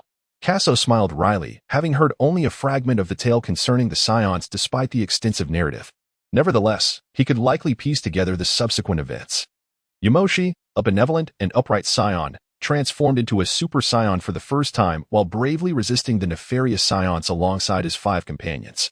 The astonishing metamorphosis and formidable combat prowess of Yumoshi left the other Saiyans in utter disbelief, although he was ultimately vanquished by overwhelming numbers. This marked the inception of a legendary saga. In the aftermath, Yumoshi's spirit wandered in search of 6 Saiyans with hearts of justice, aspiring to find a mightier savior, known as the Super Saiyan God. In the Dragon Ball Super arc, it was Yumoshi's lingering spirit that compelled Beerus to descend upon Earth in pursuit of the Super Saiyan God. Kazuo glanced at Philia and the others, surprised to learn that they had once followed Yumosi. How intriguing. Little Kazuo, he said, we have said all that needs to be said. Can we not depart from this planet now? From the earlier address of Lord Kazuo, Yuna had discerned his name and now looked at him with apprehension. Philia's bright eyes also sparkled with the desire to return to her own planet swiftly. Where to? Kazuo's expression grew serious. Did you not say that if we revealed information about the Saiyans, we would be allowed to leave? Yuna's anxiety was palpable, despite her youthful appearance. Her combat strength was formidable, and if he refused, escape would be impossible. Although she had deceived the Saiyans, her ancestors had indeed aided them. How could he behave in such a manner? I never made such a statement, Kazuo retorted coldly. As Bardock had indicated, the Saiyans could not venture out, nor could they allow others to uncover their presence on Salada. After a moment's reflection, Yuna realized that Kazuo had, in fact, never uttered those words. Philia frowned slightly as well. The might of the Saiyans was unquestionable. The Lolita clan had once followed Yumosi and were well aware of their strength. However, after experiencing a significant upheaval, the Saiyans began to descend from their pedestal in the cosmos. Even so, the Lolita clan had contemplated re-establishing allegiance with the Saiyans, only to discover that the Saiyans had transformed into something entirely different. They had become malevolent, committing every conceivable atrocity, and now followed Frieza, invading other planets indiscriminately. Yet, the Saiyans still identified themselves as a warrior race. Yuna recognized that this title had originated from the era of Yumosi and felt that the current Scions were unworthy of such a designation. Hence, she was reluctant to engage with them further. But why were they being prevented from leaving? Philia, too, looked at Kaso with curiosity, wondering if this little boy truly represented the legendary Saiyan race. Had it not been said that the current Scions were no longer formidable? She found this young lad quite impressive. Did you know that the Scions were destroyed by Frieza? Kaso walked a circuit around the two. Since hearing Yuna speak of her ancestors, Kaso had not explained why they could not leave. Instead, he perceived this as a potential opportunity. Yuna and Philia widened their eyes, thinking they had misheard. The entire universe knew that the Scions were loyal subordinates of Frieza, who would believe that they could be annihilated by their own master. It was no wonder they displayed such expressions. Let me put it this way, Kaso began to reveal his intentions. It is impossible for you to leave here. Either your entire clan must ally with the Scions, or I shall annihilate the Lolita clan. Kaso spoke with an emotionless demeanor, resembling a hidden assassin, poised to claim a life at any moment. Even the frosty Philia trembled upon hearing his words. How terrifying this child is. Yuna gasped, startled by Kaso's statement. When were the Scions annihilated? Why then do these Scions still exist? Yuna was utterly perplexed. However, according to Kaso's assertion, if the Scions had indeed been destroyed by Frieza, they would merely be remnants of their race, which is why they sought refuge on this planet. The intent to prevent their departure stemmed from a fear of leaks and the desire to stop them from relaying information back to their kin. Thus, it was a matter of complete eradication, effectively assimilating their entire lineage. Reflecting on this, Yuna and Philia exchanged a glance, each perceiving a flicker of shock in the other's eyes. Kaso observed their expressions. Had they come to an understanding? Quite astute, indeed. Chapter 57. Arrival at Lolita Star. Kaso allowed them to continue their contemplation in this place. In truth, there was little to ponder. One could either submit to the Scions or face death. These were the only two options. Moreover, if Murantz clung to life, it was inconceivable that an entire race would not do the same. Thus, Philia and Yuna would undoubtedly opt to join the Saiyan lineage. Approaching Bardock, he coldly remarked, "Boy, have you lost your nerve in front of the beautiful elder sister?" "Nonsense," the boy retorted. "You will see for yourself when the time comes." Kasu pinched Osbier's face, causing her to cry out in frustration, exclaiming, "Naughty brother." Bardock's precognitive abilities were commendable, yet it was impossible for him to foresee every eventuality. He remained oblivious to the transformative impact that the inclusion of a technologically advanced race would have on the Scions. As Yuna had articulated, the arrival of the Lolita tribe led by Yamosi into the Saiyan community, bolstered by high-tech resources, resulted in a rapid and unprecedented expansion of Saiyan influence, reaching heights never before attained. Conversely, the Scions possessed nothing at all, lacking even the most rudimentary detectors. They were akin to blind men in combat, unable to sense their surroundings. Before long, Yuna and Philia approached, while the other female guards remained stationary. "I concur," Philia remarked with a calm demeanor. The position of the Lolita tribe's leader would inevitably fall to Philia, who was acutely aware of the current state of her clan. Frankly speaking, the Lolita tribe excelled only in technological research, lacking in all other aspects. They possessed no innate talent for cultivation and could not even safeguard their own research outputs. Although the Lolita community was tightly knit, their lack of corresponding strength rendered their discoveries vulnerable, compelling them to rely on more powerful factions to assist in marketing their products, resulting in negligible profits for the Lolita tribe. At times, they could hardly recoup their initial investments. Upon hearing Kasu's remarks, Philia, though initially taken aback, soon came to a realization. The Scions were immensely powerful, and perhaps aligning with them would usher in a new era of transformation for the Lolita tribe. Kazuo observed the two nodding in agreement, feeling no surprise. Disagreement would be fatal. Having chosen to align with the Saiyan forces, you must now tell me whether any information about the Scions has been disclosed. Kazuo's tone was somewhat calm. At this moment, he appeared rather nonchalant, yet those familiar with him sensed something amiss. When we were being pursued by that monstrous beast, we had sought help from our clan, although we had not yet entered this planet at that time. Yuna hesitated to meet Kazuo's gaze, stammering, "However, our spacecraft is equipped with a positioning system."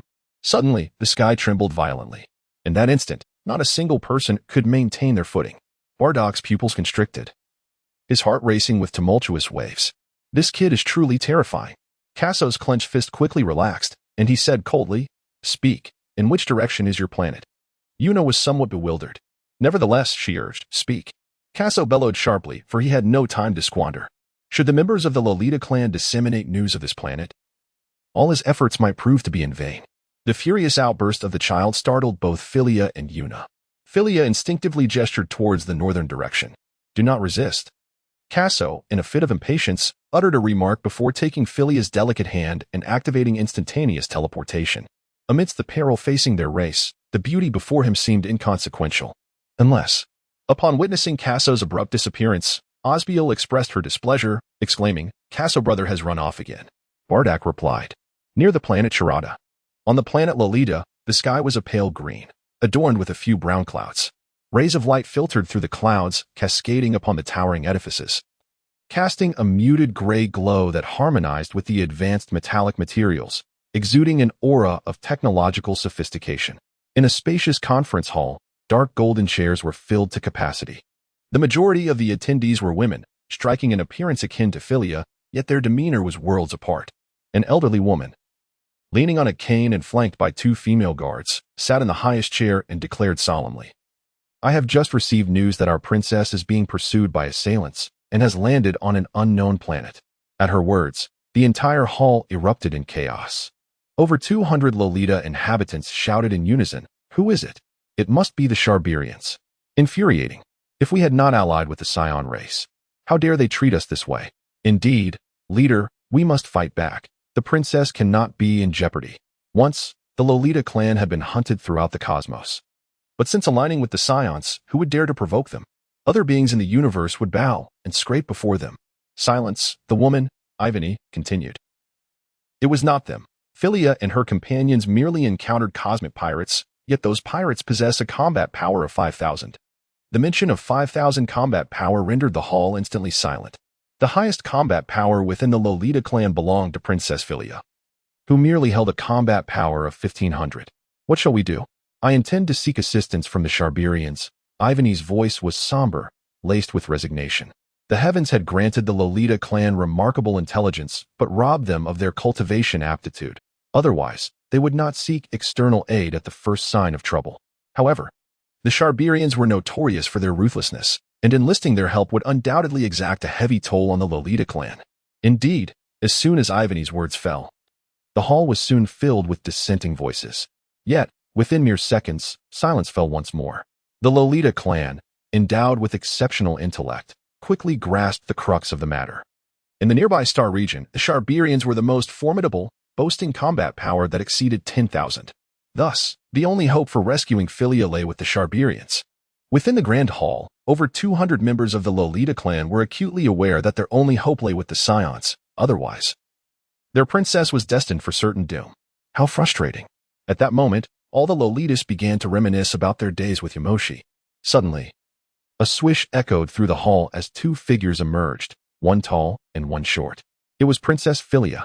She had returned. All the Lolitas sprang to their feet, filled with excitement as they beheld her radiant form. Just as they were contemplating seeking the assistance of the Saiyans, Princess Philia had unexpectedly reappeared. She acknowledged the crowd with a nod before approaching Ivany, saying, "Leader, I am back." Chapter 58. The submission of the Lolita clan. Your return is a relief. Ivany's voice quivered with emotion, yet she quickly composed herself before her kin. "Speak your mind," Kaso urged, eager to resolve the pressing issue. Philia frowned slightly, perceiving the fierceness of this young boy, finding him less than endearing. She calmly stated, "Leader, the news of my pursuit has not leaked, has it?" Ivany shook her head. She had just been contemplating seeking aid from the Saiyans when Philia returned. Thus, no one was yet aware of her perilous situation. Philia breathed a sigh of relief. Thankfully, the information about that planet had not been disseminated. Otherwise, this little Saiyan might have obliterated Lolita's star. "Leader, let us once again ally with the Saiyans." Philia was acutely aware of her clan's predicament. Rather than endure oppression from the Charbers, it would be preferable to align with the Saiyans. If this young boy was already so formidable, one could only imagine the strength of his entire clan. However, a significant drawback remained. The Saiyans from that previous planet were remnants hunted by Frieza, and following them posed considerable risks for the Lolita clan. Yet, failing to join the Saiyans would mean imminent destruction for Lolita Star.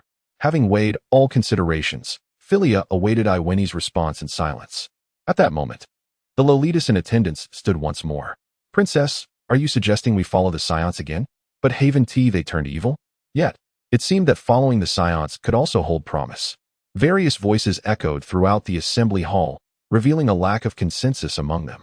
Perhaps having endured Charber's oppression for so long, most Lolitas felt little resistance to aligning with the Science. Some even wore expressions of eager anticipation. Iwani furrowed her brow. How could you propose such a thing? As a clan leader, she had pondered many aspects, yet some matters were not merely decided by will. She had to consider her people and could not act recklessly. For if we do not join the Science, our clan shall face annihilation. Philia spoke softly. She could only tell the truth and quickly recounted the events that had transpired. As her final words echoed through the hall, an enveloping silence descended. The Lolita people turned their gazes towards Queso, their eyes betraying a sense of disbelief. Could it be true that such a diminutive scion possessed a battle power exceeding 10,000? After a moment of silence, Yvini nodded affirmatively. Very well.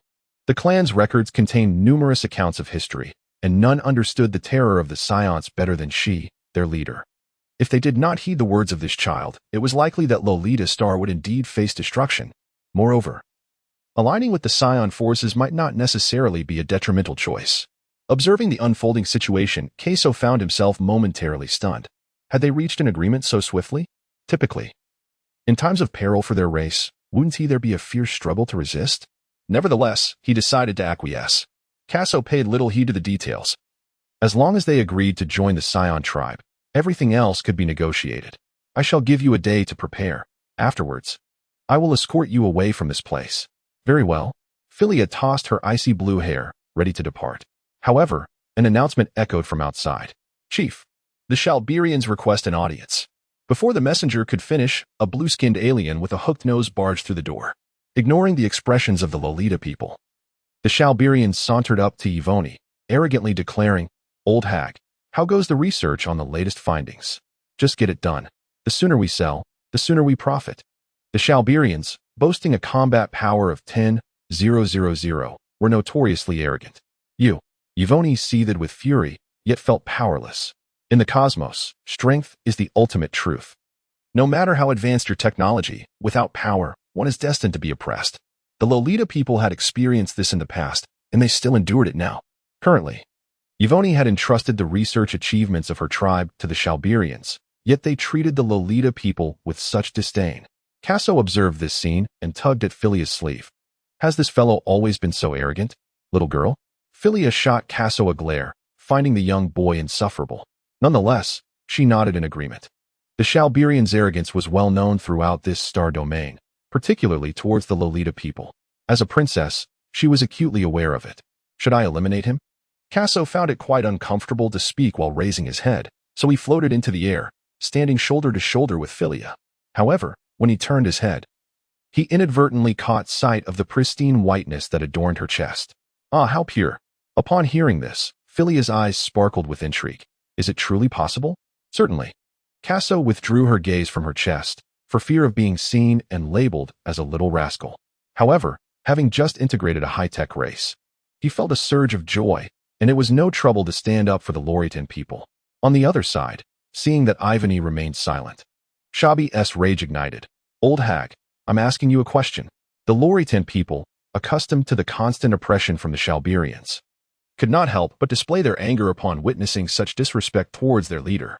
It is no wonder that some displayed expressions of eager anticipation upon hearing of the possibility of joining the Scion forces. In the hall, only Shabi's voice resonated.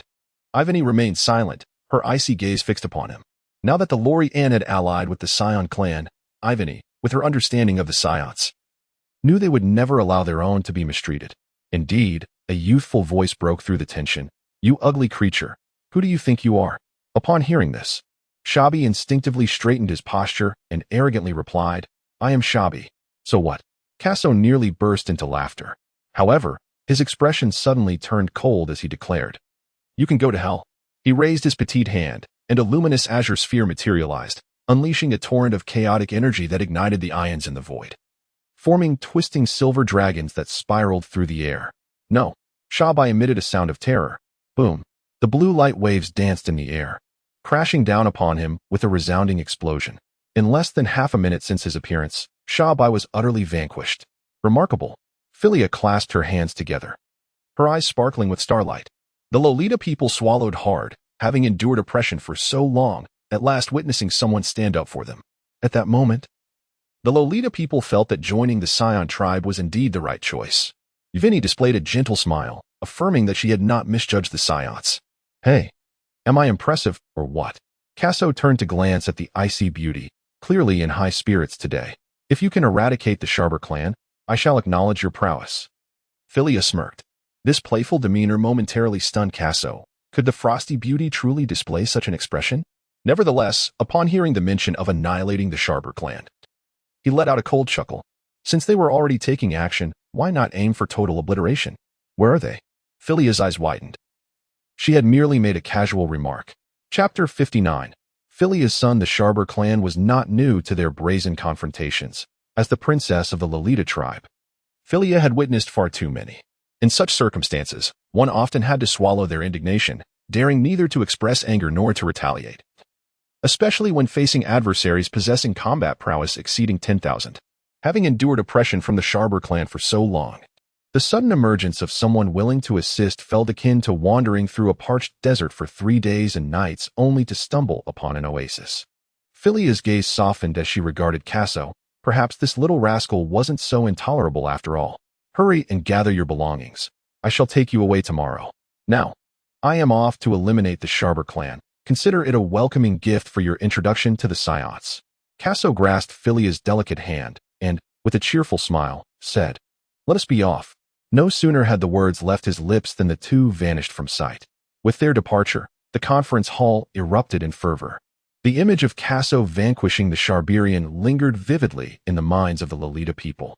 Although the Sharberian was not particularly formidable, and even Princess Philia could have dealt with him, it would have taken some time. Yet, that little Saiyan defeated him with but a single strike. Leader, he is truly remarkable. We have finally returned to the Saiyan lineage. Haha. This time the Sharberian is in serious trouble. The Lolita people were filled with exhilaration, leaping with joy.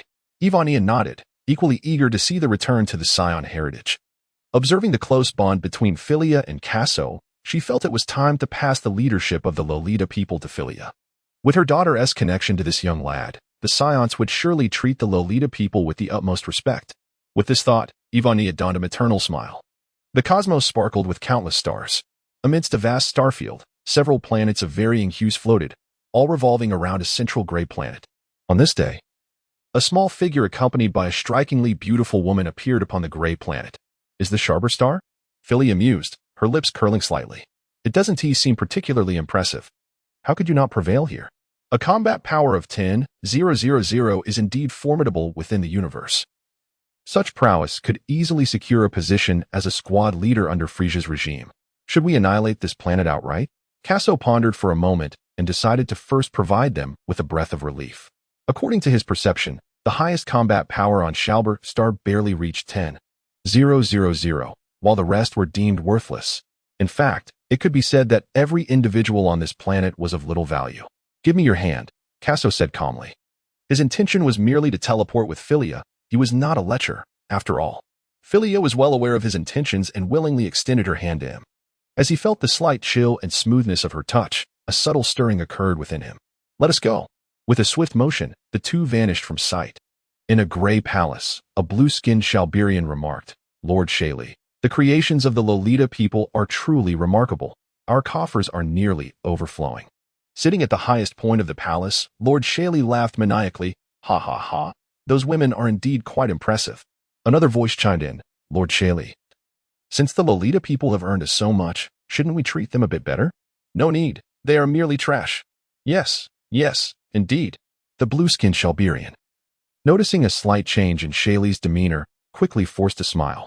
Within their clan, Shaley's commands were absolute, and no one dared to oppose him. At that moment, two figures suddenly appeared within the palace. This is the place, Kaso exclaimed.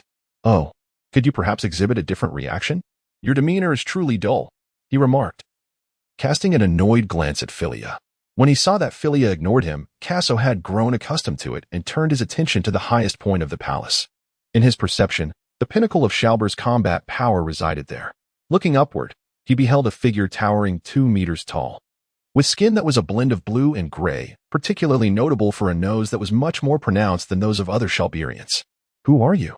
Shaylee inquired, his gray eyes narrowing as he was taken aback by the sudden appearance of the two. The swiftness of their entrance was astonishing. Shaylee had failed to detect their approach, which was somewhat unnerving. However, the blue-skinned Shalberian recognized Philia. Aren't you the princess of the Lolita tribe? Have you brought us the latest research? In the eyes of the Shalberians, the Lolita people were viewed as free labor, and their inventions were exceptionally practical. Yet, the fact that she had brought along a child this time was unexpected. The blue-skinned Shalberian suddenly barked, "What do you mean by bringing your child here?" The words hung heavily in the air. Kaso widened his eyes in astonishment as the icy visage of Philia underwent a dramatic transformation, shattering the image of the frost-clad beauty in that very moment. Meanwhile, Shaylee, seated nearby, chuckled softly, realizing that they belonged to the Lolita clan. Drawing upon his knowledge of the Lolita people, he discerned that their capabilities were rather lackluster. It must have been a momentary lapse on his part that caused him to overlook their actions. Indeed, that seemed to be the case. Shaylee regarded the two with a frigid gaze and declared, "Set down the new research. You may take your leave." Kaso emerged from his bewilderment and glanced at Philia's face. One side flushed with red and the other pale. "Am I truly your son?" Kaso, filled with an ironic delight, found the blue Sharber to be quite amusing. Philia, at last, grasped the situation and, trembling, raised her hand to point at the azure Sharber. "You." The fierce emotions within Philia surged uncontrollably, despite being an untouched maiden. The audacious claim that Kaso was her son infuriated her beyond measure. "I lament not having obliterated this planet at the very first opportunity." Kaso released Philia's hand. His entire body suspended in midair, emanating an aura of bone-chilling cold. The palace instantly transformed into an icy realm, as if Shaylee had stepped into an ancient ice cellar. Struggling to breathe, with the circulation of his blood severely impeded. Who was this child? Suddenly, he noticed a furry little tail wrapped around Kaso's waist. "A Saiyan," Shaylee exclaimed. Previously, during Frieza's campaign against the Saiyans, he had been fortunate enough to gain knowledge of their existence. Yet he never anticipated encountering one now. "Oh."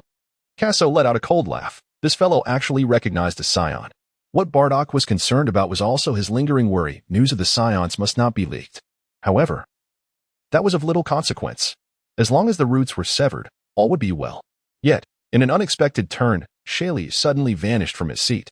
He understood that when facing a Saiyan, one must not harbor any illusions of luck. The Saiyan race was indeed a formidable one, growing stronger in the face of adversity. Thus, Shaylee opted for a preemptive strike. Chapter 60, Destruction of Sharber Star. Shaylee's ascension to the position of sovereign over this star domain was not without justification. He would never underestimate any opponent, especially one as formidable as a Saiyan. A streak of blue lightning arced across the sky above the palace, as if pursuing the very essence of the wind. The aura exuded by Shaylee disrupted the tranquility of the air, unleashing a torrent of energy that flooded the surroundings.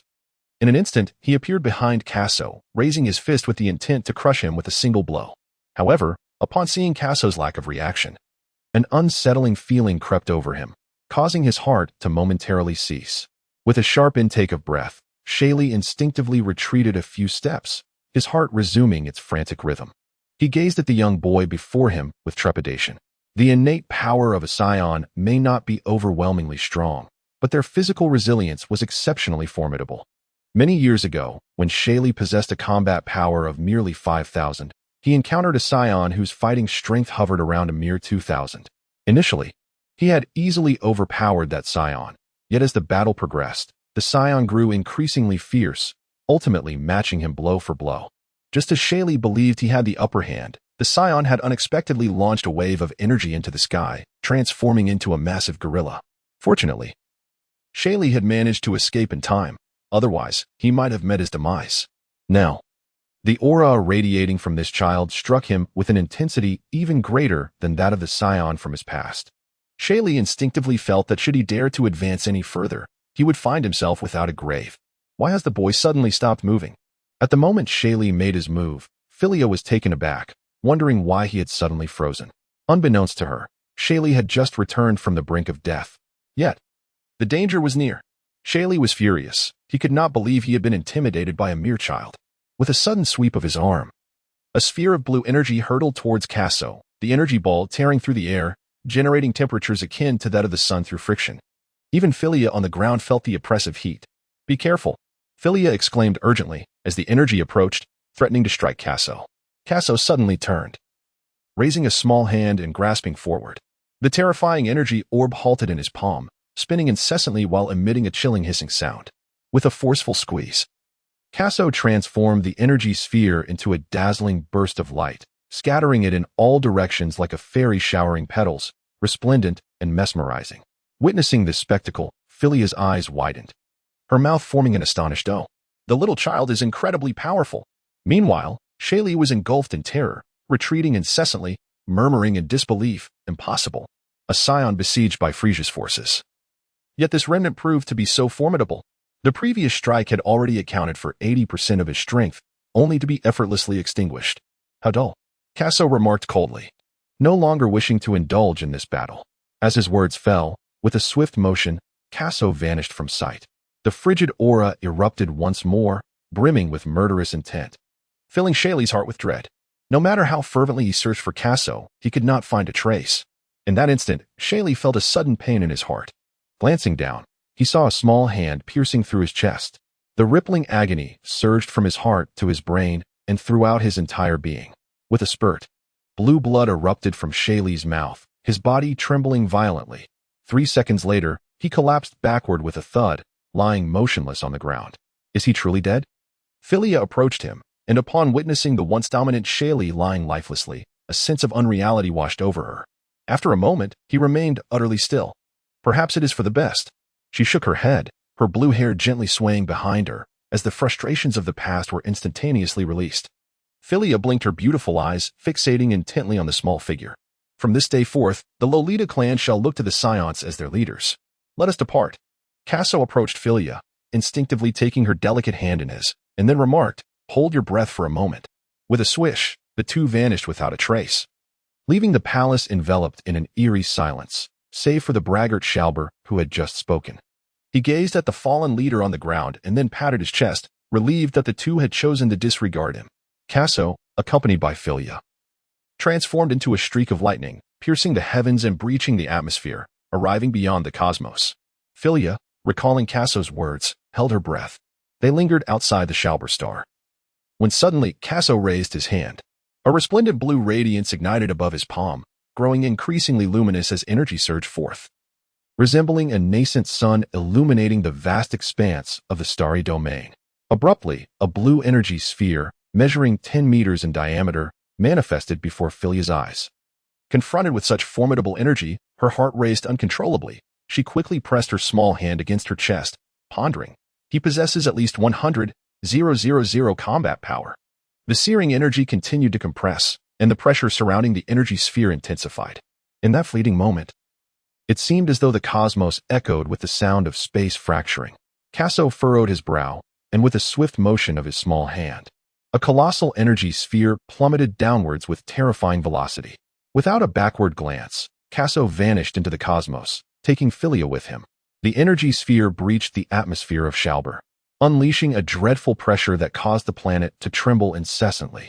The scene resembled the apocalypse, with mountains crashing and seas roaring, as if the very heavens and earth were in turmoil. Within the palace, the blue Shalberian sat upon the throne of Shaylee, finding the position far from comfortable. Suddenly, with a resounding boom, Shalber erupted in a cataclysmic explosion. Half a day passed. Kaso returned to Lolita Star with Philia. The planet was bustling with activity, with throngs of people engaged in various pursuits. Yet, upon observing their faces, it seemed they had encountered something quite delightful. Little girl, your kin do not seem averse to joining the Saiyan forces. Upon their return to Lolita Star, Kaso continued to hold Philia's hand, seemingly oblivious to the need to release it. Perhaps it was simply an oversight. Philia shot a glare at Kaso, her demeanor radiating an air of cold elegance. But she uttered not a single word. At that moment, Yvonne approached from a distance. You arrived just in time. I have obliterated the Sharberians. Kaso remarked nonchalantly. Really? Yvonne exclaimed in astonishment.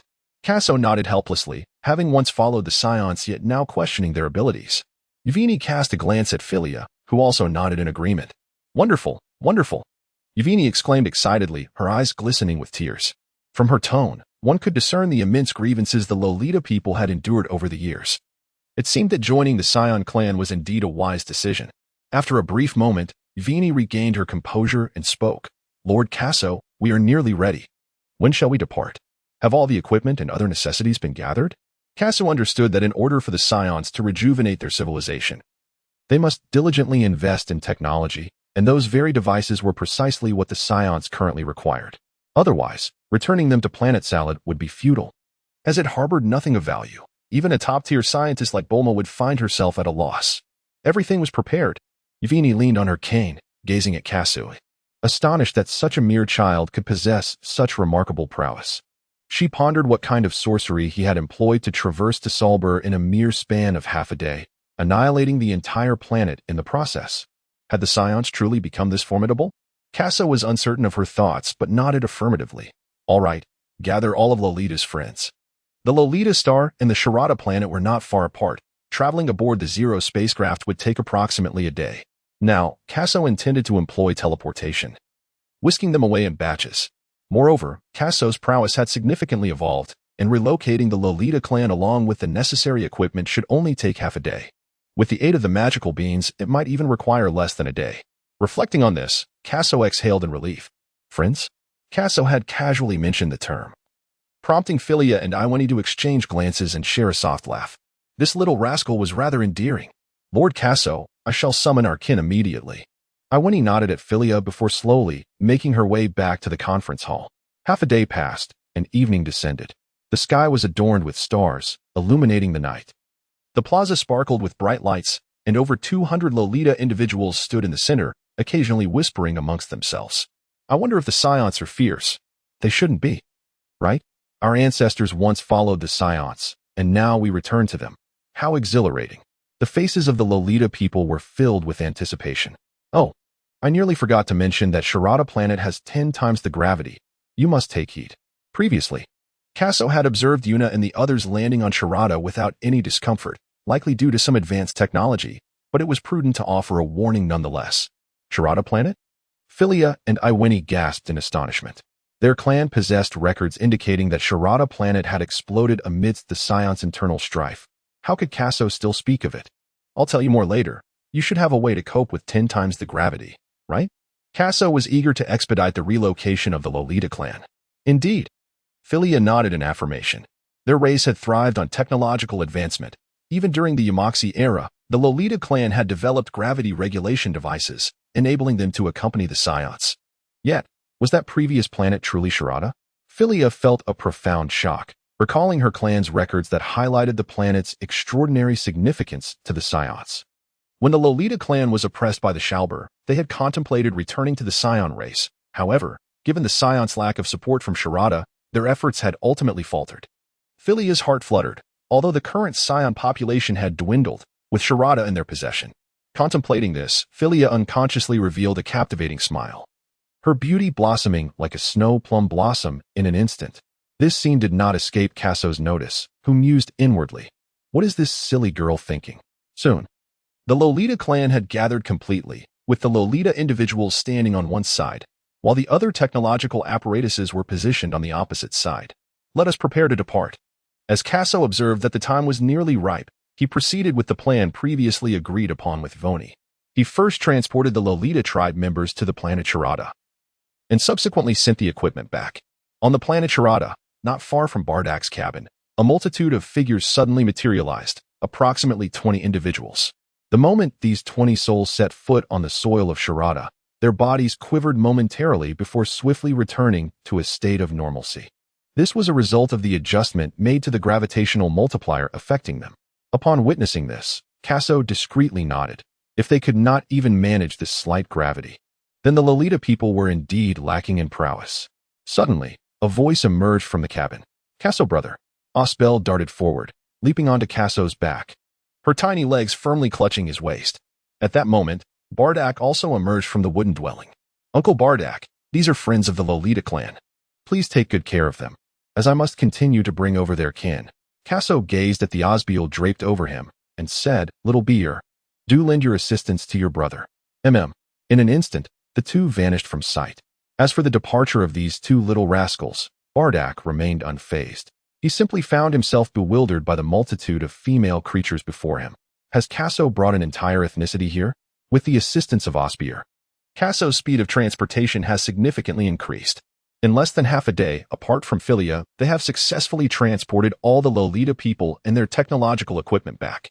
Now, only Philia remains on Lolita Star. With an expressionless gaze, she observes the surroundings of Lolita Star, then shakes her head. The future will be brighter. She reminisces about that little rascal, involuntarily breaking into a faint smile. At that moment, Kasso returns to Lolita Star. All right, it's your turn. With a swift motion. The two disappear from Lolita Star. On Sharada Planet, when Kasso arrived with the 20 Lolita individuals, the Saiyans were all startled and gathered here, awaiting Kasso's return. With the emergence of Kasso and Philia, the entire Lolita clan has been transported back. Brother Kasso. Osbier leaps onto Kasso once more. Kasso rested her hands on her petite figure and addressed Bardock beside her. Uncle Bardock, these are friends of the Lolita clan. They once accompanied us Saiyans. Soon, Kasso recounted the origins of the Lolita clan. Upon hearing that the Lolita clan had once followed Yamushi, Bardock and the other Saiyans remained nonchalant. However, when Kasso mentioned that Yamushi was the first Super Saiyan, the Saiyans erupted in excitement, their fervor igniting the atmosphere. Was the legend of the Super Saiyan indeed true? Did such beings truly exist? Every Saiyan began to chatter animatedly, unable to contain their exhilaration, except for Bardock, who observed them with a stoic expression. He understood that the legend of the Super Saiyan was real, and his son Kakarot was destined to become the second Super Saiyan. Yet, a fleeting thought crossed Bardock's mind as he glanced at Kasso. Perhaps Kakarot might even be the third. Chapter 62. Philia's Dilemma. Ivan, this is our leader, Bardock. Kasso rudely gestured towards Bardock. Upon witnessing this, Bardock merely curled his lip. Had he not been outmatched, Kasso would likely be sprawled on the ground by now. Greetings. Ivan had learned from Philia that the Saiyans were being relentlessly pursued by Frieza's forces, forced to hide on planet Salad. However, she was not overly concerned. From the moment Kasso brought her clan to this place, she recognized that this little imp possessed an extraordinary skill. No matter what, Frieza could never capture the Saiyans. Thus, the safety of the Lolita clan was also assured. Moreover, planet Salad seemed to have inexplicably recovered, leading Ivan to hold a favorable view of the Saiyan race. Welcome to our fold, Bardock stated coolly, observing the group of Lolita, most of whom were women with only a handful of men. He understood why Yuna mentioned their low reproductive capacity. Initially, he had thought Kasso might eliminate Yuna and her kin, yet to his surprise, Kasso had brought back all of Yuna's people. While this could prevent the leakage of Saiyan information, Bardock still pondered Kasso's motives. Bardock said to Castor, "Who is hiding in the crowd? Castor, come here and arrange accommodations for our Lolita friends." "Coming," Castor replied, dodging Bardock's gaze. He vividly recalled Bardock's previous training session with him. Now, just seeing Bardock made him involuntarily tremble. Kasso, cradling Osbier, addressed Philia, saying, "First, ensure the well-being of your kin before we proceed." Philia nodded gently and then followed Cast with the Lolita clan in tow. The Saiyans gave her a rather bland impression, a stark contrast to Kasso. Yet Philia harbored the belief that their interactions would evolve over time. Once they departed, Bardock bellowed at the surrounding Saiyans, "What are you all standing around for? Do you intend to linger until dawn?" "Not at all. Hurry, go explain to Lord Bardock." "Do you wish to meet your demise?" "In an instant." The Saiyans vanished without a trace. "Uncle Bardock, such behavior may cost you friends," Kasso chuckled. Despite Bardock's fierce demeanor towards his kin, Kasso understood that it was merely his style of leadership. The Saiyans were well aware of this, which is why they often exhibited such a reverence. There was a reason for Bardock's popularity among his people. Bardock shot a glare at Kasso, exclaiming, "What on earth are you up to? If it weren't for his prophetic abilities, I might have intervened."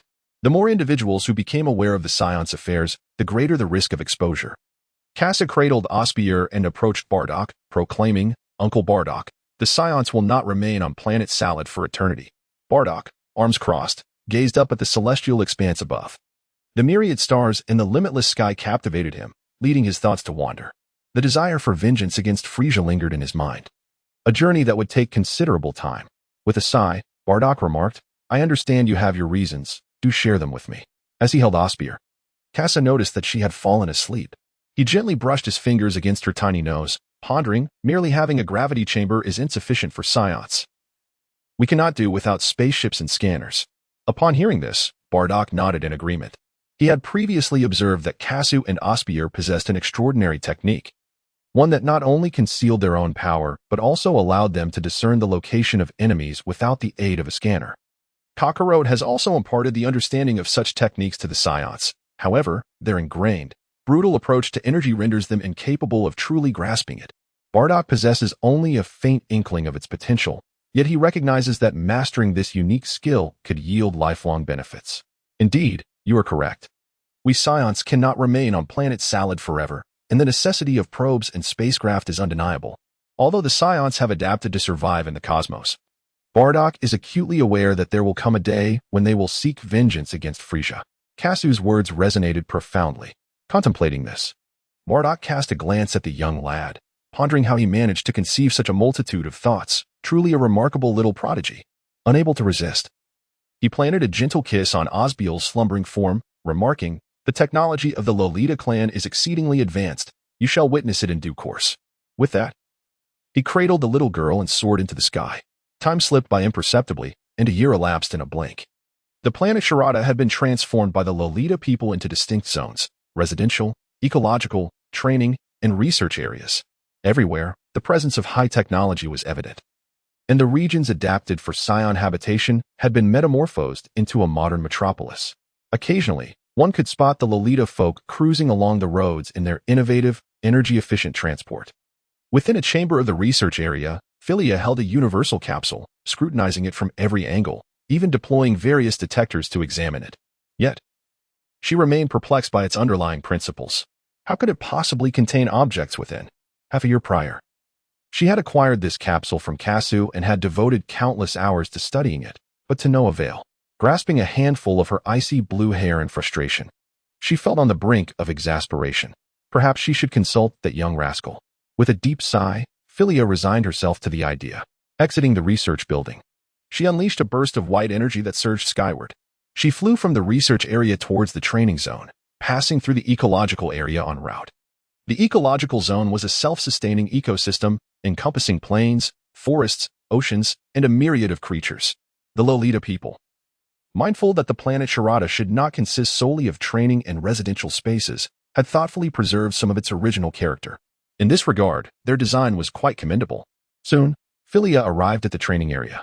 A glance revealed a plethora of dark chambers. These gravity rooms, provided with the necessary materials, were within her capacity to construct. Yet the mystery of the universal capsule eluded her understanding. Thud, thud, thud. Philia alighted before one of the gravity rooms, just as the door swung open from within. A young boy emerged, wiping the sweat from his brow, and was momentarily taken aback by the sight of the strikingly beautiful woman before him. Karsu inquired, "What do you want from me, little girl?" Philia produced a universal capsule, shaking it before Karsu, and gritted her teeth, saying, "Where on earth did you acquire this? You don't intend to study it, do you?"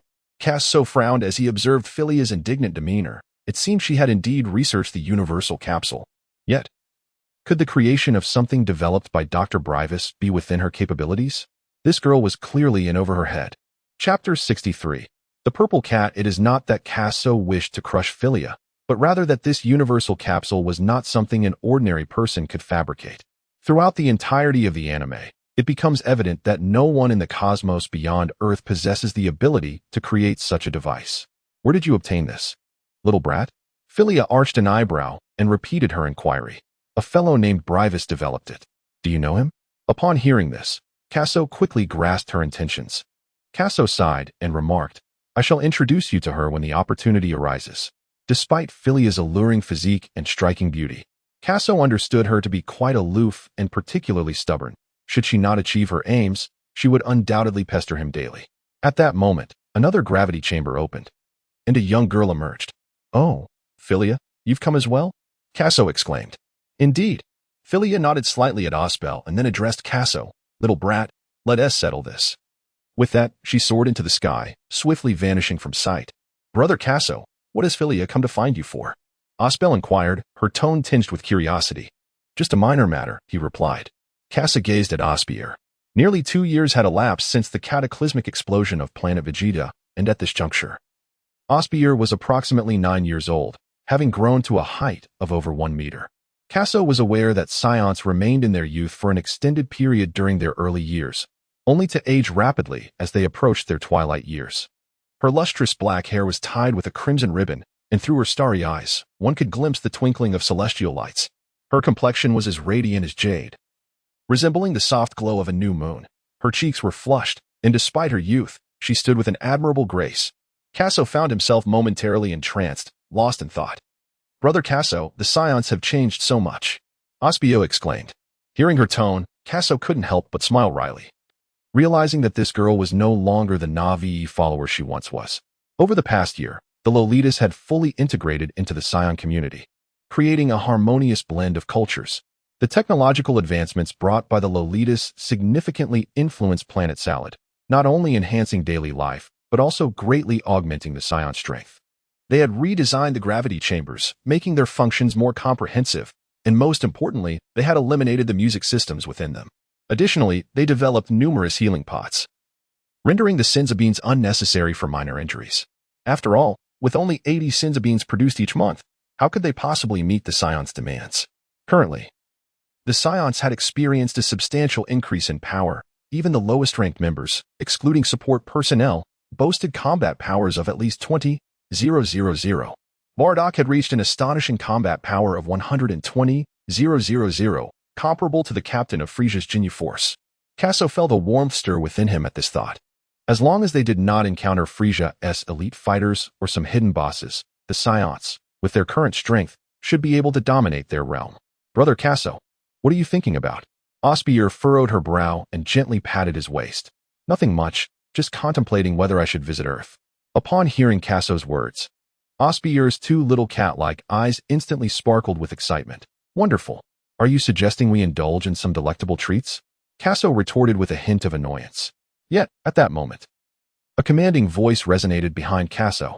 "Young man, did you mention there are delicacies to be had?" Kasso turned his head, only to behold a purple feline creature standing behind him. Kasso rubbed his eyes and observed closely once more. Its slender figure was adorned with two pointed, upright purple ears, and around its neck was a golden collar reminiscent of a king. The creature was clad in garments that bore the distinctive characteristics of ancient Egypt, resembling the legendary Anubis. This is none other than the god of destruction, Beerus. Kasso's pupils suddenly constricted, his heart racing wildly, and a cold sweat broke out along his back. The appearance of this feline creature indicated that another individual must be nearby. Indeed, beside it stood a tall and flamboyant man, his pupils and lips a deep purple, adorned with a large, light blue halo around his neck. "Whis, who are these two gentlemen?" asked Osbier, gazing at the pair with a smile. Upon hearing Osbier's voice, Kasso hurriedly covered her mouth, regardless of how fiercely the little girl struggled to break free.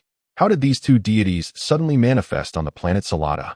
As far as Kasso understood, Beerus had returned to the god of destruction's planet for slumber after issuing commands to Frieza years ago.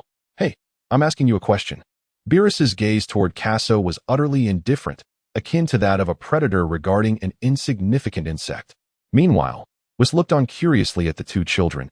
Astonishingly, they were Saiyans. Hadn't the Saiyans been annihilated by Frieza over a year ago? Beerus also noticed the tails at Kasso and Osbier's waists, his tone tinged with amusement. "Oh, Saiyans?" Upon hearing this, Kasso felt as though he had plunged into a millennium-old ice cave, a chill enveloping him, as if his life could be extinguished in an instant.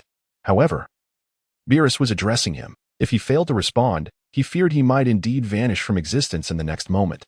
Karsu promptly replied, "Indeed, Lord Beerus. I have discovered a culinary delight that is absolutely exquisite. You are aware of my existence." Beerus squinted his eyes. Yet he was not surprised that this little fellow recognized him, considering his presence on planet Vegeta years prior. However, he pondered, had not the Saiyans been annihilated by Frieza? With this thought, Beerus furrowed his brow. How dare that scoundrel Frieza defy his orders? Suddenly, a wave of destructive energy enveloped the entire planet of Salad, causing the world to tremble as if it were on the brink of annihilation. Meanwhile, far away at Frieza's headquarters, the tyrant sneezed while seated in his spacecraft. "Who is thinking of me?" he mused. Now that Beerus had discovered the Saiyans, any hope of concealment was utterly futile. Should no action be taken, the Saiyans would inevitably face extermination once more, and it would seem that even Goku on Earth would not escape such a fate. Kasso recalled that Beerus had ordered Frieza to annihilate planet Vegeta merely because King Vegeta had hidden his most comfortable pillow. This thought filled Kasso with a glimmer of hope for the Saiyan survival. "Lord Beerus, The delicacy I mentioned is truly exquisite. Would you care to sample it? Upon hearing Kasso's words, the destructive aura surrounding Beerus diminished. Even Whis displayed a look of yearning. As the most formidable beings in the seventh universe, aside from their usual responsibilities, they delighted in culinary pleasures. Beerus coldly regarded Kasso, warning, "Should you dare deceive me, the consequences will be dire." In Chapter 64, the temptation of the food stall, as Beerus spoke, a dangerously flickering light glinted in his eyes, and a purple aura enveloped him. The last individual who dared to deceive him was King Vegeta. It was likely that the grass on his grave had grown to a height of 2 meters by now. Whis, wielding his staff, smiled benignly at Kasso, appearing utterly harmless. He paid no heed to whether Kasso's words were genuine or fabricated. If the food they sampled failed to meet their expectations, Beerus would take action, and there was no need for him to worry. Kasso timidly remarked, "Lord Beerus, the delicacies reside on a planet known as Earth. The exquisite flavors of Earth's cuisine are undoubtedly exceptional. After all, the little glutton, Osbier, has personally experienced them, and her expression alone attests to the rarity of such culinary delights. Furthermore, I recall from the anime that Lord Beerus has a particular fondness for Earth's gastronomy. Thus I thought perhaps this might persuade him to spare the Saiyan race." "Whis," Beerus replied nonchalantly. Upon hearing this, Whis immediately tapped his staff against the ground.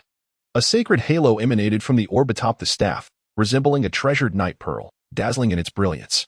After retrieving the information, Whis respectfully stated, "Lord Beerus, the planet known as Earth is quite distant from here. It will take approximately 3 seconds to reach. Among the 12 universes, Beerus is notoriously indolent, rousing from slumber only to fulfill his duties, and this awakening was prompted by hunger." As expected, 3 seconds? Beerus snorted, exhaling 2 puffs of frustration, seemingly irked by the considerable distance. Upon first encountering the Saiyans, he briefly entertained the thought of annihilating both the Saiyans and Frieza, but Kasso's mention of delectable food quelled that impulse. However, he was taken aback by the prospect of a 3-second delay. Contemplating Whis' words, Kasso pondered whether to utilize instant transmission to expedite their journey. Given his current capabilities, he would need to rest before attempting instant transmission to Earth. Thus, it seemed prudent to allow Whis to facilitate their relocation.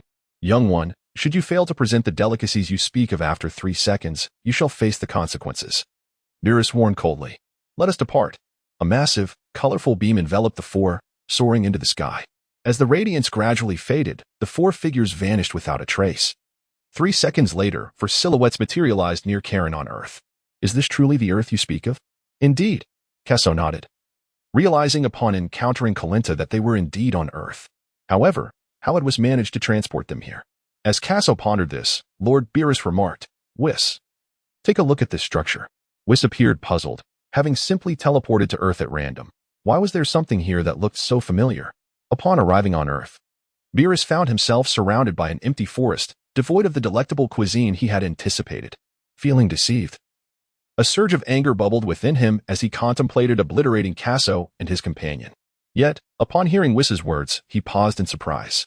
If even such a divine being as an angel was astonished, what could be the origin of this ancient tower? Stealing a glance at Kasso, Beerus approached and touched the surface of Lolita. As the ominous gaze shifted away, Kasso exhaled in relief, having feared for his life. After a moment of inspecting the tower, Beerus carelessly remarked, "There's nothing particularly special about it." Meanwhile, Whis furrowed his brow, ignoring Beerus as he continued to delve into his thoughts about Lolita. "How peculiar. Why can't I recall?" Whis murmured. "In the cosmos, each angel serves a god of destruction, and should the god perish for any reason, the angel falls into a deep slumber, awakening only when a new god of destruction is born. Angels typically do not die, thus they enjoy long lives and vast experiences." Yet, Whis found himself unable to remember, which was indeed strange. "Never mind," he concluded, turning to Kasso with a smile. "Young one, lead us to something delicious." Kasso found it odd that these 2 supreme beings of the universe were so curious about Lolita, as they were accustomed to witnessing extraordinary phenomena. Nevertheless, he decided it prudent to first treat them to a delightful meal before the Saiyans faced potential destruction. "Might I trouble you both to place your hands upon me?" Upon arriving on Earth, Kasso preferred to use instant transmission for close-range teleportation. Whis immediately discerned Kasso's intent to employ the instant transmission from Yardrat. Beerus, however, remained unperturbed. Knowing a bit of teleportation was hardly remarkable. True strength lay in one's own power, and he dismissed such flashy techniques as inconsequential. In his eyes, if Kaso attempted to escape with this skill, he would crush him in an instant. Let us proceed, Beerus remarked casually, and soon the four figures vanished from sight. However, above them stood a coal-black sphere.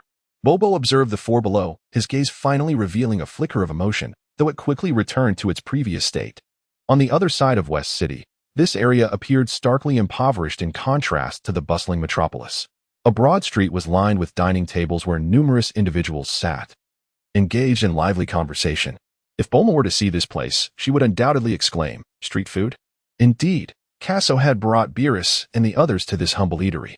Since these two lacked discernment, starting them off with modest fare was perhaps wise, preventing them from developing a taste for overly extravagant cuisine. "Kaso, I'm starving," Osbier lamented pitifully. Beerus, drawn by the aroma wafting from the adjacent table, swallowed hard, momentarily forgetting his mission to eradicate the Saiyans. All he could think about was how Kaso's life was in jeopardy if the food was not served soon. Whis had already turned his attention to the neighboring table, intently watching others chew, unable to resist the urge to swallow. "Kid, are you seeking death?" Beerus growled impatiently. He had never encountered such fragrant food. Yet this young man was dawdling instead of promptly serving him. Under Beerus's penetrating gaze, Kaso shivered and shouted, "Waiter, bring the food." Before long, the eatery staff brought forth a bountiful spread. Yet Kaso knew that this amount would hardly suffice for their appetite. Soon, another establishment complied with his request, delivering every dish they had. One after another, the street-s eateries sent forth their culinary offerings.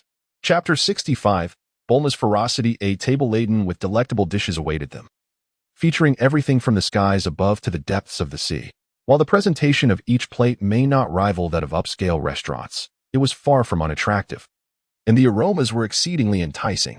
Beerus and Whis, enticed by the scent, felt their appetites awaken. Whis eagerly lifted a piece of fish and placed it in his mouth, savoring the flavors that erupted, stimulating his salivary glands and provoking a delightful secretion of saliva. As he swallowed, Whis' violet pupils widened, his very essence seemingly immersed in divine radiance, a contented sigh escaping his lips. How delightful! Beerus, having swallowed numerous times already, could no longer contain himself. He dove in, devouring plate after plate of food. Upon witnessing the scene, Kaso curled his lip disdainfully, exclaiming, "You little scamps. A mere roadside stall would suffice to handle you all. This is mine. Do you dare to challenge me?" As Beerus observed, Whis stifled a chuckle, realizing that while this young boy might afford some respect to the god of destruction, this girl, lacking any discernment, could hardly be expected to do the same. Nevertheless, Whis perceived in her a certain innocence, despite her modest talent. Individuals like her may not advance swiftly in their training, yet their potential remains boundless. Moreover, she shared with Beerus an undeniable fondness for food.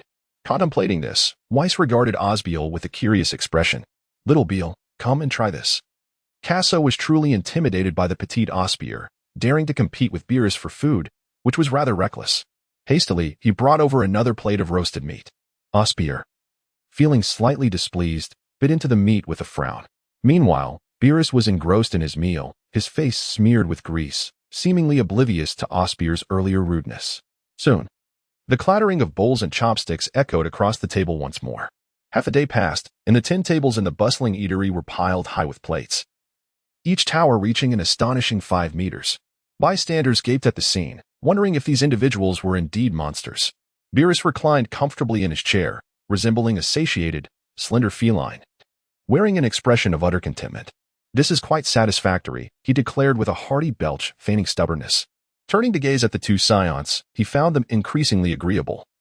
It turned out their claims about the delectable cuisine were indeed true. At that moment, Beerus recalled his portly brother, pondering whether he had ever tasted such delights. Surely he had not. With this thought, Beerus smiled, relishing another splendid day. "Lord Beerus, do you still intend to annihilate the Saiyans?" Whis inquired, delicately dabbling at the grease by his mouth with a handkerchief. Had it not been for the towering stacks of plates before him, he would have appeared quite elegant. Upon hearing this, Kaso perked up, feeling a twinge of anxiety. It was understandable for Kaso to be on edge. After all, why would King Vegeta provoke anyone but the god of destruction? Even if he had antagonized the entire Frieza clan, Kaso would not have felt fear. Yet, who was the god of destruction? He wielded the power of annihilation across the universe and mastered the art of destructive energy. In the realm of anime, only a select few could withstand the destructive force of a god of destruction, excluding the likes of angels and other formidable beings. Enough of this chatter, Beerus exclaimed, resting his hands behind his head and casting a disdainful glance at Whis. Whis chuckled softly, already aware of Beerus's decision. King Vegeta's past actions had led to the obliteration of planet Vegeta by Frieza, and as an angel, Whis would not contest the decisions of a god of destruction. Even now, although Kaso brought them to Earth for a feast, should Beerus decide to eliminate the Saiyans, Whis would remain silent and compliant. Angels are prohibited from interfering with the workings of the world. Kaso was well aware of the formidable strength of the angel, surpassing even that of the god of destruction. However, he remained merely a servant to the latter. To compel Whis to act contrary to established protocols, one must cultivate a rapport with him. Akin to Bulma's approach in the anime, Bulma cleverly employed culinary delights to win over this peculiar duo, thereby fostering a remarkably amicable relationship. Upon witnessing Bulma's creation of the time machine, a contraband artifact, Whis and Beerus merely restricted her from using it, choosing to overlook her transgression. Previously, King Vegeta had foolishly dared to conceal Beerus's pillow, an act that could easily provoke the wrath of a deity capable of annihilating an entire race. However, upon hearing Beerus's tone, Kaso finally felt a sense of relief. The lives of the Saiyans were preserved, as were his and little Beerus. Whis, let us depart. We shall return another time, Beerus declared, rising to cast a glance at Osbier. This impudent girl had the audacity to compete with him for food. Had he not been in good spirits? Very well, Lord Beerus. Whis, having satisfied his appetite, vanished alongside Beerus from the dining table. Within the realm of teleportation, Beerus furrowed his brow, exasperatedly observing Whis. City of West, Bulma interjected, hands on her hips, pointing at Kaso. Are you two gluttons from a past life? A whole street would scarcely satiate your appetites. A year had elapsed, during which Bulma diligently trained each day. The warm current within her body grew increasingly robust. She believed that soon she would be able to unleash that reservoir of energy, at which point she would be able to boast to Kaso. Yet, who could have anticipated that one fateful evening, Kaso would suddenly appear before her, requesting her assistance and paying for their meal? It would have been tolerable had it been merely one bustling eatery, but these two gluttons had managed to consume their way through the entirety of the street's food stalls. Such horror! Kaso and Osbier stood obediently, motionless. Indeed, their actions were inexcusable. Observing these two little rascals, only slightly taller than herself, Bulma found herself at a loss for where to direct her frustration. Forget it, Bulma said with a huff. It wasn't that she truly mourned the loss of that insignificant sum. To her, money was merely a numeral. What Bulma desired was to seize the opportunity to scold Kaso, for he had previously trained her with such ferocity. Indeed, after venting her anger, Bulma felt an unexpected warmth envelop her entire being. How delightful it was to unleash her ire. Kaso brother, Bulma is so fierce, Osbier timidly remarked. She wasn't nearly as fierce when she wanted to fly. Witnessing Bulma's demeanor, Kaso swallowed hard. It became evident that this girl had always been so fierce. No wonder Vegeta had come to fear her in later years. Chapter 66. The Time Chamber. Far from Earth, a colossal inverted purple pyramid floated in the void, adorned with various azure plants, surrounded by an aura of sanctity. After more than 20 minutes, was finally returned with Beerus to the realm of destruction. How was the meal, Lord Beerus? Mediocre, he replied nonchalantly. Shall we visit Earth again? Yes. Beerus responded decisively, without looking back. Upon hearing this, Whis stifled a chuckle. Beerus's stubbornness was not a newfound trait. Nevertheless, the cuisine of Earth was indeed delectable. The role of a god of destruction involves obliterating subpar planets within a specified time frame. Otherwise, these inferior worlds would drag down the overall power of the universe. While other gods of destruction diligently fulfilled their responsibilities, the god of destruction of the seventh universe was notoriously lazy. Watching Beerus depart, Whis could only smile in resignation. It was likely that Beerus would retreat to his temple for another slumber, though the duration of this rest was uncertain. Just as Beerus was about to enter the palace, Whis casually inquired, Lord Beerus, what are your thoughts on that little girl from earlier? Beerus paused, his foot hovering at the threshold of the palace. Interesting, he replied earnestly before stepping inside to resume his slumber. At Bulma's residence, Kaso faced Bulma and remarked, Bulma, a year has passed, and you have only cultivated such a meager amount of energy? Bulma stood there, her petite head drooping slightly, resembling Kaso's earlier chastised demeanor. Indeed, fortune turns in cycles. Observing Kasso's impassive expression, Bulma felt a surge of indignation within her. She had diligently trained, even consuming 3 sins of beans. Furthermore, her strength had significantly increased, enabling her to lift heavy machinery in her home with ease. On occasions, when she encountered robbers on the streets, she was capable of apprehending them. How infuriating that Kasso never offered her a word of praise. Bulma silently cursed him. Noticing Bulma's sulky pout and her aggrieved appearance, Kasso felt somewhat guilty. He had merely intended to shift the conversation. Who would have thought that reprimanding someone could be so addictive? Nevertheless, Bulma's innate talent was undeniably impressive. From Kasso's perception, her internal energy was approximately 30 points of combat power. Should she cultivate to over 80 points, she could attempt to harness her energy as Biddy did, thereby realizing her dream of flight. Keep training diligently. You are on the brink of soaring into the skies, Kasso said, unsure of how to console Bulma. Really? Truly? Exclaimed Bulma, her spirit soaring as if invigorated, almost leaping to the rooftop. What a child she is. Kasso chuckled softly. His spirit soaring as the most dreaded concern of the Saiyans had been alleviated. The only challenge that remained was to confront the Frost Demons. This formidable trio comprised Frieza, Cooler, and King Cold, each possessing terrifying combat prowess, with each one surpassing the last. In the anime, Cooler made his debut with an astounding combat power of 470 million, significantly eclipsing that of his brother Frieza. Moreover, upon his second appearance, Cooler's energy surged to an astonishing 10 billion. Then there was King Cold, who accompanied Frieza to Earth. Vegeta had once remarked that King Cold's energy was tenfold that of Frieza's, which implies that his combat power must exceed at least 1.5 billion. Contemplating this, Kasso felt no trepidation despite his foreknowledge of their formidable strength. Instead, he felt a fervor ignite within him. Perhaps this was the essence of being a Saiyan.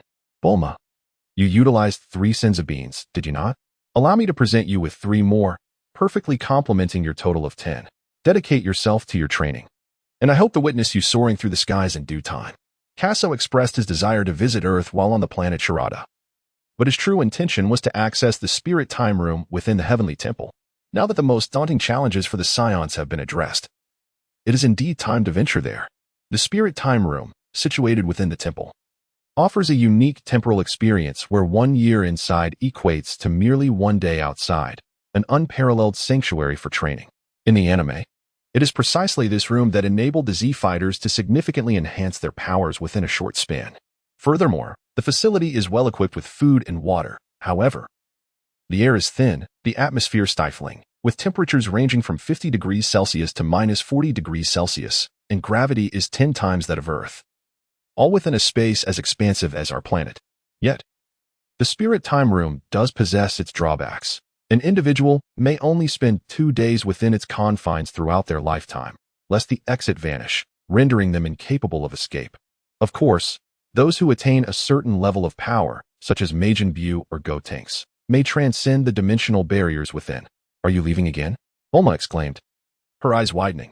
Throughout the year, during her training sessions, she often recalled Kasso's infuriating visage. Now, upon seeing him once more, she was dismayed to find he was about to depart again. Was his purpose here merely to have her pay for his meals? Ugh, what a scoundrel. Little girl, focus on your training. Bulma, dedicate yourself to your practice. Osbier remarked with a pout before she and Kasso vanished from sight. In the temple on Earth, 2 small figures suddenly appeared with a swoosh. As Kasso and Osbier sought the divine, a voice resonated from behind them. What brings you here? Who goes there? 2 years prior, Kasso had mastered the art of sensing energy, arriving in the celestial realm only to perceive the presence of divine beings, oblivious to anyone else's existence. He was taken aback by this revelation and quickly turned around. It was Mr. Bobo. Osbala tugged at the hem of Kasso's garment. Indeed, it was Mr. Bobo. Kasso wiped the perspiration from his brow. Bobo remained ever enigmatic, his silent approach to their side eliciting no surprise from Kasso. Have you come here for a purpose? Bobo inquired, his expression impassive. We wish to enter the time chamber, Kasso replied candidly, although he intended to phrase it more delicately. In the presence of someone as mysterious as Bobo, he felt that honesty was the better approach. Very well. Bobo did not question how Kasso had learned of the time chamber's existence or its function. He merely nodded in a subdued manner. Kasso glanced at Osbier, feeling somewhat bewildered. If the celestial realm were solely inhabited by deities, gaining entry into the time chamber would be a simple endeavor for him. However, The presence of enigmatic beings like Bobo complicates matters. Nevertheless, Kaso believed that even if he were to force his way into the celestial realm, Bobo would likely remain indifferent. Still, he considered it more courteous to proceed with caution. To his surprise, success came with such unexpected ease. Chapter 67. A day later. The celestial temple was enveloped in profound tranquility, the air notably thin. The surrounding greenery rustled gently in the breeze. On this day, two young children followed a figure with a coal-black head toward a quaint dwelling. Above the rounded structure, a clock hung, accompanied by two large hourglasses positioned beside the building, while a faint aura of mystery seeped through the cracks of the door. As Kaso approached the dwelling, tendrils of an enigmatic essence enveloped him, seeping through his skin and permeating his being. He could discern that this scent was extraordinarily unique, evoking a sensation of time slipping through the cracks. Upon entering through the doorway, he found himself in the spirit time chamber. Kaso was aware that this place would also become a battleground in the future, with the formidable Majin Buu as the intruder. At that moment, Piccolo had detonated the entrance, contemplating a mutual demise with Majin Buu. Yet who could have anticipated that the fiend would manage to escape from within? Kaso pondered, with his limited strength, how long it would take him to escape if he were trapped inside. Meanwhile, Bobo walked alongside, explaining to Kaso and Osbier the various precautions regarding the hyperbolic time chamber. Kaso was well aware of the chamber's functions and limitations, yet he deemed it prudent to attentively listen to Bobo's discourse. After all, should there be any nuances in the details of the chamber that were omitted in the anime, it could lead to dire consequences. However, upon concluding Bobo's explanation, Kaso realized that what he understood aligned closely with Bobo's account. Remember, the two of you must exit before the sands in the hourglass run out, Bobo stated matter-of-factly. I will remember, Kaso nodded. Having only recently arrived in the Dragon Ball world and with the plot yet to unfold significantly, he would never jeopardize his safety. Then let us proceed. Kaso led Osbier inside. Observing their silhouettes as they entered, Bobo stood still, lost in thought. Upon stepping through the threshold, Kaso was immediately struck by the overwhelming whiteness that enveloped them. It was stark, blindingly bright, devoid of any other hue, and seemingly boundless. The expanse felt immense yet stifling. And before long, both Kaso and Osbier felt a constriction in their throats. He recalled how, during Goku's first venture into the hyperbolic time chamber, he had not lingered long within.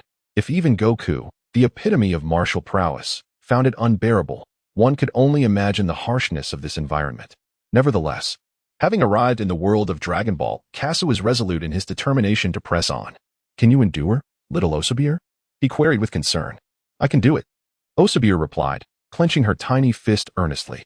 The path of the strong is never a smooth one. They were merely upper-tier fighters, not the legendary Saiyan Broly. And if they could not withstand such trials, defeating deities of destruction would be a distant dream, let alone overcoming Frieza. Yet, from the unwavering glint in Osbier's eyes, it was evident that she too was undaunted. Her pure-hearted spirit, fearless and resolute, embodied the rare martial ethos that made her so highly regarded by Whis. Time passed swiftly. Within the confines of the hyperbolic time chamber, two small figures engaged in fierce training. Osbier channeled her entire strength into a rapid punch, soaring skyward, her swift and focused movements conjuring a tempest that swept through the space.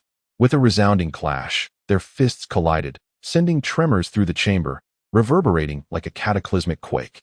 There, Osbier transformed into a streak of light, ascending into the heavens, swiftly entangling herself with Kaso.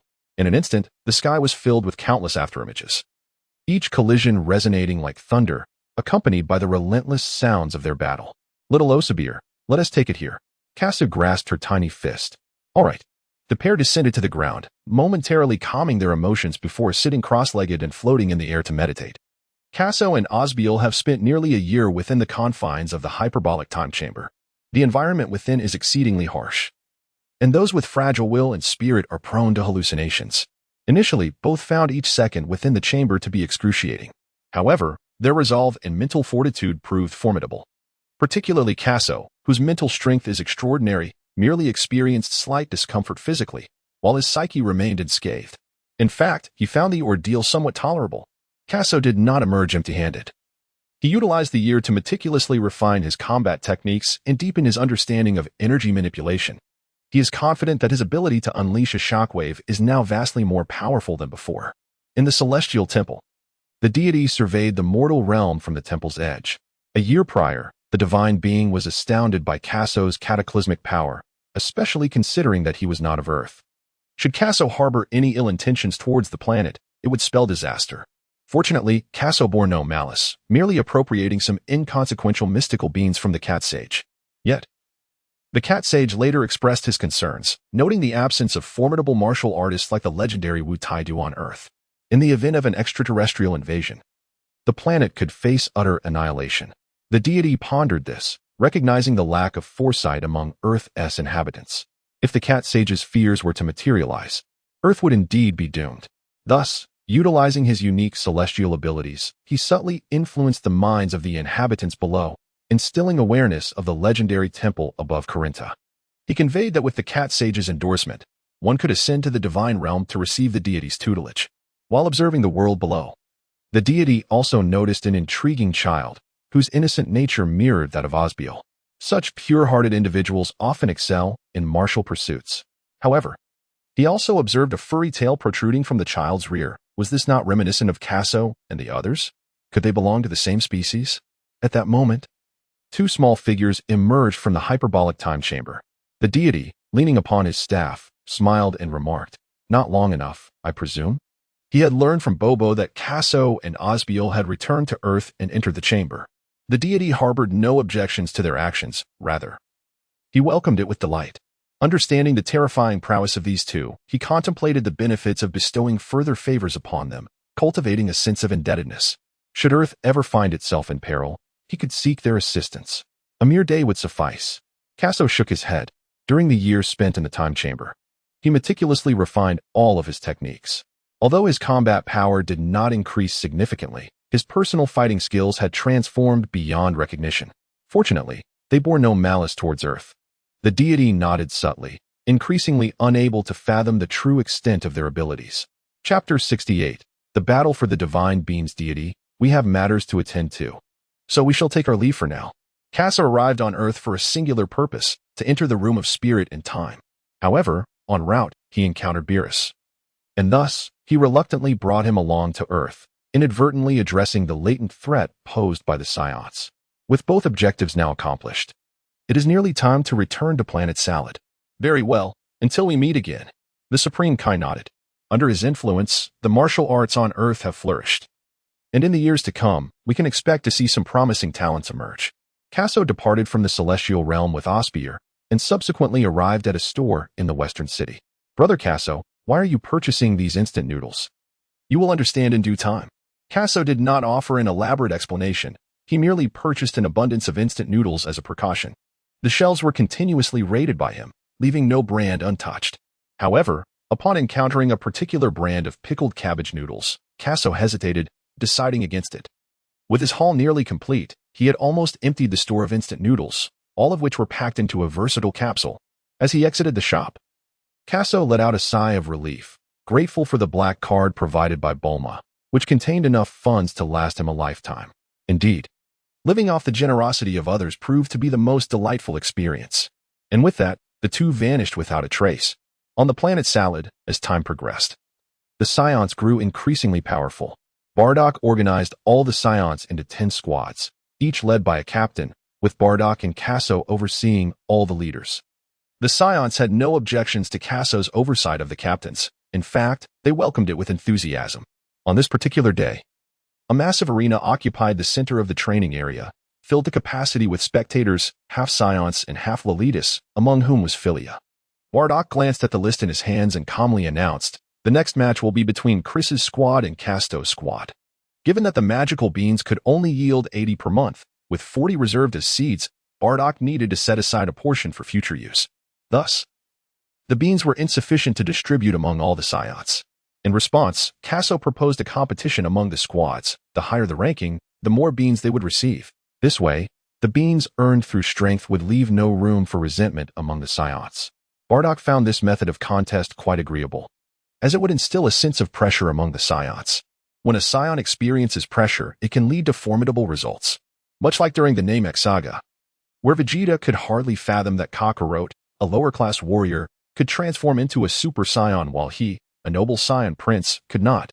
The humiliation weighed heavily on Vegeta. And under such pressure, he astonishingly transformed into a Super Saiyan within a year.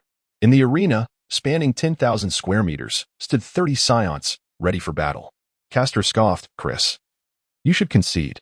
Over a year ago, the Lolita clan developed a detector that revealed your combat power to be a mere 70,000, with most of your team members hovering around 40,000. In contrast, my own power stands at a formidable 80,000. How could you possibly contend with me? Concede?" A smirk played on Chris's lips. The concept of surrender was foreign to the Saiyans. Even in the face of inevitable defeat, they would never capitulate. Moreover, the outcome was not yet a foregone conclusion. "Let us see what you've got." As Castor's declaration reverberated through the arena, the atmosphere thickened with tension, signaling the imminent clash of titans. At that moment, two small figures appeared beside Philia on the sidelines. "Oh," Queso remarked, momentarily taken aback by the unfolding duel. He had envisioned such a battle long before the sins of beans had ripened, but he hadn't anticipated encountering it upon his return. He was eager to witness the spectacle. Castor soared rapidly towards Chris, while the other members of his team engaged their respective adversaries. A surge of white energy erupted, enveloping the arena in a tempest of power. The force even causing Queso's hair to stand on end. "Hey, how many matches have we seen?" Queso inquired, cradling Osbier as he settled beside Philia. "This is the penultimate match," Philia replied coolly. She was accustomed to Queso's sudden appearances, having experienced them before during her bathing rituals. "The team that has already advanced must be Garrus's squad," Queso observed, narrowing his eyes. Among the Saiyans, Garrus was second only to Bardock in strength. Boasting an impressive power level of 90,000, no other team leaders could rival him. "Indeed." Philia nodded, then turned her gaze away. "Garrus is so powerful. It hardly seems fair to the other Saiyans." Philia had first-hand experience with the Sins of Beans effects. When combined with the Saiyan physiology, the results were nothing short of terrifying. She believed that using this dual format to acquire Sins of Beans would only serve to amplify the strong, creating an ever-widening gap in power. "Fairness?" Casso chuckled softly. "The world is inherently unfair, and without pressure, where lies the motivation?" Seeing Casso in silence, Philia refrained from further conversation, for after all, this was a matter concerning another's clan. If he himself was indifferent, why should he dwell on it so much? With so many thoughts consumed by the affairs of others, it would be far more prudent to ponder the principles behind the creation of the universal capsule. With this thought, Philia cast a discontented glare at Casso. "Look quickly." Casso, oblivious to Philia's expression, pointed towards the dueling arena. Although the number of spectators had diminished significantly, Casso understood that the true battle was only beginning. A dozen formidable auras erupted once more as the tempest surged forth, unleashing a powerful shockwave that shattered the entire arena, reducing the stones to mere dust within the maelstrom. Cass soared into the air, bringing his hands together. The energy within him was skillfully channeled, swiftly coalescing into a dazzling energy orb. "Chris, brace yourself." The furious energy orb hurtled directly toward Chris. "Get out of the way." The Saiyans on the ground, witnessing the imminent danger, immediately ascended into the sky. If struck by Cast's attack, Chris would likely be bettered for weeks. "I can't stop it, nor can I evade it." Chris gritted his teeth, fully aware that defeating Cast with his current strength would be a formidable challenge, especially given that his opponent possessed a battle power of 80,000. That 10,000 battle power gap was neither insignificant nor trivial. Yet, it would not be so easy for Cast to vanquish him merely due to that disparity. Boom. Chris swiftly evaded the energy orb, which then crashed into the dueling arena, resulting in a tremendous explosion. In an instant, the entire arena lay in ruins. Smoke billowing into the air, enveloping even the Saiyans hovering above. Observing the chaos, Casso chuckled. "Chris is bound to lose." Philia furrowed her brow, questioning. "But didn't Chris evade that attack? How could he possibly lose?" "Just watch and see," Casso replied. Chapter 69. Announcing a significant decision, the smoke from the explosion continued to spread, resembling a dark mist emerging from the depths of an abyss, obscuring all vision. "We must rush out. Quickly." A thick haze enveloped the entire arena, prompting all Saiyans within to make a desperate bid for escape. In such an unclear environment, the risk of ambush was high. Both sides shared the same sentiment. Chris recognized the peril. Their team was already at a disadvantage, and if he, as the captain, fell victim to Cast's surprise attack, their team would surely meet its demise. However, a voice echoed from behind him. "Chris, lie down for a moment." A flash of light pierced through the mist, resembling a guiding beacon in a dark forest, leading lost lambs back to the right path. To everyone else, this light appeared breathtakingly beautiful, yet Chris felt a chill at the sight. When did this happen? After being pummeled by Lord Bardock countless times. Do you truly believe it was of no consequence? Cast materialized behind Chris, his hand now forming an energy orb even larger than before. Before the Saiyans relocated to Salada, Cast and Chris had been nearly equal in strength. However, Cast's penchant for reckless behavior often provoked Bardock's wrath. His current superiority over Chris was a result of the frequent tender mercies he received from Bardock's beloved fists. Prepare yourself. Cast let out a cold snort. The colossal energy orb shot forth from his hand, creating a radiant passage through the gray smoke that enveloped the sky. This formidable energy orb surged towards Chris with unparalleled might. No. Chris's pupils constricted sharply as the energy orb sped through the air, unleashing colossal waves and a tempestuous wind that howled fiercely, appearing before him in an instant. Boom. A golden brilliance erupted at Chris's location, exploding violently in a cataclysmic roar that reverberated throughout the dueling arena. In that fleeting moment, the gray mist was dispersed by the shockwave radiating outward. As the visibility in the dueling arena was restored, only Cast remained at the highest point in the sky, while the rest were members of the two teams. Lord Cast is truly remarkable. Absolutely astonishing. The members of Team Cast shouted in unison. If their captain could vanquish the opposing captain, victory would undoubtedly tilt in their favor. In the preceding months, aside from their encounter with Garrus's team, they had consistently reached the final showdown. Now, Team Cast once again glimpsed the prospect of triumph. Meanwhile, the Lolita faction also joined in the fervor, exclaiming, "Truly remarkable, Lord Cast." Lord Chris was so close. The Lolita people, having long integrated with the Saiyans, rejoiced at the Saiyans' growing strength. How do you know? Philia fixed her beautiful gaze intently upon Casso. The battlefield's dynamics were ever-changing. She could not presume that Cast's prowess surpassed Chris's, nor could she declare Cast's victory as certain. Until the final moment, the outcome remained shrouded in uncertainty. That fellow Cast is nothing but a disruptor. Even if Chris evades his strike, Cast will surely have other tricks up his sleeve. Casso remarked, raising his hands in resignation. Who is Caster? He is someone who dares to provoke even Bardock. Surely he cannot be a virtuous individual. If it were not for Casso's exceptional combat prowess, he might not even have the audacity to challenge Bardock.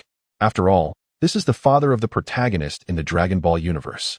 Philia furrowed her brows, remaining silent. Ever since Casso proposed this method of duel, she has watched every thrilling match with great fervor.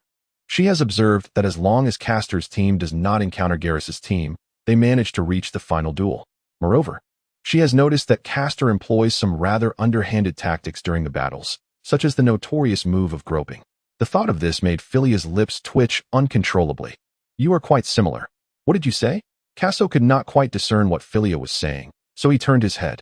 He beheld her gently brushing aside her cerulean locks, and in that fleeting moment, her usual aloofness vanished without a trace, revealing only an endless allure tinged with shyness.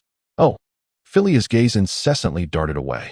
As Casso observed Philia's fidgeting demeanor, he paid her no mind and continued to watch the competition unfold on stage. Indeed, Chris had failed to rise after that last strike, and his team members were swiftly defeated by Caster's squad. After a day of duels, the confrontation among the 10 teams had finally reached its climactic finale. Bardock allowed the members of Caster's team a brief respite of 15 minutes before promptly commencing the next match. This match is hardly worth watching, Casso remarked, cradling Osbier in his arms with a smile. Why not? Osbier inquired, lifting her head and twirling her round little eyes in confusion. Philia, having regained her composure, turned to Casso, eager to express her thoughts. Garrus was once a member of Uncle Bardock's team. Casso replied nonchalantly. Despite the current Saiyans being divided into 10 teams, Garrus could be considered one of Bardock's closest subordinates. Given this, it was unsurprising that Bardock would afford Garrus special attention during his training. In light of this, Garrus's formidable combat prowess was hardly astonishing. Facing an opponent with greater experience and strength than Caster, it was utterly unrealistic for Caster to employ his usual underhanded tactics. Philia was momentarily taken aback, realizing Garrus's impressive background. However, as Casso had noted, in previous team duels, Caster had never managed to secure a victory against Garrus. Judging by this, it seemed Garrus was destined to win once more. Philia pondered quietly. She glanced at the two little brats beside her. The formidable Saiyans in the arena did not astonish her in the least. After all, They were all adults. The prowess of these two children, however, far surpassed that of the Saiyans on stage, which was utterly absurd. Philia had yet to witness Osbier's capabilities, but she had seen Kasso's strength a year prior. At that time, Kasso had effortlessly condensed a colossal energy sphere with one hand, obliterating the planet Shalber in a mere flick of his wrist. Having observed so many duels, Philia realized that none of the Saiyans on stage could compare to Kasso. She found herself grappling with the perplexing question of why these two little children were so extraordinarily powerful. Turning her gaze back, the next battle had commenced. As anticipated, no matter how Castor attempted his underhanded tactics, Geras remained composed and unfazed. Before long, Castor fell to Geras's might. With Castor's defeat, his team members also failed to make any significant impact, ultimately leading to their total annihilation. Upon witnessing the conclusion of the battle, Kasso gently placed Osbier on a chair. Little Osbier, remain seated here. I have an announcement to make. Chapter 70. Re-entering the cosmos. With that, Kasso soared into the sky, eliciting a renewed wave of excitement from the audience that had just settled down. Look, it's Lord Kasso. Whether it be the Saiyans or the Lolita clan, at this moment, they all rejoiced in exuberance. For the Saiyans, Kasso had single-handedly rescued every Saiyan present before the cataclysm of planet Vegeta, rendering him their savior. As for the Lolita clan, despite Kasso's initial threats towards them, he had simultaneously obliterated the Sharberians, a gesture that resonated with them, given their ancestors' historical allegiance with the Saiyans. Thus, they held no aversion to reintegrating into the Saiyan lineage. The diminutive figure in the sky was shrouded in mystery. None could ascertain his current prowess. Only that Bardock and Osbier were no match for him. He was an enigma wrapped in a child's form. How ostentatious. Meanwhile, Bardock, holding a list, could not help but smirk. Amidst the cheers of the Saiyans and the Lolitas, Bardock had to concede that Kasso was increasingly embodying the essence of a leader. As Kasso soared into the air, he pressed down with both hands, and the entire arena fell into an immediate silence. Casting a glance over the more than 400 spectators, he realized that nearly all the inhabitants of the planet Salado were present. The Saiyans were notoriously proud, as evidenced by the character of Vegeta in the anime. Although this group of Saiyans appeared less ruthless, establishing a harmonious relationship with them proved to be quite challenging. The Lolita clan had also gleaned this insight from ancient texts and, through the modification of Dr. Brief's gravity chamber, demonstrated to the Saiyans that their inclusion would bring about transformative changes. Indeed, subsequent renovations by the Lolita people on Salada led to the creation of various devices beneficial for Saiyan training. Ultimately, the Saiyans came to realize their dependence on the Lolita, and the two races became fully intertwined. The Lolita also manufactured numerous spaceships, all stationed in the research area, preparing for the day they could once again venture into the cosmos. Observing those starships, Kasso understood that the Saiyans could not remain on Salada indefinitely. They were a race born for battle. Previously, he had been apprehensive about the news of the Saiyans' survival reaching Frieza's forces, but that was not his greatest fear. The more terrifying prospect was the possibility of the god of destruction discovering that the Saiyans still existed. Given Beerus's temperament, should he become aware of this, it was likely that both Frieza and the Saiyans would face annihilation. Just yesterday, Kasso had addressed this looming threat. We have resided on Salada for a year. His youthful voice resonated throughout every corner of the arena, reminiscent of a leader proclaiming to his people. The Saiyans and the Lolita in the audience listened intently to Kasso's words. Bardock furrowed his brow, pondering the boy's sudden appearance after his mysterious absence the previous day. Meanwhile, Philia gazed curiously at the little rascal suspended above. Karsu remarked, "Surely, the prowess of we Saiyans is evident to all." During the reign of King Vegeta, the pinnacle of Saiyan combat strength was merely around 15,000, achievable only by elite warriors. The Saiyans present had long believed that the utmost limit of their capabilities was akin to that of King Vegeta. Yet now, witnessing each Saiyan surpass the threshold of 20,000, they have irrevocably shattered their own doubts regarding their innate potential. Bardock, too, was taken aback by his current strength. In the past, such a notion would have been beyond his imagination. I am now about to issue a command. Kakarot cast a glance at everyone and said nonchalantly, "Starting tomorrow, the Saiyans will embark on their training in groups." Upon hearing this news, everyone present was instantly taken aback. Bardock, in particular, was utterly astonished, and without hesitation, he soared into the sky, shouting, "What do you intend to do, kid?" Kasso remained silent, casting a glance at the Saiyans, only to find no trace of fear or anger upon their faces. Instead, They exhibited an eager anticipation. Witnessing this scene, Kaso smiled. For they truly embody the legendary warrior race. Uncle Bardock, do you believe that the Saiyans fear anyone besides Frieza? Bardock was momentarily taken aback.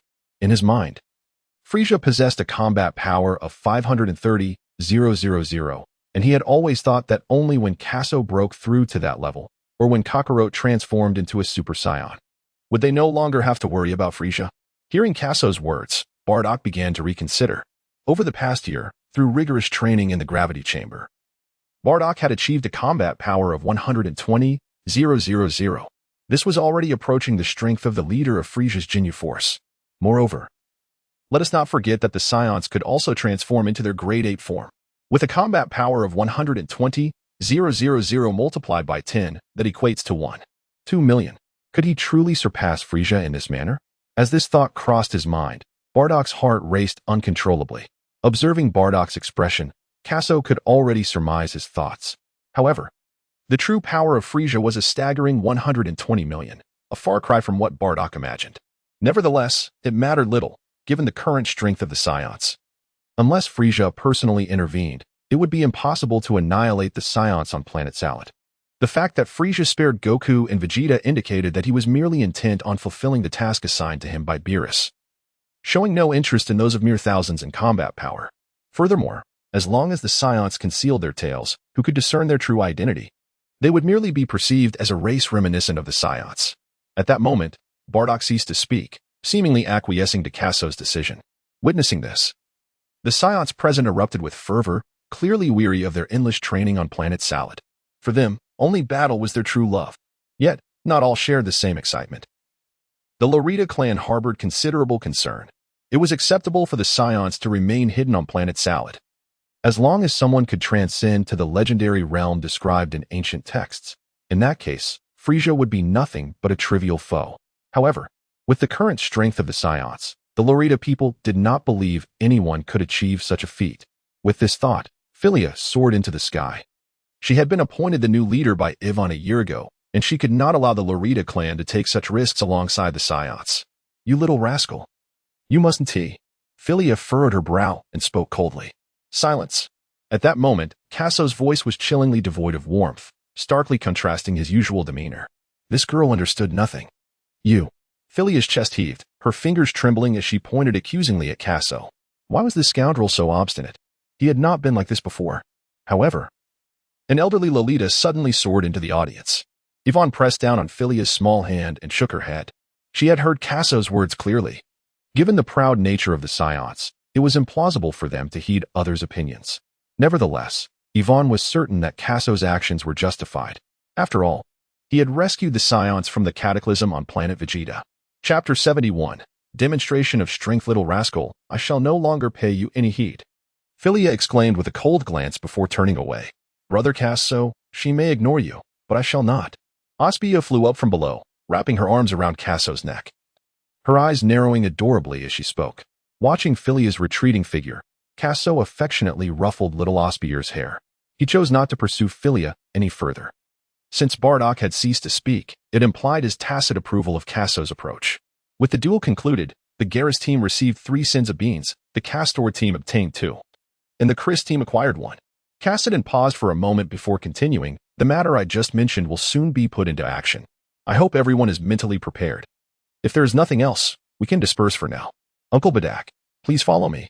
Kaso embraced Osbier and soared into the sky, with Bardock closely trailing behind. They returned to the courtyard of their living quarters. Kakarot meticulously articulated his detailed plan. Although Frieza displayed a lack of earnestness in his pursuit of the Saiyans, it would be imprudent to wander about openly in his presence. Therefore, when the Saiyans ventured out, they had to conceal their tails, as long as Frieza refrained from intervening. His subordinates would undoubtedly prove no match for the Saiyans' prowess. This fact is beyond dispute. Kaso has taken into account the gradual enhancement of the Shalata planet, where each region plays a significant role. With only the small population of the Lolita clan, it is exceedingly challenging to maintain the operation of various technologies on Shalata. The Saiyans currently possess 10 squads, but they cannot all venture out at once. A portion must remain to ensure the planet's functionality. Particularly in the northernmost area known as the Sinzabine Field, it is essential to station some Saiyans there. as this miraculous healing item must not be compromised. Uncle Bardock, do you have anything to add? You may proceed as you see fit, but what is the primary objective of sending your kin out? Bardock clasped his hands together, acknowledging that this young man always has his reasons for decisions, and this instance should be no exception. Over the past year, with our growth, the resources on Shalata have dwindled significantly. It cannot fall upon me alone to procure resources any longer. Casso glared at Bardock with a hint of exasperation. In truth, Casso's observations were not unfounded. Initially, the combined population of Saiyans and Lolitas barely exceeded 400. With such a modest number, coupled with the transformation of the Shalata planet, he was able to procure the necessary resources. However, as the transformation of Shalata planet escalated, Casso found himself increasingly burdened with his own training, leaving him with scant time to gather resources. He was indeed stretched thin. Thus, Casso resolved to send the Saiyans out to earn their keep. Yes, this was Casso's true intention. Indeed, this past year has been quite a trial for you, my boy. Bardock regarded Casso with a tinge of embarrassment. He understood that the development of Shalata planet demanded a substantial amount of resources, yet Casso had never broached the subject with him. He had assumed it was a relatively straightforward endeavor for Casso.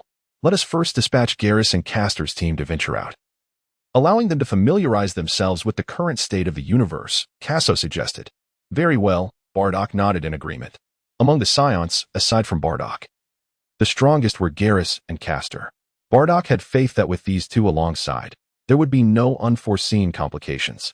There is a planet not too distant from Shalata, where wealth abounds. It was there that I previously acquired funds. I shall provide you with an interstellar coordinate. Arrange for their departure at your convenience, and do ensure they bring back some resources. Kakarot waved his hand at Bardock and then soared out of the house. That little rascal. Bardock shook his head. Feeling quite helpless, Casso soared above the planet Shalata. The boundaries of several regions were particularly distinct. The ecological zones retained the original characteristics of Shalata, adorned with towering trees and expansive plains, all untouched by development, presenting a lush green vista. In contrast, the research area was characterized by a myriad of gray and silver structures, reminiscent of the hemispherical dwellings found in Bulma's home on Earth. It was here that Casso had arrived. Greetings, Lord Casso. How adorable you are, exclaimed the lovely young ladies of the Lolita clan, their excitement palpable as they beheld the young figure descending from the sky. As Casso gently touched down upon the ground, several enchanting Lolita maidens swiftly approached him, playfully ruffling his hair with their delicate, fair hands. After a year of camaraderie, they had come to understand Casso's easygoing nature and his penchant for humor, which emboldened them to tease him so audaciously. Standing at just over 1 meter tall among these statuesque beauties, he could not help but be captivated by their alluring fragrance. Just as he felt himself on the brink of losing his composure, a sharp voice rang out. What are you all doing? It was Lady Philia, standing at the entrance. It's Lady Philia. Run. In an instant, the Lolita girls vanished without a trace. Casso, he has not yet had his fill. You little rascal. Your usual levity has led these girls to behave so recklessly. Philia rolled her eyes. Are you no longer angry? Casso lifted his gaze to her exquisite visage. Philia remained silent, returning to the research room. She felt a surge of irritation as she glanced at the universal adhesive capsule on the table. The little scoundrel was far less cold towards those women, yet so merciless towards her. Do you truly believe I would endanger the Saiyan and Lolita clans? Casso followed her inside, leaning against the doorframe. I sincerely hope not. Philia clenched her teeth, feeling as though Casso was jesting with the fates of two races. How could he not understand the formidable power of Frieza's forces, especially after having just witnessed the cataclysm on planet Vegeta? With the nurturing of planet Salad, the Saiyans would inevitably rise. Must they wait until they transform into that legendary state before venturing forth? The mere thought of this made Philia seethe with rage. Come with me.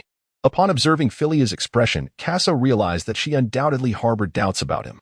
Suddenly, a shadow flitted across the research chamber, and in an instant, Casso appeared beside Philia, after which the two vanished from sight. Not far from the planet Shalata, on a vast azure orb, they found themselves in a sprawling plain. Why have you brought me here? Philia glared at him fiercely. To show you something, he replied. What? Philia asked, momentarily taken aback. Casso gazed upon the icy beauty before him, who stood as the new leader of the Lolita clan.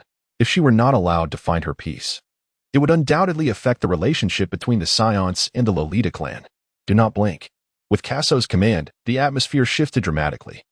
as if 100-fold gravity had been applied, rendering the air stiflingly oppressive. The suffocating ambience caused Philia's eyes to widen. Struggling to breathe as she sensed an ominous power surging within Kaso, poised to erupt. Chapter 72. The unfathomable Kaso. An overwhelming aura erupted from Kaso. A colossal white flame enveloping his entire being. Panic surged within Philia as her heart raced. The formidable energy bore down upon her relentlessly. Flee. In an instant. She chose to escape from Kaso's vicinity, soaring 5 kilometers away. Indeed, just as Philia distanced herself, Kaso unleashed a furious roar. With a mere flick of his small frame, an even more violent force erupted, radiating from his feet and penetrating the ground. The surrounding plains shattered violently, fracturing into countless debris. A tremendous white gale rapidly formed around him, coalescing into a powerful tornado that ascended, drawing the shattered fragments into its vortex, soaring to an altitude of 10,000 meters.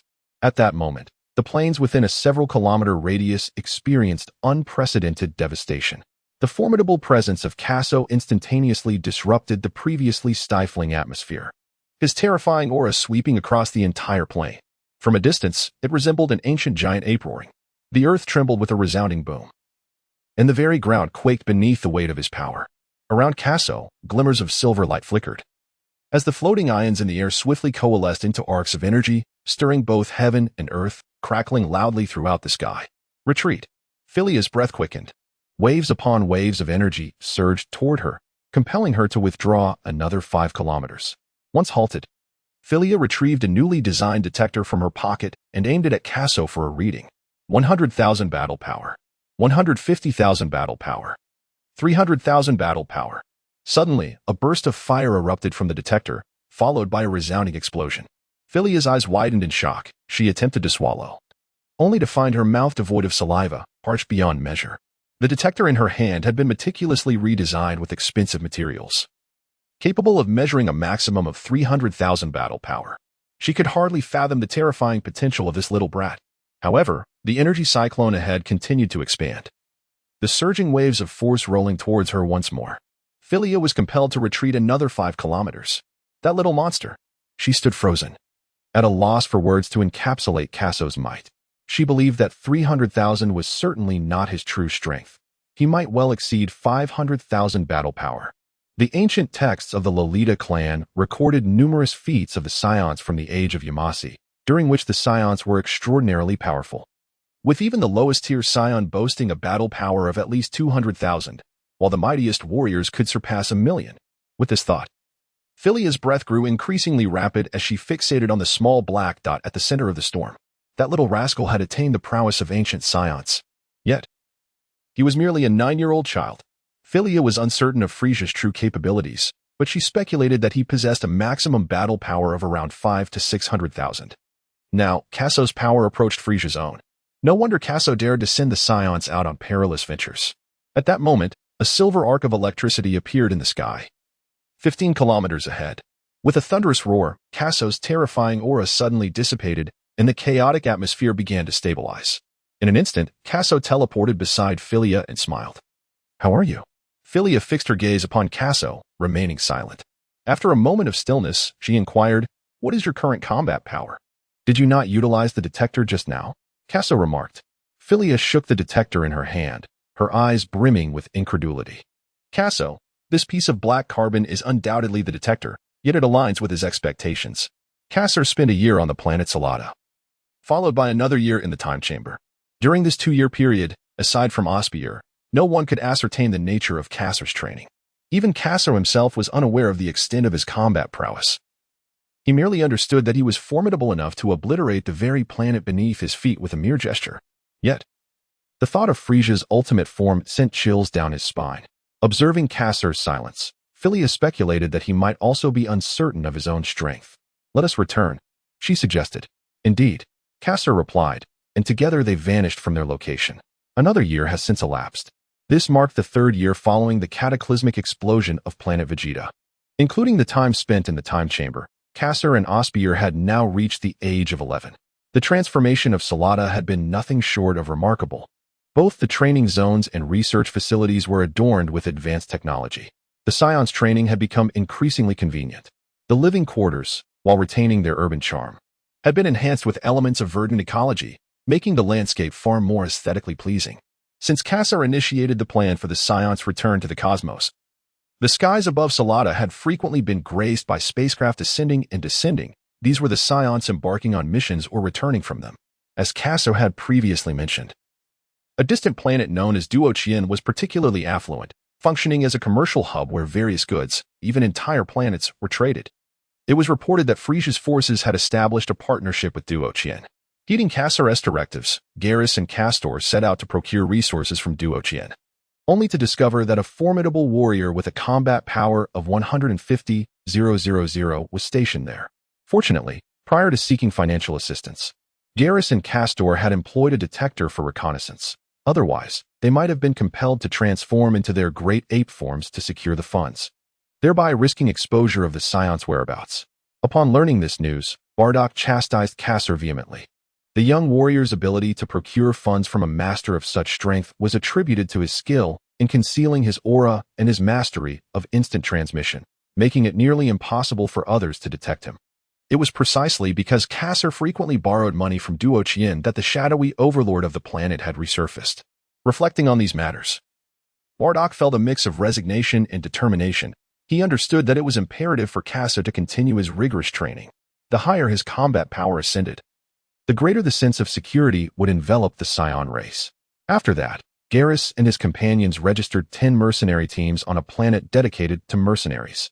Due to the overwhelming prowess of these 10 teams, the missions posted on the mercenary planet were swiftly completed by the Scions, executed to perfection. Consequently, Garrus and his group garnered a commendable reputation on the mercenary planet. Chapter 73. The 600-fold gravity chamber. The Scions undertook missions to earn rewards, which they then exchanged on the planet Duotian for the special materials required to enhance the planet salad. One day, near the training area, 2 young boys crouched in front of 2 black chambers, while a stunning beauty with icy blue hair stood beside them. Her snug work attire clung to her alluring curves, exuding an endless allure. "How much can the gravity be increased?" Casso asked, his eyes gleaming with anticipation as he gazed at the enchanting figure beside him. "Philia, how is it coming along?" Osbier inquired, sitting cross-legged and pouting slightly. "Provided we have the appropriate materials, increasing the gravity to any level is feasible. However, where did you procure such rare metals?" Philia said as she affixed the final component to the second gravity chamber. Ever since witnessing Casso's true strength a year ago, Philia realized that a 100-fold gravity chamber would have no effect on him. To elevate the chamber's multiplier, she needed to find even sturdier metals. Yet, she pondered where this little rascal had sourced such precious materials, which were even more valuable than zero metal. "Don't worry about that. Just tell me how much it has been increased." Casso's face displayed an unusual hint of embarrassment. How intriguing, Philia thought to herself, amused. Given her understanding of Casso, he had a hide thicker than steel, yet now he bore this expression, suggesting he had done something even he found a tad embarrassing. "It has been increased to 600-fold. What?" Casso's eyes widened in disbelief, his expression reflecting sheer incredulity. In Casso's mind, he believed these special metals would only allow the gravity chamber to reach a maximum of 300-fold. He never anticipated it could be elevated to 600-fold. Casso swallowed hard, pondering how invaluable these metals were to Duotian's star. Indeed, ever since Casso had relinquished his gold plate a year ago, he had recently returned to Duotian's star. Even with a formidable guardian boasting a combat power of 150,000 stationed at Duotian's star, Casso was utterly unperturbed, and the precious metals were stealthily pilfered from him. In the vast cosmos, a lower-tier planet could trade for 1 unit of black gold, a mid-tier planet could exchange for 1 unit of white gold, and a higher-tier planet could sell for 1 unit of purple gold. Notably, 1 unit of purple gold is equivalent to 100 units of white gold or 10,000 units of black gold. The batch of metals borrowed by Casso is valued at 50 purple gold, equivalent to the revenue from selling 50 high-level planets. If the shadowy boss behind the estimation were to discover that his metals had been pilfered, he would likely weep inconsolably in the restroom. Upon hearing that the gravity had increased to 600 times, Osbier leaped for joy. "How splendid! Your delight, however, means sorrow for others." Philia removed her gloves and approached Osbier, gently patting her small head. In a universe governed by the survival of the fittest, the Scions primarily focus on diligent cultivation. Casso's ability to acquire these metals is a testament to his skill, and Philia is not one to adhere to outdated notions. She perceives this incident with a sense of neutrality. She was merely surprised to see Kaso exhibit such an embarrassed expression. "Thank you, little girl. Once I finish my training, I shall gift you a box of spicy noodle cups." Kaso eagerly dashed into the gravity chamber. Spicy noodle cups? Philia's eyes sparkled with excitement at the mention. The training aptitude of the Lolita people is not particularly remarkable, but Philia's talent is deemed quite commendable. Besides her daily training regimen, her favorite pastimes include experimenting with the versatile capsules and indulging in food.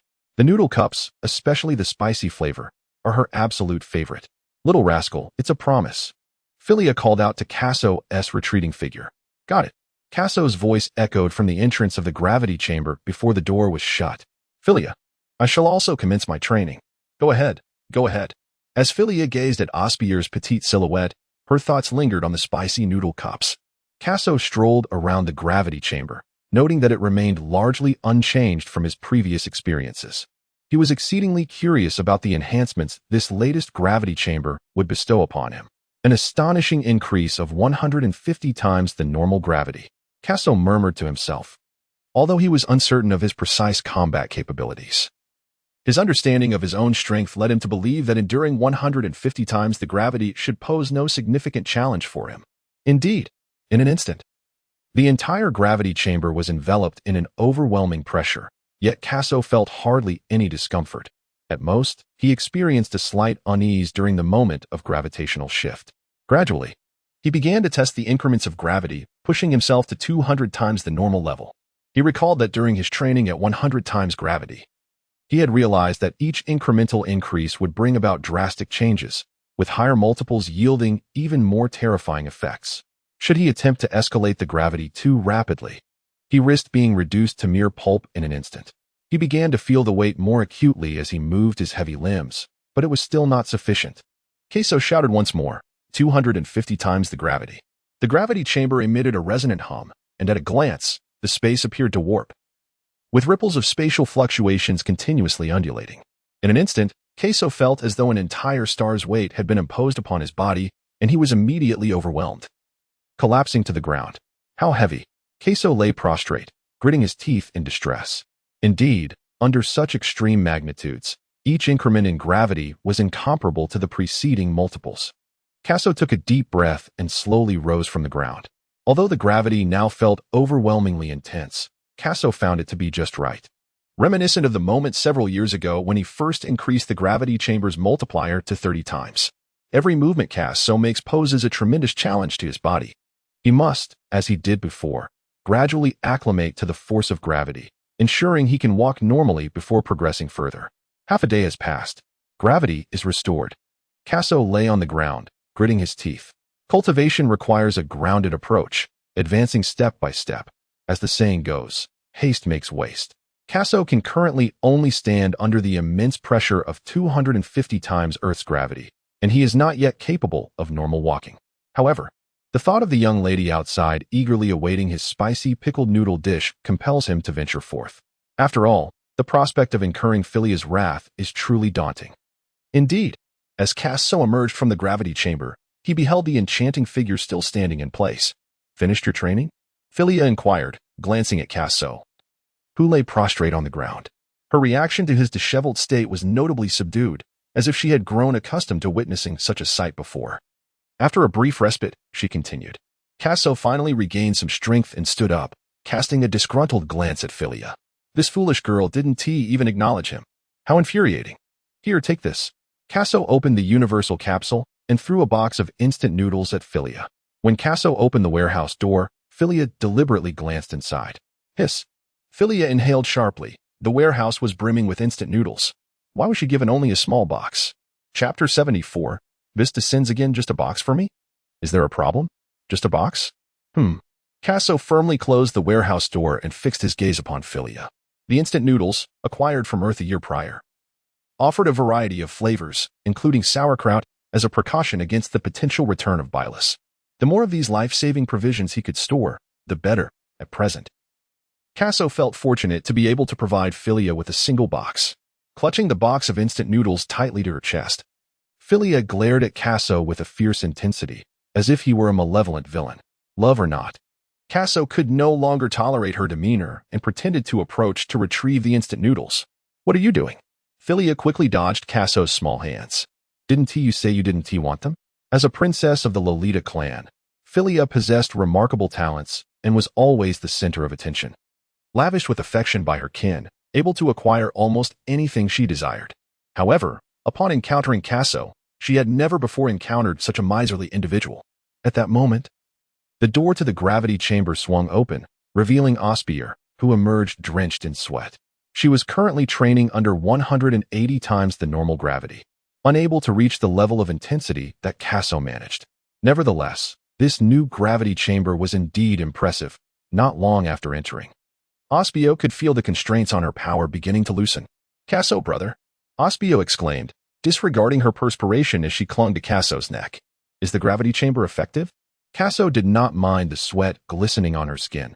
He held her close and gently wiped the fragrant perspiration from her brow. Since the cataclysm that befell planet Vegeta, Kaso had been wandering the cosmos with this girl, traversing the slopes of Mount Mumu and mastering instant transmission on planet Yardrat. It was not until the year 737 of the age that they returned to the Saiyan homeworld. Subsequently, on every outing, Kaso invariably brought Osbio along. The two of them inseparable, akin to sticky taffy. One can only imagine the significant place this girl holds in Kaso's heart. So useful. Osbier burrowed deeper into Kaso's embrace. You all take a rest. I shall return first. Philia, now exasperated at the sight of Kaso, lamented the fact that despite the abundance of instant noodles, she had only been given a single box. It truly infuriated her. No sooner had she spoken than Philia dashed into the sky, clutching her instant noodles, vanishing from their sight in the blink of an eye. Kaso shook his head, realizing that he could not afford to part with too much of this item, as he needed to retain some for contingencies. As Kaso was lost in thought, suddenly, the sky seemed to resonate with a celestial hymn. Before the two gravity chambers, a radiant column of colorful light manifested, and in an instant, a divine glow erupted forth. As the ethereal light dissipated, it revealed a man with silver hair and blue skin. It was Vis. Osbier clung to Kaso's neck, waving her tiny hand and whimsically exclaiming, Vis? Kaso momentarily froze, realizing that Whis, as the servant and mentor of the god of destruction, bore the dual responsibility of attending to the god's daily needs while also guiding his training. The angel and the god of destruction were typically inseparable. The sudden arrival of Whis implied that Beerus had also come. With this thought, Kaso's breath quickened as he clutched Osbier, scanning the surroundings for any sign of Beerus. No need to search any further. Lord Beerus has already succumbed to slumber, Whis remarked with a smile. During their time on Earth, Whis had discerned Kaso's unease in the presence of Beerus. After all, which sane individual would not feel apprehensive in front of the universe's mightiest god of destruction, especially when that deity was contemplating the annihilation of the Saiyans? Can Kaso remain unperturbed? Kaso twirled twice beside Vis while cradling Osbier in his arms, then remarked, here again in search of sustenance? Angels are generally known for their gentle generosity, humility, and deference, and Kaso, well aware of this, felt emboldened to jest in such a manner. At that moment, it seemed as though two dark crows had appeared in the sky. Vis, beads of sweat trickling down his forehead, appeared particularly exasperated. Nevertheless, he nodded in affirmation. That is merely one reason. The other is to depart. Follow me. Before Vis could finish his words, Kaso seized him, and the three of them abruptly vanished from the spot, leaving the residential area behind. In the household of Kaso, is this truly what you referred to as delectable? Vis inquired skeptically, seated at the table with a staff in hand, casting a doubtful glance at the items before him. On the table lay 3 shallow green boxes. Unremarkable in appearance, indeed quite ordinary. Moments ago, Kaso had torn open the packaging, poured boiling water into one, and stated it would be ready to eat shortly. Vis felt a sense of bewilderment. Could it be that the fabled high-end ingredients merely required the most simplistic method of preparation? Was it even edible? Vis questioned, while Osbiel gazed intently with her round eyes fixed upon her cup of instant noodles, occasionally swallowing in anticipation. Having experienced the taste of instant noodles, she was aware of their rare deliciousness in this world. As seconds ticked by, the aroma of the noodles began to waft through the air, filling Vis's nostrils and leaving him in a stupor. It truly only required boiling water. The tantalizing fragrance enveloped Vis, causing him to salivate profusely, and he could scarcely contain his eagerness to indulge. Not so fast. Kaso restrained Vis's hand. Preparing instant noodles is not a trivial task. It involves numerous considerations, such as the temperature of the water and the duration of steeping. If these factors are not meticulously managed, the noodles will lack any enhancement, let alone be delicious. Kaso is undoubtedly well-versed in Master Jin Xingwu's secret to instant noodles. After a while, Vis felt his saliva nearly evaporate, yet Kaso remained utterly unmoved. Vis pondered. Had he known he should have awakened Lord Beerus and brought him along, would Kaso still have kept him waiting for such an interminable duration? Well then, as Kaso's voice faded, the void above the instant noodles suddenly became indistinct. Kaso wiped his eyes, and he could only discern the movements of the little girl, while he remained oblivious to Weiss's actions. Looking up, he noticed that the 2 bowls of instant noodles were already in the hands of the 2 individuals. Weiss peeled back the packaging and took a deep breath, savoring the enticing aroma that wafted from the noodles. How delightful! Weiss's fingers twitched with anticipation, and he could no longer resist. He swiftly grabbed a fork, while Osbier had already immersed herself in the world of noodles. Truly, they were 2 food enthusiasts, Kaso thought. Shaking his head, he took a bite himself. The flavor of the instant noodles here was quite similar to those from his past life, not much different. Although with Master Jin Xingwu's secret recipe, they were indeed more delectable. What brings you here, Weiss? Kaso inquired after tasting a noodle, his curiosity piqued. He recalled that Weiss had something to say earlier, but he had interrupted him. Let us discuss it after we finish eating. Weiss replied, struggling to awaken from the blissful realm of noodles. In Dragon Ball Super, Vegeta trained with Weiss for the sake of a bowl of noodles, illustrating the immense allure that instant noodles held for Weiss. Kaso chuckled softly, refraining from further inquiries, for soon enough, Weiss would divulge the details. Time slipped away quietly. Weiss set aside the instant noodle container and let out a hearty burp, a look of sheer delight spreading across his face. The taste was so exquisite it nearly propelled him into euphoria. Remarkably, this instant noodle surpassed even the fare from the last roadside stall. Once he regained his composure, Weiss's expression turned serious. I wish for the young girl to venture into the realm of destruction and accept my tutelage. Upon uttering this, Weiss cast a penetrating glance at Osbier, who was still savoring her noodles. Chapter 75, The Prospective God of Destruction? Kaso thought he had misheard, so he dug into his ears. Upon witnessing Kaso's comical demeanor, Weiss's lips twitched slightly. Yet he spoke with utmost seriousness. I wish for the young girl to disrupt the divine realm and receive my guidance. Kaso stood frozen in place. Kaso's demeanor can hardly be blamed. In the realm of anime, angels serve as the masters, servants, attendants, and overseers of the destroyers. They are solely accountable to the destroyers. Each universe is assigned a single destroyer, and each destroyer is accompanied by an angel.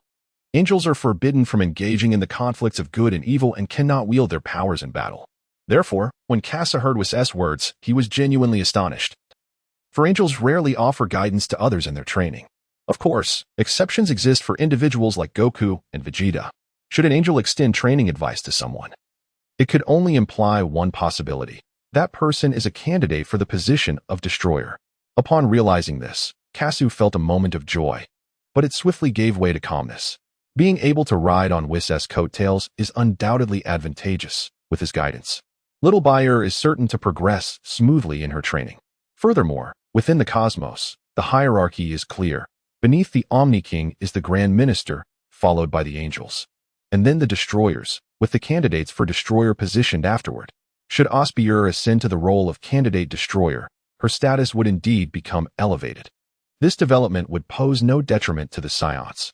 Rather, they could bask in the glory of having a candidate destroyer in their midst. For instance, if Frieza were to become aware of the Saiyans' formidable backing, he would surely hesitate to challenge them again. The aforementioned advantages are immediate and tangible. However, Kaso understands that the origins of the Saiyans are far from simple, and their bloodline possesses an astonishing strength that grows in the face of adversity. In Dragon Ball GT, the Super Saiyan 4 transformation emerges, and Kaso is confident that even without Weiss's tutelage, he and Little Bayer, given their innate talents, could reach such heights, perhaps even surpassing Super Saiyan 4. Nevertheless, with Weiss's instruction, Osbier's training progress is bound to accelerate rapidly, potentially leading her to achieve the legendary state of Ultra Instinct. Kaso pondered for a considerable time before speaking. Is Lord Beerus aware of this matter? Lord Beerus expressed no opinion whatsoever. Weiss cast a penetrating glance at Kaso. realizing that the young man was indeed aware of the existence of the candidate for the god of destruction. However, this was fortuitous, as it eliminated the need for extensive explanations. Oh? Kaso paused momentarily, then resignedly suggested, perhaps it would be best to inquire with Osbier, if Osbier were unwilling. Kaso would not press her. Osbier, while enjoying her instant noodles, immediately lifted her head upon hearing her name called, and with a bemused expression, asked, Brother Kaso, were you calling for me? Kasu. Weiss. It turns out that Osbier did not hear a word of what they said. What a fool.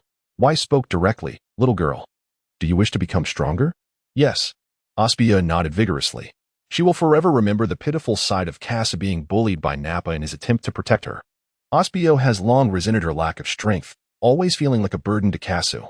In her subsequent training, she adopted Kasu's methods, yet the more she trained, the more she realized she could not keep pace with him. She was unwilling to accept this. She yearned to grow stronger. She wanted to protect her brother Kasu. I can teach you to cultivate, to make you even more formidable than Kasu, but you may not be able to return to this planet for a long time. Are you willing? Weiss said with a faint smile.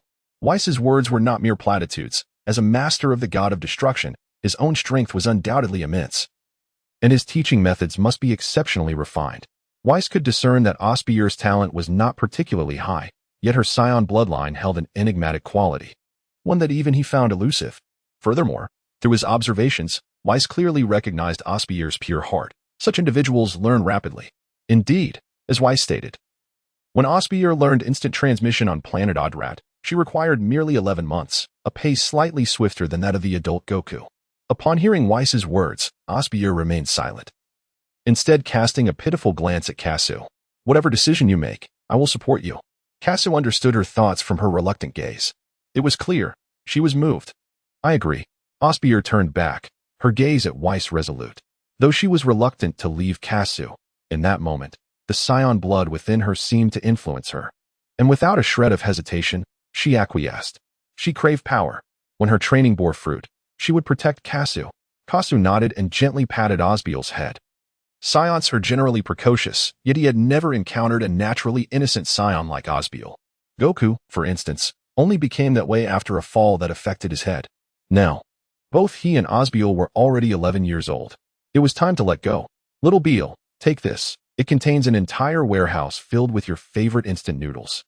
Kasu took out a universal capsule from his pocket and handed it to Osbier, hoping it would sustain her during her journey to the realm of destruction. As the little cotton-padded jacket was about to depart from him, Kasu felt an overwhelming sense of reluctance. Yet, this was the nature of Saiyans. They would always seek ways to attain greater power. Wow, Kasu brother, you are so kind. Upon receiving the universal capsule, Osbier instantly forgot her feelings of sorrow, her eyes sparkling with excitement as she swiftly grasped the capsule from Kasu's hand. Kasu, vs. This girl clearly appears reluctant, yet upon seeing food, she forgets everything entirely. Farewell. Young Kasu. Seizing the moment while Osbier was still in a daze, vs. swiftly led her away from the Salada planet. He feared that should they linger, the little one might cause a ruckus again. As the two departed, tranquility swiftly enveloped the home. Kasu stood silently in place, reflecting on all the moments shared with Osbier. Oh, the power. Kasu clenched his fists, an overwhelming aura erupting from his being, distorting the surrounding space and resonating with a series of crackling sounds. The entire planet of Salada was enveloped by Kasu's formidable presence, triggering incessant alarms from the scanners of the Lolita and Saiyan factions. 300, 000 battle power. 500, 000 battle power. Boom, boom. Every scanner on Salada was reduced to mere scraps of metal. A year prior, Philia had revamped the scanners, utilizing more advanced materials, enabling them to detect up to 500, 000 battle power. Whoosh, whoosh. The Saiyans took to the skies, eager to discern the identity of the powerful being that had descended upon Salada, but upon recognizing the source of the explosive energy, they swiftly returned to the ground. It is Lord Kasu. There is nothing to fear. Chapter 76, the 21st World Martial Arts Tournament. Osbier followed Whis, departing from the Salada planet. As time passed and Osbier was no longer present, Salada became considerably quieter. Meanwhile, Bardock and the others noticed that the pesky follower behind Kasu had vanished, prompting them to inquire about Kasu's well-being. Kasu, however, shook his head, offering little explanation, merely stating that he had gone elsewhere to cultivate his skills. deeming it prudent to speak less of beings such as the god of destruction. Subsequently, Kasu's life became a monotonous routine, oscillating between training in the gravity chamber and meditating within its confines. He seldom appeared before others, even disregarding Philia when she sought him out. Time, imperceptibly, slipped away. And 8 years passed in this manner. Deep within the cosmos, a streak of light traversed the stars. There, a striking young man, with starry eyes, cautiously observed his surroundings. Tall and possessing sharply defined features, he donned casual attire reminiscent of Earth, exuding an air of contemporary elegance. Kasu furrowed his brow as he emerged from the planet Metamor, only to be engulfed by an aura reminiscent of a hellish overlord, distinctly malevolent. Metamor is a world renowned for its rich martial arts culture, where the inhabitants delve into various forms of combat techniques, including the secretive fusion arts derived from their own research. Over the course of several years, Kasu has honed his formidable skills, largely owing to the martial teachings of the Metamorians. Thus, upon sensing such a sinister presence near Metamor, he knew he could not remain passive. However, as he pursued the source into the depths of the cosmos, Kasu found the ominous aura had vanished without a trace. Kasu shook his head, unable to locate the source of that aura. With no other option, he resorted to instant transmission to depart from the scene. Shortly after Kasu's departure, a wisp of dark mist emerged, thickening into a dense cloud, within which a pair of crimson eyes glimmered, surrounded by flickering black lightning. Years passed on Earth, and Bulma was no longer the little girl she once was. She blossomed into a graceful and enchanting young woman. While at home, Bulma discovered the Dragon Ball that Kasu had originally returned. After extensive research, she learned that it was one of the legendary 7 Dragon Balls, said to grant any wish. Having encountered the Dragon Balls years prior, Bulma quickly crafted a Dragon Ball radar, recalling her previous memories. Bulma harbored a singular wish in her heart, to use the Dragon Balls to bring it to fruition. Thus began her quest to locate the Dragon Balls. The narrative of the Dragon Balls officially commenced. Along her journey, Bulma encountered Goku, Yamcha, Oolong, and others, as well as a multitude of challenges. However, with Bulma's formidable combat prowess, every obstacle was deftly overcome. Even Goku marveled at Bulma's skills, acknowledging himself as her inferior. In the end, within Pilaf's castle, all of Pilaf's cunning schemes were unraveled by Bulma, and Goku did not transform into a giant ape. When it came time to make a wish, Bulma wished for Kasu to appear by her side. Yet, at that moment, Kasu was entrenched in training on the planet Metamor. Although he was aware of Bulma's search for him, he simply had no time and had to decline the dragon's offer of transportation. Upon learning from the dragon that Kasu was unavailable, Bulma's once exuberant expression began to fade. Subsequently, in a manner reminiscent of the original tale, Oolong secretly wished for a pair of panties. As the year 750 in the Age of the Universe arrived, the World Martial Arts Tournament transitioned from being held every 5 years to every 3 years. Bulma consistently remembered Kasu's words, to soar through the skies. One must diligently train every day. After all these years, she had only one Senzu left in her possession, a testament to her unwavering commitment to training. Such rigorous training was not without its rewards. Bulma's combat power had reached a remarkable 150 points. However, lacking a teacher, she remained unable to fly. Bulma chose not to participate in the martial arts tournament, having little interest in such contests, yet she attended to watch Goku and Krillin's match. Where had that little rascal Kasu gone? Resting her chin on her hand, Bulma gazed blankly at the battles unfolding on the stage, the tournament offering her no allure. Years prior, Bulma had reached the limits of her physical capabilities, realizing that no matter how much she trained, she could not enhance the power within her. She recalled Kasu's words, stating that once the warm current within her body grew more robust, she could attempt to fly. Yet, despite the passage of time, Kasu had only appeared on Earth once, failing to teach her to soar before departing once more. What a detestable fellow. At that moment, 3 figures emerged from the sidelines, 2 men and a woman. Bulma. A handsome young man patted Bulma on the shoulder. Who? Bulma gasped, spinning around. During her quest for the Dragon Balls alongside Goku, Bulma had come to realize her own prowess. Now, however, she was startled to discover that she had failed to sense someone's approach. She looked up. A striking young man? His chiseled features seemed oddly familiar, as though she had encountered him before. The two remained still, the handsome youth silently gazing at the enchanting girl before him. Her sapphire locks were tied back with a crimson ribbon, and the delicate arches of her brows lifted with her wide eyes, resembling 2 icy peaks. Her pearly teeth and rosy lips, coupled with her fair complexion, made her a vision of youthful beauty. Bulma felt a flicker of irritation. How could this fellow be so impolite, oblivious to the rudeness of his unrestrained gaze upon a girl? Suddenly, a flash of recognition sparked in her mind. The striking young man before her gradually merged with her recollections of Kaso. Bulma widened her eyes, her disbelief evident as she stammered, "You are Kaso?" Meanwhile, Yamcha and Oolong observed the exchange with curiosity. They were unfamiliar with Kaso, yet the imposing figure beside him elicited expressions of astonishment. "He resembles Goku." "It is I," Kaso replied with a gentle smile. 8 years had passed since his last visit to Earth, and the Bulma before him was noticeably more mature and striking than he remembered. Sensing her aura, Kaso noted that Bulma's energy had significantly intensified. With her current abilities, she was nearly capable of mastering the art of flight. It was clear that Bulma had dedicated considerable effort to this endeavor. In Kaso's perception, apart from the dragon on stage, also known as Master Roshi, and Goku, none of the others present were even close to being Bulma's match. "You have finally arrived," Bulma exclaimed, excitedly grasping Kaso's collar. As a child, she had yearned to emulate Kaso's ability to fly, expressing a desire to learn the technique. However, as time passed, she realized her disinterest in training. Yet, for reasons unknown, whenever she contemplated giving up, the image of that young boy would resurface in her mind, compelling her to persevere. Releasing her grip, Bulma remarked, "I had so much to say to you before we met, but now that you're here, I find myself at a loss for words." Many years later, upon seeing Bulma once more, Kaso felt a wave of joy and instinctively ruffled her hair. Let us watch the match. Chapter 77. The conclusion of the martial arts tournament. In recent years, the planet Sharada has flourished remarkably. The Saiyan squad has established its own mercenary organization within the cosmos, leveraging the reputation they had previously built. The Saiyan mercenary organization swiftly thrived in the universe, commanding respect and admiration from other mercenary groups that dared not voice their grievances. For the Saiyans were undeniably formidable. Meanwhile, Kaso had been diligently training on the planet Sharada. As time progressed, he soon encountered a plateau in his training. The 600-fold gravity chamber no longer yielded any benefits to him. Kaso understood that solely focusing on enhancing his own combat abilities would not suffice.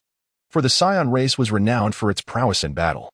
Thus, in the preceding years, Kaso departed from the planet Salada, venturing into the cosmos in search of various confrontations. However, during the early stages of the Dragon Ball narrative, the universe was devoid of formidable opponents. Just as Kaso felt disheartened and contemplated returning to Salada, he stumbled upon a fascinating planet, Metamor. Kasu had cultivated on the planet Metamor for several years.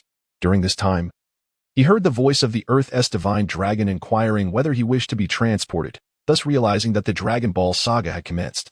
Upon concluding his training, he returned to planet Salad, accompanied by Bardock and Jine, and together they journeyed to Earth.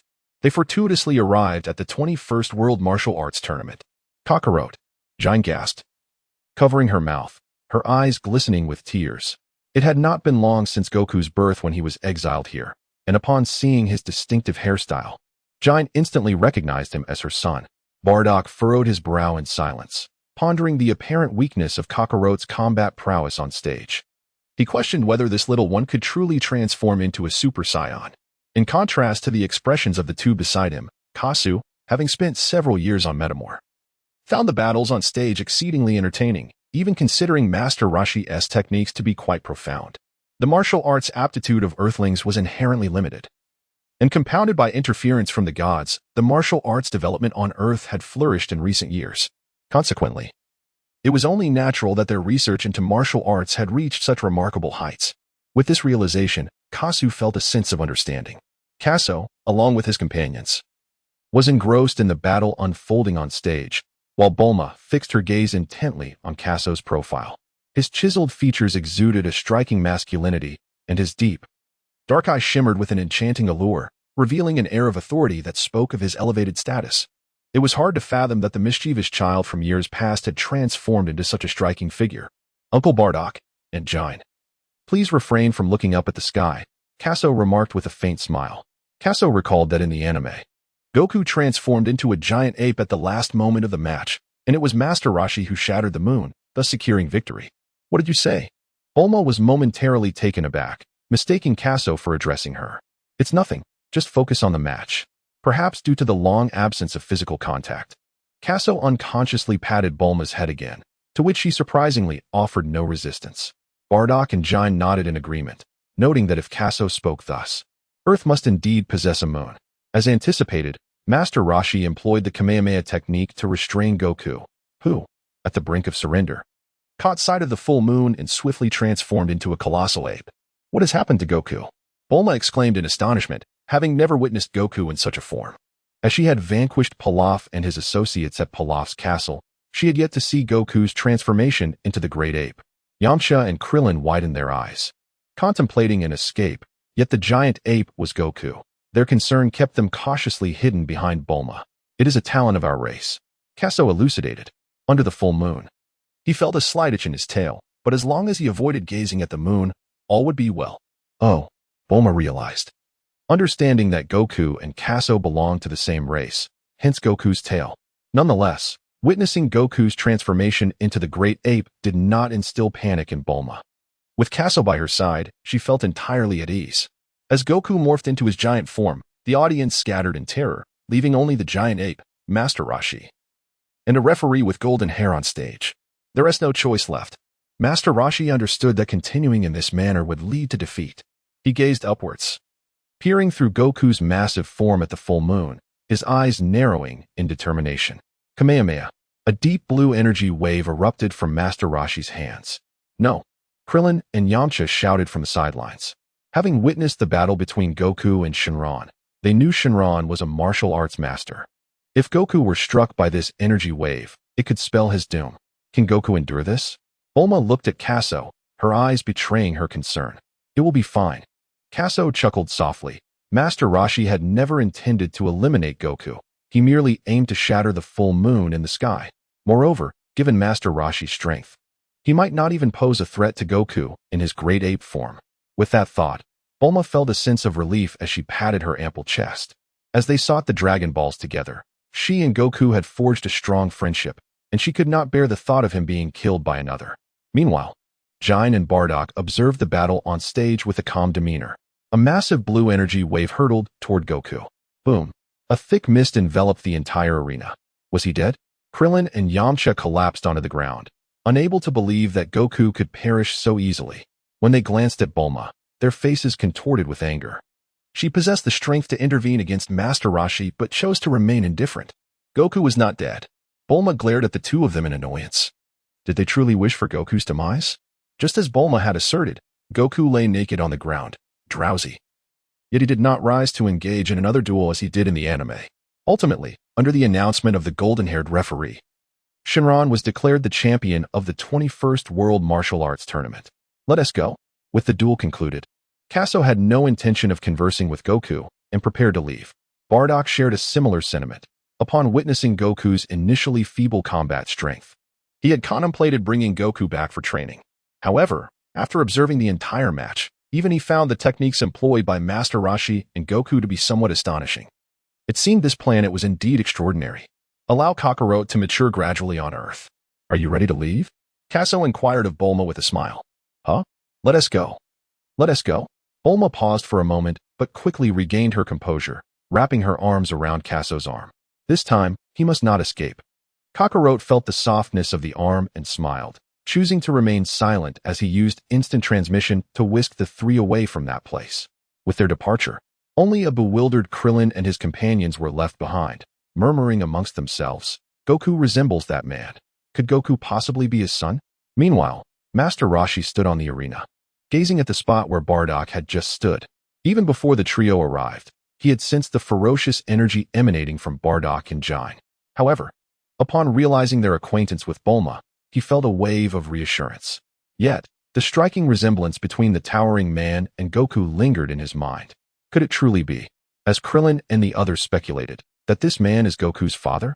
In the dense, primordial forest of Northern Earth, there stood an ancient white tower. Atop the tower, Kaso, accompanied by three individuals, appeared before the cat immortal on Kalinta, calling out to the figure with a sense of nostalgia, "Cat immortal, long time no see." Chapter 78. Bardock enters the room of spirit and time. Who is it? The cat immortal, engrossed in the scenes projected within three water tanks, was startled by the voice behind him. Ah, it's you. Upon recognizing his visitor, the cat immortal produced a handkerchief from seemingly nowhere to wipe his feline visage.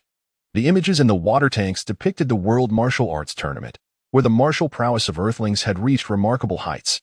With prodigious talents emerging from all corners of the globe, Goku being a prominent example. In the climactic duel of the tournament, Master Roshi, in a bid to instill in Goku the lesson that there are always greater beings beyond oneself, disguised himself as Shinron and ultimately triumphed over Goku. The cat immortal wholeheartedly agreed with Master Roshi's approach.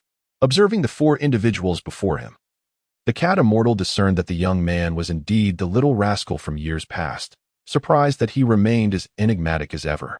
Cat immortal, do you still have any Senzu beans? Kaso playfully inquired. No, none at all. The cat immortal shuddered at Kaso's question, realizing that the boy was once again probing for his precious Senzu beans. After being reminded by Kaso in the past of their value, he lamented his previous decision to trade some beans with Kaso and could hardly admit to having any left. Kaso smiled faintly, choosing to remain silent. Since this plump feline had recognized the significance of the mystical beans, he felt a sense of reassurance. Gina held Bulma's small hand as they meandered around, while Bardock trailed behind. Upon hearing the mention of the mystical beans, he turned back in surprise. So, the beans originated from this place. Should he contemplate robbing this rotund cat? Bardock pondered for a moment, but ultimately dismissed the thought. The mystical beans cultivated on Salada Planet were already sufficient to meet the Scion's needs. Furthermore, noticing the amicable bond between Kaso and the feline sage, he deemed it unnecessary to cause trouble over such a trivial matter. Feline sage, he remarked, I trust you have witnessed the martial arts tournament. That lad named Goku possesses remarkable talent. I leave it to your discretion. Kaso chuckled softly and continued, I shall make my way to the temple. With that, Kaso and the three others vanished from Kalinta. Observing their sudden disappearance, the cat sage was momentarily taken aback. It recognized Goku's exceptional talent, particularly his innocent heart, which was reminiscent of that little girl from years past. The cat sage pondered, realizing that it was imperative to consult with the celestial beings. On Kalinta, amidst the clouds, there exists a temple suspended in the void. Kaso arrived here with three companions. Lush greenery surrounded the temple, and as the gentle breeze caressed the leaves, they rustled softly against one another. The ambience of the temple remained unchanged, a perfect reflection of its former glory. The air here is quite thin. Bulma, upon stepping into the temple, felt a slight discomfort. Indeed, Kaso nodded in acknowledgement. It is a well-known fact that as altitude increases, the air becomes progressively thinner. The temple stands many thousands of meters above the ground, rendering the sparse air quite natural. Is this the sacred training ground you spoke of, Kaso? Bardock inquired. His brow furrowed. Prior to their arrival on Earth, Kaso had mentioned that besides visiting Kakarot, they would also seek out a revered place for training. Bardock surveyed the temple, finding nothing particularly remarkable. You will soon understand, Kaso replied, raising his hands in a gesture of exasperation. Had he not been aware of the wonders contained within, he might have shared Bardock's sentiments. The temple, indeed, serves as a sanctuary for training. This is no mere fabrication. Apart from the most significant feature, the hyperbolic time chamber, it also houses various illusions. In the animated tales, young Goku entered these illusions to master the manipulation of ki. However, given Bardock's current battle power of 1 million, those illusions would be of little use. The time chamber would be his optimal choice. The youth of Science is notably prolonged. Jine, still resembling a stunning beauty, strolled hand in hand with Bulma, both engaged in light-hearted conversation, the content of which remained a mystery. At that moment, two figures appeared at the entrance of the temple. The deity smiled gently and said, Kaso, you have returned once more. Kaso greeted the celestial deity and Bobo, both of whom were the esteemed mentors of him and Xiaobi. It was only proper to extend his courtesy. After reminiscing briefly with them, Kaso articulated his purpose for being there. He sought to once again make use of the spirit time house. Kaso borrowed the time chamber for Bardock, who has now reached a plateau. Even entering the chamber would not yield significant benefits for him. In contrast, Bardock has never set foot in the time chamber, and his initial experience will undoubtedly result in considerable enhancement. Very well, the deity remarked with a faint smile. Having interacted with Kaso for over a decade, he was well aware of Kaso's character, and the request to utilize the time chamber was but a trifling matter. Follow me, the deity instructed. Years ago, Kaso and Osbier had only spent a day inside. The deity assumed Kaso intended to utilize the remaining day. It's not me who will enter, It's him, Kaso said, gesturing toward Bardock with a resigned smile. Oh, the deity paused briefly but then addressed Bardock. Please, come with me. The energy emanating from both this man and the woman from afar was formidable, reminiscent of Kaso's arrival on Earth, where he had no notion of concealing his aura. However, since this man was brought by Kaso, the deity felt reassured.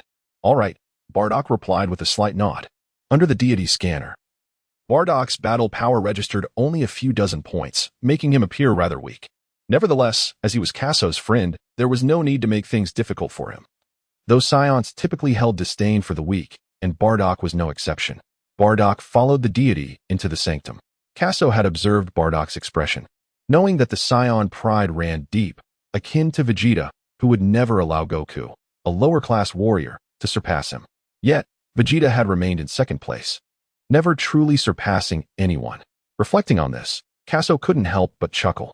Sir, the time chamber is equipped with various amenities, albeit the environment is rather harsh. So prepare yourself mentally, the deity said as he led Bardock to a mysterious room. Bardock nodded. Prior to arriving on Earth, Kaso had spoken of the chamber's wonders. The existence of such a place that could manipulate time was indeed astonishing. Bardock understood the gravity of the situation. One must exit the time chamber before the hourglass runs out, or risk being trapped within until death. Well, I've covered all the necessary precautions, the deity concluded. The celestial being gazed at Bardock before opening the door to the hyperbolic time chamber. A palpable aura of time enveloped Bardock, allowing him to genuinely perceive the passage of time.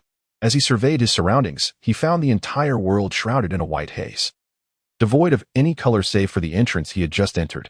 The temperature here was as arid as Kakarot had described.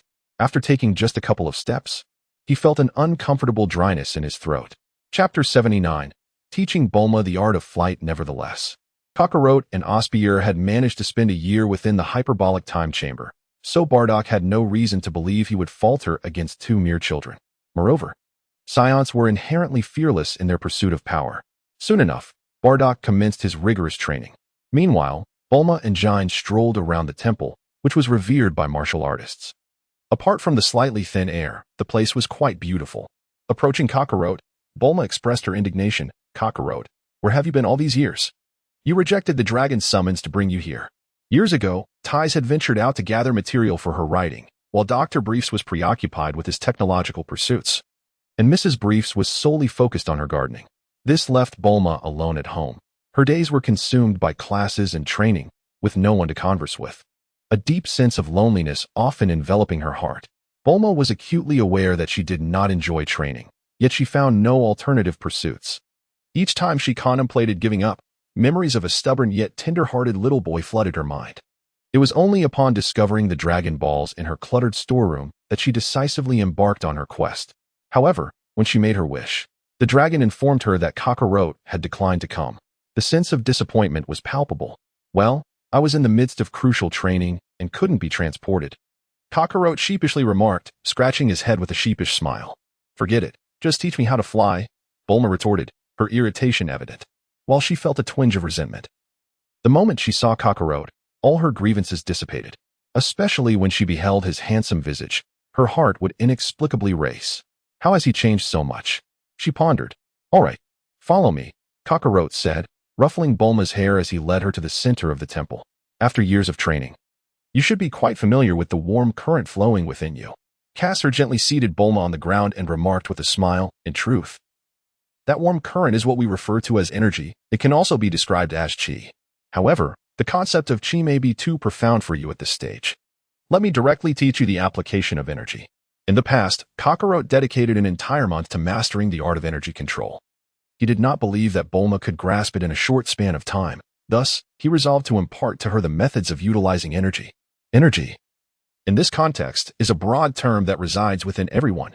For instance, the strength we exert during our daily tasks is essentially our bodies instinctively releasing energy while working. This energy is released involuntarily or passively. However, should we aspire to soar through the skies, it necessitates a conscious and active release of that energy. Kaso explained the concept of energy to Bulma, but as he was about to continue, she waved her hand, interrupting him. Enough with the chatter. Just teach me how to fly.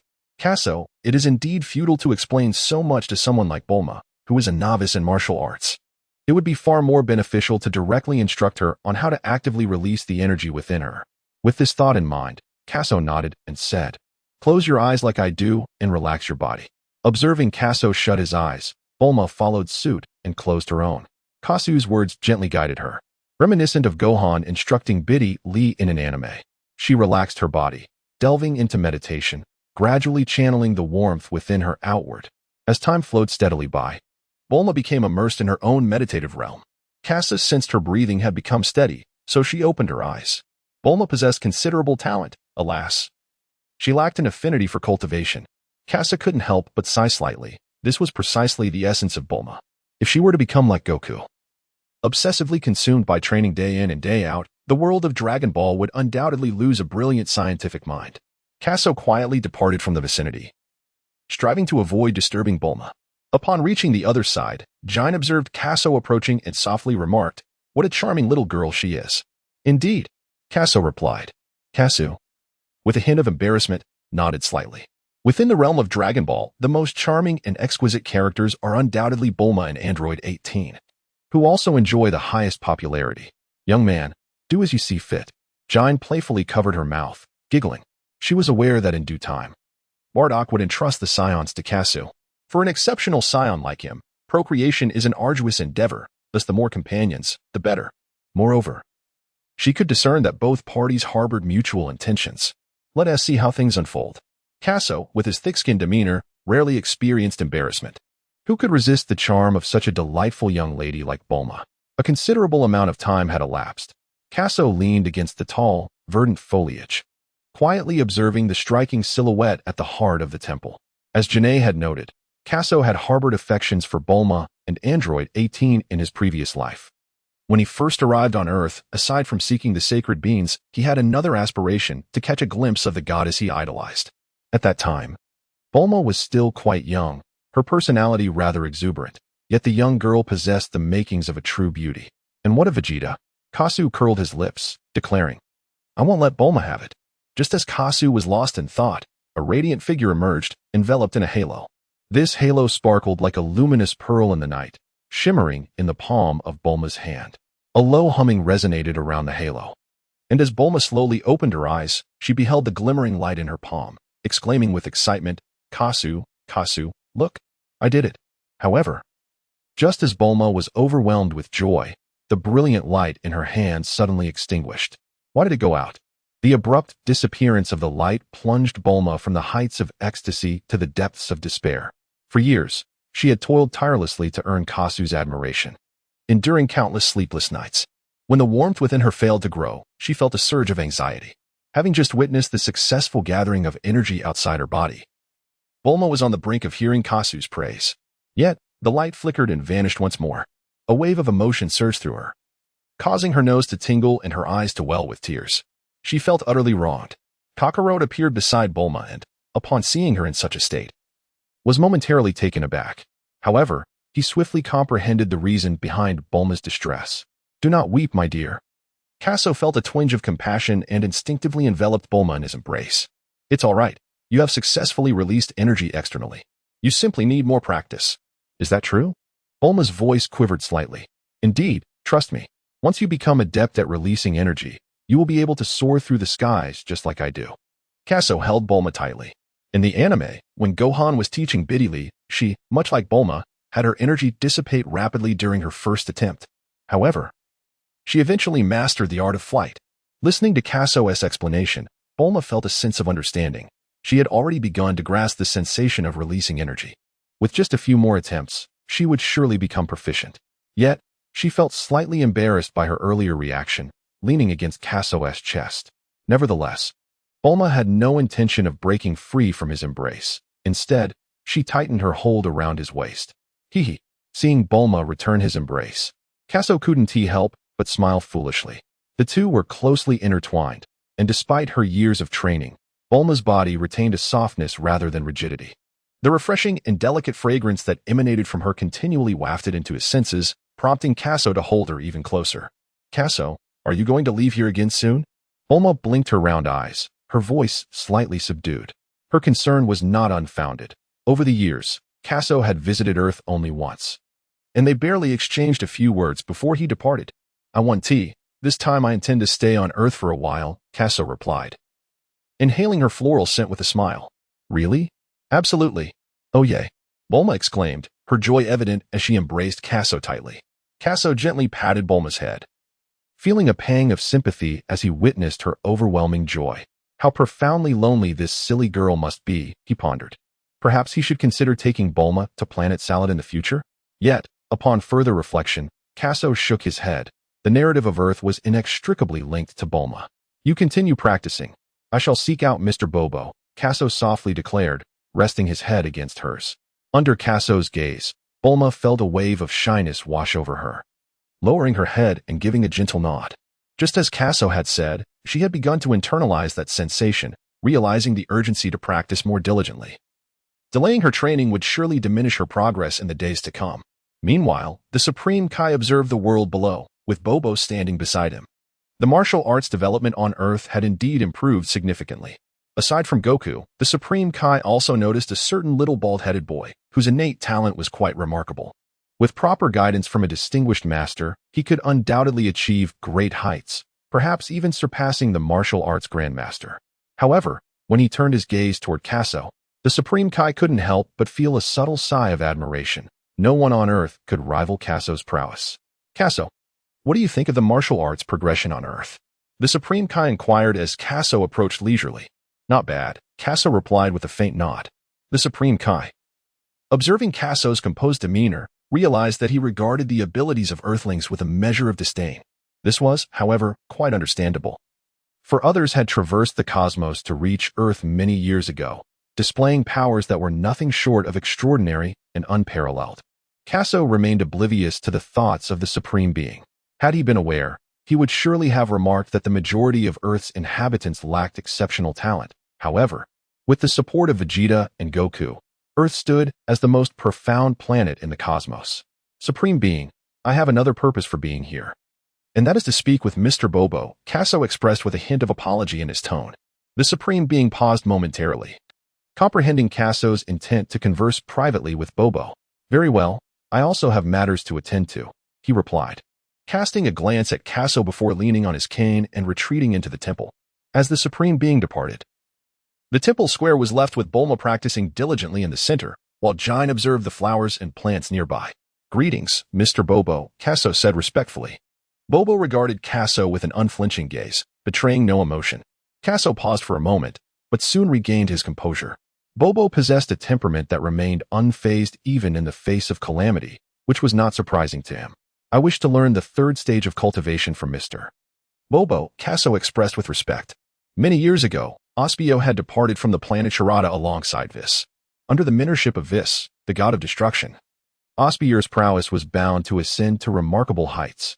Kaso is aware that even the candidates for the title of destruction god are subjected to assessments. Nonetheless, he has unwavering faith in the young girl's innate talent and her relentless pursuit of power, convinced that she will undoubtedly pass the evaluation. Reflecting on this, he realizes that his own combat prowess pales in comparison to a mere fraction of her capabilities, leading him to feel a twinge of discontent at the prospect of being surpassed. "You have Vis, and I have Bobo," Kaso muses inwardly. However, he remains uncertain whether Bobo will choose to impart his knowledge to him. Upon hearing Kaso's previous remarks, a flicker of emotion finally disrupted Bobo's tranquil demeanor. "Your soul is formidable, and your comprehension transcends that of ordinary individuals. However, your current strength is insufficient to uphold that realm," Bobo stated with a hint of indifference. "I still wish to make an attempt," Kaso replied earnestly, bending forward once more. Over the years, Kaso has contemplated whether to pursue the path of realms or that of Super Saiyan 4. In Dragon Ball Super, Goku transcended to the state of Super Saiyan 3, subsequently awakening as a Super Saiyan god after absorbing the energy from 5 individuals: Gohan, Goten, Vegeta, Trunks, and the unborn child of Biddy, who harbored Gohan's essence, Little Fong. Ultimately, he transcended to the Super Saiyan Blue state. Conversely, in Dragon Ball GT, Goku transformed into the Golden Great Ape and ultimately into Super Saiyan 4. The realms of divine transcendence and Super Saiyan 4 represent 2 distinct paths, leading to much debate in his past life regarding which of the 2 is superior. Kaso is unaware of which path is more formidable. However, he comprehends the realm of divinity. To transcend into such a state without the infusion of righteous light from 5 noble-hearted Saiyans, one must rely solely on personal enlightenment. The Super Saiyan 4, on the other hand, represents a realm rooted in innate bloodline instincts. Only when a Saiyan's lineage is elevated to an extraordinary degree, and they reclaim their identity amidst the terrifying fury of the Golden Great Ape, can there be a possibility of achieving the Super Saiyan 4 state. Kaso pondered. Why not pursue both paths simultaneously? The ancestral planet of the Saiyans had already been revitalized, and after residing on the planet Salad for many years, Kaso had long experienced the advantages it bestowed. The bloodline within him was continuously transcending, and he now felt that he was merely a catalyst away from achieving the Super Saiyan state. Moreover, given his exceptional aptitude, Kaso believed he could adeptly balance both endeavors. Bobo silently observed Kaso, his dark eyes betraying no emotion. After a moment of silence, he nodded.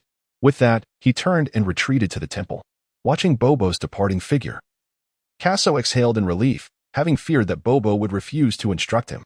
Yet, in the anime, when Goku triumphed over King Piccolo and descended to the temple to spar with Bobo, he was met with a formidable challenge. When Goku sought Bobo's guidance for training, Bobo had acquiesced. It seemed he would never decline anyone's request. Chapter 81. Bulma learns to fly. The divine temple was enveloped in tranquility. In the center of the plaza, Bulma was tirelessly channeling the energy within her. The light in her palms flickered to life repeatedly, only to extinguish again. Nevertheless, she remained undaunted, as her proficiency in energy release only grew stronger. As Kaso observed Bobo entering the house and not yet emerging, he remained unperturbed, trusting in Bobo's promise.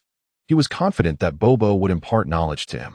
Turning his gaze, he noticed the increasingly radiant smile on Bulma's face, a clear indication that she had become adept at harnessing the energy within her. Kaso, look! Bulma exclaimed, her hands raised in exuberance as she sprinted towards him, the brilliant glow in her palms undiminished by her swift movements.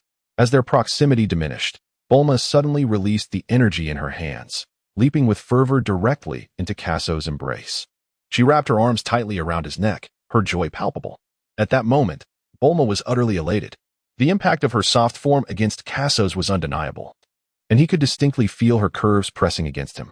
Her delicate figure and the faint, enchanting fragrance she exuded sent a rush of sensations coursing through him, causing his breath to hitch and his body to stiffen, an inexplicable urge surging forth.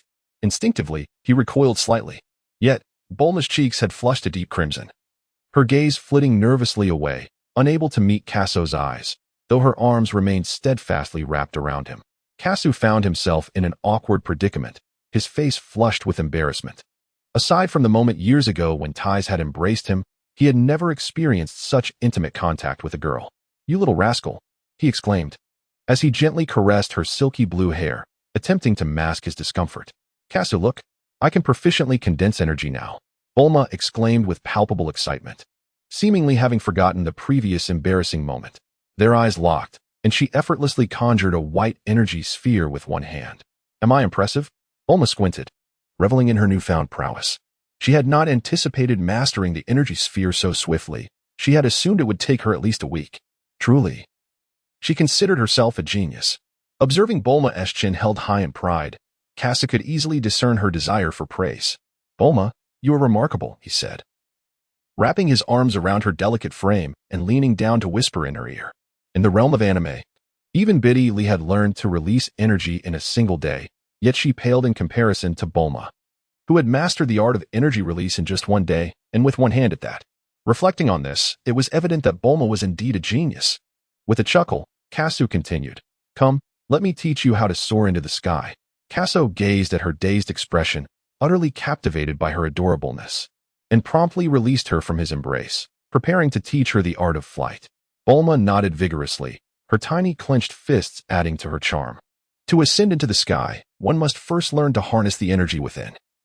The energy you just unleashed can not only transform into a formidable explosive, but also enable one to soar into the air.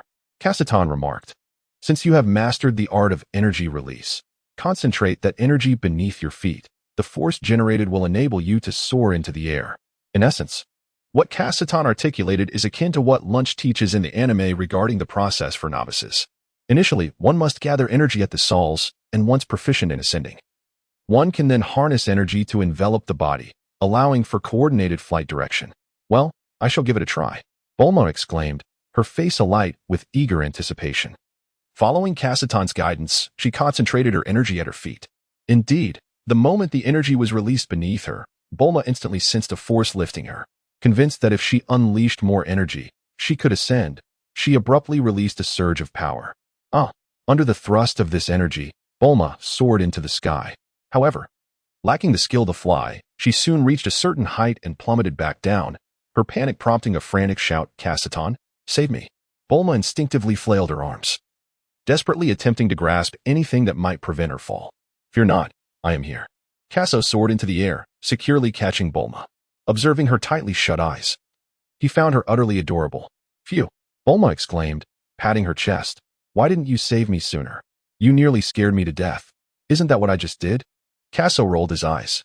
He had not anticipated that Bulma could ascend to the sky. Such feats were beyond the capabilities of an ordinary earthling. "Put me down. I want to continue practicing. Remember to rescue me." Bulma playfully stuck out her tongue at Casso. She had begun to experience the exhilarating sensation of free flight. With a few more practice sessions, akin to her recent energy gathering, she was confident she could master the art of soaring freely. "All right." Casso gently stroked her little head, then brought her back to the ground. Bulma commenced her aerial training, soaring into the sky, though she struggled to maintain her balance and soon plummeted back down. However, as time passed, she gradually mastered the art of stability, achieving a serene hover in midair. Witnessing this progress, Casso was naturally elated, repeatedly marveling at Bulma's innate talent, though he had underestimated her capabilities. In Casso's eyes, Bulma's gifts surpassed those of Bidalai by a considerable margin, particularly her capacity for comprehension. Could it be that those with keen intellect experience enhanced growth in their training? Half a day had gone by, and at last, Bulma had learned to fly. Although her flight path remained somewhat erratic, she could now glide leisurely through the skies. This was the essence of free flight. Bulma exclaimed joyfully as she reveled in the exhilaration of soaring above. Years ago, she had been whisked away into the air by Osbier, and had long envied Casso and his companion, often dreaming of the day she could fly herself. To her astonishment, she had now acquired this skill, which meant she would no longer need to board a jet for her school commute. With this thought in mind, Bulma excitedly propelled herself forward a few more meters. Casso chuckled, reminiscing about the moment he first traversed into the Dragon Ball universe, when he, much like Bulma, felt an exhilarating thrill soaring into the sky for the very first time. However, at this moment, it was time to embark on the third phase of his training. Suddenly, Bobo appeared beside Casso out of nowhere. Such a stealthy maneuver had startled Casso, and this was not the first time Bobo had managed to catch him off guard. Casso turned around and shot an irritated glance at Bobo. Chapter 82. Entering the Illusion. Bobo stared at him with his small, dark, round eyes, devoid of any expression. "Bulma, be cautious while you practice. I too shall train alongside Mr. Bobo," Casso called out to Bulma, who was in the sky. Given Bulma's current condition, it could be said that she had essentially mastered the art of flight. She merely needed to practice further. "Mr. Bobo, shall we proceed into the house?" Casso was aware that in the anime, little Goku seemingly entered a room and was subsequently transported by Bobo into a realm of illusions for training. He presumed that he might experience a similar fate. However, while the anime referred to it as an illusion, Casso suspected that it could very well be a tangible world. For instance, Goku journeyed back to the time of Master Roshi's youth over 300 years ago, leading Casso to ponder whether this might be another dimension in time. Yet, this remained merely a conjecture on Casso's part. "No need," Bobo remarked nonchalantly. Casso paused momentarily, recalling that Goku was transported by Bobo using a machine resembling a large palm. How could one utilize such a device without entering the room? "You and that girl have already undergone the initial 2 stages of training," Bobo explained. "These stages are designed to enhance your sensory perception and physical coordination, ensuring you do not execute unnecessary movements while also enabling you to sense the energy of the external world." With her hands positioned vertically, Bobo's sausage-like red lips moved incessantly. While it is true that to a certain extent, you can achieve a state of mental tranquility akin to the sky, this does not equate to the true state of no mind. "What must I do?" Casso inquired anxiously. As Bobo had indicated, Casso was aware that many years prior, through Bobo's training, he had yet to attain the genuine state of no mind. His abilities were limited to the manipulation and perception of energy, merely reducing unnecessary actions. The essence of the no mind state lies in a tranquil spirit, akin to a still lake, moving naturally in response to the gentle stirrings of nature, remaining calm when calm is required, and stirring when the moment calls for it. It embodies the freedom to act as one wishes, allowing the spirit to guide the body. Bobo, expressionless, continued to elaborate on the principles of the third stage of training. Whether in the realm of martial arts or the world of Dragon Ball, the essence revolves around the concept of enlightenment. For instance, Goku possesses extraordinary perceptiveness. Having witnessed Master Roshi perform the Kamehameha just once, he mastered the technique, illustrating the advantages of high perceptual acuity. The third stage of training that Bobo spoke of is far more intricate, without an exceptionally high level of insight. Grasping its nuances is virtually impossible. Much like the protagonist of Dragon Ball, Son Goku, who, under Bobo's guidance, trained for 3 years in the heavenly realm, achieving remarkable feats through his exceptional understanding. Kakarot is uncertain whether Goku has successfully cultivated the third stage. However, in the subsequent series of Dragon Ball Super, Goku attains the state of Ultra Instinct, suggesting that he has indeed mastered it. Kaso was acutely aware of his profound comprehension. As he listened to Bobo's narration, he initially found himself enveloped in a haze of confusion. However, as Bobo continued to elaborate, he gradually became immersed in the essence of the third stage of cultivation. At that moment, Bobo waved his small black hand, and an ethereal aura instantly enveloped Kaso. From the heavens, Bulma observed this peculiar scene, feeling an odd sensation. Kaso's figure remained in the celestial realm, yet it seemed as though he had transcended this world entirely. Where was this? Kaso had been listening to Bobo's narration when, for reasons unknown, he suddenly found himself in a serene and tranquil forest. After a moment's contemplation, Kaso's eyes widened in realization. He had not accompanied Bobo into that dwelling. He had remained in the center of the temple's plaza. Now, inexplicably, he had transitioned into this unfamiliar realm. Was it an illusion, or was this a tangible world? Pondering these questions, Kaso found himself devoid of any clarity.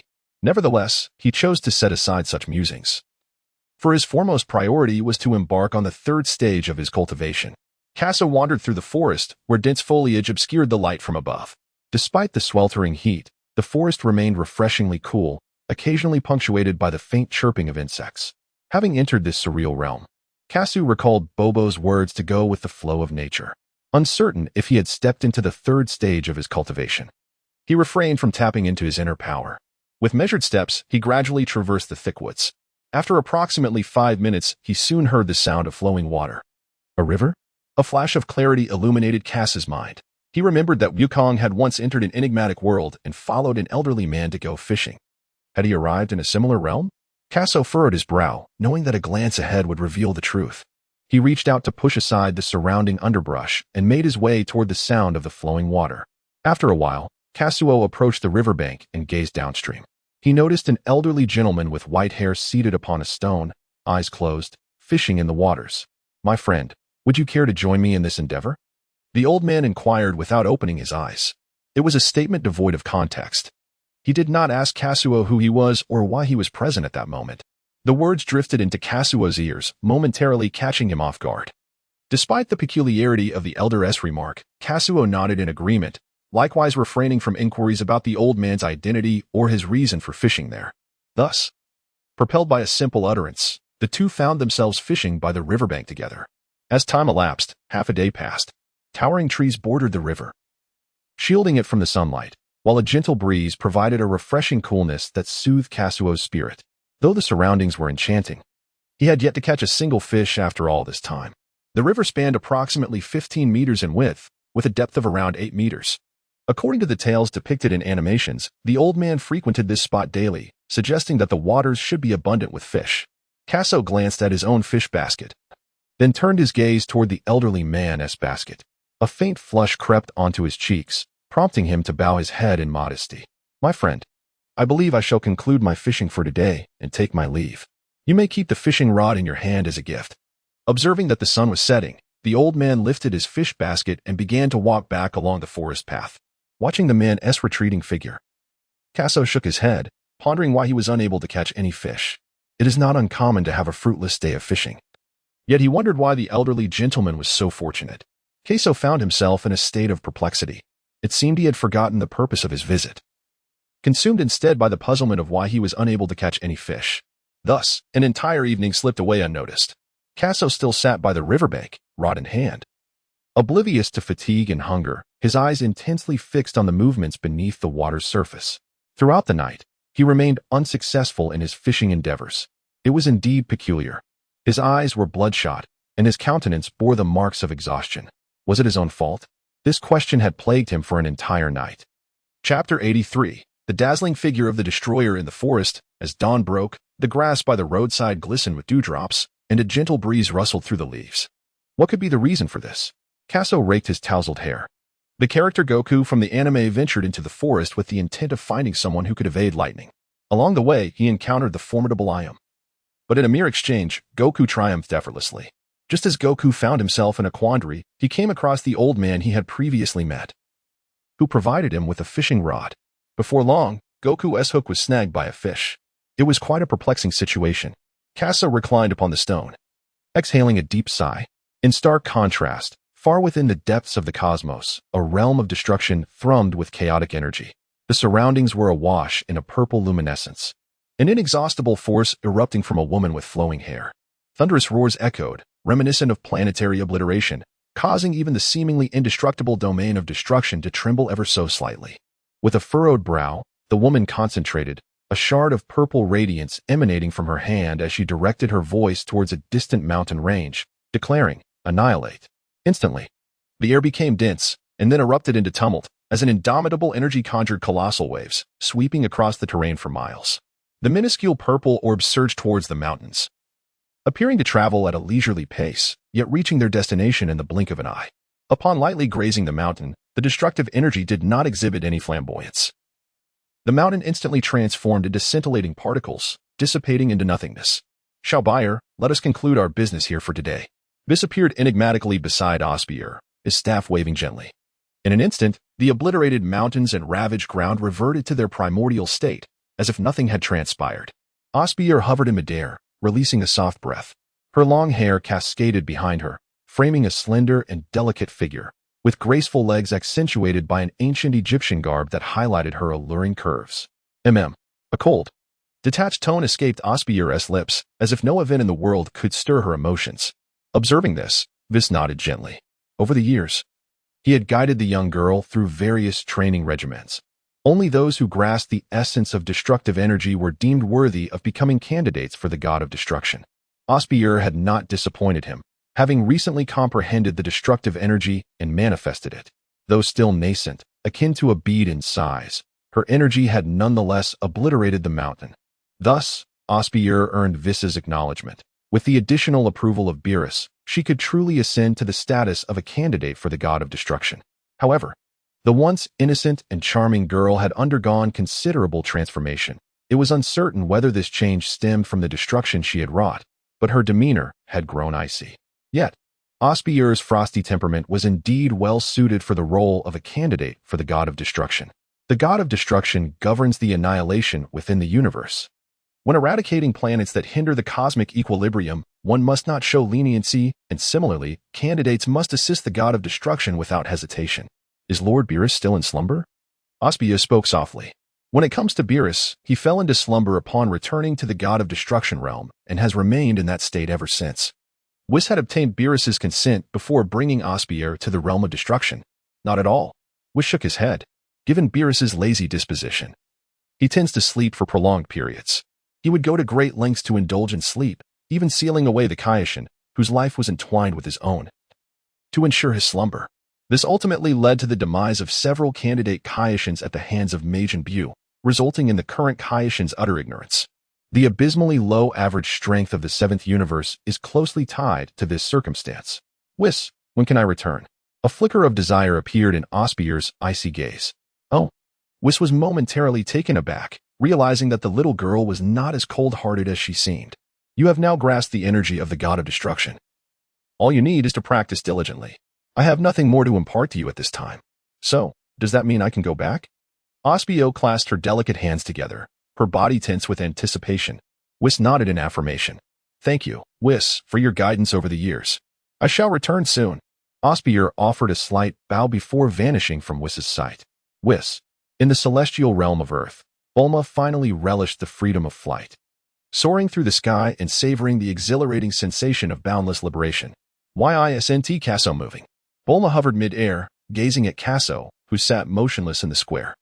3 days had passed since Kaso fell into slumber, and he remained still, having neither eaten nor drunk anything.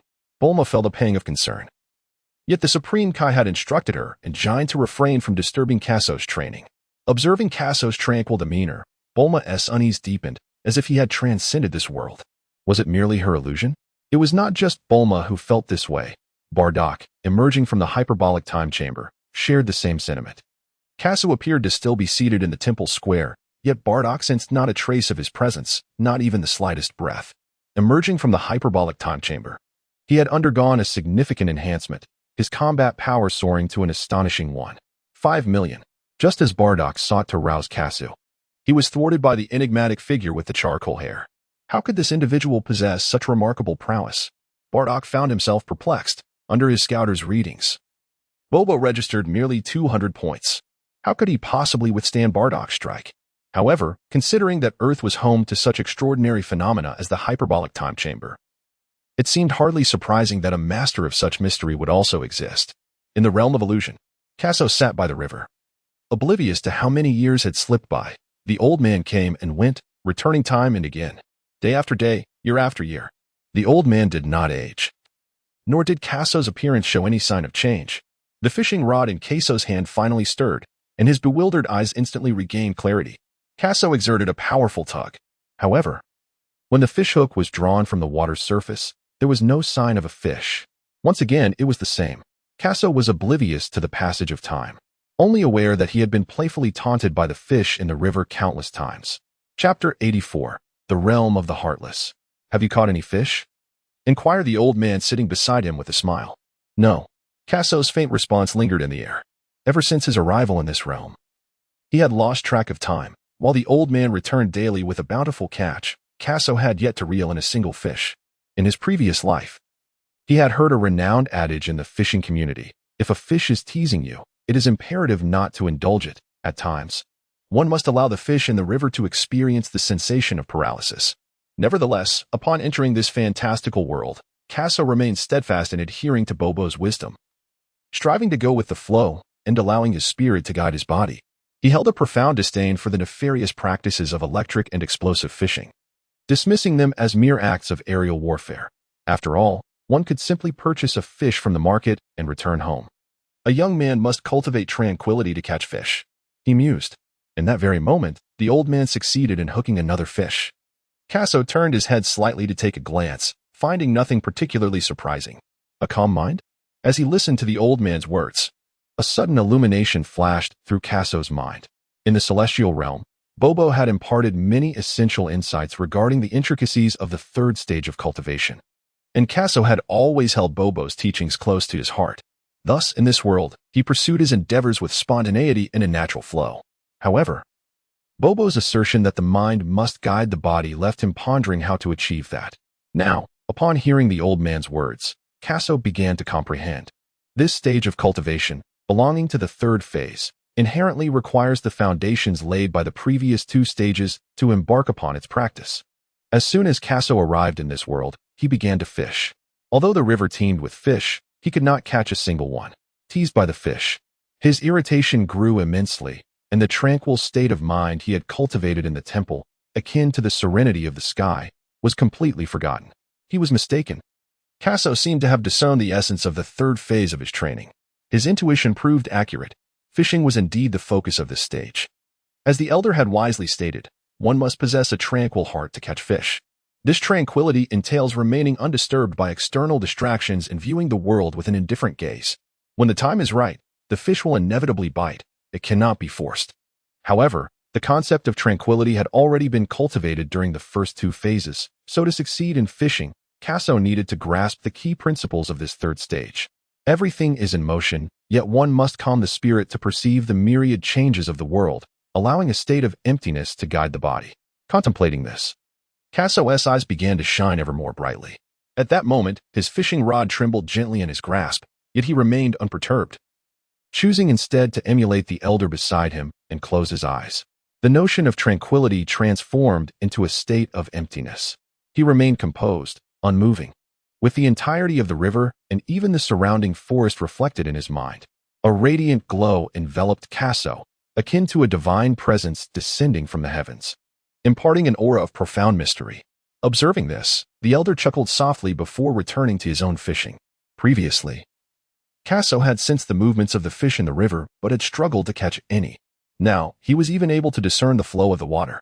Small fish darted about, teasingly nibbling at the bait, yet refusing to hook. With his eyes closed, Kaso chuckled softly, recalling how he had been similarly taunted by these little fish before. Let the spirit guide the body. He had just quelled the fleeting wave of emotion, and the entire river's dynamics unfolded in his mind as he found himself in a state of profound tranquility. Kaso seeks to embark on an endeavor, to relax his body and allow his instincts to respond. In Kaso's mind, there were no commands for physical movement. He relied solely on a state of emptiness and the instincts of his body. Before him, a palm-sized fish was drawn up onto the shore. "Young man, congratulations," the old man remarked with a smile as he turned to look. The fish had taken the bait, in response to the fish that had previously taunted him. Kaso's tone remained remarkably calm. Suddenly, Kaso's complexion turned pale, and his mind became a chaotic blur before he fainted. In the celestial realm, a month had elapsed. Aside from cultivating in the heavens, Bardock spent his time discreetly observing Kakarot alongside Kine. Meanwhile, Bulma remained steadfastly by Kaso's side. Observing him go a month without food or drink, she would have long since awakened him if not for the green-skinned creature claiming this was part of Kaso's training. Why hasn't he awakened yet? Bulma's voice was laced with deep concern.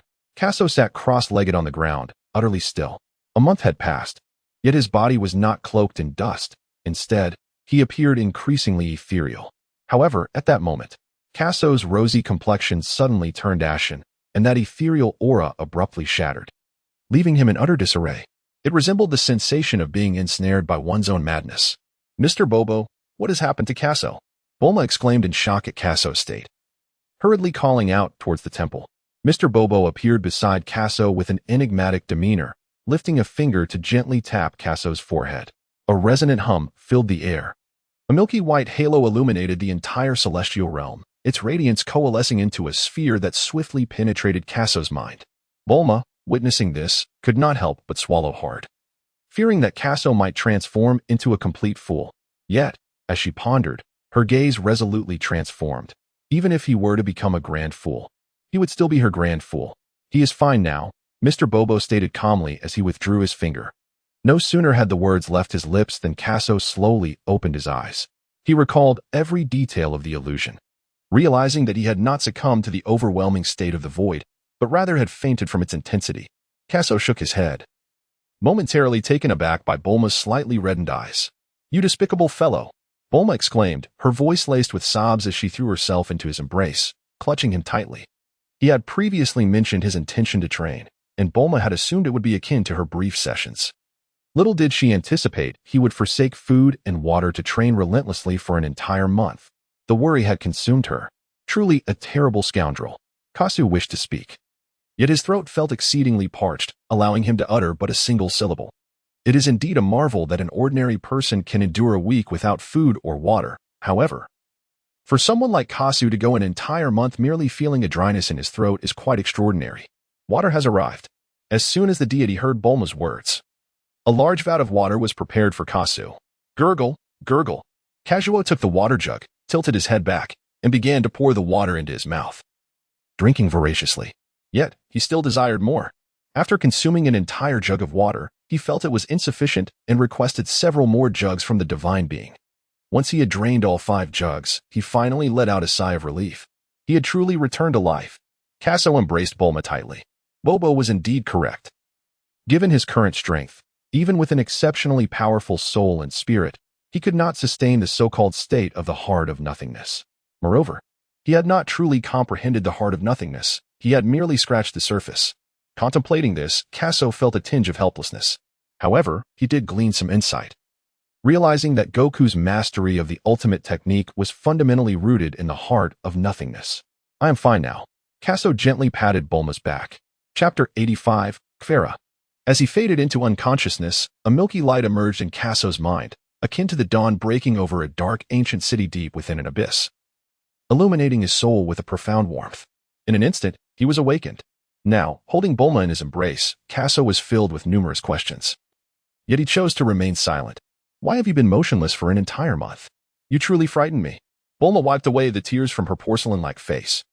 Have I only been asleep for a month? Kaso inquired, resting his forehead against Bulma's, his voice laced with confusion. Upon entering that illusion, with the sun's ascent and descent, Kaso felt that a significant amount of time had elapsed. However, he had not anticipated that only a month had passed. This seemed somewhat exaggerated. Could it be that that world was indeed an illusion, entirely devoid of connection to reality? Yes.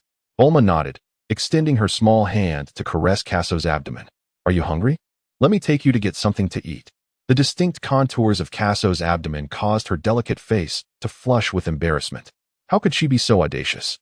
No sooner had Bulma's words left her lips than a series of sounds emanated from Kaso's stomach, gurgles and chuckles alike.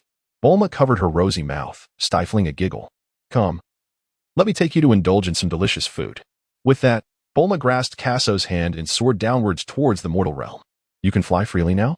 As Kaso was being pulled downwards, although Bulma's speed of flight was rather slow, he could always catch the faint fragrance wafting from her side. He had embraced Bulma more than once, and Kaso was well aware that it was her natural scent. He had already mastered the art of flying. Bulma lifted her proud little head, casting a glance back with a hint of melancholy. You really don't care about me at all.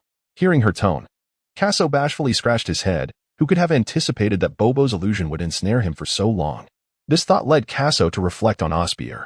With Whis' guidance, her strength would surely soar, and had Kaso not made some progress during this training, he would likely find it impossible to catch up with her. I'm so hungry. Let's go? On Planet Salad, a thunderous roar erupted from the training area, a terrifying aura causing the entire space to tremble. Crack! The door of the 600X gravity chamber swung open, revealing a robust Saiyan. Lord Garrus, Lord Castor has instructed that if you are finished, you should go see him. Respectfully stated a waiting Saiyan. Oh, Garrus replied with slight confusion. Over the years, the 100X gravity chamber on Planet Salad had long lost its efficacy. And since Kaso and Osbier's chambers were unoccupied, he had received permission from Kaso to train in the 600X gravity chamber. After many years, he had only managed to adapt to 300X gravity and had now reached a battle power of 800,000. Upon exiting, he heard the announcement from his kin, suggesting that something urgent was afoot. I understand. Garrus waved his hand, then unleashed a powerful white aura, soaring into the sky. The Saiyan who remained on the ground was left in awe, utterly astonished by the force exuded by Garrus. If Lord Garrus was this strong, how formidable would Lord Bardock and Kaso, who had long adapted to the 600X gravity chamber, be? The thought sent the Saiyan's heart racing, a flush of excitement appearing on his face. The rise of the Saiyans would be unstoppable. Meanwhile, in the conference building of the living area, a meeting room housed 9 individuals, all captains of Saiyan squads. What does a mere 170,000 battle power Saiyan even amount to? Brent scoffed. As one of the captains of the 10 squads, Brent's current battle power had reached 300,000, making his remarks about the captain of the Kvira Mech Corps rather unproblematic. Exactly. The remaining captains of the squad unanimously echoed in agreement. Only Castor and Chris remained silent, their expressions heavy as they sat in their chairs. As Garrus descended from the sky, he was immediately enveloped by the discussions outside the conference room. He stood still, furrowing his brow. Who was Shaviza? In the minds of the Saiyans, their mercenary organization was capable of sweeping across the universe without issue. Had it not been for Kaso's admonitions, the Saiyans might have already led an assault on Frieza's headquarters. Since when did a worthless individual with a mere battle power of 170,000 dare to act so brazenly? Who is the Shaviza you speak of? Garrus strode into the conference room. Lord Garrus, you have arrived. All the Saiyans stood in respect. Even the reckless Castor dared not to be dismissive. The battle powers of those present hovered around 300,000, while Castor and Garrus boasted an additional 200,000, bringing their strength to approximately 500,000. They gazed at the modified scanner, which displayed a chilling battle power reading of 800,000, causing their tones to unconsciously shift to one of reverence. Lord Garrus, recently our mercenary organization has welcomed 3 individuals, Shaviza, Dre, and Nez, one of the squad leaders, Alex. began. He has commanded us all to submit to a certain individual named Quila. No sooner had he spoken than the entire conference building trembled violently. Fortunately, Garrus was exerting control, and thanks to the advanced technology of the Lolita clan, the building remained intact. Chris, is this true? Garrus inquired gravely. Years had passed, and with the evolution of the Saiyans, their strength had vastly improved. They were no longer accustomed to such indignities. Among those present, only Chris maintained a semblance of composure, which prompted Garrus to seek clarity from him. Chris spoke hesitantly. Lord Garrus, it is indeed the case. The uncertainty in his tone left all the Saiyans bewildered, questioning what had transpired. Meanwhile, Castor averted his gaze, lowering his head, fearful of his kin discovering the fear reflected in his eyes. It was evident that Castor was privy to something. Garrus observed the reactions of the assembly, yet he pressed on sternly, elucidate the matter. With Bardock and Casso absent from Planet Salad, Garrus stood as the most powerful among the remaining Saiyans, eager to unravel the truth. He believed that Shiviza must be aware of the mercenary organization's capabilities. Why then would this 170,000 weakling dare to command their submission to someone named Quila? Noting Castor's peculiar expression, Garrus sensed that the situation was far more complex than it appeared. Chris, speak. The captain of the nearby squad had repeatedly urged Chris to divulge the reason behind the matter. Yet Chris had steadfastly maintained that he would not speak until Lord Garrus arrived. At long last, with Lord Garrus's arrival, the Saiyan squad captain was brimming with curiosity about what Chris might reveal. Chapter 86. Gula. You may not be familiar with Kvila, but have you heard of Gula? Chris timidly inquired. As soon as the words left his lips, an eerie silence enveloped the conference room. Who you say? Garrus's breath quickened. The Saiyans present displayed expressions of palpable fear, clearly aware of who Gula was. Within the Dragon Ball universe, the Frost Demon lineage comprises only three notable figures: the infamous Frieza of the North Galaxy, the King Cold of the West Galaxy, and Gula of the East Galaxy, who is seldom mentioned. Planet Salad is situated on the fringes of the North Galaxy, in close proximity to the East Galaxy, where the Saiyan mercenary organization operates near the planet Duotian. They frequently engage with extraterrestrial beings and have gathered intelligence suggesting that Gula possesses a fighting power of merely 500,000 to 600,000. However, his brother, Gula, reigns supreme over the East Galaxy and is rumored to boast a fighting power exceeding 100 million. Is Kvila truly Gula? Bryn exclaimed, his eyes widening and his voice trembling. The Saiyans, having essentially faced no rivals in the North Galaxy, feared that if Kvila were indeed Gula, the Saiyans would be powerless to resist his dominance. This consideration ignited a sense of urgency within Garrus. The Saiyans had only just begun to rise and had yet to exact vengeance on Frieza, and now a more formidable threat loomed in the form of Gula. We must swiftly contact Lord Bardock and Lord Casso. Cass stood up, finally breaking his silence. His words echoed the sentiments of the Saiyans, who understood that while Bardock was indeed powerful, he would ultimately be no match for Gula, a certainty shared by all Saiyans. Their only hope lay with Casso. Chris, go inform Princess Philia to notify Casso and the others. Quickly. Garrus's voice nearly erupted in a roar. I will go at once. Without a moment's hesitation, Chris unleashed a terrifying aura, vanishing from the spot, causing the furniture in the conference room to be overturned. Observing the chaos wrought by Chris, the Saiyans remained unperturbed, their only desire to inform Casso as swiftly as possible. On the fringes of the East Galaxy lay a verdant planet, bustling with beings of various extraterrestrial races. Unlike Frieza's dominion, the minions in this region were numerous yet possessed vastly uneven strengths, a veritable tapestry of disparity. In this realm, the extraterrestrial beings are not numerous, however. From the readings of the probe, all possess combat prowess exceeding 3,000. Upon a diminutive spacecraft sits an alien strikingly reminiscent of Frieza, characterized by a small stature and a skin tone intermingling white and purple, yet his muscles bulge like compact fists. What news from the mercenary organization? Golra inquired, his malevolent gaze icy and devoid of warmth. Initially, he had no desire to meddle in the affairs of the North Galaxy. Yet the allure of the mercenary group proved irresistible. Should he successfully recruit them, even the prospect of future enmity with King Cold would not intimidate him. The formidable reputation of the Ice Clan is well known throughout the cosmos, yet their notorious cold-bloodedness is equally infamous. The three factions of the Ice Clan are seldom harmonious. Had it not been for King Cold's dominance, Golra would have long since seized Frieza's territory. In Gulra's eyes, while Frieza possesses potential, he is still too youthful and indolent. Having even dared to be dismissive regarding Lord Beerus's directive to annihilate the Saiyans. The term dismissive here does not imply that Gulra is aware of the true identity of the mercenary organization, but rather refers to Frieza's decision to spare Goku and Vegeta. In response to Gulra's inquiry, Frieza raised his left hand to his right chest, bowing respectfully. They mentioned they would deliberate. Nez and Dre mirrored his gesture. They were indeed reluctant to confront the inevitable. Gulra pivoted his spacecraft, turning his back to the trio. His tone was frigid and raspy, void of any emotion. Akin to a serpent lurking in the shadows, poised to strike at any moment.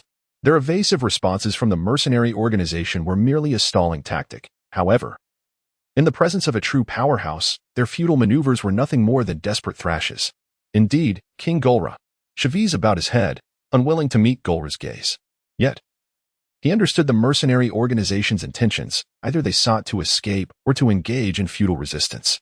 Moreover, Frieza had already positioned spies near the mercenary group. Any movements would be promptly reported to him. Let us depart at once.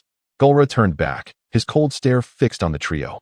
Although King Cold had stated that there was no urgency and that he and Frieza could not encroach upon each other's territories, Gulra felt compelled to act. If he could recruit the mercenary organization, such concerns would become trivial. Perhaps even Frieza would remain oblivious to his incursions into the North Galaxy. Yes, yes, yes, echoed three voices within the palace. In the western capital of Earth, in the backyard of Bulma's residence, she gazed intently at Kaso, resting her snow-white chin on her hand. Her beautiful eyes sparkling, urging, "Do indulge a bit more." Kaso grasped a piece of thigh meat, the origin of which was unknown, and stuffed it into his mouth.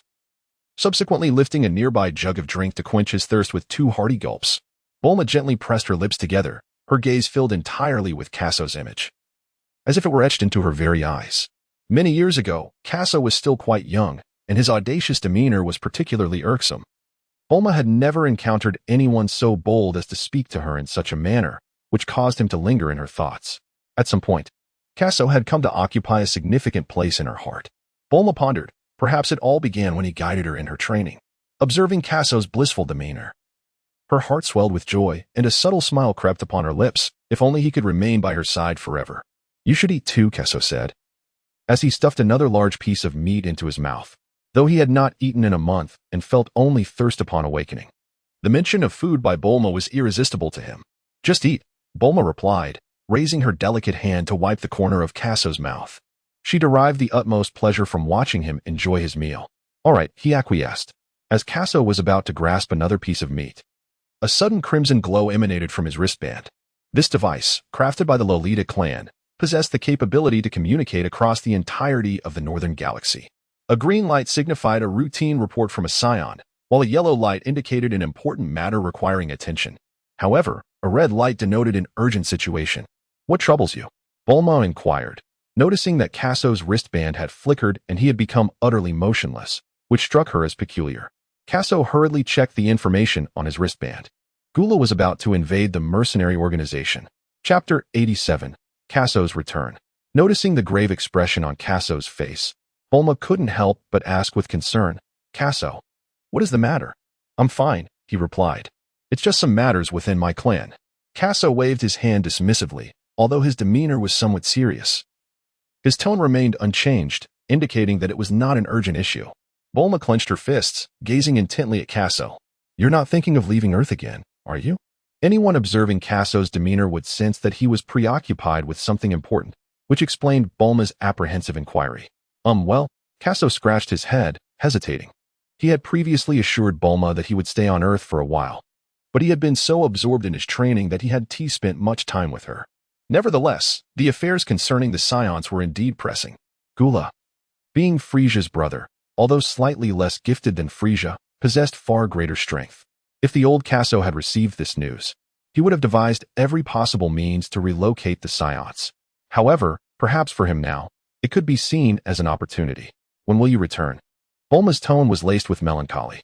Although she longed for Kaso's constant presence, she wouldn't be unreasonable if he truly had pressing matters to attend to. "I will come back to find you as soon as I finish," Kaso assured earnestly. "Remember your promise," Bulma pouted, genuinely reluctant to see Kaso depart. "I will return soon. Don't worry." Taking advantage of Bulma's distraction, Kaso swiftly planted a kiss on her cheek before vanishing into thin air. Bulma stood there, dazed, feeling the warmth lingering on her face. As reality sank in, her delicate complexion flushed a vibrant red, akin to a ripened apple. Though elated by Kaso's kiss, she couldn't help but feel a hint of exasperation. Why rush away so quickly? It's not as if she would have denied him the affection. On the opposite side of Earth, in a quaint village, Kaso suddenly materialized. "Uncle Bardock, we must return," he urged, tugging at the figure ahead. The two individuals in front were none other than Bardock and Jine, who had been trailing Goku this month, observing his training regimen. However, they noticed that Goku seemed to be on a quest for a certain orange orb rather than focusing on his training. Kaso understood this all too well. After the martial arts tournament in the anime, Goku embarked on a journey to recover Gohan's belongings, reigniting his quest for the Dragon Balls. "Ah, it's you, boy. You startled me," Bardock remarked, holding Jine's hand as he addressed Kaso with mild irritation. "Weren't you training in the other world? Why return so soon?" Kaso replied with gravity. "Are you aware of Cooler? He intends to cross from the Eastern Galaxy and demands fealty from the mercenary squad." Given the urgency of the situation, he spoke plainly. "Cooler?" Bardock and Jine gasped in shock. In his dreams, Bardock had learned that Frieza possessed a battle power of only 530,000, and with his current strength, he could easily defeat Frieza. However, he refrained from acting, considering the implications of King Cold and Cooler.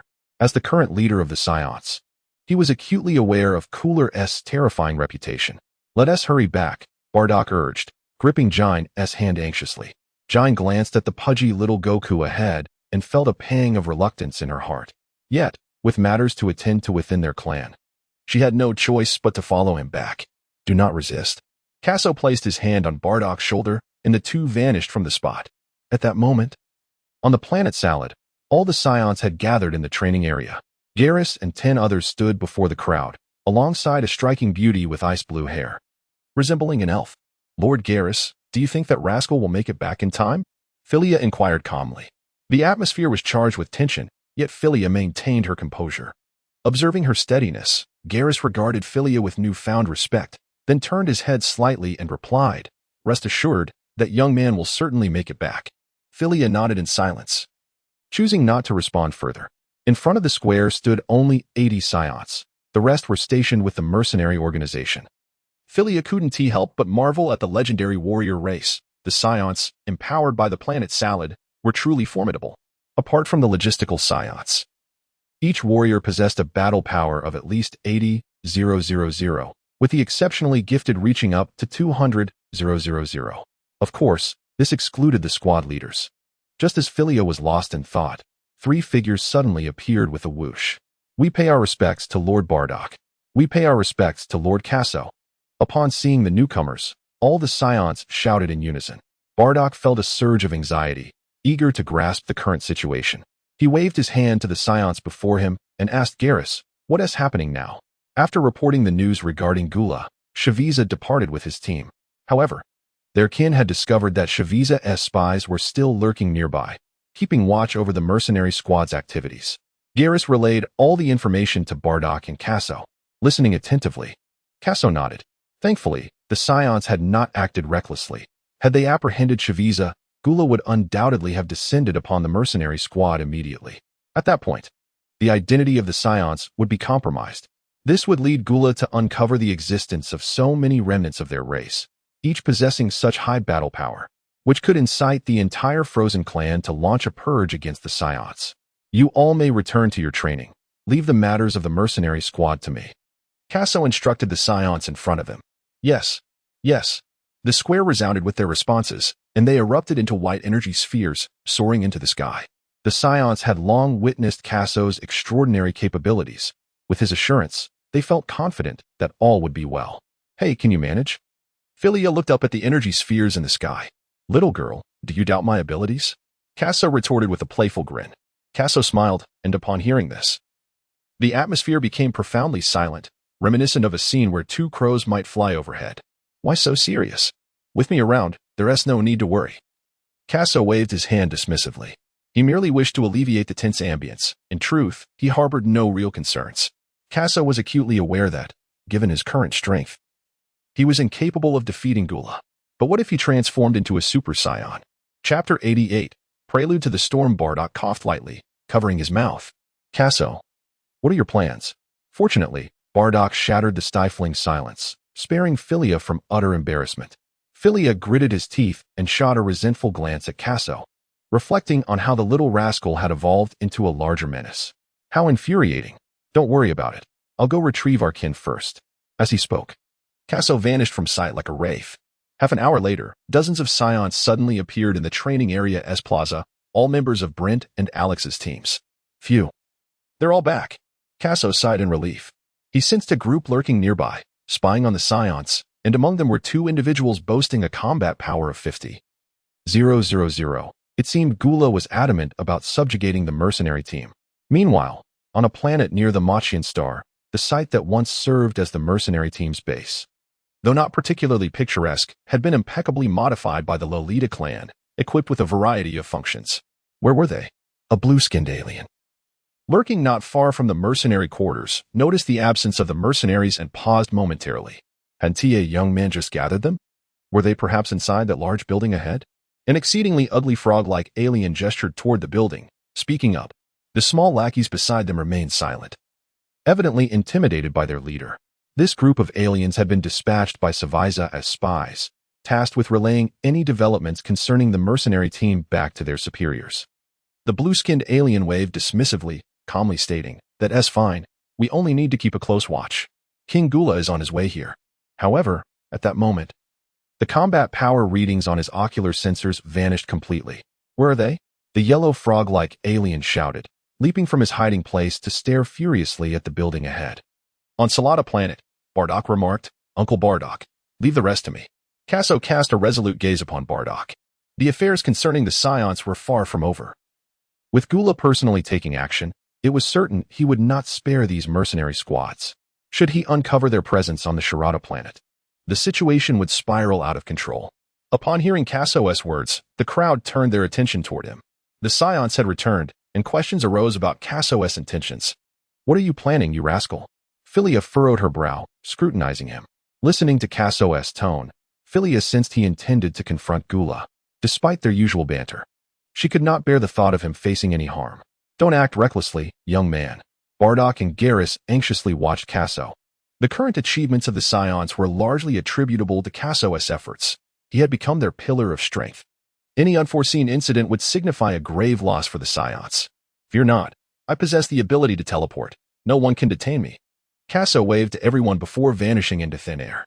Following his departure, although Bardock and the others were indeed concerned, they recognized the truth in Kaso's words. With such extraordinary abilities, no one, save for the most formidable beings, could hope to detain him, in stark contrast to the reactions of the Scions.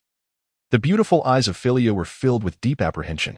The renowned Ice Clan had garnered fame throughout the cosmos, and it was rumored that Cooler possessed a battle power exceeding 100 million. How could one possibly contend with such a force? Even transforming into a Super Saiyan seemed futile. It was no wonder Philia harbored such thoughts. In the animated saga, Goku had transformed from a battle power of 3 million to a Super Saiyan, amplifying his power 50-fold to reach 150 million. Frieza's ultimate form was merely 120 million. As Frieza's elder brother, Cooler could unlock 4 transformations, his ultimate form boasting a battle power exceeding 400 million. Given such circumstances, even the newly transformed Goku would stand no chance against Cooler. However, there were nuances to consider. The first Super Saiyan transformation enhanced one's base power by 50 times, implying that the higher the base power, the greater the resulting power upon transformation. What if Kaso's base power surpassed 10 million? Not far from Planet Money lay Planet Gigi. Many years prior, the Scions had seized control of this planet and subsequently named it Gigi. On this day, a massive spaceship suddenly appeared in the skies above Gigi. With the emergence of the vessel, the atmospheric pressure of the planet became oppressive in an instant. Even the clouds above began to darken, and distant thunder rumbled, as though a tempest were imminent. Kasu concealed his presence, standing atop a nearby peak, coldly observing the descent of Guldo's spacecraft. He was acutely aware of Guldo's formidable strength. Had it not been for Guldo unleashing a devastating planet-destroying attack, which Goku valiantly countered with his final breath, ultimately propelling both Guldo and himself into the sun, Goku would have had no hope of prevailing against Guldo. Kaso clenched his fists, having cultivated the vibrant energies within him on the planet Salada for many years. Now reaching their zenith, he desperately craved a grand battle to transcend his limits. In the distance, on the expansive square, the ship's door creaked open, and a small spacecraft emerged, followed closely by 3 silhouettes. Gula floated in place, awaiting the arrival of the aliens, having received news of the mercenary organization's disappearance midway through his journey. With his blood-red eyes glimmering, he parted his dark purple lips and inquired, "Did you say that mercenary group has vanished?" Before him stood a dozen aliens, led by one with blue skin and another resembling a yellow toad. Upon hearing Gula's icy tone, both trembled involuntarily, stammering, "Lord Gula, we have been closely monitoring that mercenary group, but we do not understand how they suddenly disappeared." "Oh?" Gula's expression remained impassive, his voice slightly hoarse. Could it be that they simply vanished into thin air? "Lord Gula," a young man suddenly appeared here. "And then that group of mercenaries vanished," the yellow-toed alien replied nervously. The universe was rife with peculiar abilities, yet he had never heard of one that could induce such vanishing acts, leaving him perplexed. "Useless, Savaiza," Gula coldly commanded without turning around. Having stood by Gula's side for many years, Savaiza understood well the nature of his master, ruthless and unyielding, a description that scarcely did justice to Gula's character. The tone he employed was unmistakably a directive to eliminate the bothersome beings before them. Thus, Savaiza raised his hand, conjuring a dazzling energy sphere, aimed at the cluster of lackeys. "Please spare us, Lord Gula, we speak the truth," they pleaded. With a resounding explosion, accompanied by the detonation of the energy blast, the voices of the aliens were abruptly silenced. Chapter 89. Elimination of Savaiza. The howling wind subsided, the smoke dissipated, and the planet Gigig became eerily silent. The clouds above thickened ominously, and streaks of lightning split the sky like silver serpents gliding through the void. An atmosphere of deathly stillness enveloped the scene. "Savaiza, what can you tell me about that mercenary organization?" Gula narrowed his eyes, his tone chillingly sharp. In the cosmos, such organizations were scarce, with nearly every member possessing strength exceeding 100,000 and several boasting combat prowess over 200,000. Gula was taken aback by this revelation. Realizing that such an organization existed within the Northern Galaxy, a territory ruled by his brother, he mused on the potential benefits of recruiting this mercenary group for himself. "Regrettably, Lord Gula, our investigations reveal that they have significant dealings with the planet Duotian, which may provide a fruitful avenue for inquiry," a subordinate reported. Shawiza spoke respectfully. Initially, the Scions contemplated plundering the planet Dubar, yet within its confines resided a formidable warrior boasting a combat power of 150,000. To conceal his identity, he established a mercenary organization, subsequently forging numerous collaborations with Dubar. It was during a chance passage by Dubar that Shawiza became aware of the prowess possessed by this band of mercenaries. "Oh," Gula straightened in his seat, his interest piqued. "Shawiza, conduct a thorough investigation. I am determined to recruit them." Gula understood his own reputation within the cosmos, despite the considerable strength of those mercenaries. He believed that upon hearing his name, they would undoubtedly flee. He had thought he would never encounter them again. Yet, upon receiving this news, hope surged within Gula's heart. However, at that moment, a figure abruptly emerged in the tranquil square. Observing the man who had appeared so suddenly, Gula squinted, realizing that he had not detected the manner of the stranger's arrival. "You will not find them," Kaso stated coldly. "Who are you?" Shawiza tensed, equally unaware of how the stranger had materialized. Yet, casting a glance at Gula, his previously frantic heart regained its composure. He was acutely aware of his king's formidable strength. With the king present, there was no need to fear any monstrous entities. Kaso remained silent, his gaze fixed intently on Gula. He had not come here to engage in trivial banter with these individuals. However, upon observing Gula, who bore a striking resemblance to Frieza, Kaso's body involuntarily trembled. It was not fear that caused this reaction. Rather, it was the boiling of his blood that ignited such a response. Intriguing. Gula smirked, watching Kaso with amusement, his subconscious signaling that this man was far from ordinary. A combat power of merely 120,000. Shawiza glanced at the scouter, confirming the reading of 120,000 combat power displayed on the lens. He admitted to feeling a momentary panic upon Kaso's sudden appearance, but upon witnessing Kaso's true combat strength, his usual confidence returned. Meanwhile, Dre and Nez stood quietly behind Shaviza and Gula. For them, only the thrill of battle could ignite their passions. Had the previous group of mercenaries been present, they might have refrained from acting recklessly, but how dare these pathetic foes appear before them with such arrogance? Shaviza, understanding Gula's expression, raised his hands, summoning a sphere of brilliant light that shone like a 100,000-watt bulb in the dim twilight, blinding all who gazed upon it. Prepare to perish. A massive shockwave swiftly locked onto its target, bearing down on Kaso with overwhelming pressure. This was 80 of Shaviza's power. He recognized that Kaso, with his 120,000 combat power, was far superior to the likes of those inferior yellow toads. Only by unleashing 80 of his strength could he hope to vanquish his opponent. Boom. The ferocious energy struck Kaso head-on, the explosion generating a tidal wave of force, causing even the sturdy fabric of space to ripple. The two sides were in such close proximity that the smoke from the blast enveloped all 5 individuals. Amidst the haze, Shaviza stood tall, exuding arrogance, scoffing, "You're finished." "Not yet." Gula's cold voice pierced through. Shaviza was taken aback. As the acrid smoke dissipated, it revealed Kaso still standing resolute. The fierce wind whipped through, causing his casual attire to flutter. Impossible. Shaviza stared wide-eyed, unable to comprehend the scene before him. Under the full brunt of his 80 power attack, his opponent had not even suffered a scratch. Dre and Nez were equally astonished. Their captain's strength was on par with Shaviza's, so one had a mere 120,000 combat power individual learn to withstand such a strike? Trash belongs in the trash bin. Kaso brushed off the dust from his attire. Many years ago, he ventured beyond the confines of the universe and encountered numerous formidable opponents like Shaviza. However, that was in the past. Back then, such petty adversaries were no match for him, let alone now. In the realm of animation, Shaviza and his ilk posed considerable challenges for Gohan and his companions. Yet, Kaso held no interest in engaging with them. It was simply a bore. As Kaso's voice faded, his figure abruptly vanished. In the instant Kaso took action, Gula's eyes darted wildly, and an overwhelming force erupted from within him, causing the infant spacecraft to explode violently.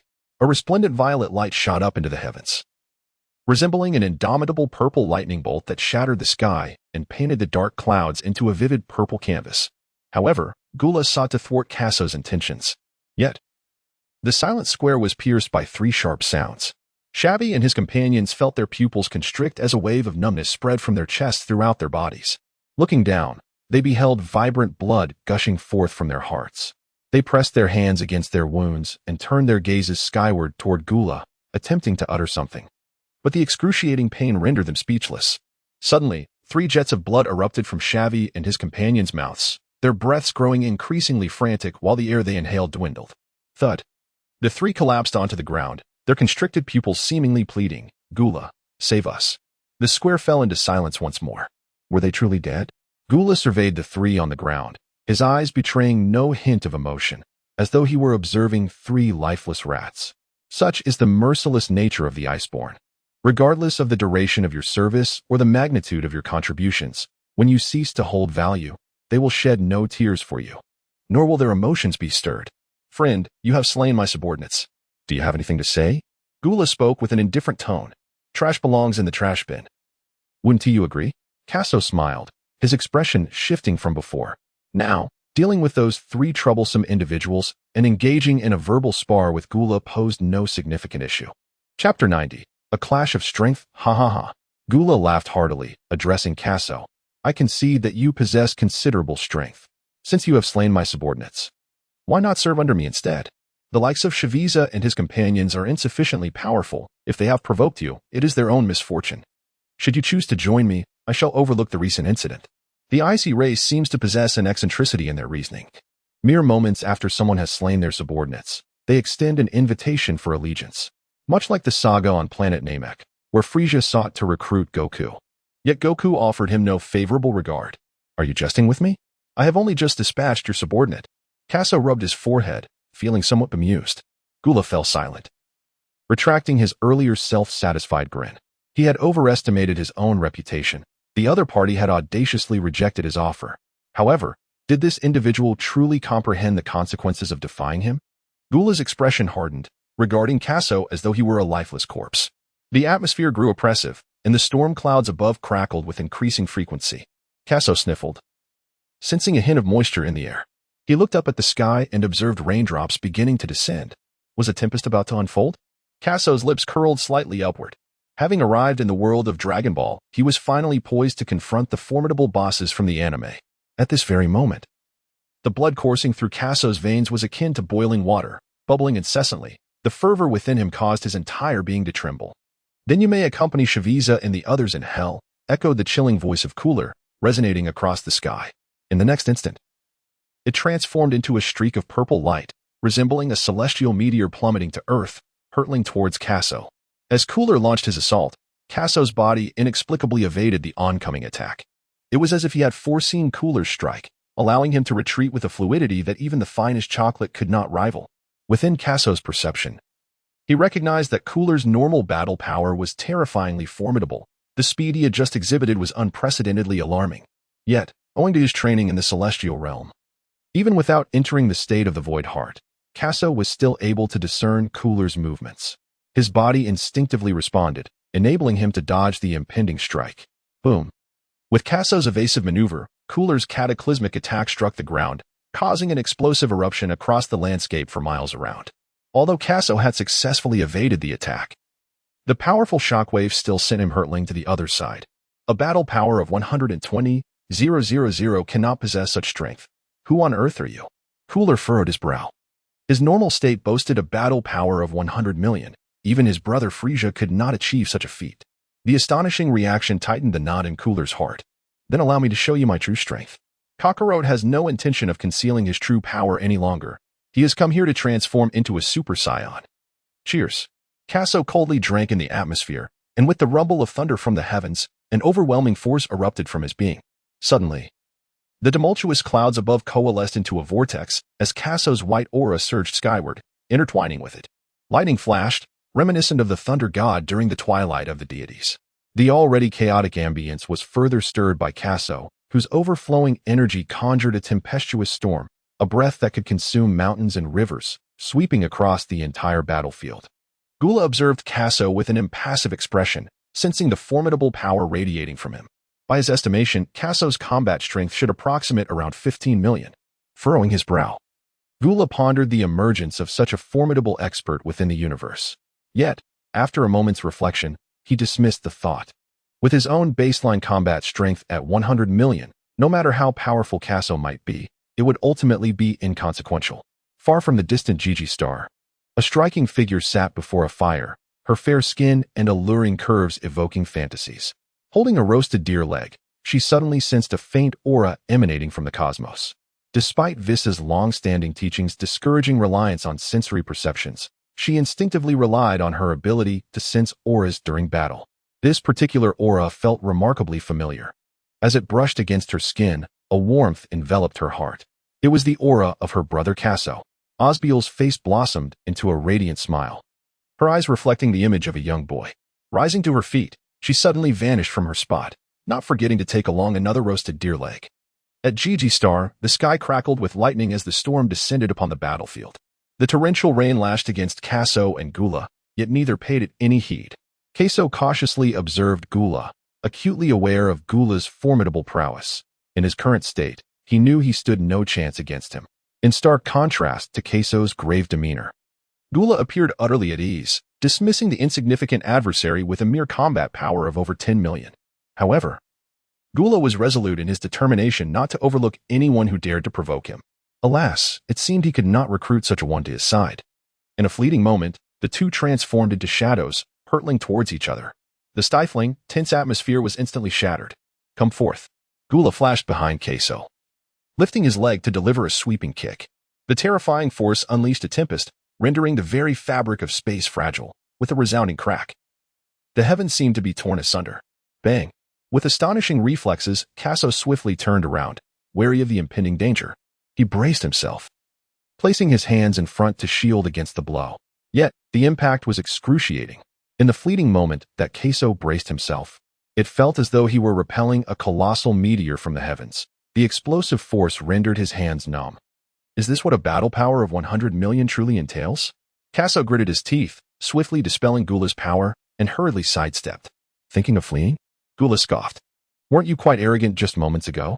Gula pursued relentlessly.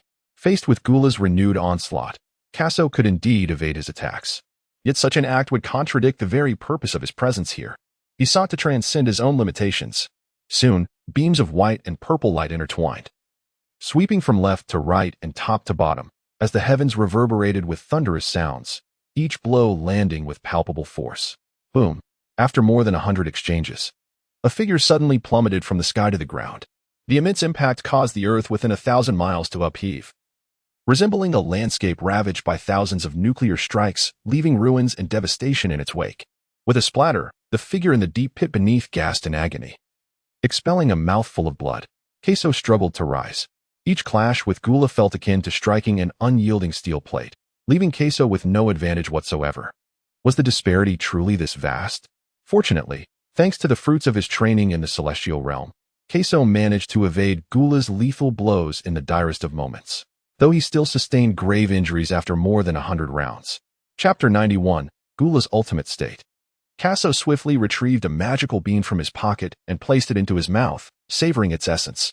Instantly, a wave of pure vitality surged through his esophagus, rapidly permeating every corner of his body. In a heartbeat, his injuries healed, leaving him as unscathed as before the battle. Ha ha ha. An ominous laughter echoed from the heavens, belonging to Gula. It seemed that every member of the Frost clan shared this sinister mirth. As his laughter resonated, countless energy orbs emanated from Gula's hands, merging violet brilliance with torrential rain, akin to cherry blossoms drifting in the breeze, captivatingly beautiful. Evade. As Kaso regained his composure, he gazed at the dazzling energy orbs in the sky. With his prowess, he could only intercept around 10 at most, thus he opted to evade. Transforming into a resplendent silver dragon, he moved with grace, swiftly dodging the captivating energy orbs amidst their dense formation.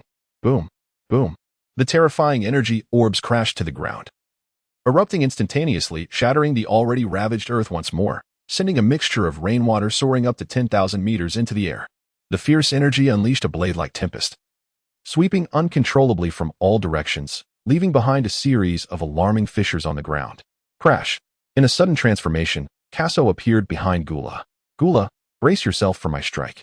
With both hands firmly grasped, he channeled all his strength, enveloped in a sphere of radiant white light. The raging energy ignited the ions in the void, crackling and resounding through the heavens. With a sudden, thunderous blow, the overwhelming force struck Gula's back.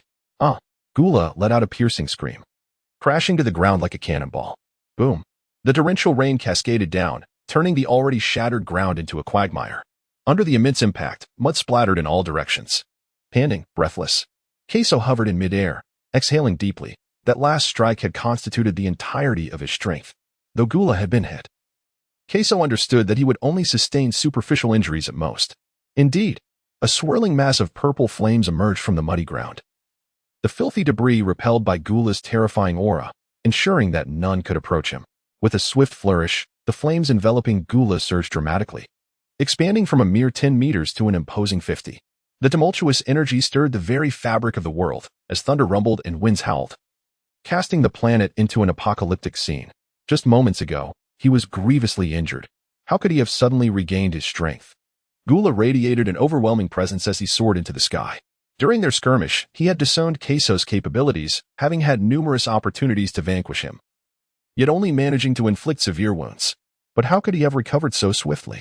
Gula pondered in bewilderment, questioning if this was perhaps a latent skill of Kaso's, enabling instantaneous healing.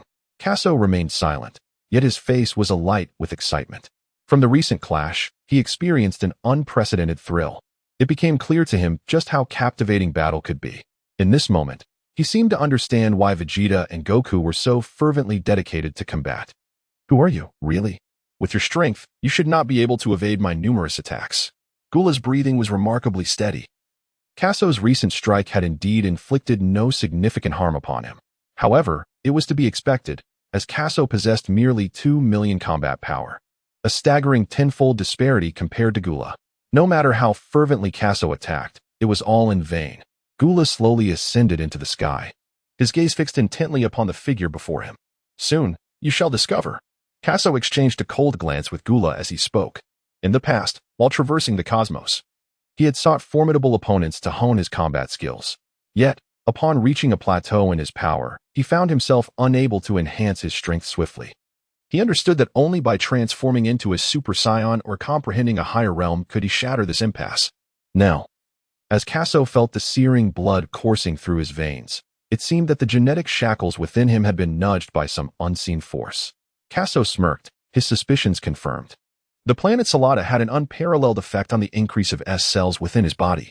The transformation into a Super Saiyan was imminent. In a fit of rage, Gula, having received no satisfactory answers despite 2 inquiries, felt as though his pride had been affronted.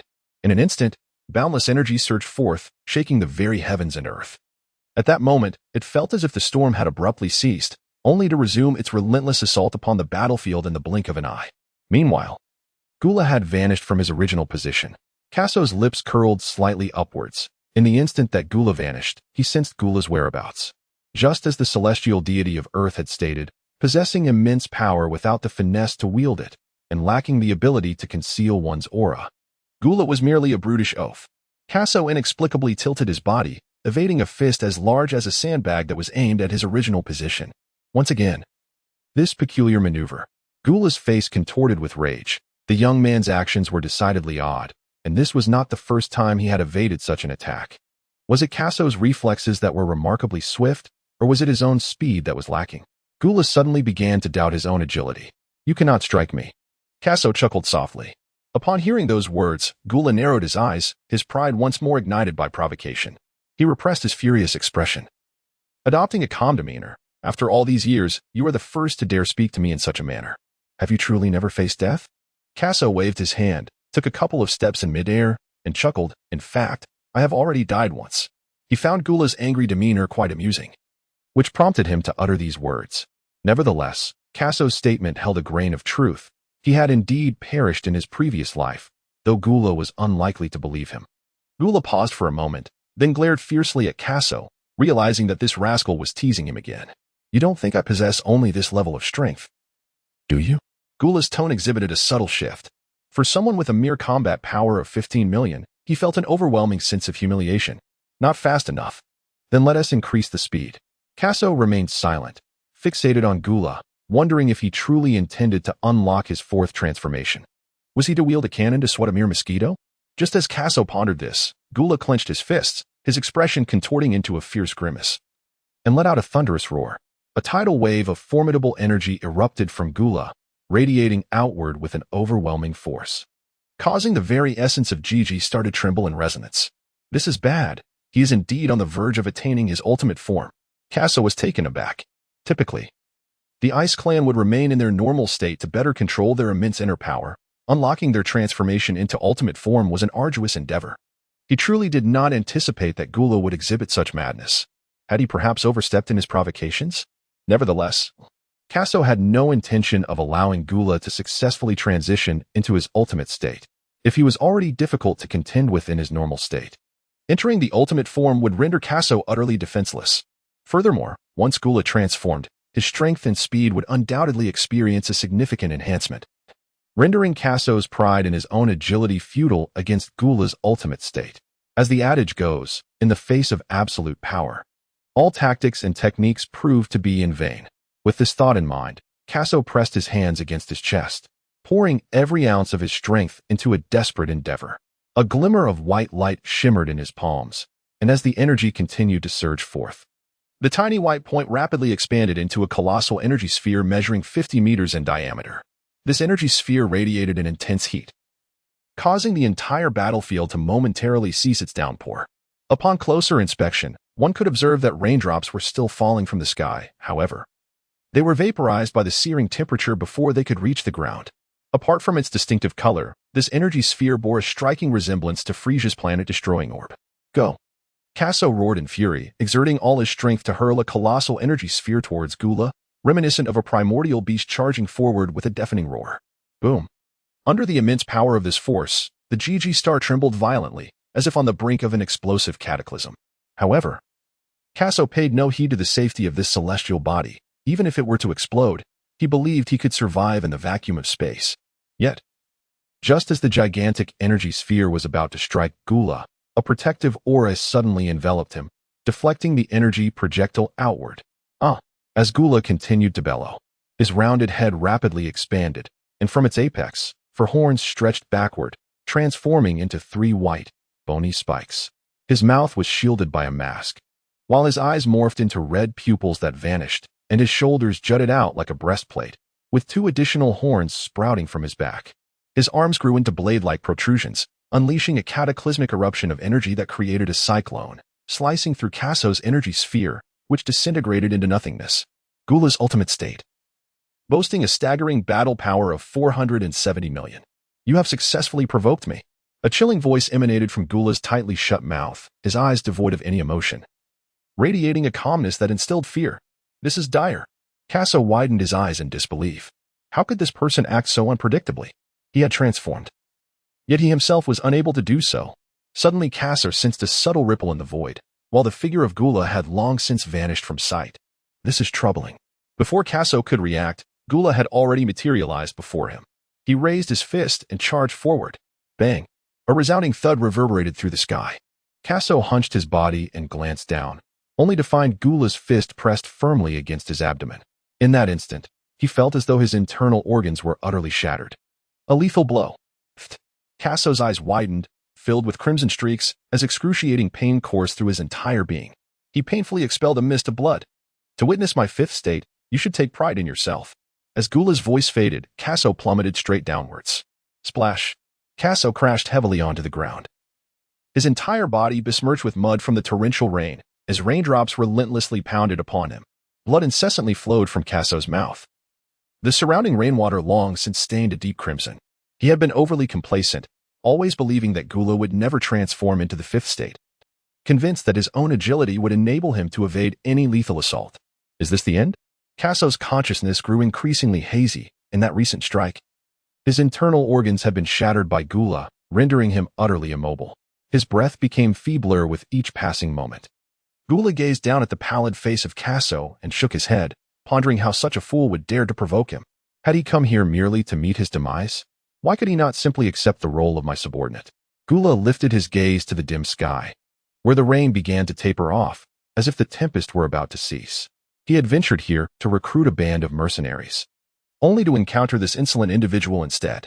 Alas, not only had he failed to enlist the mercenaries, but he also found himself bereft of this brash youth, while his trusted aides, Savaiza and others, lay dead.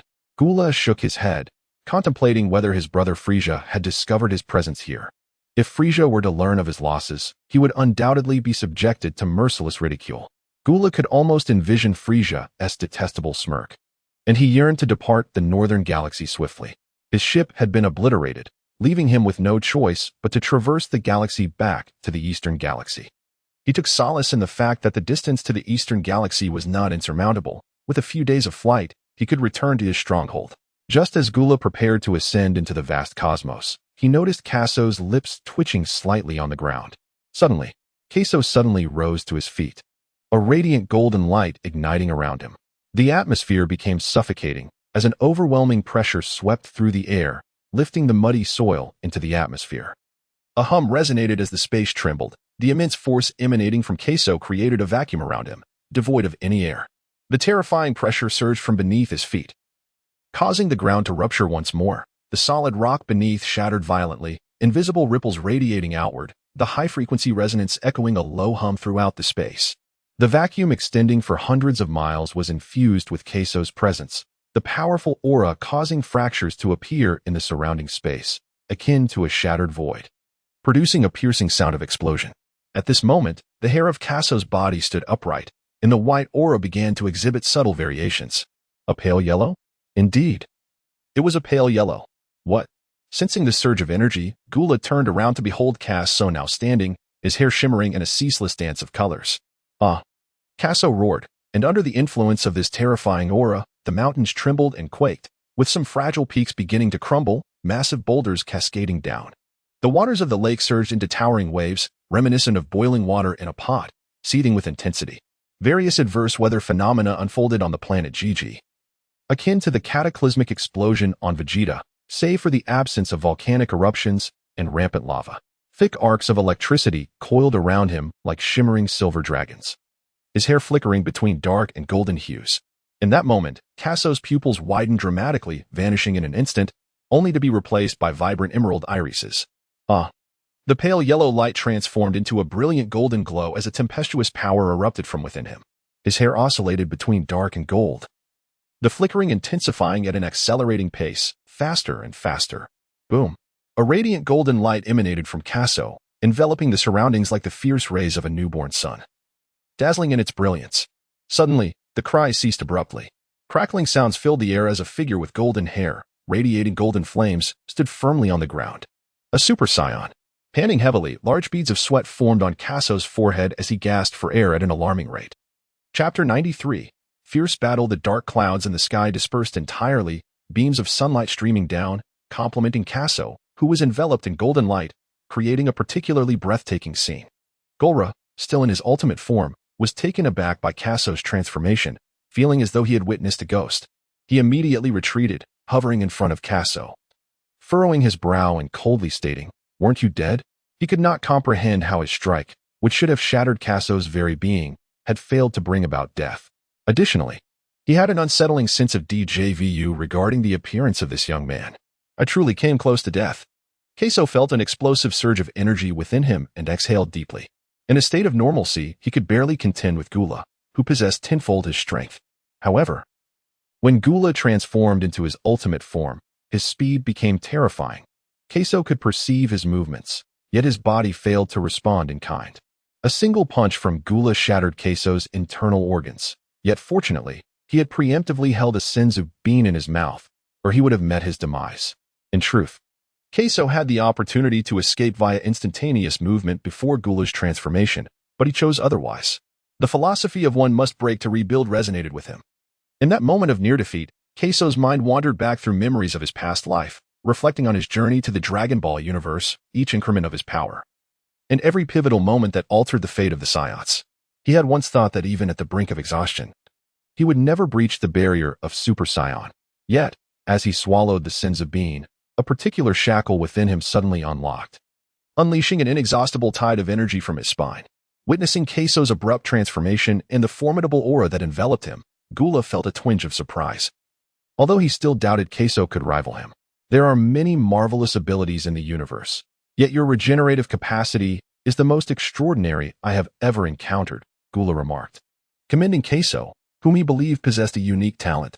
With narrowed eyes, Gula continued in a grave tone, "If you would consent to serve as my subordinate, I could overlook your previous transgressions." At that moment, he genuinely entertained this notion. After all, exceptional talent is rare, and should he gain Kasso's allegiance, he might very well conquer the universe in a few decades. Kasso remained silent as he raised his arm and waved it towards the void. The entire battlefield trembled, and the air resonated with a deep, buzzing sound. How formidable! Is this the might of a Super Saiyan? Kasso was profoundly shaken. "Then allow me to offer you a choice. Become my subordinate." With a mischievous grin, Kasso blinked his emerald eyes. In his current state of Super Saiyan 1, although his energy surged violently, nearly overwhelming him, he maintained exquisite control over it. Unlike Goku from the animated series, who exhibited instability upon his initial transformation, Kasso's mastery over his power was remarkable. Perhaps this was a consequence of his exceptionally potent battle prowess. Gula, upon hearing Kasso's declaration, found himself at a loss for words. This audacious young man was indeed courting death. "My strength is beyond your imagination.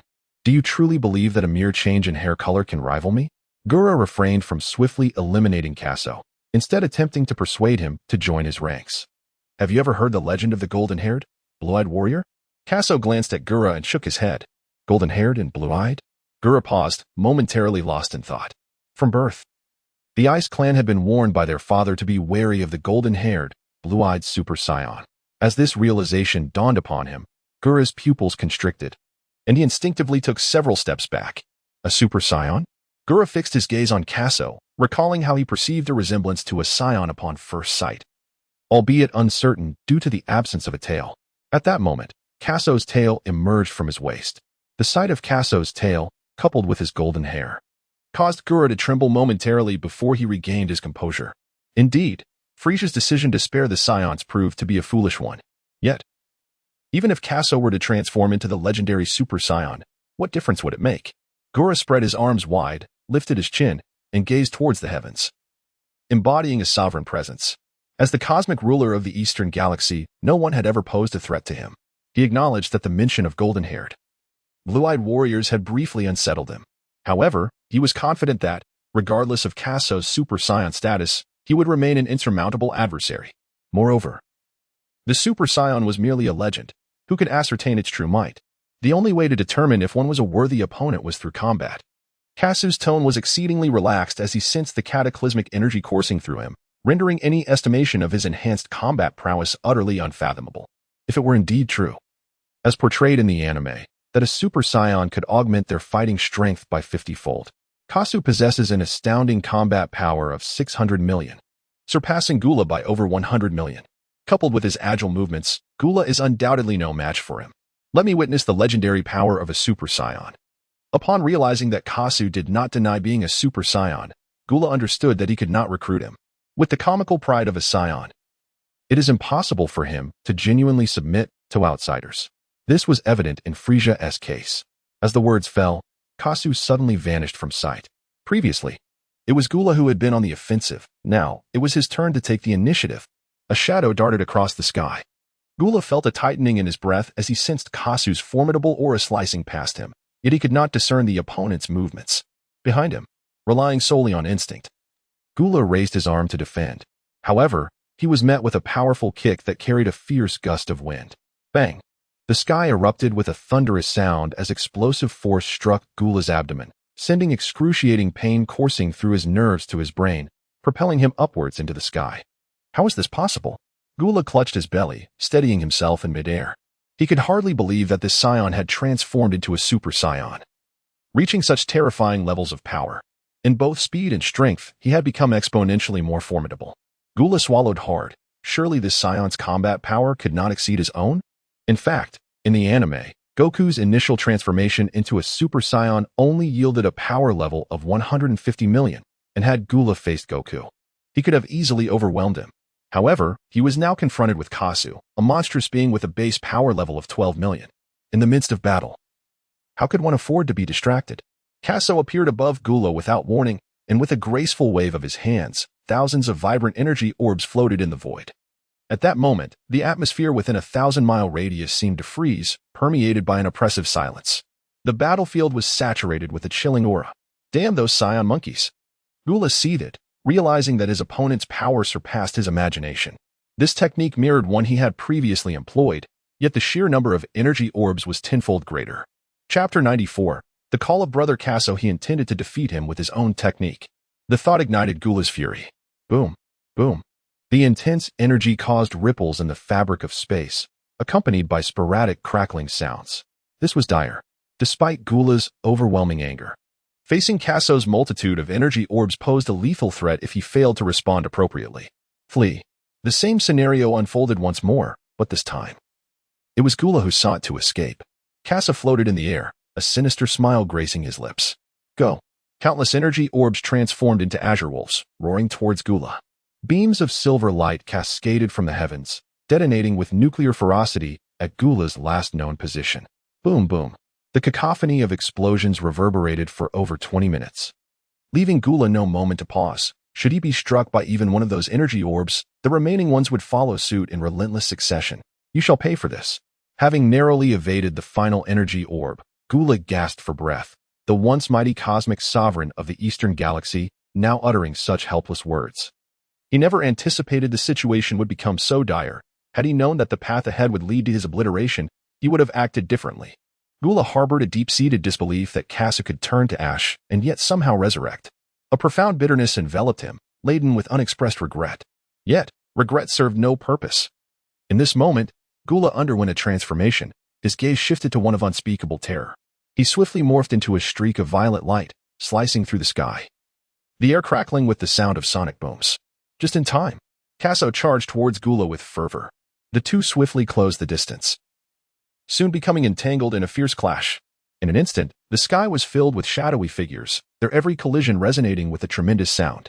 The air crackled with energy, cascading vibrantly from their epicenter, creating a dazzling display as ripples surged forth, and the gale swept across the vast battlefield.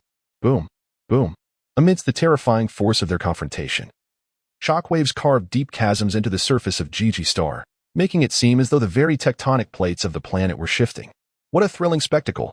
Kaso let out a long howl, having just been crushed by Gura, feeling an immense sense of frustration.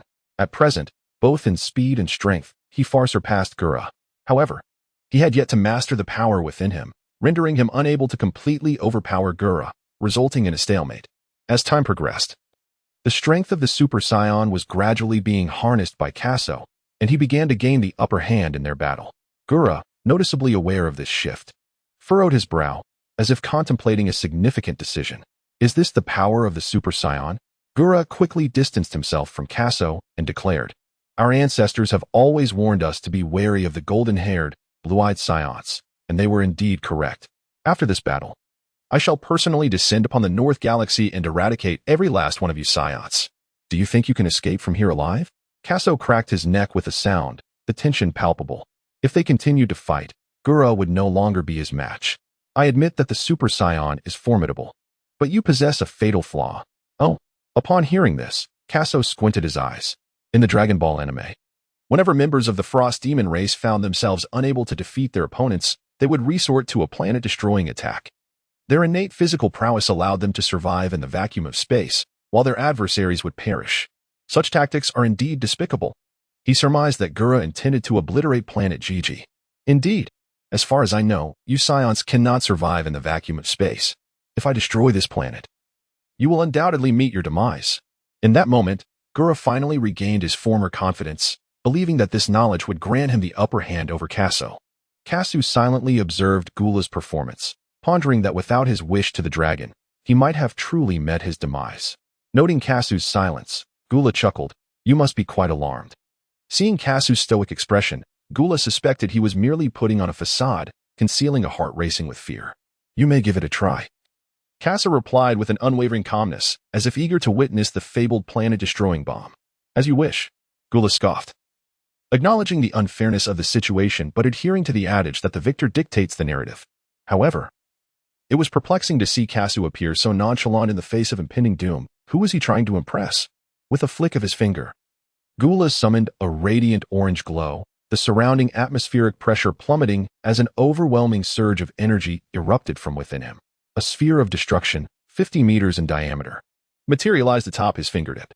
"Savor the taste of death," Gula taunted, his finger quivering slightly as the massive sphere hurtled towards the ground. He was aware of Kasu's capacity to thwart the descent, thus he fixated his gaze upon him. Yet, Kasu remained suspended in midair, motionless, arms crossed, adopting an expression of mere observation. Is this fool truly unafraid of death? Gula mused, for a fleeting moment doubting whether Saiyans could indeed survive in the cosmos. He shook his head, certain that their inability to endure in space was beyond question. Had Kasu resigned himself to fate? The sphere of annihilation slowly descended towards the surface of Gigi Star. Soon, the planet was besieged by violent weather phenomena, flash floods, and rampant lava. Minutes later, Gigi Star's tectonic plates fractured into scattered fragments, molten rock spewing forth to heights of 10,000 meters. The acrid scent of smoke filled the air. Gula narrowed his eyes. The Saiyan remained unmoving, an enigma. Moments later, Gigi Star could withstand no longer and erupted from its core. At that instant, both Gula and Kasu conjured protective shields around themselves. With a thunderous roar, a blinding light ignited in the void of space, rapidly expanding and sweeping across the cosmos. The shockwave from the explosion battered against their shields, yet they merely quivered, sustaining no further damage. Floating amidst the cosmos, Gula smirked. Was the Saiyan finally facing his end? Yet, after a brief interval, Kasu remained unharmed, floating in place, his face devoid of any expression of pain. Could it be that the strong possessed the ability to endure without breathing for extended periods? Gula pondered cautiously, keeping a vigilant watch on Kasu, determined not to allow his escape.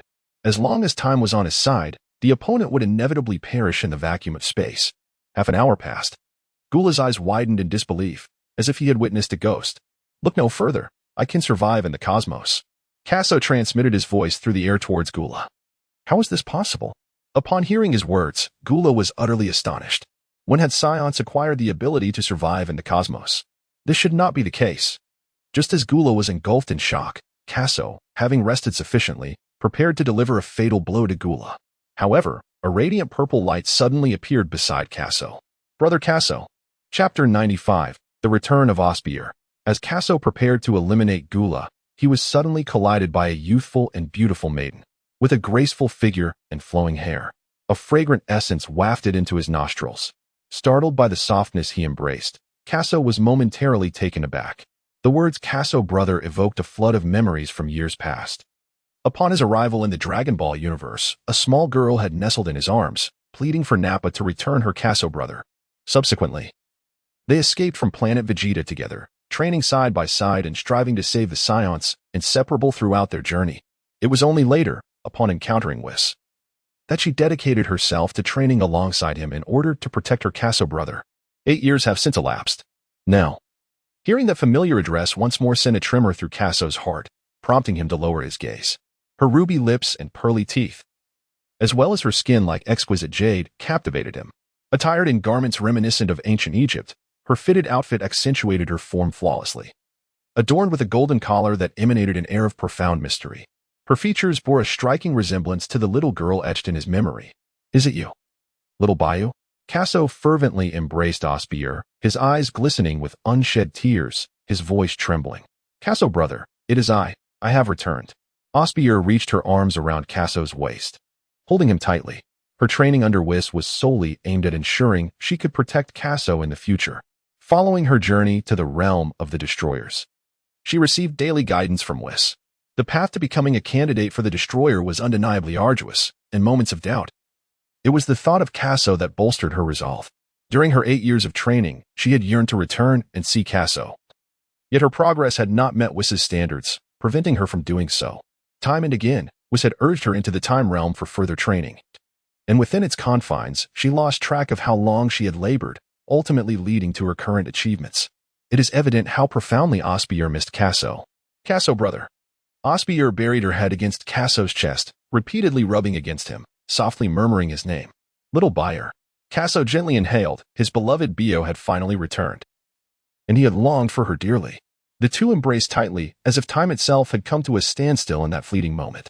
Meanwhile, in the distance, Gula, upon hearing Kaso's claim of his ability to survive in the cosmos, felt the urge to flee. With his current strength, he recognized that he was no match for Kaso. He understood that continuing the battle would only result in his own defeat. Suddenly, a mysterious woman appeared in the universe, adorned in an ancient style of attire that evoked an air of enigma. Who could this enigmatic woman be? Moments passed, and the two continued to hold each other. Bios, has Whiskin sent you back? Kaso's eyes were filled with the image of Osbier, and his voice was imbued with a gentle tenderness. Osbier, embracing Kaso's hand, tightened her grip and, with affection, remarked, Brother, I've longed to return to see you. That insufferable Weiss wouldn't permit my return. It was only when he was satisfied with my training that he finally allowed me to come back. Listening to Osbier's lighthearted complaint, Kaso felt a twinge of embarrassment. He understood Weiss's amiable nature, yet he dared not speak of him in such a manner as Osbier did. It seemed that throughout the cosmos, only Beerus and little Osbio had the audacity to address Weiss in such a way. Kaso bestowed a gentle kiss upon the pristine forehead of Osbier, only to be struck by a sudden realization. Little Beer proclaimed that her cultivation had pleased Weiss, which was why she was allowed to return. Weiss exclusively guided the god of destruction and the candidates for that role in their training, and the candidates aspired to earn Weiss's approval. Did this not imply that Little Beer had already harnessed destructive energy? The thought left Kaso's gaze fixated on Osbier, filled with astonishment. As Kaso's lips brushed against her, Osbier squinted her eyes in delight, yet felt a peculiar sensation under his scrutiny. Brother, what is the matter? Nothing at all, Kaso replied, unfazed by her calling him by that name. After all, they had grown up together, and it did seem somewhat inappropriate for her to still refer to him as Brother Kaso, brother. Look what I have brought back for you. Osbier pointed to 2 roasted deer legs floating in the cosmos. One leg was perfectly cooked, exuding an enticing aroma and appearance, while the other had been gnawed upon, clearly indicating that Osbier had already indulged in it. I brought this back from the realm of the god of destruction. You must try it. Osbier nestled against Kaso, subtly shifting to find a comfortable position, and with her delicate hand, she waved gently. The 2 deer legs sped toward them with remarkable swiftness. Kaso scrutinized the scene before him. Only moments ago, from a distance, he had not discerned clearly, but now, as the deer leg drew closer, he observed that its surface seemed to be enveloped in a shimmering radiance.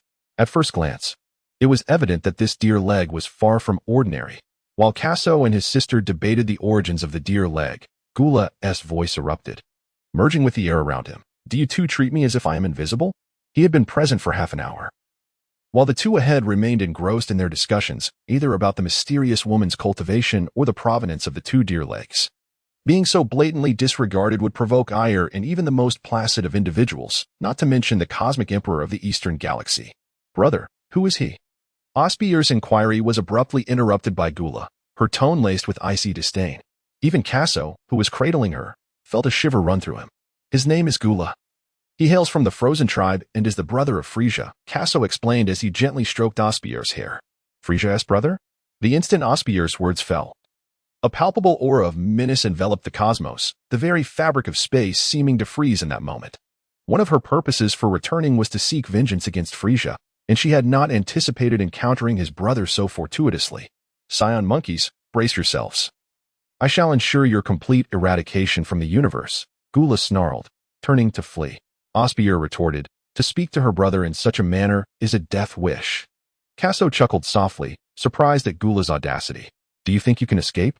Gula, having faced Kaso before, was acutely aware of his strength, while he believed himself slightly superior. He was convinced that if he wished to flee, Kaso would be powerless to stop him. I offer you a chance. Become my subordinate, and I shall spare you. Kaso's voice suddenly turned frigid.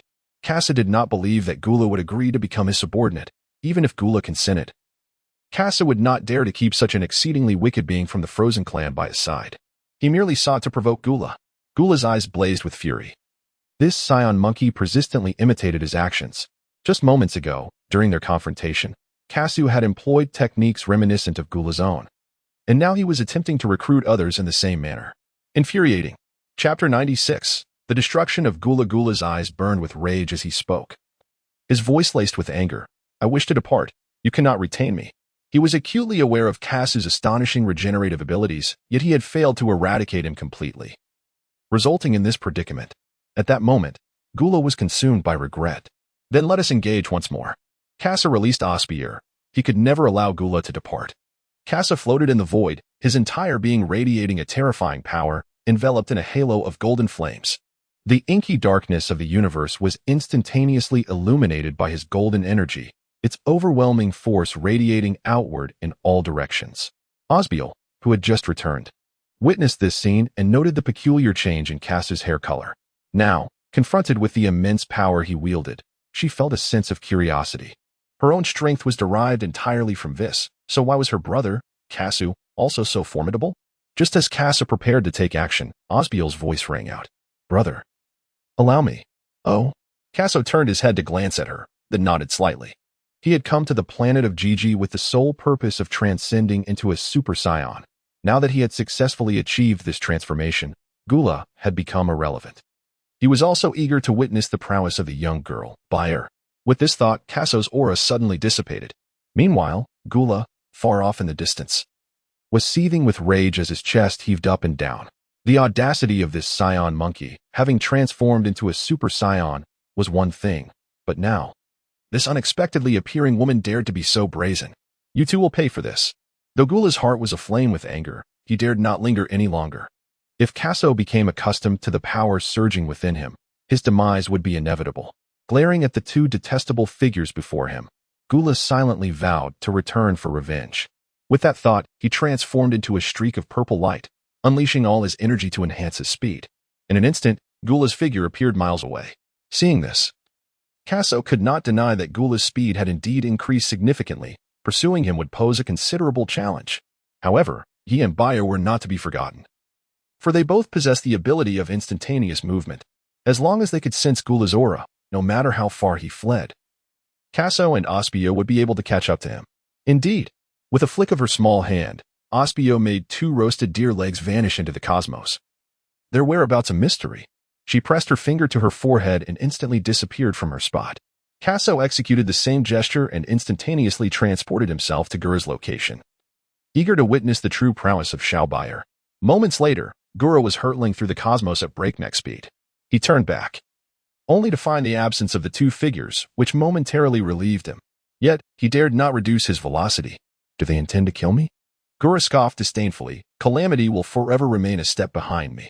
Just as he contemplated accelerating further to hastily escape the northern galaxy, two figures suddenly appeared ahead. These were none other than Kaso and Osbier, who had utilized instant transmission to arrive. What? Gura gasped in astonishment upon recognizing them. This was already his utmost velocity. He believed that even that Super Saiyan could not surpass such speed. How could these two possibly materialize here?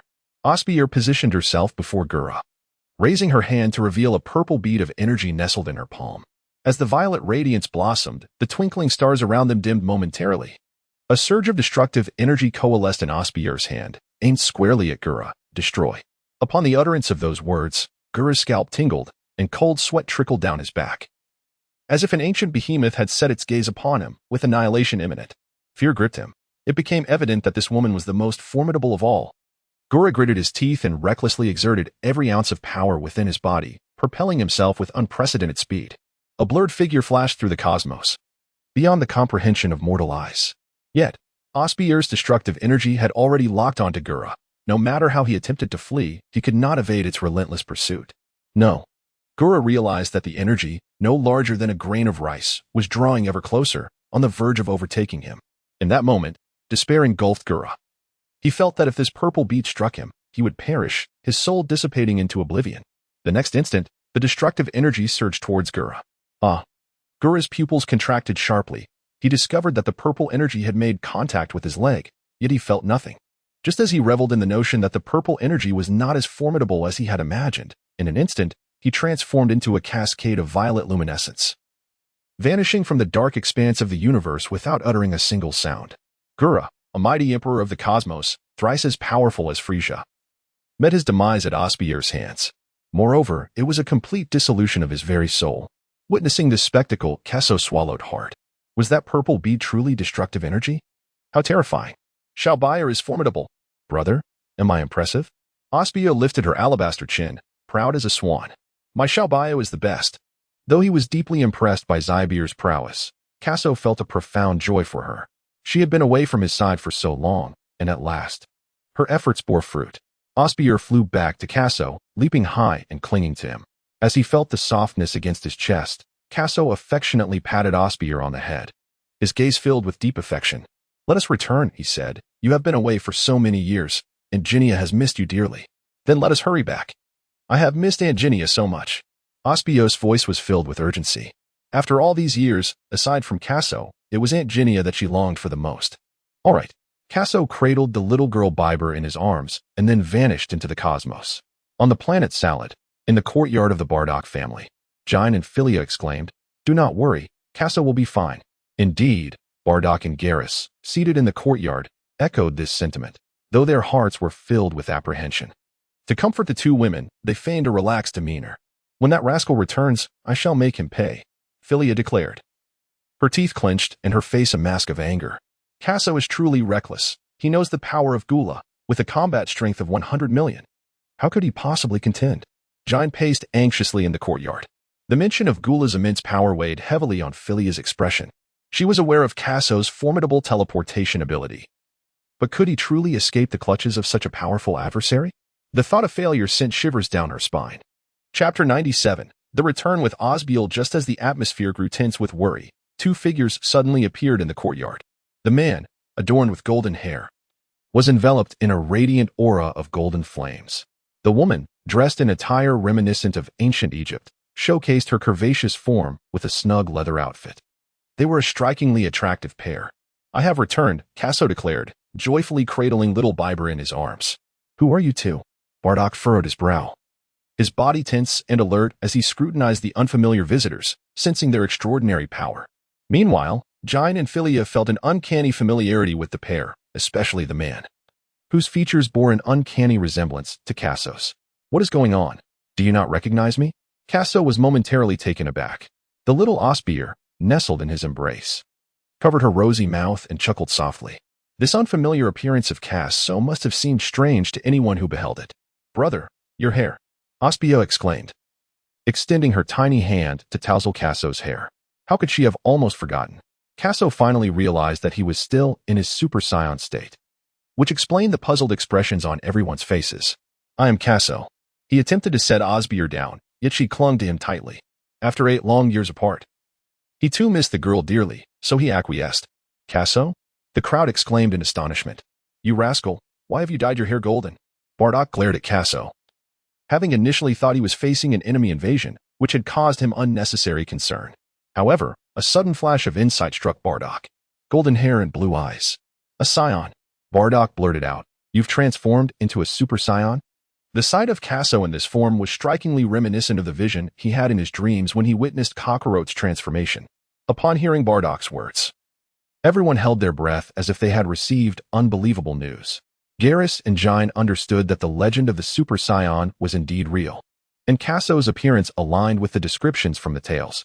When Philia heard him declare himself as Kaso, she scrutinized him closely and realized it was truly that little rascal. A wave of relief washed over her. However, Bardock's revelation left her astounded. Had he truly transformed into a Super Saiyan? It was no wonder that Uncle Bardock had gained so much knowledge over the years. Kaso held Osbier tightly and chuckled. Bardock, with 2 black lines crossing his forehead, felt particularly speechless. Did this brat have to mock him so? Yet, Bardock was internally shaken. His suspicions were confirmed. Kaso was indeed the second Saiyan to achieve the Super Saiyan transformation, with Kakarot being the third. He never anticipated that his battle with Gula would yield such a remarkable result. Just as Bardock and Geras were reeling from the shock, Jine gently inquired, Kaso, who is this girl with you? She glanced at Philia, noting her calm demeanor, neither angry nor particularly pleased. Aunt Jine, don't you remember me? At this moment, Osbier finally jumped down from Kaso and approached Jine, wrapping her arms around her. She feigned a sorrowful expression as she spoke. Who are you? Jine asked, somewhat perplexed. Her confusion was mirrored by Bardock and the others, who regarded the girl with similar bewilderment. Take a closer look at who she is, Kaso said as he walked over to Philia, gently taking her delicate hand. He knew she must have been worried about him during his fight with Gula. A flicker of emotion finally crossed Philia's icy gaze, and her lips lightly pressed together. Thank goodness he was back. Upon hearing Kaso's words, the group turned their attention to Osbier. Her cheeks were pale and exquisite, yet upon closer inspection, one could discern that her features bore a striking resemblance to a certain girl in their memories. Could you be Little Beer? Jinai inquired, glancing at her antiquated attire. His tone tinged with uncertainty. Indeed, she bore resemblance to Little Beer. Bardock nodded in agreement. It's me, Osbio exclaimed, playfully shaking Jinai's arm and pouting. If Weiss were to witness her expression, he would surely wonder if she had transformed into another person. For she had always maintained a frigid demeanor in the realm of destruction. Little Beer, you have returned. Upon hearing her words, Jinai's eyes began to glisten with unshed tears. 8 years prior, Osbio had mysteriously departed from the planet Lolita, and Jinai had repeatedly inquired of Kaso regarding the whereabouts of the young girl. The response had always been that she had ventured to a mysterious place for training, with the expectation that her return would be many years hence. Throughout those 8 years, Jinai had yearned for Osbio immensely. It is good that you are back. Jinai embraced Osbio tightly, her voice thick with emotion. Among the Saiyans, Jinai was known to be a rather sentimental female, and her heart had ached when Goku was exiled. It is good that you are back. Bardock regarded Osbio with a softer gaze, unaware of where the girl had been or what she had encountered. He only knew that Jinai and Kaso often reminisced about her in solitude.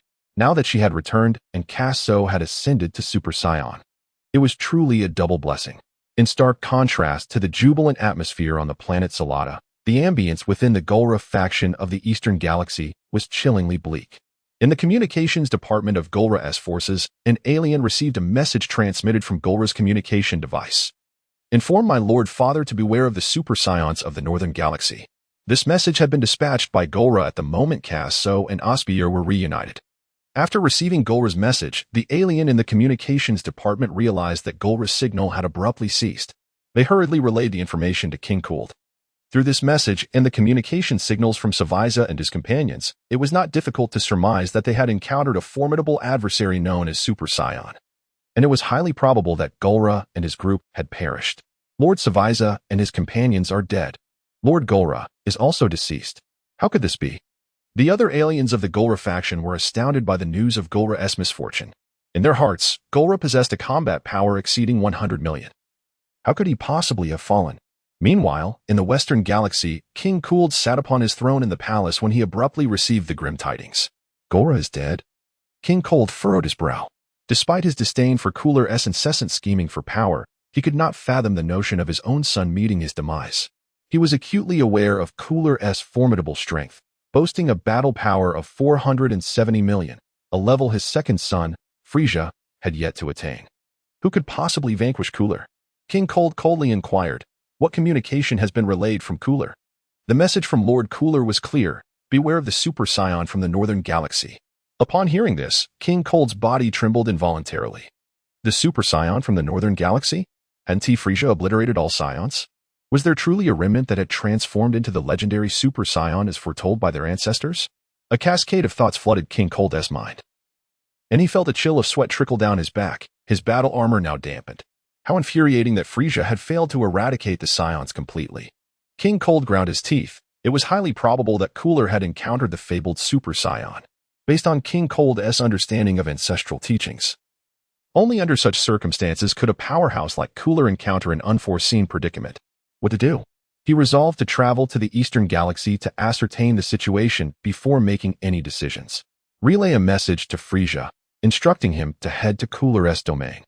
I shall await him there, King Cold commanded his subordinates. At this juncture, should Cooler be indeed deceased, the Frost Demons would dwindle to just 2.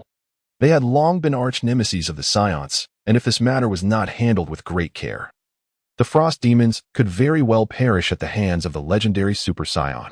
Yet, King Cold remained cognizant that prior to this, no Saiyan had transcended to the Super Saiyan level. Otherwise, those Saiyans would have already sought vengeance against Frieza. It was this knowledge that brought him a modicum of comfort. King Cold believed that a newly transformed Saiyan would possess insufficient strength, and he could certainly contend with that Super Saiyan. On Planet Salad, within Bardock's courtyard, a grand feast was being prepared to celebrate the return of their beloved Gula and to commemorate the emergence of the second Super Saiyan in Saiyan history. Bardock laughed heartily. He had learned from Kakarot that Cooler had perished at Kakarot's hands. Unbeknownst to Bardock, however, was the reality that Cooler had actually fallen to the might of Osbier. Kakarot had simply chosen not to reveal the truth. Kaso felt it wise to refrain from mentioning the matter of the substitute destroyer. Thus, he claimed that he had personally vanquished Gula. Osbier held no objections to this. She wholeheartedly supported whatever her brother Kaso chose to do. Bardock glanced at Garrus and instructed, "Go, inform all our kin. Now that Kaso has transformed into a Super Saiyan, what fear should the Saiyans harbor henceforth?" With this thought, Bardock's heart ignited with fervor. Turning to Philia, he smiled and said, "Philia, I would appreciate it if you could convey the message on your end." Philia nodded in agreement and swiftly shook off Kaso's unwarranted hand. Upon witnessing the scene, Kaso cast an irritable glance at Bardock. By heavens!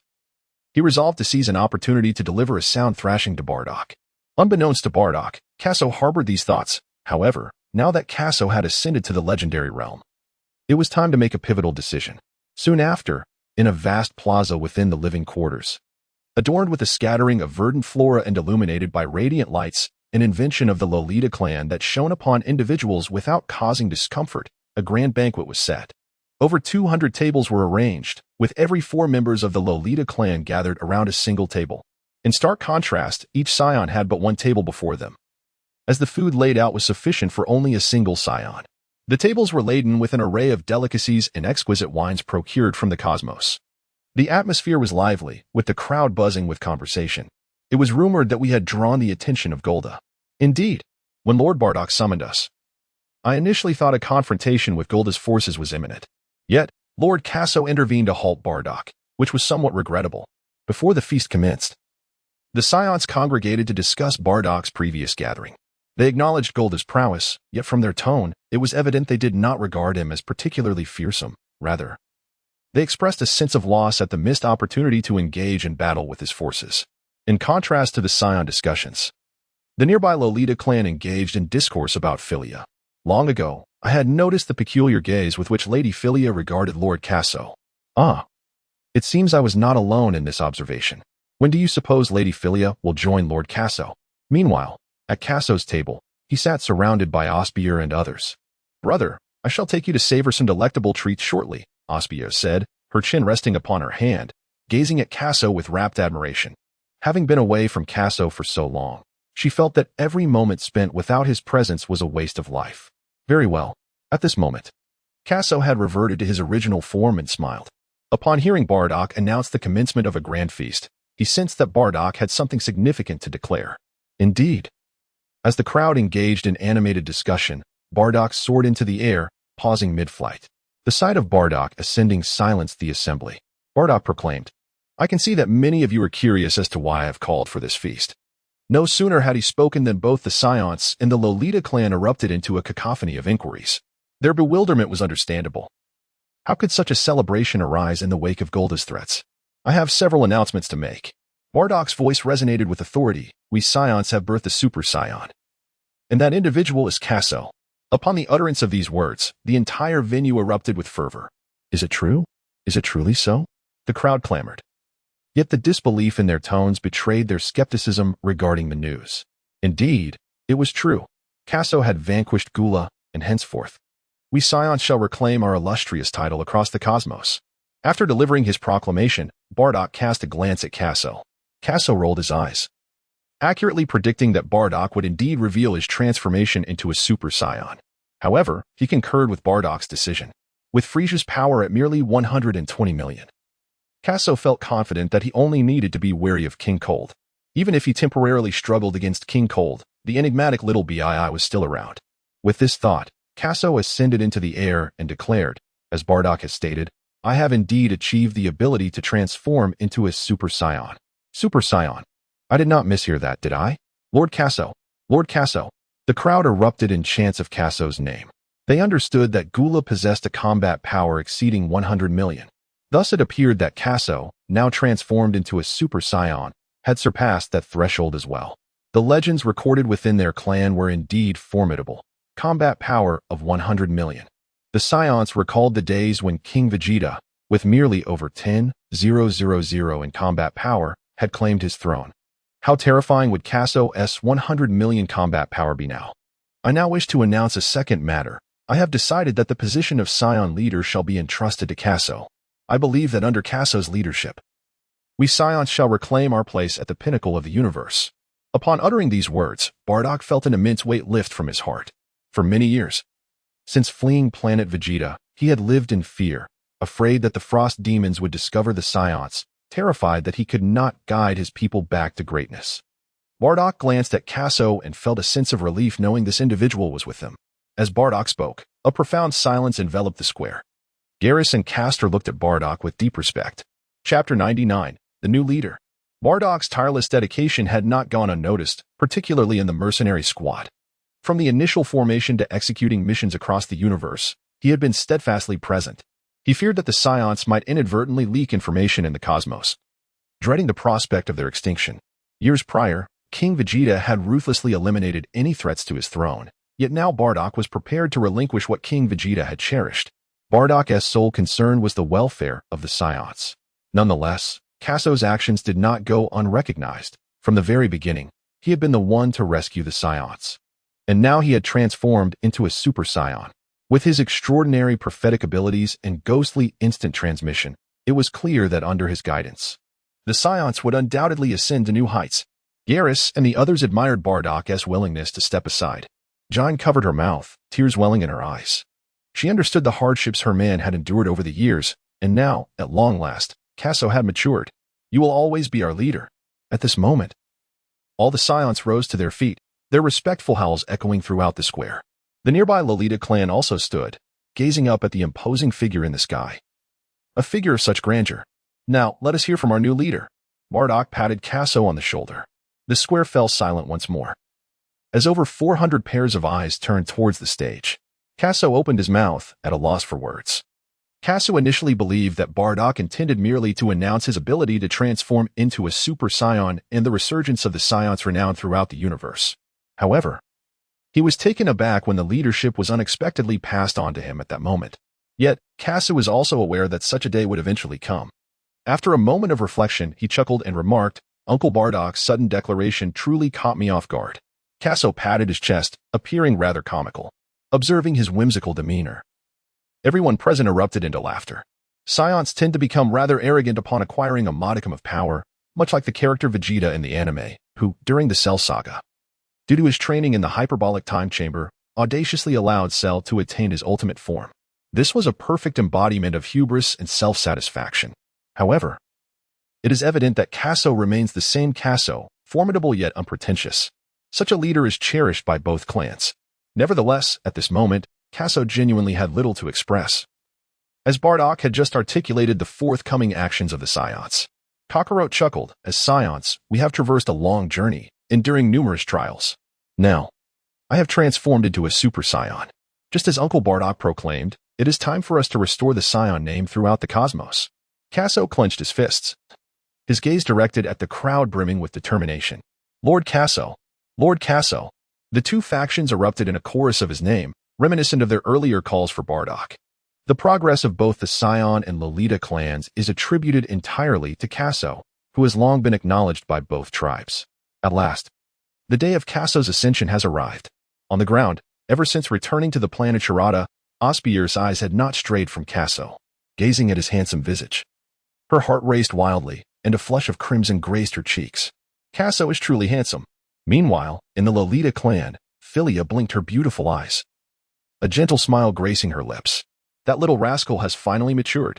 Ever since learning that the Saiyans had restored Planet Salad, Philia had anticipated this day would come. All right. Everyone can now indulge in the feast. After Kaso finished speaking, Bardock waved his hand. Indeed, the crowd responded in unison. Soon, the square was filled with the delightful sounds of clinking dishes. In the eastern galaxy, a colossal spaceship descended, its massive engines resonating throughout the sky. Frieza, leading the Ginyu Force, arrived within the realm of the Gula. Lord Frieza, King Cooled has instructed you to proceed to the palace ahead, a nearby alien respectfully announced. Frieza squinted, a mysterious glint in his eyes. Long before arriving at Gula, he had received news that Gula had perished, slain by the legendary Super Saiyan spoken of by the ancestors. Is the myth of the Super Saiyan truly real? Frieza found it hard to believe. Let us go. Frieza commanded, accompanied by a few of his men towards Gula's palace. Upon reaching a magnificent palace, Frieza smirked, lamenting the wasted beauty of such a splendid structure. You wait here, he instructed. Yes, the Ginyu Force replied respectfully. Frieza entered the grand palace. The soft red carpet adorned the floor, and various lavish lamps illuminated the interior, casting a brilliant glow throughout the palace.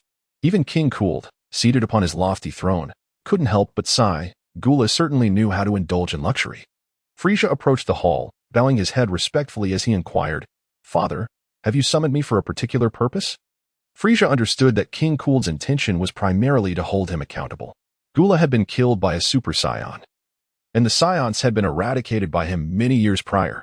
The emergence of the legendary Super Saiyan now tied directly back to him. King Cooled remained silent, his cold gaze fixed on Frieza. He had repeatedly